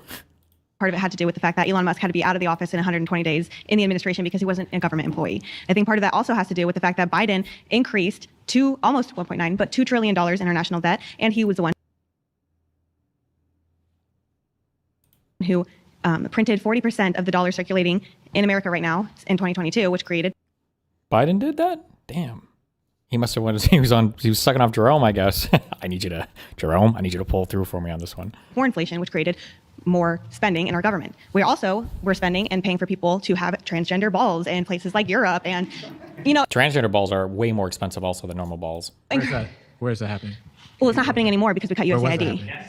Well, it was happening. I can't remember the exact country, but I know that. You don't know the country, but you say that it's happening? It happened. It happened? It did happen. Yeah. Where? I don't think I'm sure when you rewatch it, you can. That didn't happen. It did happen. It did happen. No. Yeah, we had funding for things that are outside of the country for transgender balls, transgender plays, transgender balls. Yes, they exist. Okay. As well as condoms for places like in the Middle East. Do you know why that is? Why we paid for condoms for other countries? Yeah. Do you know why that is? Go ahead and tell me. To prevent the spread of AIDS. Well, maybe they should. To prevent the spread of AIDS. Don't you think that if we can prevent the spread of AIDS, that helps the world? I think that we should probably. In this country? Christian, also, that you should ask these people again. Just, you know what? Fuck, please remind me of this. When I do my, is it USC, South Carolina? I don't know what the abbreviation is. I have to do this. When conservatives say some absolutely vile, inhuman shit like this, I think you should just ask them in between. You just poke them over and over. You're Christian, right? You said you're Christian? Okay, just making sure. Okay, and then just always bring that up whenever you're on some shit like this. Like, yeah, we got rid of all this aid that we were wasting in fucking Africa for how many lives? Okay, you are Christian, right? right? Okay, just making sure. Yeah, right. We need to get rid of all these illegals. I'm like, oh yeah, and it's pretty cruel the way things are. You are Christian, right? When they were sleeping on the floors or whatever, and the kids are screaming, and you're Christian, right? I used to just always hit on that point over and over and over again. It's vile humans. I think that financially, I would say that something that can spread across borders, something like AIDS, keeping that down is a really well, good it thing doesn't spread across borders if we keep the people who aren't supposed to be here. Oh. Okay. It doesn't spread as long as we keep the people. Do we have to enforce all of their borders too? Everybody else's borders? Out of our country. Get on planes and travel. So someone doesn't go visit. So an American citizen doesn't go to a place that in the Middle East, like you're describing, and then come back to America. That doesn't happen. So preventing the spread of AIDS in their countries can help us prevent the spread in our country. Why don't we not pay for other countries' healthcare and we pay for our healthcare, considering our healthcare? Oh, he's gonna do it. He's gonna do it. Hold on. I'm edging. I'm psychologically edging. He's gonna say, because he's got to do it like he just did with the minimum wage guy. Oh, so you in favor of? You'll probably say single payer. Okay, whatever. Are you in favor of universal healthcare then? You're in favor of expanding our healthcare coverage? Because of Obamacare, just this year is about to spike because it got pushed off artificially by the Biden administration. He artificially pushed off a lot of things. I'm sure we could talk about healthcare till we're blue in the face, right? But that's not what we're talking about. We're talking about the fact that Doge. You think we should prioritize paying for condoms in other countries? Approve more dollars to national debt than any other president in the history of this country. Congratulations. True. I didn't do anything. Well, that's what Donald Trump did. That's what the Republicans who voted for did. The reality. I'm not Donald Trump. You know how much it increased under Biden? $900 billion. Doge was $900 billion. If Doge was to exist to go and cut spending for the American people, that did not happen. And might I remind you, if you want to go talk about the amount of debt approved by each president, Donald Trump approved during his whole term $8.4 trillion. If you want to talk about what he approved in terms of without COVID-related spending, that's about $4.8 trillion within his first term. Joe Biden approved $4 trillion total, $2.4 trillion of which happened of non-COVID-related spending. Jesus. Result of it doesn't matter what you're talking about because Joe Biden approved half the amount of debt than your savior Donald Trump did. True. I don't consider him my savior. Jesus Christ is my savior. Let's make that clear.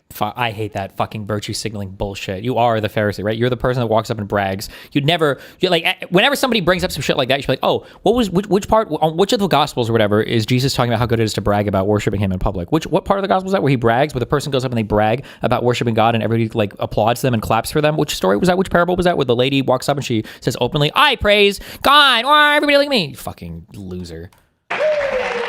Donald Trump, I don't think Donald Trump is a Republican personally. I think he's a Democrat. And now he's a Democrat. Oh, okay. Yeah, he always has been. It's news for me. Really? Maybe he just ran for president as a Republican, 3 times? He's to win. So he's not a Republican, but he ran. So you elected him. And as a Republican? What has he spent his whole life doing? He's literally, so people can't change? People can't change. So you're now saying that Donald Trump is not a Republican. That's news to me. Yeah, I don't that would think be he news is a for Republican. the majority of Americans that are watching him literally just run for president as a Republican 3 times. You can register as a Republican because you can win as a Republican. He's openly said, I would register as an independent, but I'm not an independent and I won't win as one. Or do you think that they're just trying to it's alarming win? to me that we're now in 2025 and your argument is about whether or not Trump is a real That's Republican. not my argument. You're trying to deflect from the fact that Trump I'm not didn't do what he deflecting. said he was going to do with Doge. If you promise to go cut $2 trillion worth of spending and that does not happen, that's something that you have to be held accountable for. When you run on an idea of cutting $200 billion worth, that's something that you have to answer for. And for the millions of people in this country that actually thought that you guys were going to deliver them Doge checks, they're going to be waiting for it because you're not going to actually do it. I don't think a lot of people expected that because, Trump isn't Biden who was handing out $2,000 to people for sitting at home. Who approved that again? Who were those checks from again? Who approved the PPP again? To maintain employees that weren't necessarily having to work? Who was that again? Never happened. Or, saying you don't have to, I got a check. Oh, you're talking about this? From Trump? You're talking about the stimulus check? That Trump also gave? I don't agree with stimulus checks. So what are you Why? That was a Trump check. talking about?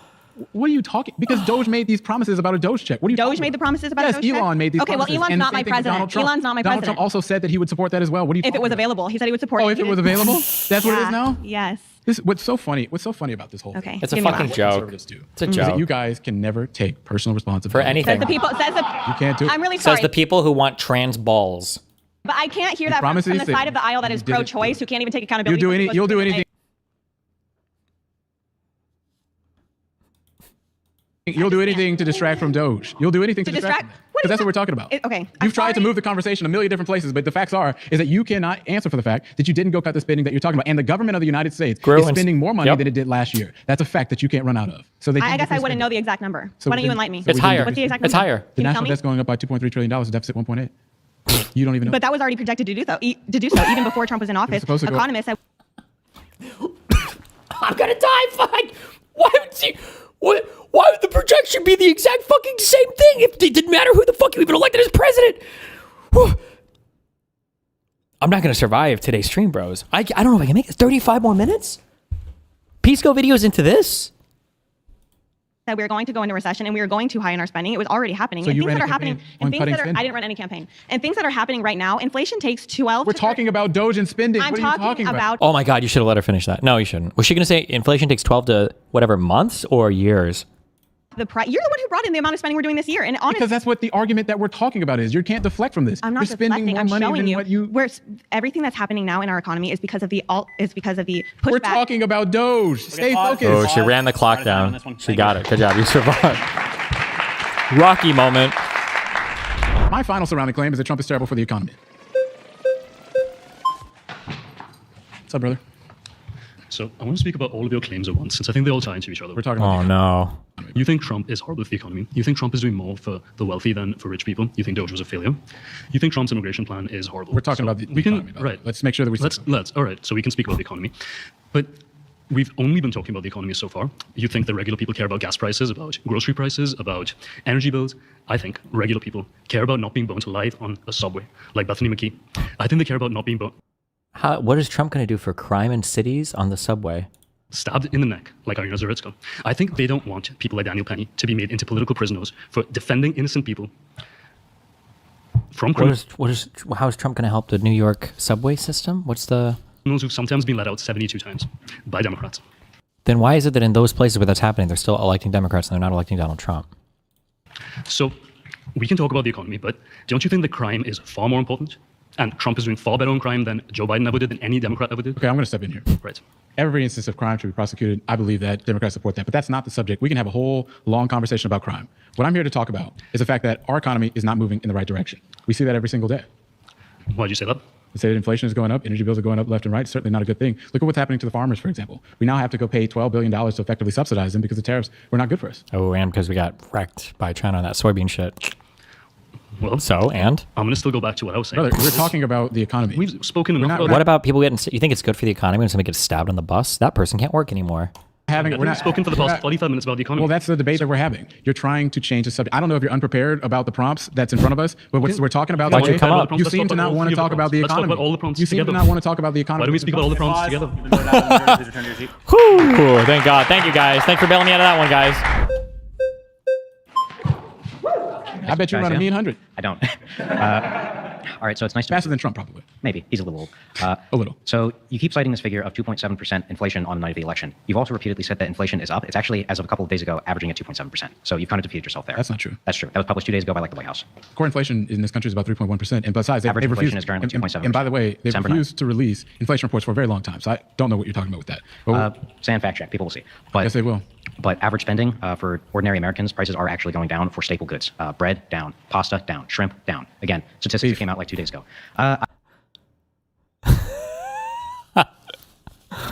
My working class Americans. My shrimp eaters. I don't know, for staple goods. Bread down, pasta down, shrimp down. Again, statistics came out like 2 days ago. I don't know about beef. Beef is chicken's down. Who cares about beef? I'm talking about shrimp, my brother. The internet or the oceans. They're not spiders. Wait, are they insects? Crustaceans? Whatever the fuck they are. Fuck seafood.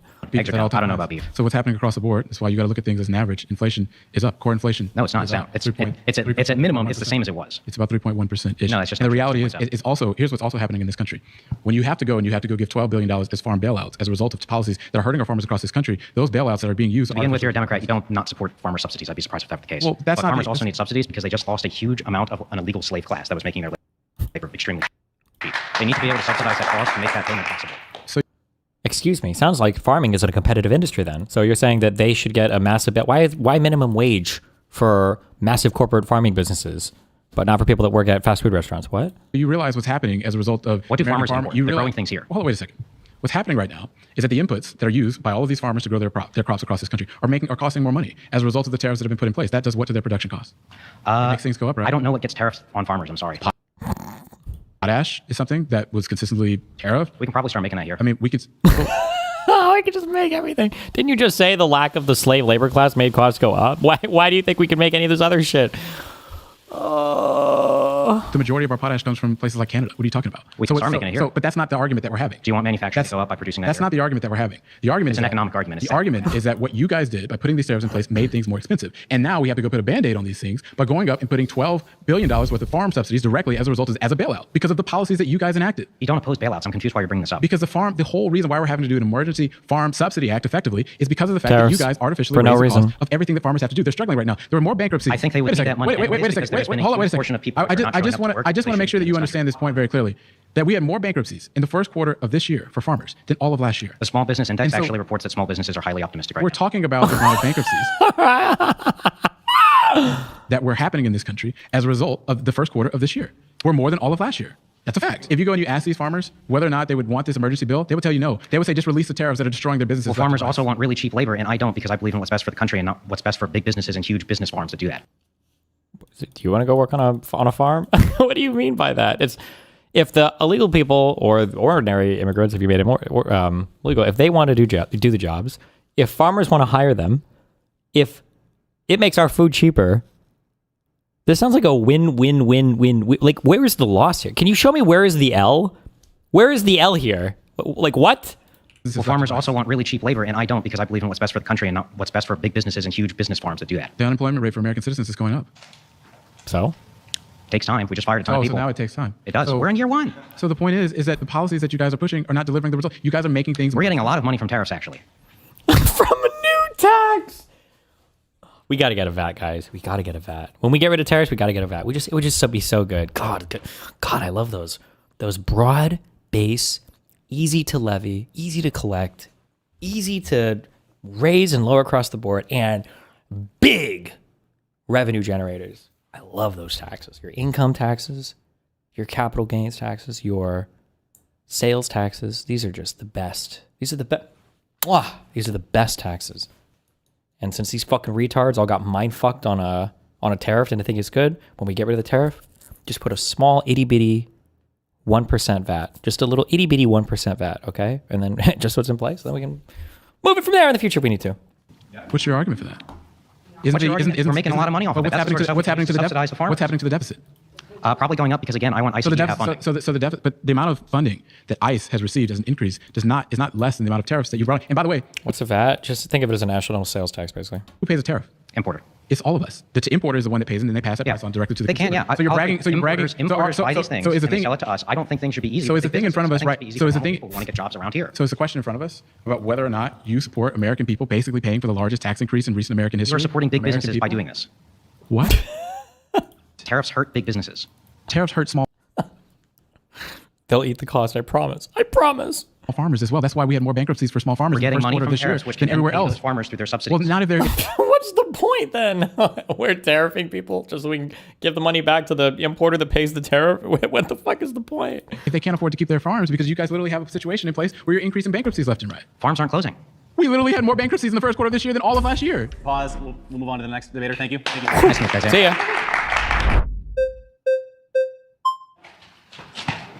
How's it going? Good to see you. Hey, brother.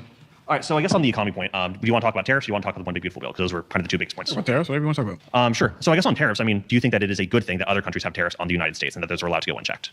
I think that when it comes to the American consumer, you guys raise people's prices by putting tariffs in place. I mean, that wasn't the question I asked. I think that's the result of the policies that you push. Okay, so would you agree that it is a bad thing that other countries have tariffs on the United States? They don't really. That's not like. And even if you did agree with that, if you wanted to find this point, then Trump should have negotiated to get rid of them, not gone full fucking retard. Depends. I don't think. Well, I guess I don't think it's a good thing for our businesses that they have to be charged to export their industry to other countries. I think that is a better thing for American businesses to boom if you get other countries, like we've seen in the UK and with EU trade agreements being negotiated out, so that we can being negotiated. How long does that take? Yeah, other countries take their tariffs off of us, and that was the original point. Did the United Kingdom take their tariffs off of us? We had a new trade agreement that had them lower the tariffs on the United States. Did they take them off? They lowered them. So let me ask you a question.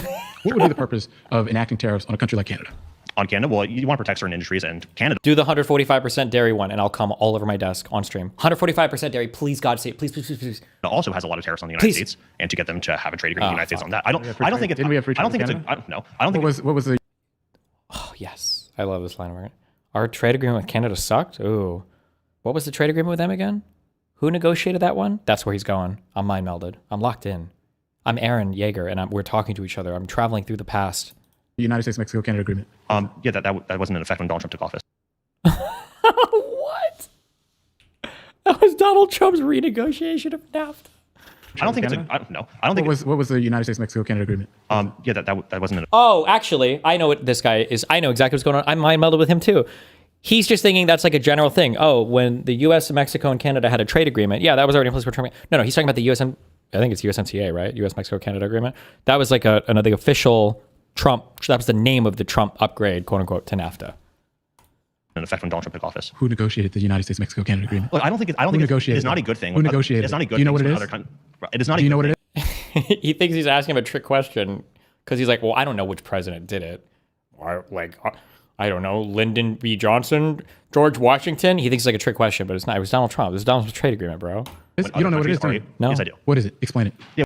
He's going to say Clinton. It was a trade agreement with the United States that overturned the previous NAFTA agreement. And so what did it do? Oh, wait. Wait, does he know then? You don't know what it is, do you? Yes, I do. What is it? Explain it. Yeah, it was a trade agreement with the United States that overturned the previous NAFTA agreement. Which was made under Donald Trump. Wait, what? Wait, who did it then? Wait, what, does he think Biden did that trade agreement? It established that parameters. So who negotiated it? It was Donald Trump. So Donald. What? Why did you just say that it existed when Donald Trump came into office then? What the fuck? Did he just not want to admit it? What is happening? Trump negotiated the USMCA. Yeah, we need to free trade agreement that was governing over the United States. Free trade. We need to renegotiate these trade agreements. What of is? course. Why? They're his trade. We have to redo even the shit that he did before. This is like you invite some people onto your fucking your GitHub or whatever. And you're like, we need to redo all this shit, okay? Because the last guy fucked all of this up, and it's like, sir, 96% of the commits look like they're yours. They're all signed by your account. Like I said, the last guy fucked it up. We got to redo the whole thing, guys. Okay, let's go. What does NAFTA stand for? North American Free Trade Agreement. That's what was before Donald Trump. Like free trade. Yeah, again, that was before. That wasn't the effect when Donald Trump. And so then yes, it was. And so, first of all, the USMCA was effectively the same thing as NAFTA. No, and so what changed? It really was. Oh fuck, I don't even know if I can answer what changed. It basically like I think the big changes were like some percentages went a little bit higher. So like I think for like cars, instead of 50% being finished in the United States, like 75% of the end stage manufacturing had to be finished in the United States. And there was like, I know cars was a thing with Mexico. There's like one or two other minor adjustments, but it really wasn't that huge of a deviation from NAFTA. When Trump talks about the USMCA, he talks about like this whole new fucking trade. It wasn't really that much. Like a few things changed from NAFTA, but it wasn't a big deal. I mean, the trade parameters changed, but like I said, I don't think it's a good thing. Name one. What do you mean? What changed? Cars, Mexico. It was a big one. That was a big one that people talk about. Cars, lumber, the way that we trade lumber with Canada changed. How? I don't know the actual intricacies of the USMCA, but what I will say is I don't think it's a good thing. So we have free trade with Canada. I don't think it's a good thing. So why did you go and put tariffs on a country that we had free trade with? What gets better than free? Well, I guess with Canada, there's also the. I mean, I didn't know that. There's also the added part. There's also the added part with Canada that they were spraying propaganda into the United States, which isn't a good thing. What? You want to talk about propaganda across borders? It was those retarded fucking Canadian truckers that put the stupid fucking American flags on their truck when they wanted to protest COVID and they tried to shut down fucking BC or whatever because they all wanted to sit on the side of the road. Just kidding. Video games. That we have an ally spreading propaganda into the United States. That has nothing to do with. Yes, it is. I'm just asking you. Tariffs are why did you put tariffs on a country that we had free trade with? It was free. Yeah, because they're pumping propaganda into the United States. So we're using tariffs to fight propaganda? Also, excuse me, propaganda from Canada? Well, true. Steven Crowder, Jordan Peterson, Lauren is our queen, okay, but also that, and who else? Who else came from Canada? Ted Cruz, Tom McDonald, Lauren Chen, actual propaganda, Russia-funded propaganda. Pumping propaganda into the United States? How? XQC. What do you mean how? How? It's like during the World Series, Canada propaganda to the United States. Of course we're going to put tariffs on them for that. During the World Series, wait, are you saying they bought like a commercial slot in the... There was some stupid fucking commercial thing. But wasn't this after the tariffs? Or am I making this up? Was it the NFL or whatever? Wasn't this after the tariffs? Don't the timelines matter here? The Reagan one, yeah, I think, or whatever, yeah. We should have a commercial of Ronald Reagan in his own words. So that means that have other countries. So wait a second. So wait, it triggers them so much to use their own words. So wait a second. So you just made Americans pay more for everything that comes from Canada because they showed a commercial you didn't like? What an unbelievably cucked. Oh my God, bro. That sounds like being a snowflake, if you ask me. We should be holding our allies accountable. Why are conservatives so sensitive? This is what holding our allies accountable. I'm sorry, my mind is just all rape analogies because I hate these people. Like, you should start with the, like if a student fails, then they should be, okay, not a student. we'll just do physical violence. You should punch a student in the face until you break a tooth if they fail a test. And I was like, well, I don't think that's okay. Why? You think it's okay for them to fail tests? Well, no, but I just think the punishment is, so then we should do something, right? Are you going to let them fail tests? No, so we need to take an action. So why are you criticizing somebody for taking action? Well, I just think punching is a little bit overboard. So you think it's good for them to fail tests? No, I've never said that. I'm just saying that there are other ways to hold them accountable. Okay, well, he tried something, right? You're happy that he did something, right? And it seems like maybe maybe we're iffy on whether or not they're failing tests or not. And it's just like the stupidest. This is not reality. God, bro, get me out. How much longer? Oh, God, get me out of here. Happens when you have conservative government. They're so sensitive. They're over here raising your prices because they had a commercial that you don't like. Yeah. Tariffs don't raise prices. There was just a study What? use Chicago that came out that tariffs actually don't raise the prices of Why goods. would you go put... No, pretty sure I guess the recent working paper that I saw was that the costs are actually passed on to the consumer at a rate of like 97%. It's so much higher than what the estimates that economists would have given in the past. It's similar to the ones that Trump did in his first term or whatever, because I think the paper posits that potentially exporters, one, they maintain the same price and they just sell the goods to other markets, or two, they don't believe that the U.S. Tariffs are going to be lasting much longer. So they just maintain the same price, they ship a little bit less, and they'll just wait for shit to change. Tariffs on a country we had free FREE trade with. I think that we have a strategic advantage of having our lumber industry here in the United States. I don't want to be reliant upon Canada for lumber. Do to go and achieve that? What changed in 4 years that Donald Trump thought that we needed to go from bringing lumber in from Canada to having all of our trees here? Why? What changed? Yeah, it makes it more expensive for imports to come to the United States so that businesses can relocate back to America. So now, if your disagreement was tariffs on lumber, your answer now is for tariffs on everything. Again, yeah, you want to establish leverage for future trade agreements. That's how trade agreements work. That's how negotiations work. And the leverage. Did he do that for the U.S. Mexico-Canada agreement? Did Donald Trump need mass tariffs across the entire planet for that? Did Donald Trump use tariffs to even... I know we did random tariffs on like China and some other bullshit. We might have I don't know if we did that as part of the... I don't remember. Leverage is to go and charge for something you are getting largely for free. Again, because you want to have a strategic advantage of making it in the United States, obviously. Free, and you've heard American businesses that does stuff with Canada as a result of that. The amount of trade that we've had for American companies that do business with Canada has decreased as a result of these policies. And now what's also happening is that Canada is now going all around the world to go look for other partners. It's why, for example, they're meeting with India, why they're meeting with the European Union. And when they go find these new partners, they're not going to want to go buy as much from the United States. So you know what these policies did because you guys were offended about a commercial? You sent our trade partners all the way around the world. You raised our prices as a result, and you screwed over American businesses. And that's not something that's good for the American people. Oof, that was a bad vote off. You gave him a whole soy rant that brought the whole argument home, and then you voted him off?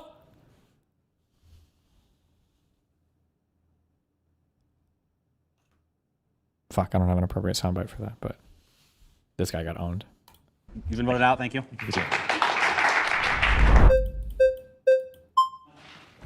Hello.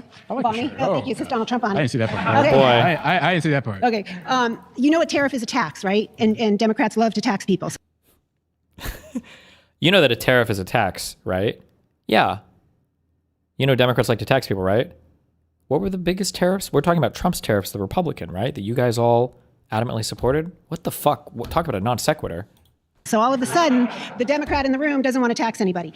Well, Donald Trump. I just want to make sure I correct this. A corporate tax is a tax on profits. A tariff is a tax on raw goods. It's why, for example, your tariffs are making things more expensive. Okay, when you buy didn't that, know how that works. Okay, you bought that watch. Rolex? Is this a Rolex? Whatever it is, the watch that you bought, there was a tax on that. It wasn't a corporate tax. And Rolex, this is tax. and by the way, it's Apple Watch, but Apple had to pay a corporate tax. Which, by the way, I want to raise that. By the way, for Apple, if you didn't know. So you want to raise corporate taxes, yeah, but you don't want to raise tariffs. You don't want to talk about tariffs. But most of the tariffs, by the way, most of the tariffs are comparable tariffs. So whatever country is charging us, we have free trade with Canada. I don't know if that's true.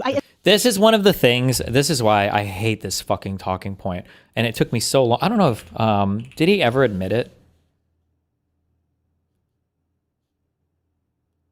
To confront facts about is this about the tariffs? Did Donald Trump take classified information from the White House? Shut up. Special prosecutor was there to investigate the degree of some contrary evidence. Loser. No, nice. Word fumble. Dipshit. The charges basically ready for him to show up to. Look, I think. We can just say it's bad. If it's true, it's bad.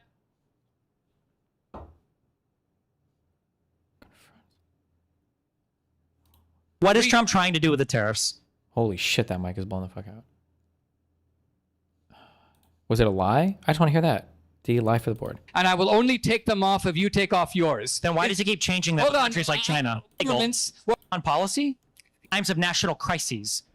Shut up. To, right? He added to the debt, that which would eat up. This was brutal. This was brutal, dude.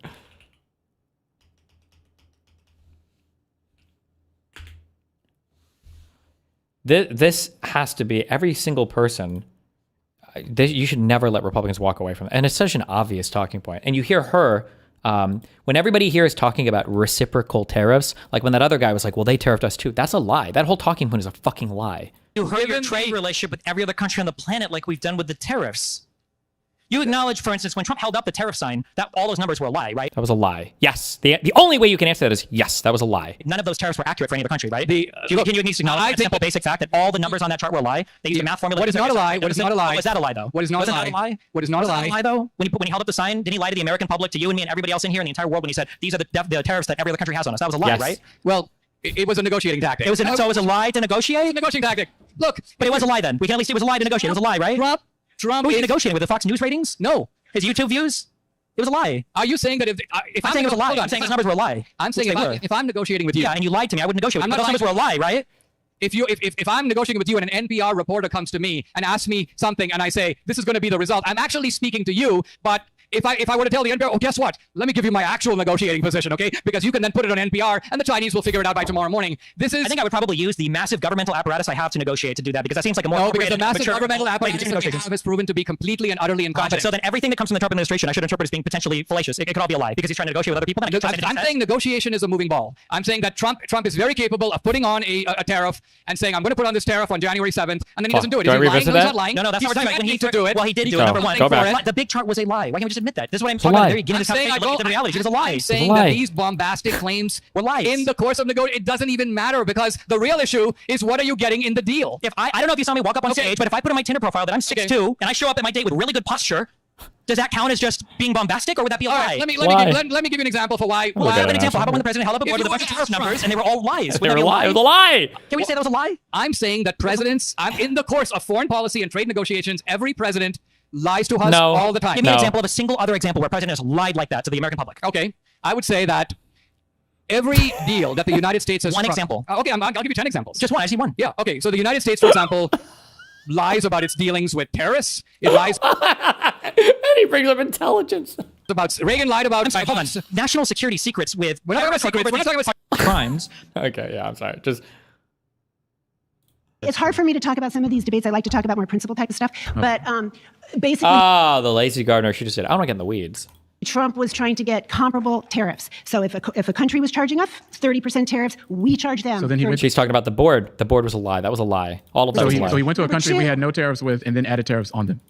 I'm not going to talk specifically about Because it Canada, doesn't make any sense. But let me What just about say something Mexico? else. The other thing What about about the Mexico? You wanna tariffs, talk about that the part about tariffs was that he wanted to encourage companies to build and Manufacturing activity has here. declined. Wait, so did he want to encourage domestic production in the United States? Or did he want other countries to lower their tariffs? Because what you just gave were two totally different answers. Actually don't really need to trade with that many countries. Manufacturing. We have oil, Oh, we can just make everything here. In America we has have declined. resources, we have farmland, and the reason why I think farmers are going out of business is because corporate people and dark money is buying up their property and forcing little farmers out. We have become a corporized farming country. It's BlackRock for one. It's bad news, and that is preventing small farmers from. I just want to make sure that I am not for these big wealthy corporations. I'm not. Yeah, you should. Don't eat this populist. I know this guy's to the left of me, but like, don't let him go on the fucking BlackRock point. Oh my God. One of those folks, right? So I agree that there's a lot of that that's going on that needs to stop. That's why it also doesn't really make much sense that you guys got rid of the Consumer Protection Bureau that was literally there to go and crack down on a lot of these things that was happening in this country. You got rid of that stuff, so I don't think Protection Bureau was probably very corrupt. Like that returned how much money in bill? Was it over 10 billion or was it over 100 billion to consumers? Consumer Financial Protection Bureau money returned to consumers. Am I off a lot? I thought this was a huge number. $21 billion dollars. Most of the government agencies, something which that is why Doge. $26 billion directly back to the taxpayers in this country. That's something that Most of the government agencies, which is why Doge. $6 billion directly back to the taxpayers in this country. That's something that's inherently corrupt. Here's the problem: you guys put these tariffs on place, and now you raise people's prices. People's businesses are suffering as a result of these things that you guys have done. Are prices going up or are prices going down? Gas is going down, eggs are going down, chicken is going down. Like I said, rice and pasta is going down. I don't know why you think. I don't know. Well, we need a little bit of inflation. Government wants like 2-3% inflation. That is. Oh, now we want some inflation. Now they all know macroeconomics, and they do too. They also know all the shit. This is what I mean. All of a sudden, when they got to defend some Trump shit, now they're everything. Well, we can't lower inflation overnight. This takes time. Oh, we can't have a trade deal overnight. That takes time. We can't do this on day one. That takes time. Oh, crazy. You have that understanding now. You didn't seem to have any of that when you were running for office. And you certainly didn't seem to have any of that understanding when you were criticizing Biden. goal of government is going to have up that in kind this of country, my friend, Number whether you two- like it or not. And it's why people don't feel. How is that money returned to us? What does that even mean? If larger businesses were engaged in predatory or whatever practices that they said was bullshit, then they would return the money to you. They would force the companies to pay back. Like, I think the couple big ones were Wells Fargo. Like, people got hit with a lot of bullshit fees because they were opening up a lot of accounts. You would basically show me, like, can I withdraw some money? And the teller would be like, of course you can withdraw some money. Would you like to withdraw that out of your second checking account that you don't actually have yet, but I'm going to fucking make it for you because you need all these goddamn accounts. I'm going to get you 12. I'm going to get you 20 Wells Fargo bank accounts. It's going to be fucking awesome. In the first month, it will be no fees. But after that, we're going to get that ass. Feel that great about the economy. It's why Republicans are losing everywhere across the country. And they tell you, and when you ask them why they're losing, it's because they say that they don't like the way that Donald Trump has raised their prices. And ultimately, what's happening in this country is that your policies are making things more expensive for everybody in America. Another reason why prices might be going up is because the value of the dollar is going down because they're printing so much. It's not that things are going up. Who's it's they? the value of the dollar is going down. Pause. Thank you. Okay. So many good talking points.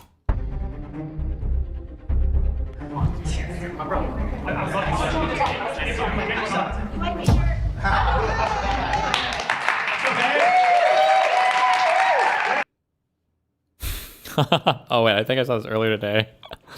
Bro, they fucking Virginia, I think, just fucking obliviated the Republicans with their redistricting. Did this pass already, or it proposes a 10-1 Democratic advantage?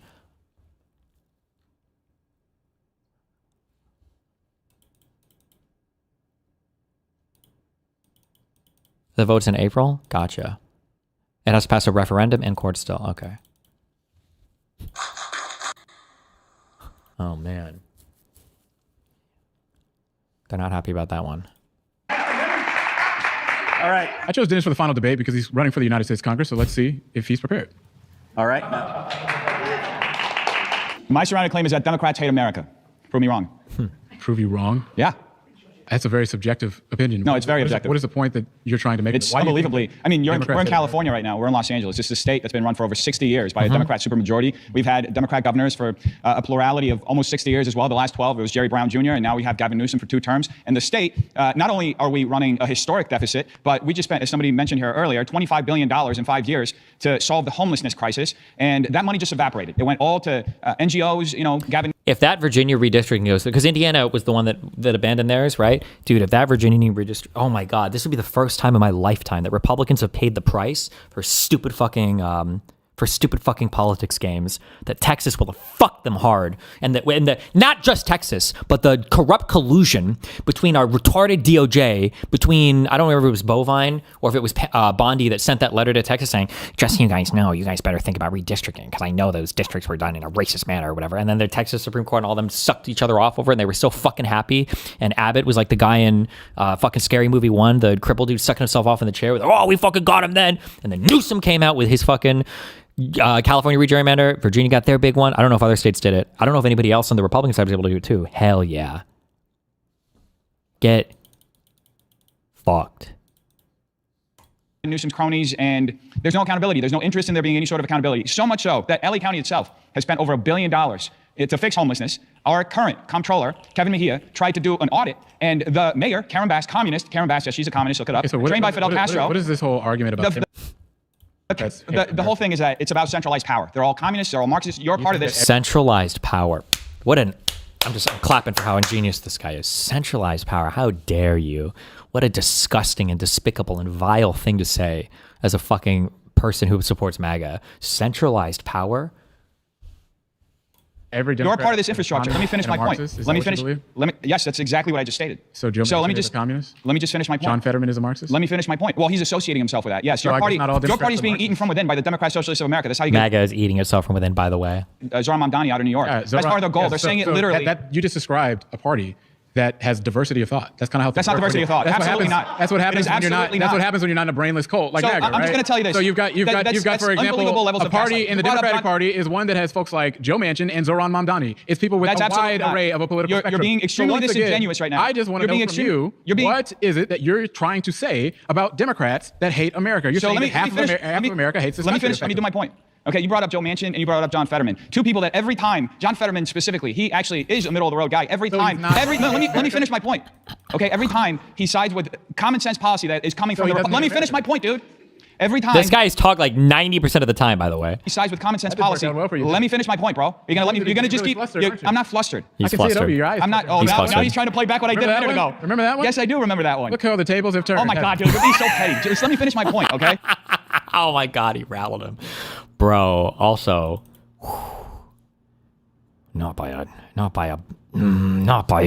one like him. Oh man, is he gonna get him if he had 10 more minutes? Okay. You brought up Joe Manchin and John Fetterman. Okay. Every time they side with common sense policy from Republicans, what happens? They get eaten alive by their own side. You watch Hassan Piker, you watch anybody on the left. They will eat them alive for siding with common sense. Things that people in Pennsylvania and their states want. Not the Democrat orthodoxy. Okay. Your party hates America. You look at Ilhan Omar. She got. I just want to make sure. Let me finish. You're saying that our party hates She's worth over America $60 million. Explain that to me right now. Of the fact that there are people with a wide array of. And by the way, I just want to make sure it is not. I am not in the Joe Manchin, You're gaslighting. John Fetterman era. You're gaslighting. That's not where I stand personally. I am a Barack Obama style Democrat. But ultimately, of course, right? I think he was a really good president. But at the really, but at so the end of the day, you support the one president. Wait, no. I want to take that back. No, hold on one second. Hold on one second. Democrats hate America. You think Barack Obama was the greatest president when he unilaterally called the most amount of drone strikes abroad and killed the most innocent civilians in Donald Trump definitely did more drone strikes than Obama. 100%. The history of the United States presidency. I don't agree with that. But you don't agree with that? I don't agree with that, and that's exactly what I just said. Is that people? But you just said he was the greatest president. Excuse me. No, diversity. Greatest president means I like every single thing about him. Your thought is killing innocent civilians.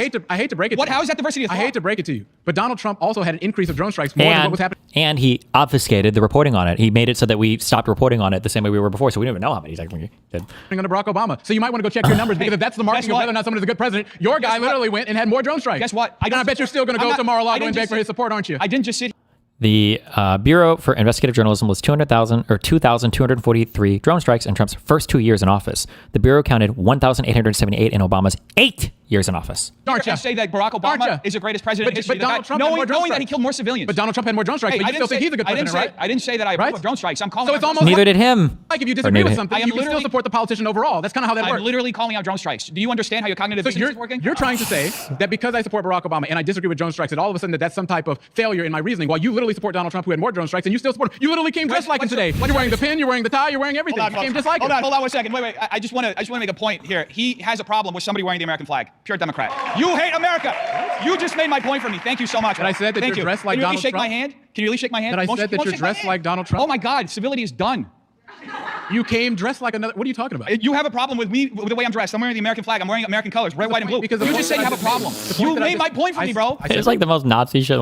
How can you hate me, brother? I'm in red, white, and blue. Yeah, what I said was that you're trying to say that because of I support Barack Obama, that has to mean that I support everything that he did. You support Donald Trump. You're splitting hairs, bro. You literally, this is your argument. You're turn. You literally support a man that had You're splitting hair. I'm repeating what you just said back to you. More drone strikes. I specifically called out drone strikes. You think that means that I support any president doing it? Donald Trump, and you literally. You think you're literally having to put words into my mouth so you can exonerate yourself of the point that I made because you can't respond to it. Your own argument. No, you called Barack Obama the greatest president that ever was, and I said, do you endorse his drone strikes? Yes, you did. I said he was a great president. So you think killing civilians makes somebody a great president? Oh my God. I'm envy. I try to do this. I try to think like, how can I be disingenuous? But these guys like live it and breathe it. It's like fucking, they just, oh my God. It's like muscle memory to be bad faith for these dudes. Holy shit. I think you'd have to practice. You got to find like the most abusive part. You should be able to go to like on abusive Tinder and find like abusive partners and like practice being, or like you get to shadow somebody abusively for the day, right? So do you think Donald Trump was a great It's just second nature. president? I think he's doing a pretty good job compared to you think a pretty good president is someone who had more drone strikes than Barack Obama? I don't endorse drone strikes. No, I don't. So it's almost like that's a wash then.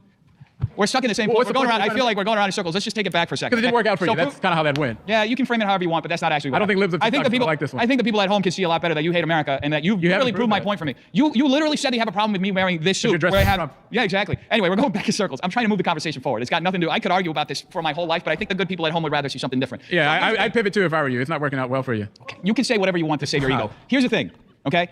Prove to me that you don't hate America. I gave you a bunch of data. Show one piece of policy from Democrats that's been good for the working class. You asked me to prove whether or not I love America. I love America. No. That's not what I asked you. That is not what I asked you. Wanted me to prove I asked for one piece of policy. My one piece of policy. My grandparents worked their entire lives. Look, the Democrat Party.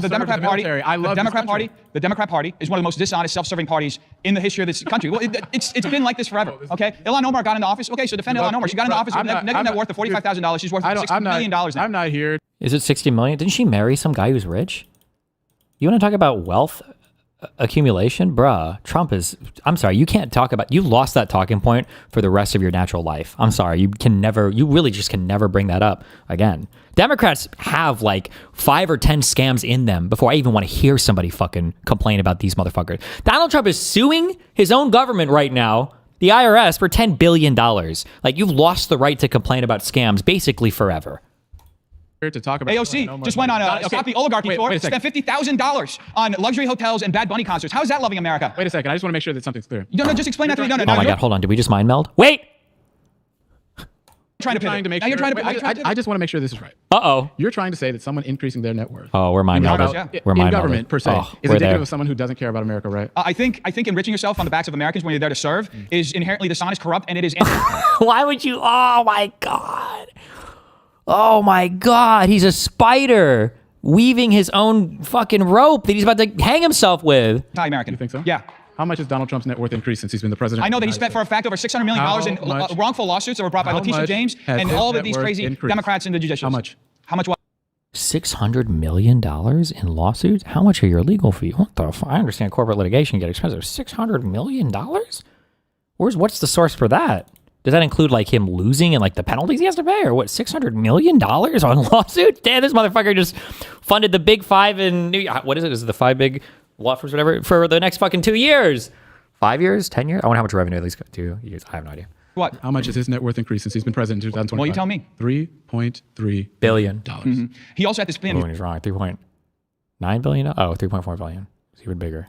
He also had to spend $600 million. He also had to spend $600 million on these lawsuits that you guys, these frivolous lawsuits that you guys are bringing up. Has made more money off the He's been an independent businessman his entire life. He still owns golf courses. His son Eric still runs golf courses. So if your own holy shit. The fucking wine moms. Oh, never mind. Not a wine mom. A black queen. They're out on Twitter. A brazen abuse of power and an insult to democracy. 47% of VA voted Trump. They will now just get 9% of the seats. 52% of VA voters voted Harris. Now they get 91% of the seats. Y'all fucking started it and we fucking finished it. Oh my God. She fucking got him. She fucking... Oh my God. Oh, who's running this account? What? You're a senator. Work on your vocabulary. I've learned that being politically correct is lost on haters, so I speak the language that they understand. Oh my God.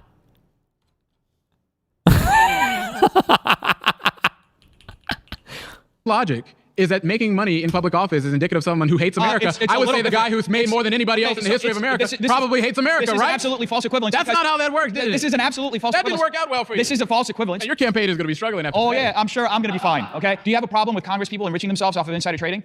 I believe that we should ban insider trading 100%, and I support John Ossoff. So are you going to call out? But by the way, the people in your party? Here's the situation. You just made an argument that making money in public office is something that is inherently indicative of someone who hates America. You're literally cheerleading and dressing like the man who's made more money off the presidency than anybody else in history, and you don't want to call that out. Partially because he went and created a crypto coin. Partially because he created a crypto coin that he literally used taxpayer dollars to go meet with people as a result of those things. The crypto coin that he created. What you're saying? You don't want to talk about that, do you? To begin with, the crypto coin. These are all, bro. Do we know he was who's invested in his crypto coin? He was a businessman to begin with. Let me ask you this: do we know who's investing in Trump's crypto coin? Lay it on me. Do we know? We don't. Lay it on me. We don't know. We can't know. If you don't know. We don't know. We can't know. He is literally making money, billions of dollars, off of a crypto coin that he literally is pushing that we have no transparency on whatsoever. If that's not shady, I don't know what is. You have him literally spending our taxpayer dollars to go meet. Okay. Now you know that I can't defend this. Come on, is this really fair to bring up? With his crypto donors. And that doesn't sound like something that's inherently corrupt to you. Who are the investors? What's the and literally give me all the information around it. Here's what's funny about this. We can't. We can't give you that. That's the whole point of crypto, you fucking moron. One of the people that he literally went and has done favors for in office are investors to his meme coin. It's so laughable to me that you guys can't even say. How about why don't you name them specifically? How about name one person? How about I don't know his name directly. Exactly. Boom. I don't know. Thank you. You don't know what the hell. Think of like every loser podcast. His name, like the Sachs guy, is probably one of them, right? Who's the Indian dude? Is that the Sachs guy? Fuck, if I could remember these. If you just named like who are the wealthy crypto losers on his fucking podcast, probably all of those guys. Chamath, yeah, he probably is one of them. I just guess. Chamath, Trump, crypto coin ownership. Does he have any?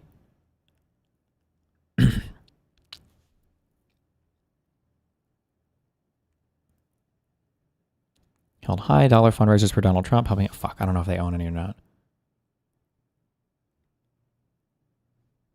Is there a way to find out?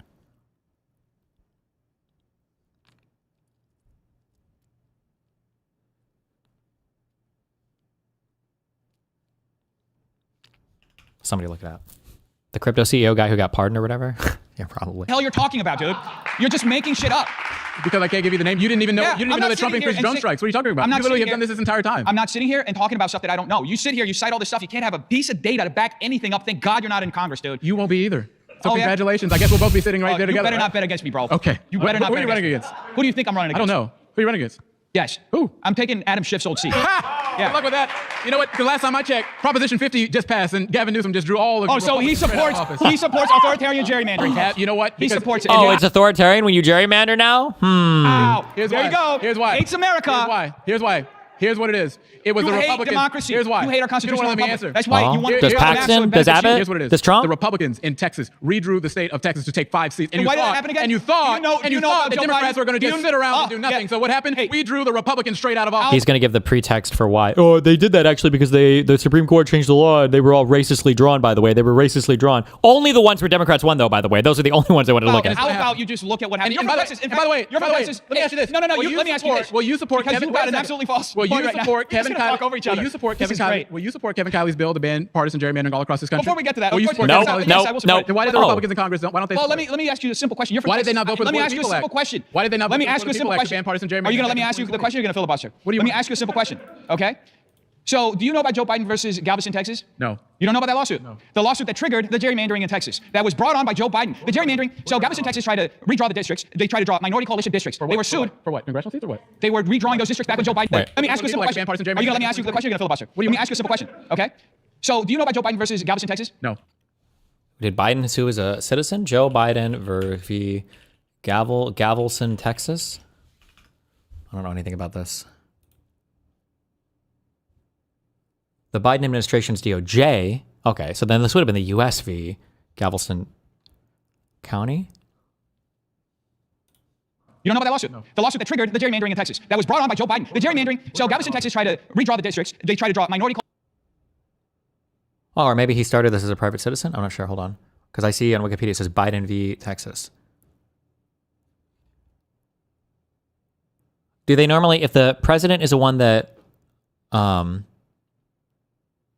No, wait. This is for Remain in Mexico.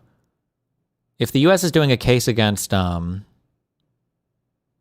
state, is that normally given, would you title that as the name of the president who's in office, or would you title that in,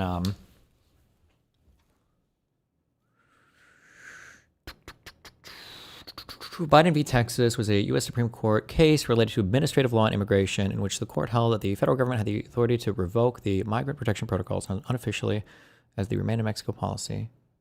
Texas v. Biden. Full case name, Joseph R. Biden Jr., President of the United States et al. V. Texas. Huh. Maybe if the U.S. is, maybe you call this, maybe it is by the admin name? Coalition districts. They were sued. For what? Congressional seats or what? They were redrawing those districts back when Joe Biden was president. Joe Biden, they were redrawing districts in Galveston, Texas. I don't know specifically. Now you don't know. Bro, this is your state. You should know. You don't even know what I'm trying to explain to you, and you're trying to nitpick details. I'm explaining to you the decision and how we got to this point. You just said you don't know. I tricked you. How about that? Oh, great. Wow, so you're a liar. That's great.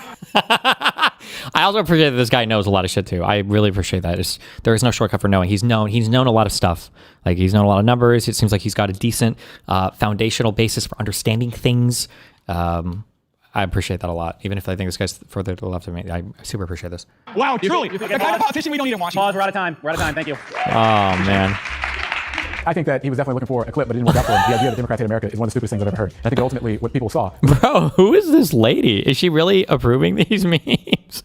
Next week, we'll return to Richmond and convene our 2026 legislative session. I'm ready to get back to work. What the fuck? Bro, this lady is fucking brutal. Holy shit.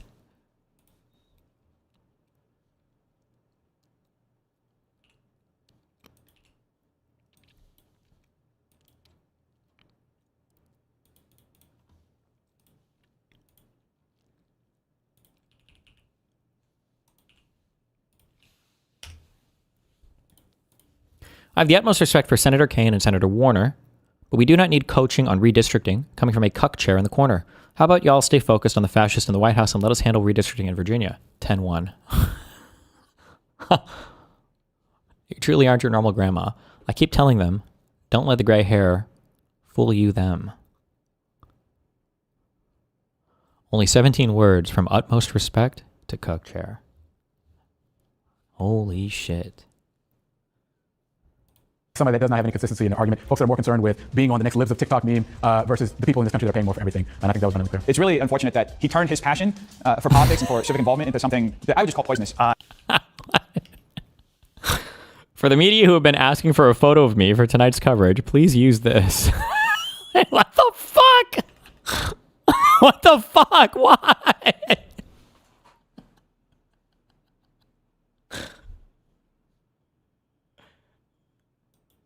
Jesus Christ.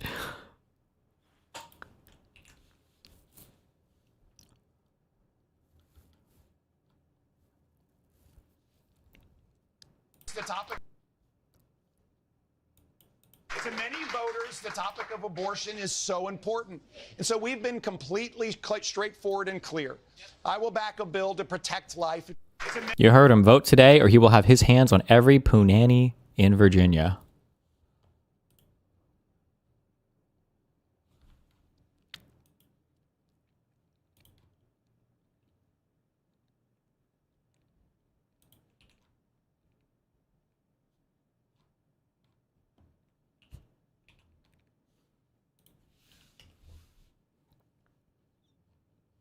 It's official. The Virginia Senate has passed Democrats' gerrymandering constitutional amendment. Now the General Assembly is moving to impose new congressional maps and force a special election in April. Maps that would change Virginia's delegation to 10 Democrats and just 1 Republican. Is this her? Holy shit.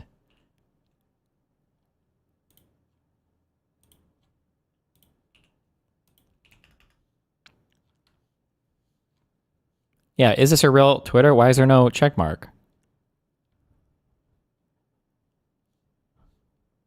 Maybe she lost it.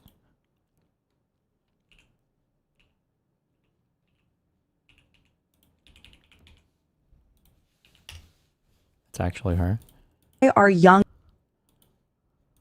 Why are young women attracted to older men? It goes deeper than you think. Is the mic just over compressed or is this AI speaking? Am I crazy? Why are young women It's attracted to AI? older men? It goes deeper than you think. It is not because they're broken gold diggers or being manipulative.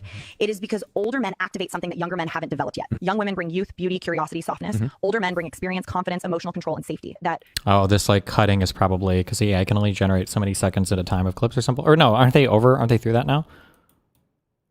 Has worked for thousands of years because of what? Biology and polarity. A young woman is wired to seek a man who can guide her and protect her and elevate her, not control her, but teach her. Older men teach. They teach emotional maturity. They teach communication. They teach discipline and long-term thinking. They can show her calm leadership and what masculine reassurance actually feels like. She grows up faster beside an older man.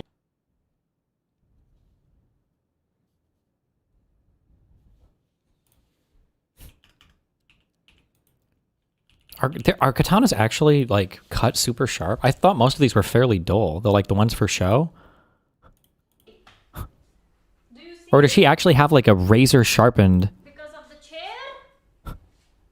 So I got my katana.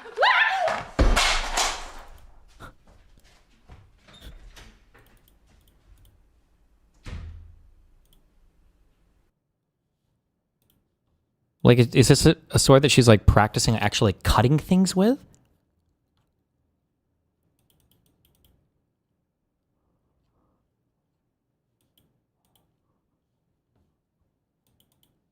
You can get decent ones. Well, but like what? Then do you never? Can you like actually chop things with a thing like this? Won't it go dull really fast or something? I don't know.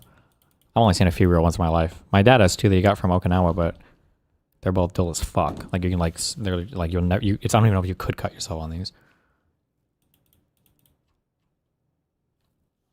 But I don't know how fucking standard. She explains her injuries. Yeah, she cut her fingers. And I because of the chair. So I got my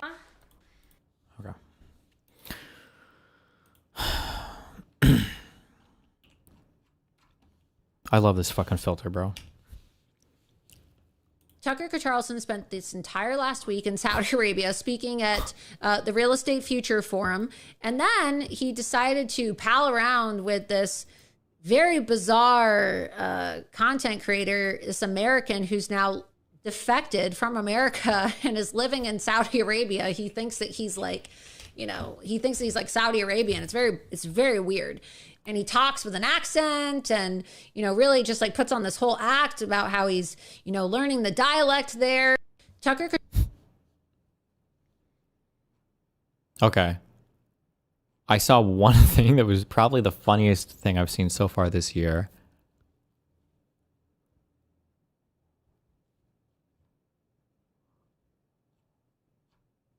Can I find this? It was on my subreddit.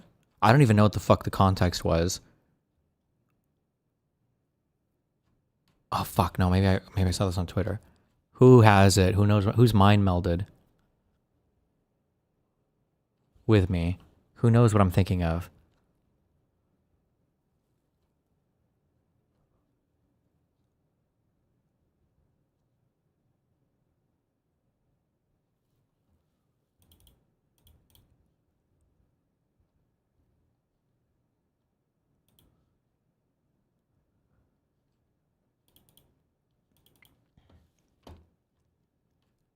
God damn it. It's the fucking, I'm scrolling. It's the Anna Kasparian shit. I don't even know why. I just fucking lost it, dude. I don't remember if I watched this last night or this morning.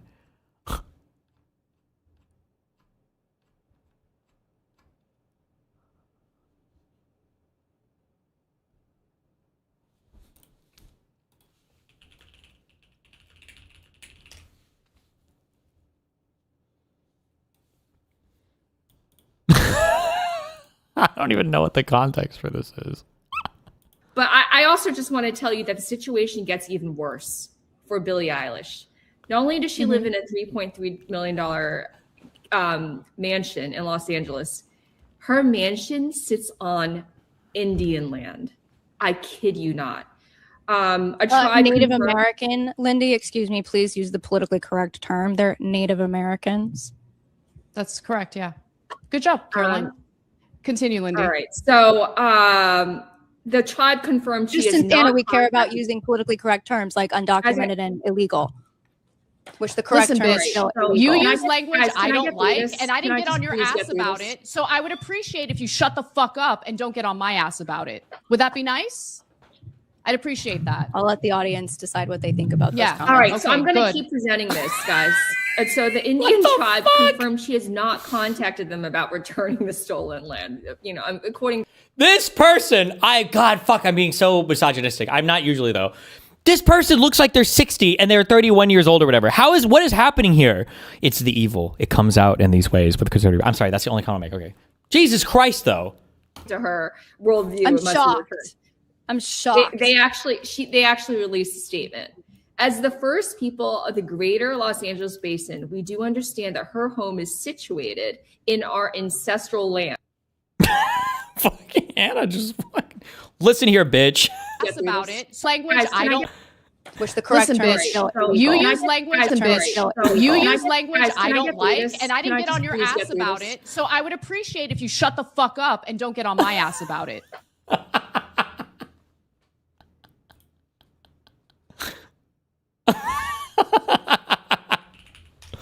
Oh, shit, bro. I have no idea. I don't even know who I agree with in that fight or who was fighting with who. Chow, Yao, Tiger, Dragon, Fire, Hay, Horse, Straw, High, Referee, Butter, Cup, Lid, Crosswalk, Stir, Candy Cane, Coffee Stuff, Lid, Cup, Stir, Straw, or Cup, whatever. Yeah.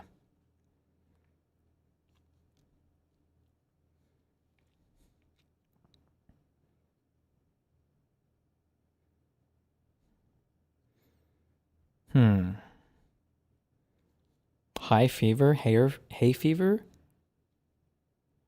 No. Chow. Mang. Tiger. Crouching horse. Butter. Chicken. Fire chicken. Dragon chicken. Yao chicken.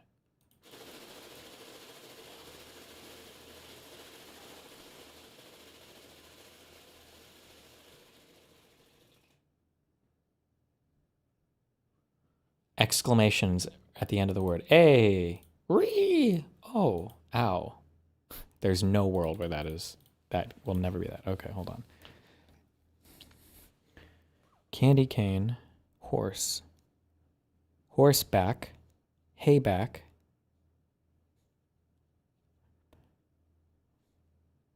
High chair. Chow. Dragon. Fuck. Okay, there's some Chinese something shit going on here. Chow, tiger, dragon.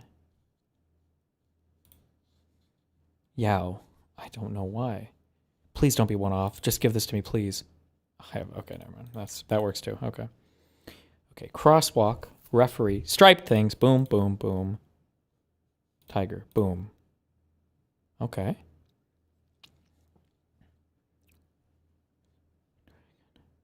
Dragon D's nut. Huh, okay. Dragon. Chow. This is something stupid. Oh. It's something Yao? Chow.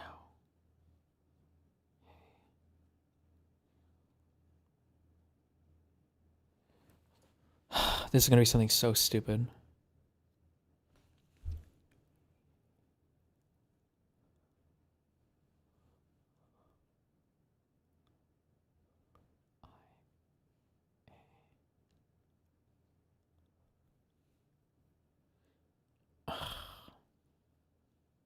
Butter.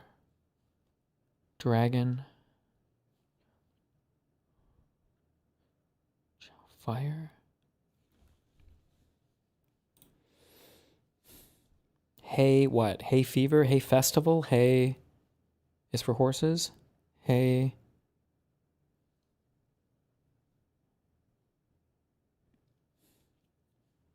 High. High chair, high table, high weed. Horse. Back. No. Chow. Like food? I don't know what this could be. Fire. What did we say? Fire? Sale? Fire like your job? Fire. Hire? No. I don't know what Yao is. Some bullshit. Dragon? Ah.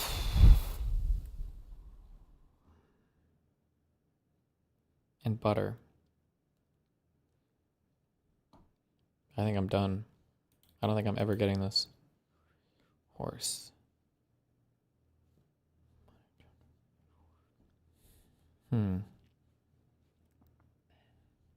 The key is this word. I just need to figure out what the stupid thing is with this word. Yao. Yo? Hoi? Backwards? Eo?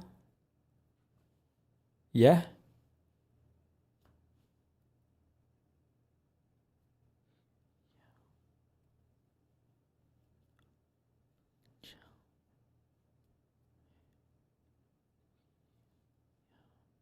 I'm never...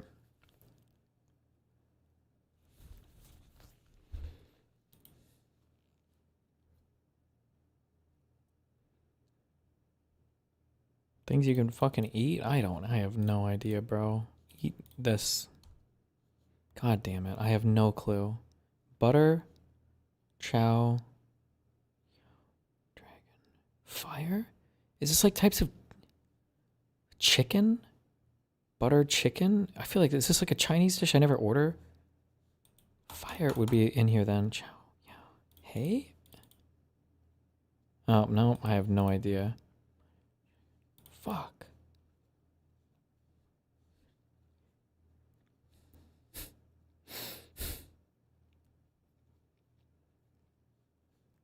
Dragon, horse, high, Fire.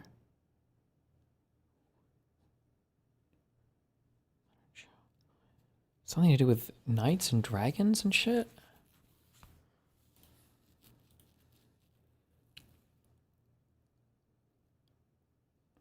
Like dragons, horses, fire, like mythical tales or something? Chow? Butter?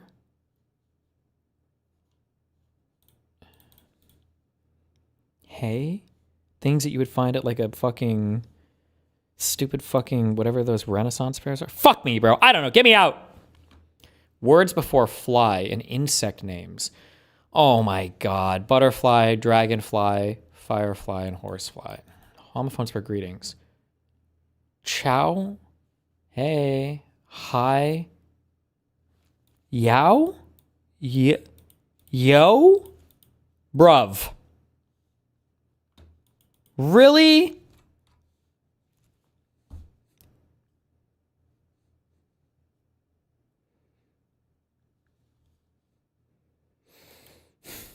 All right.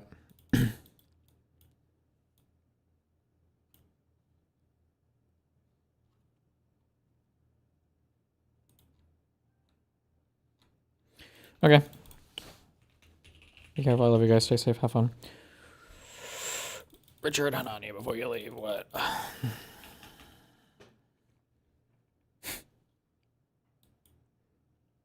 Jesus Christ. All right. Be careful.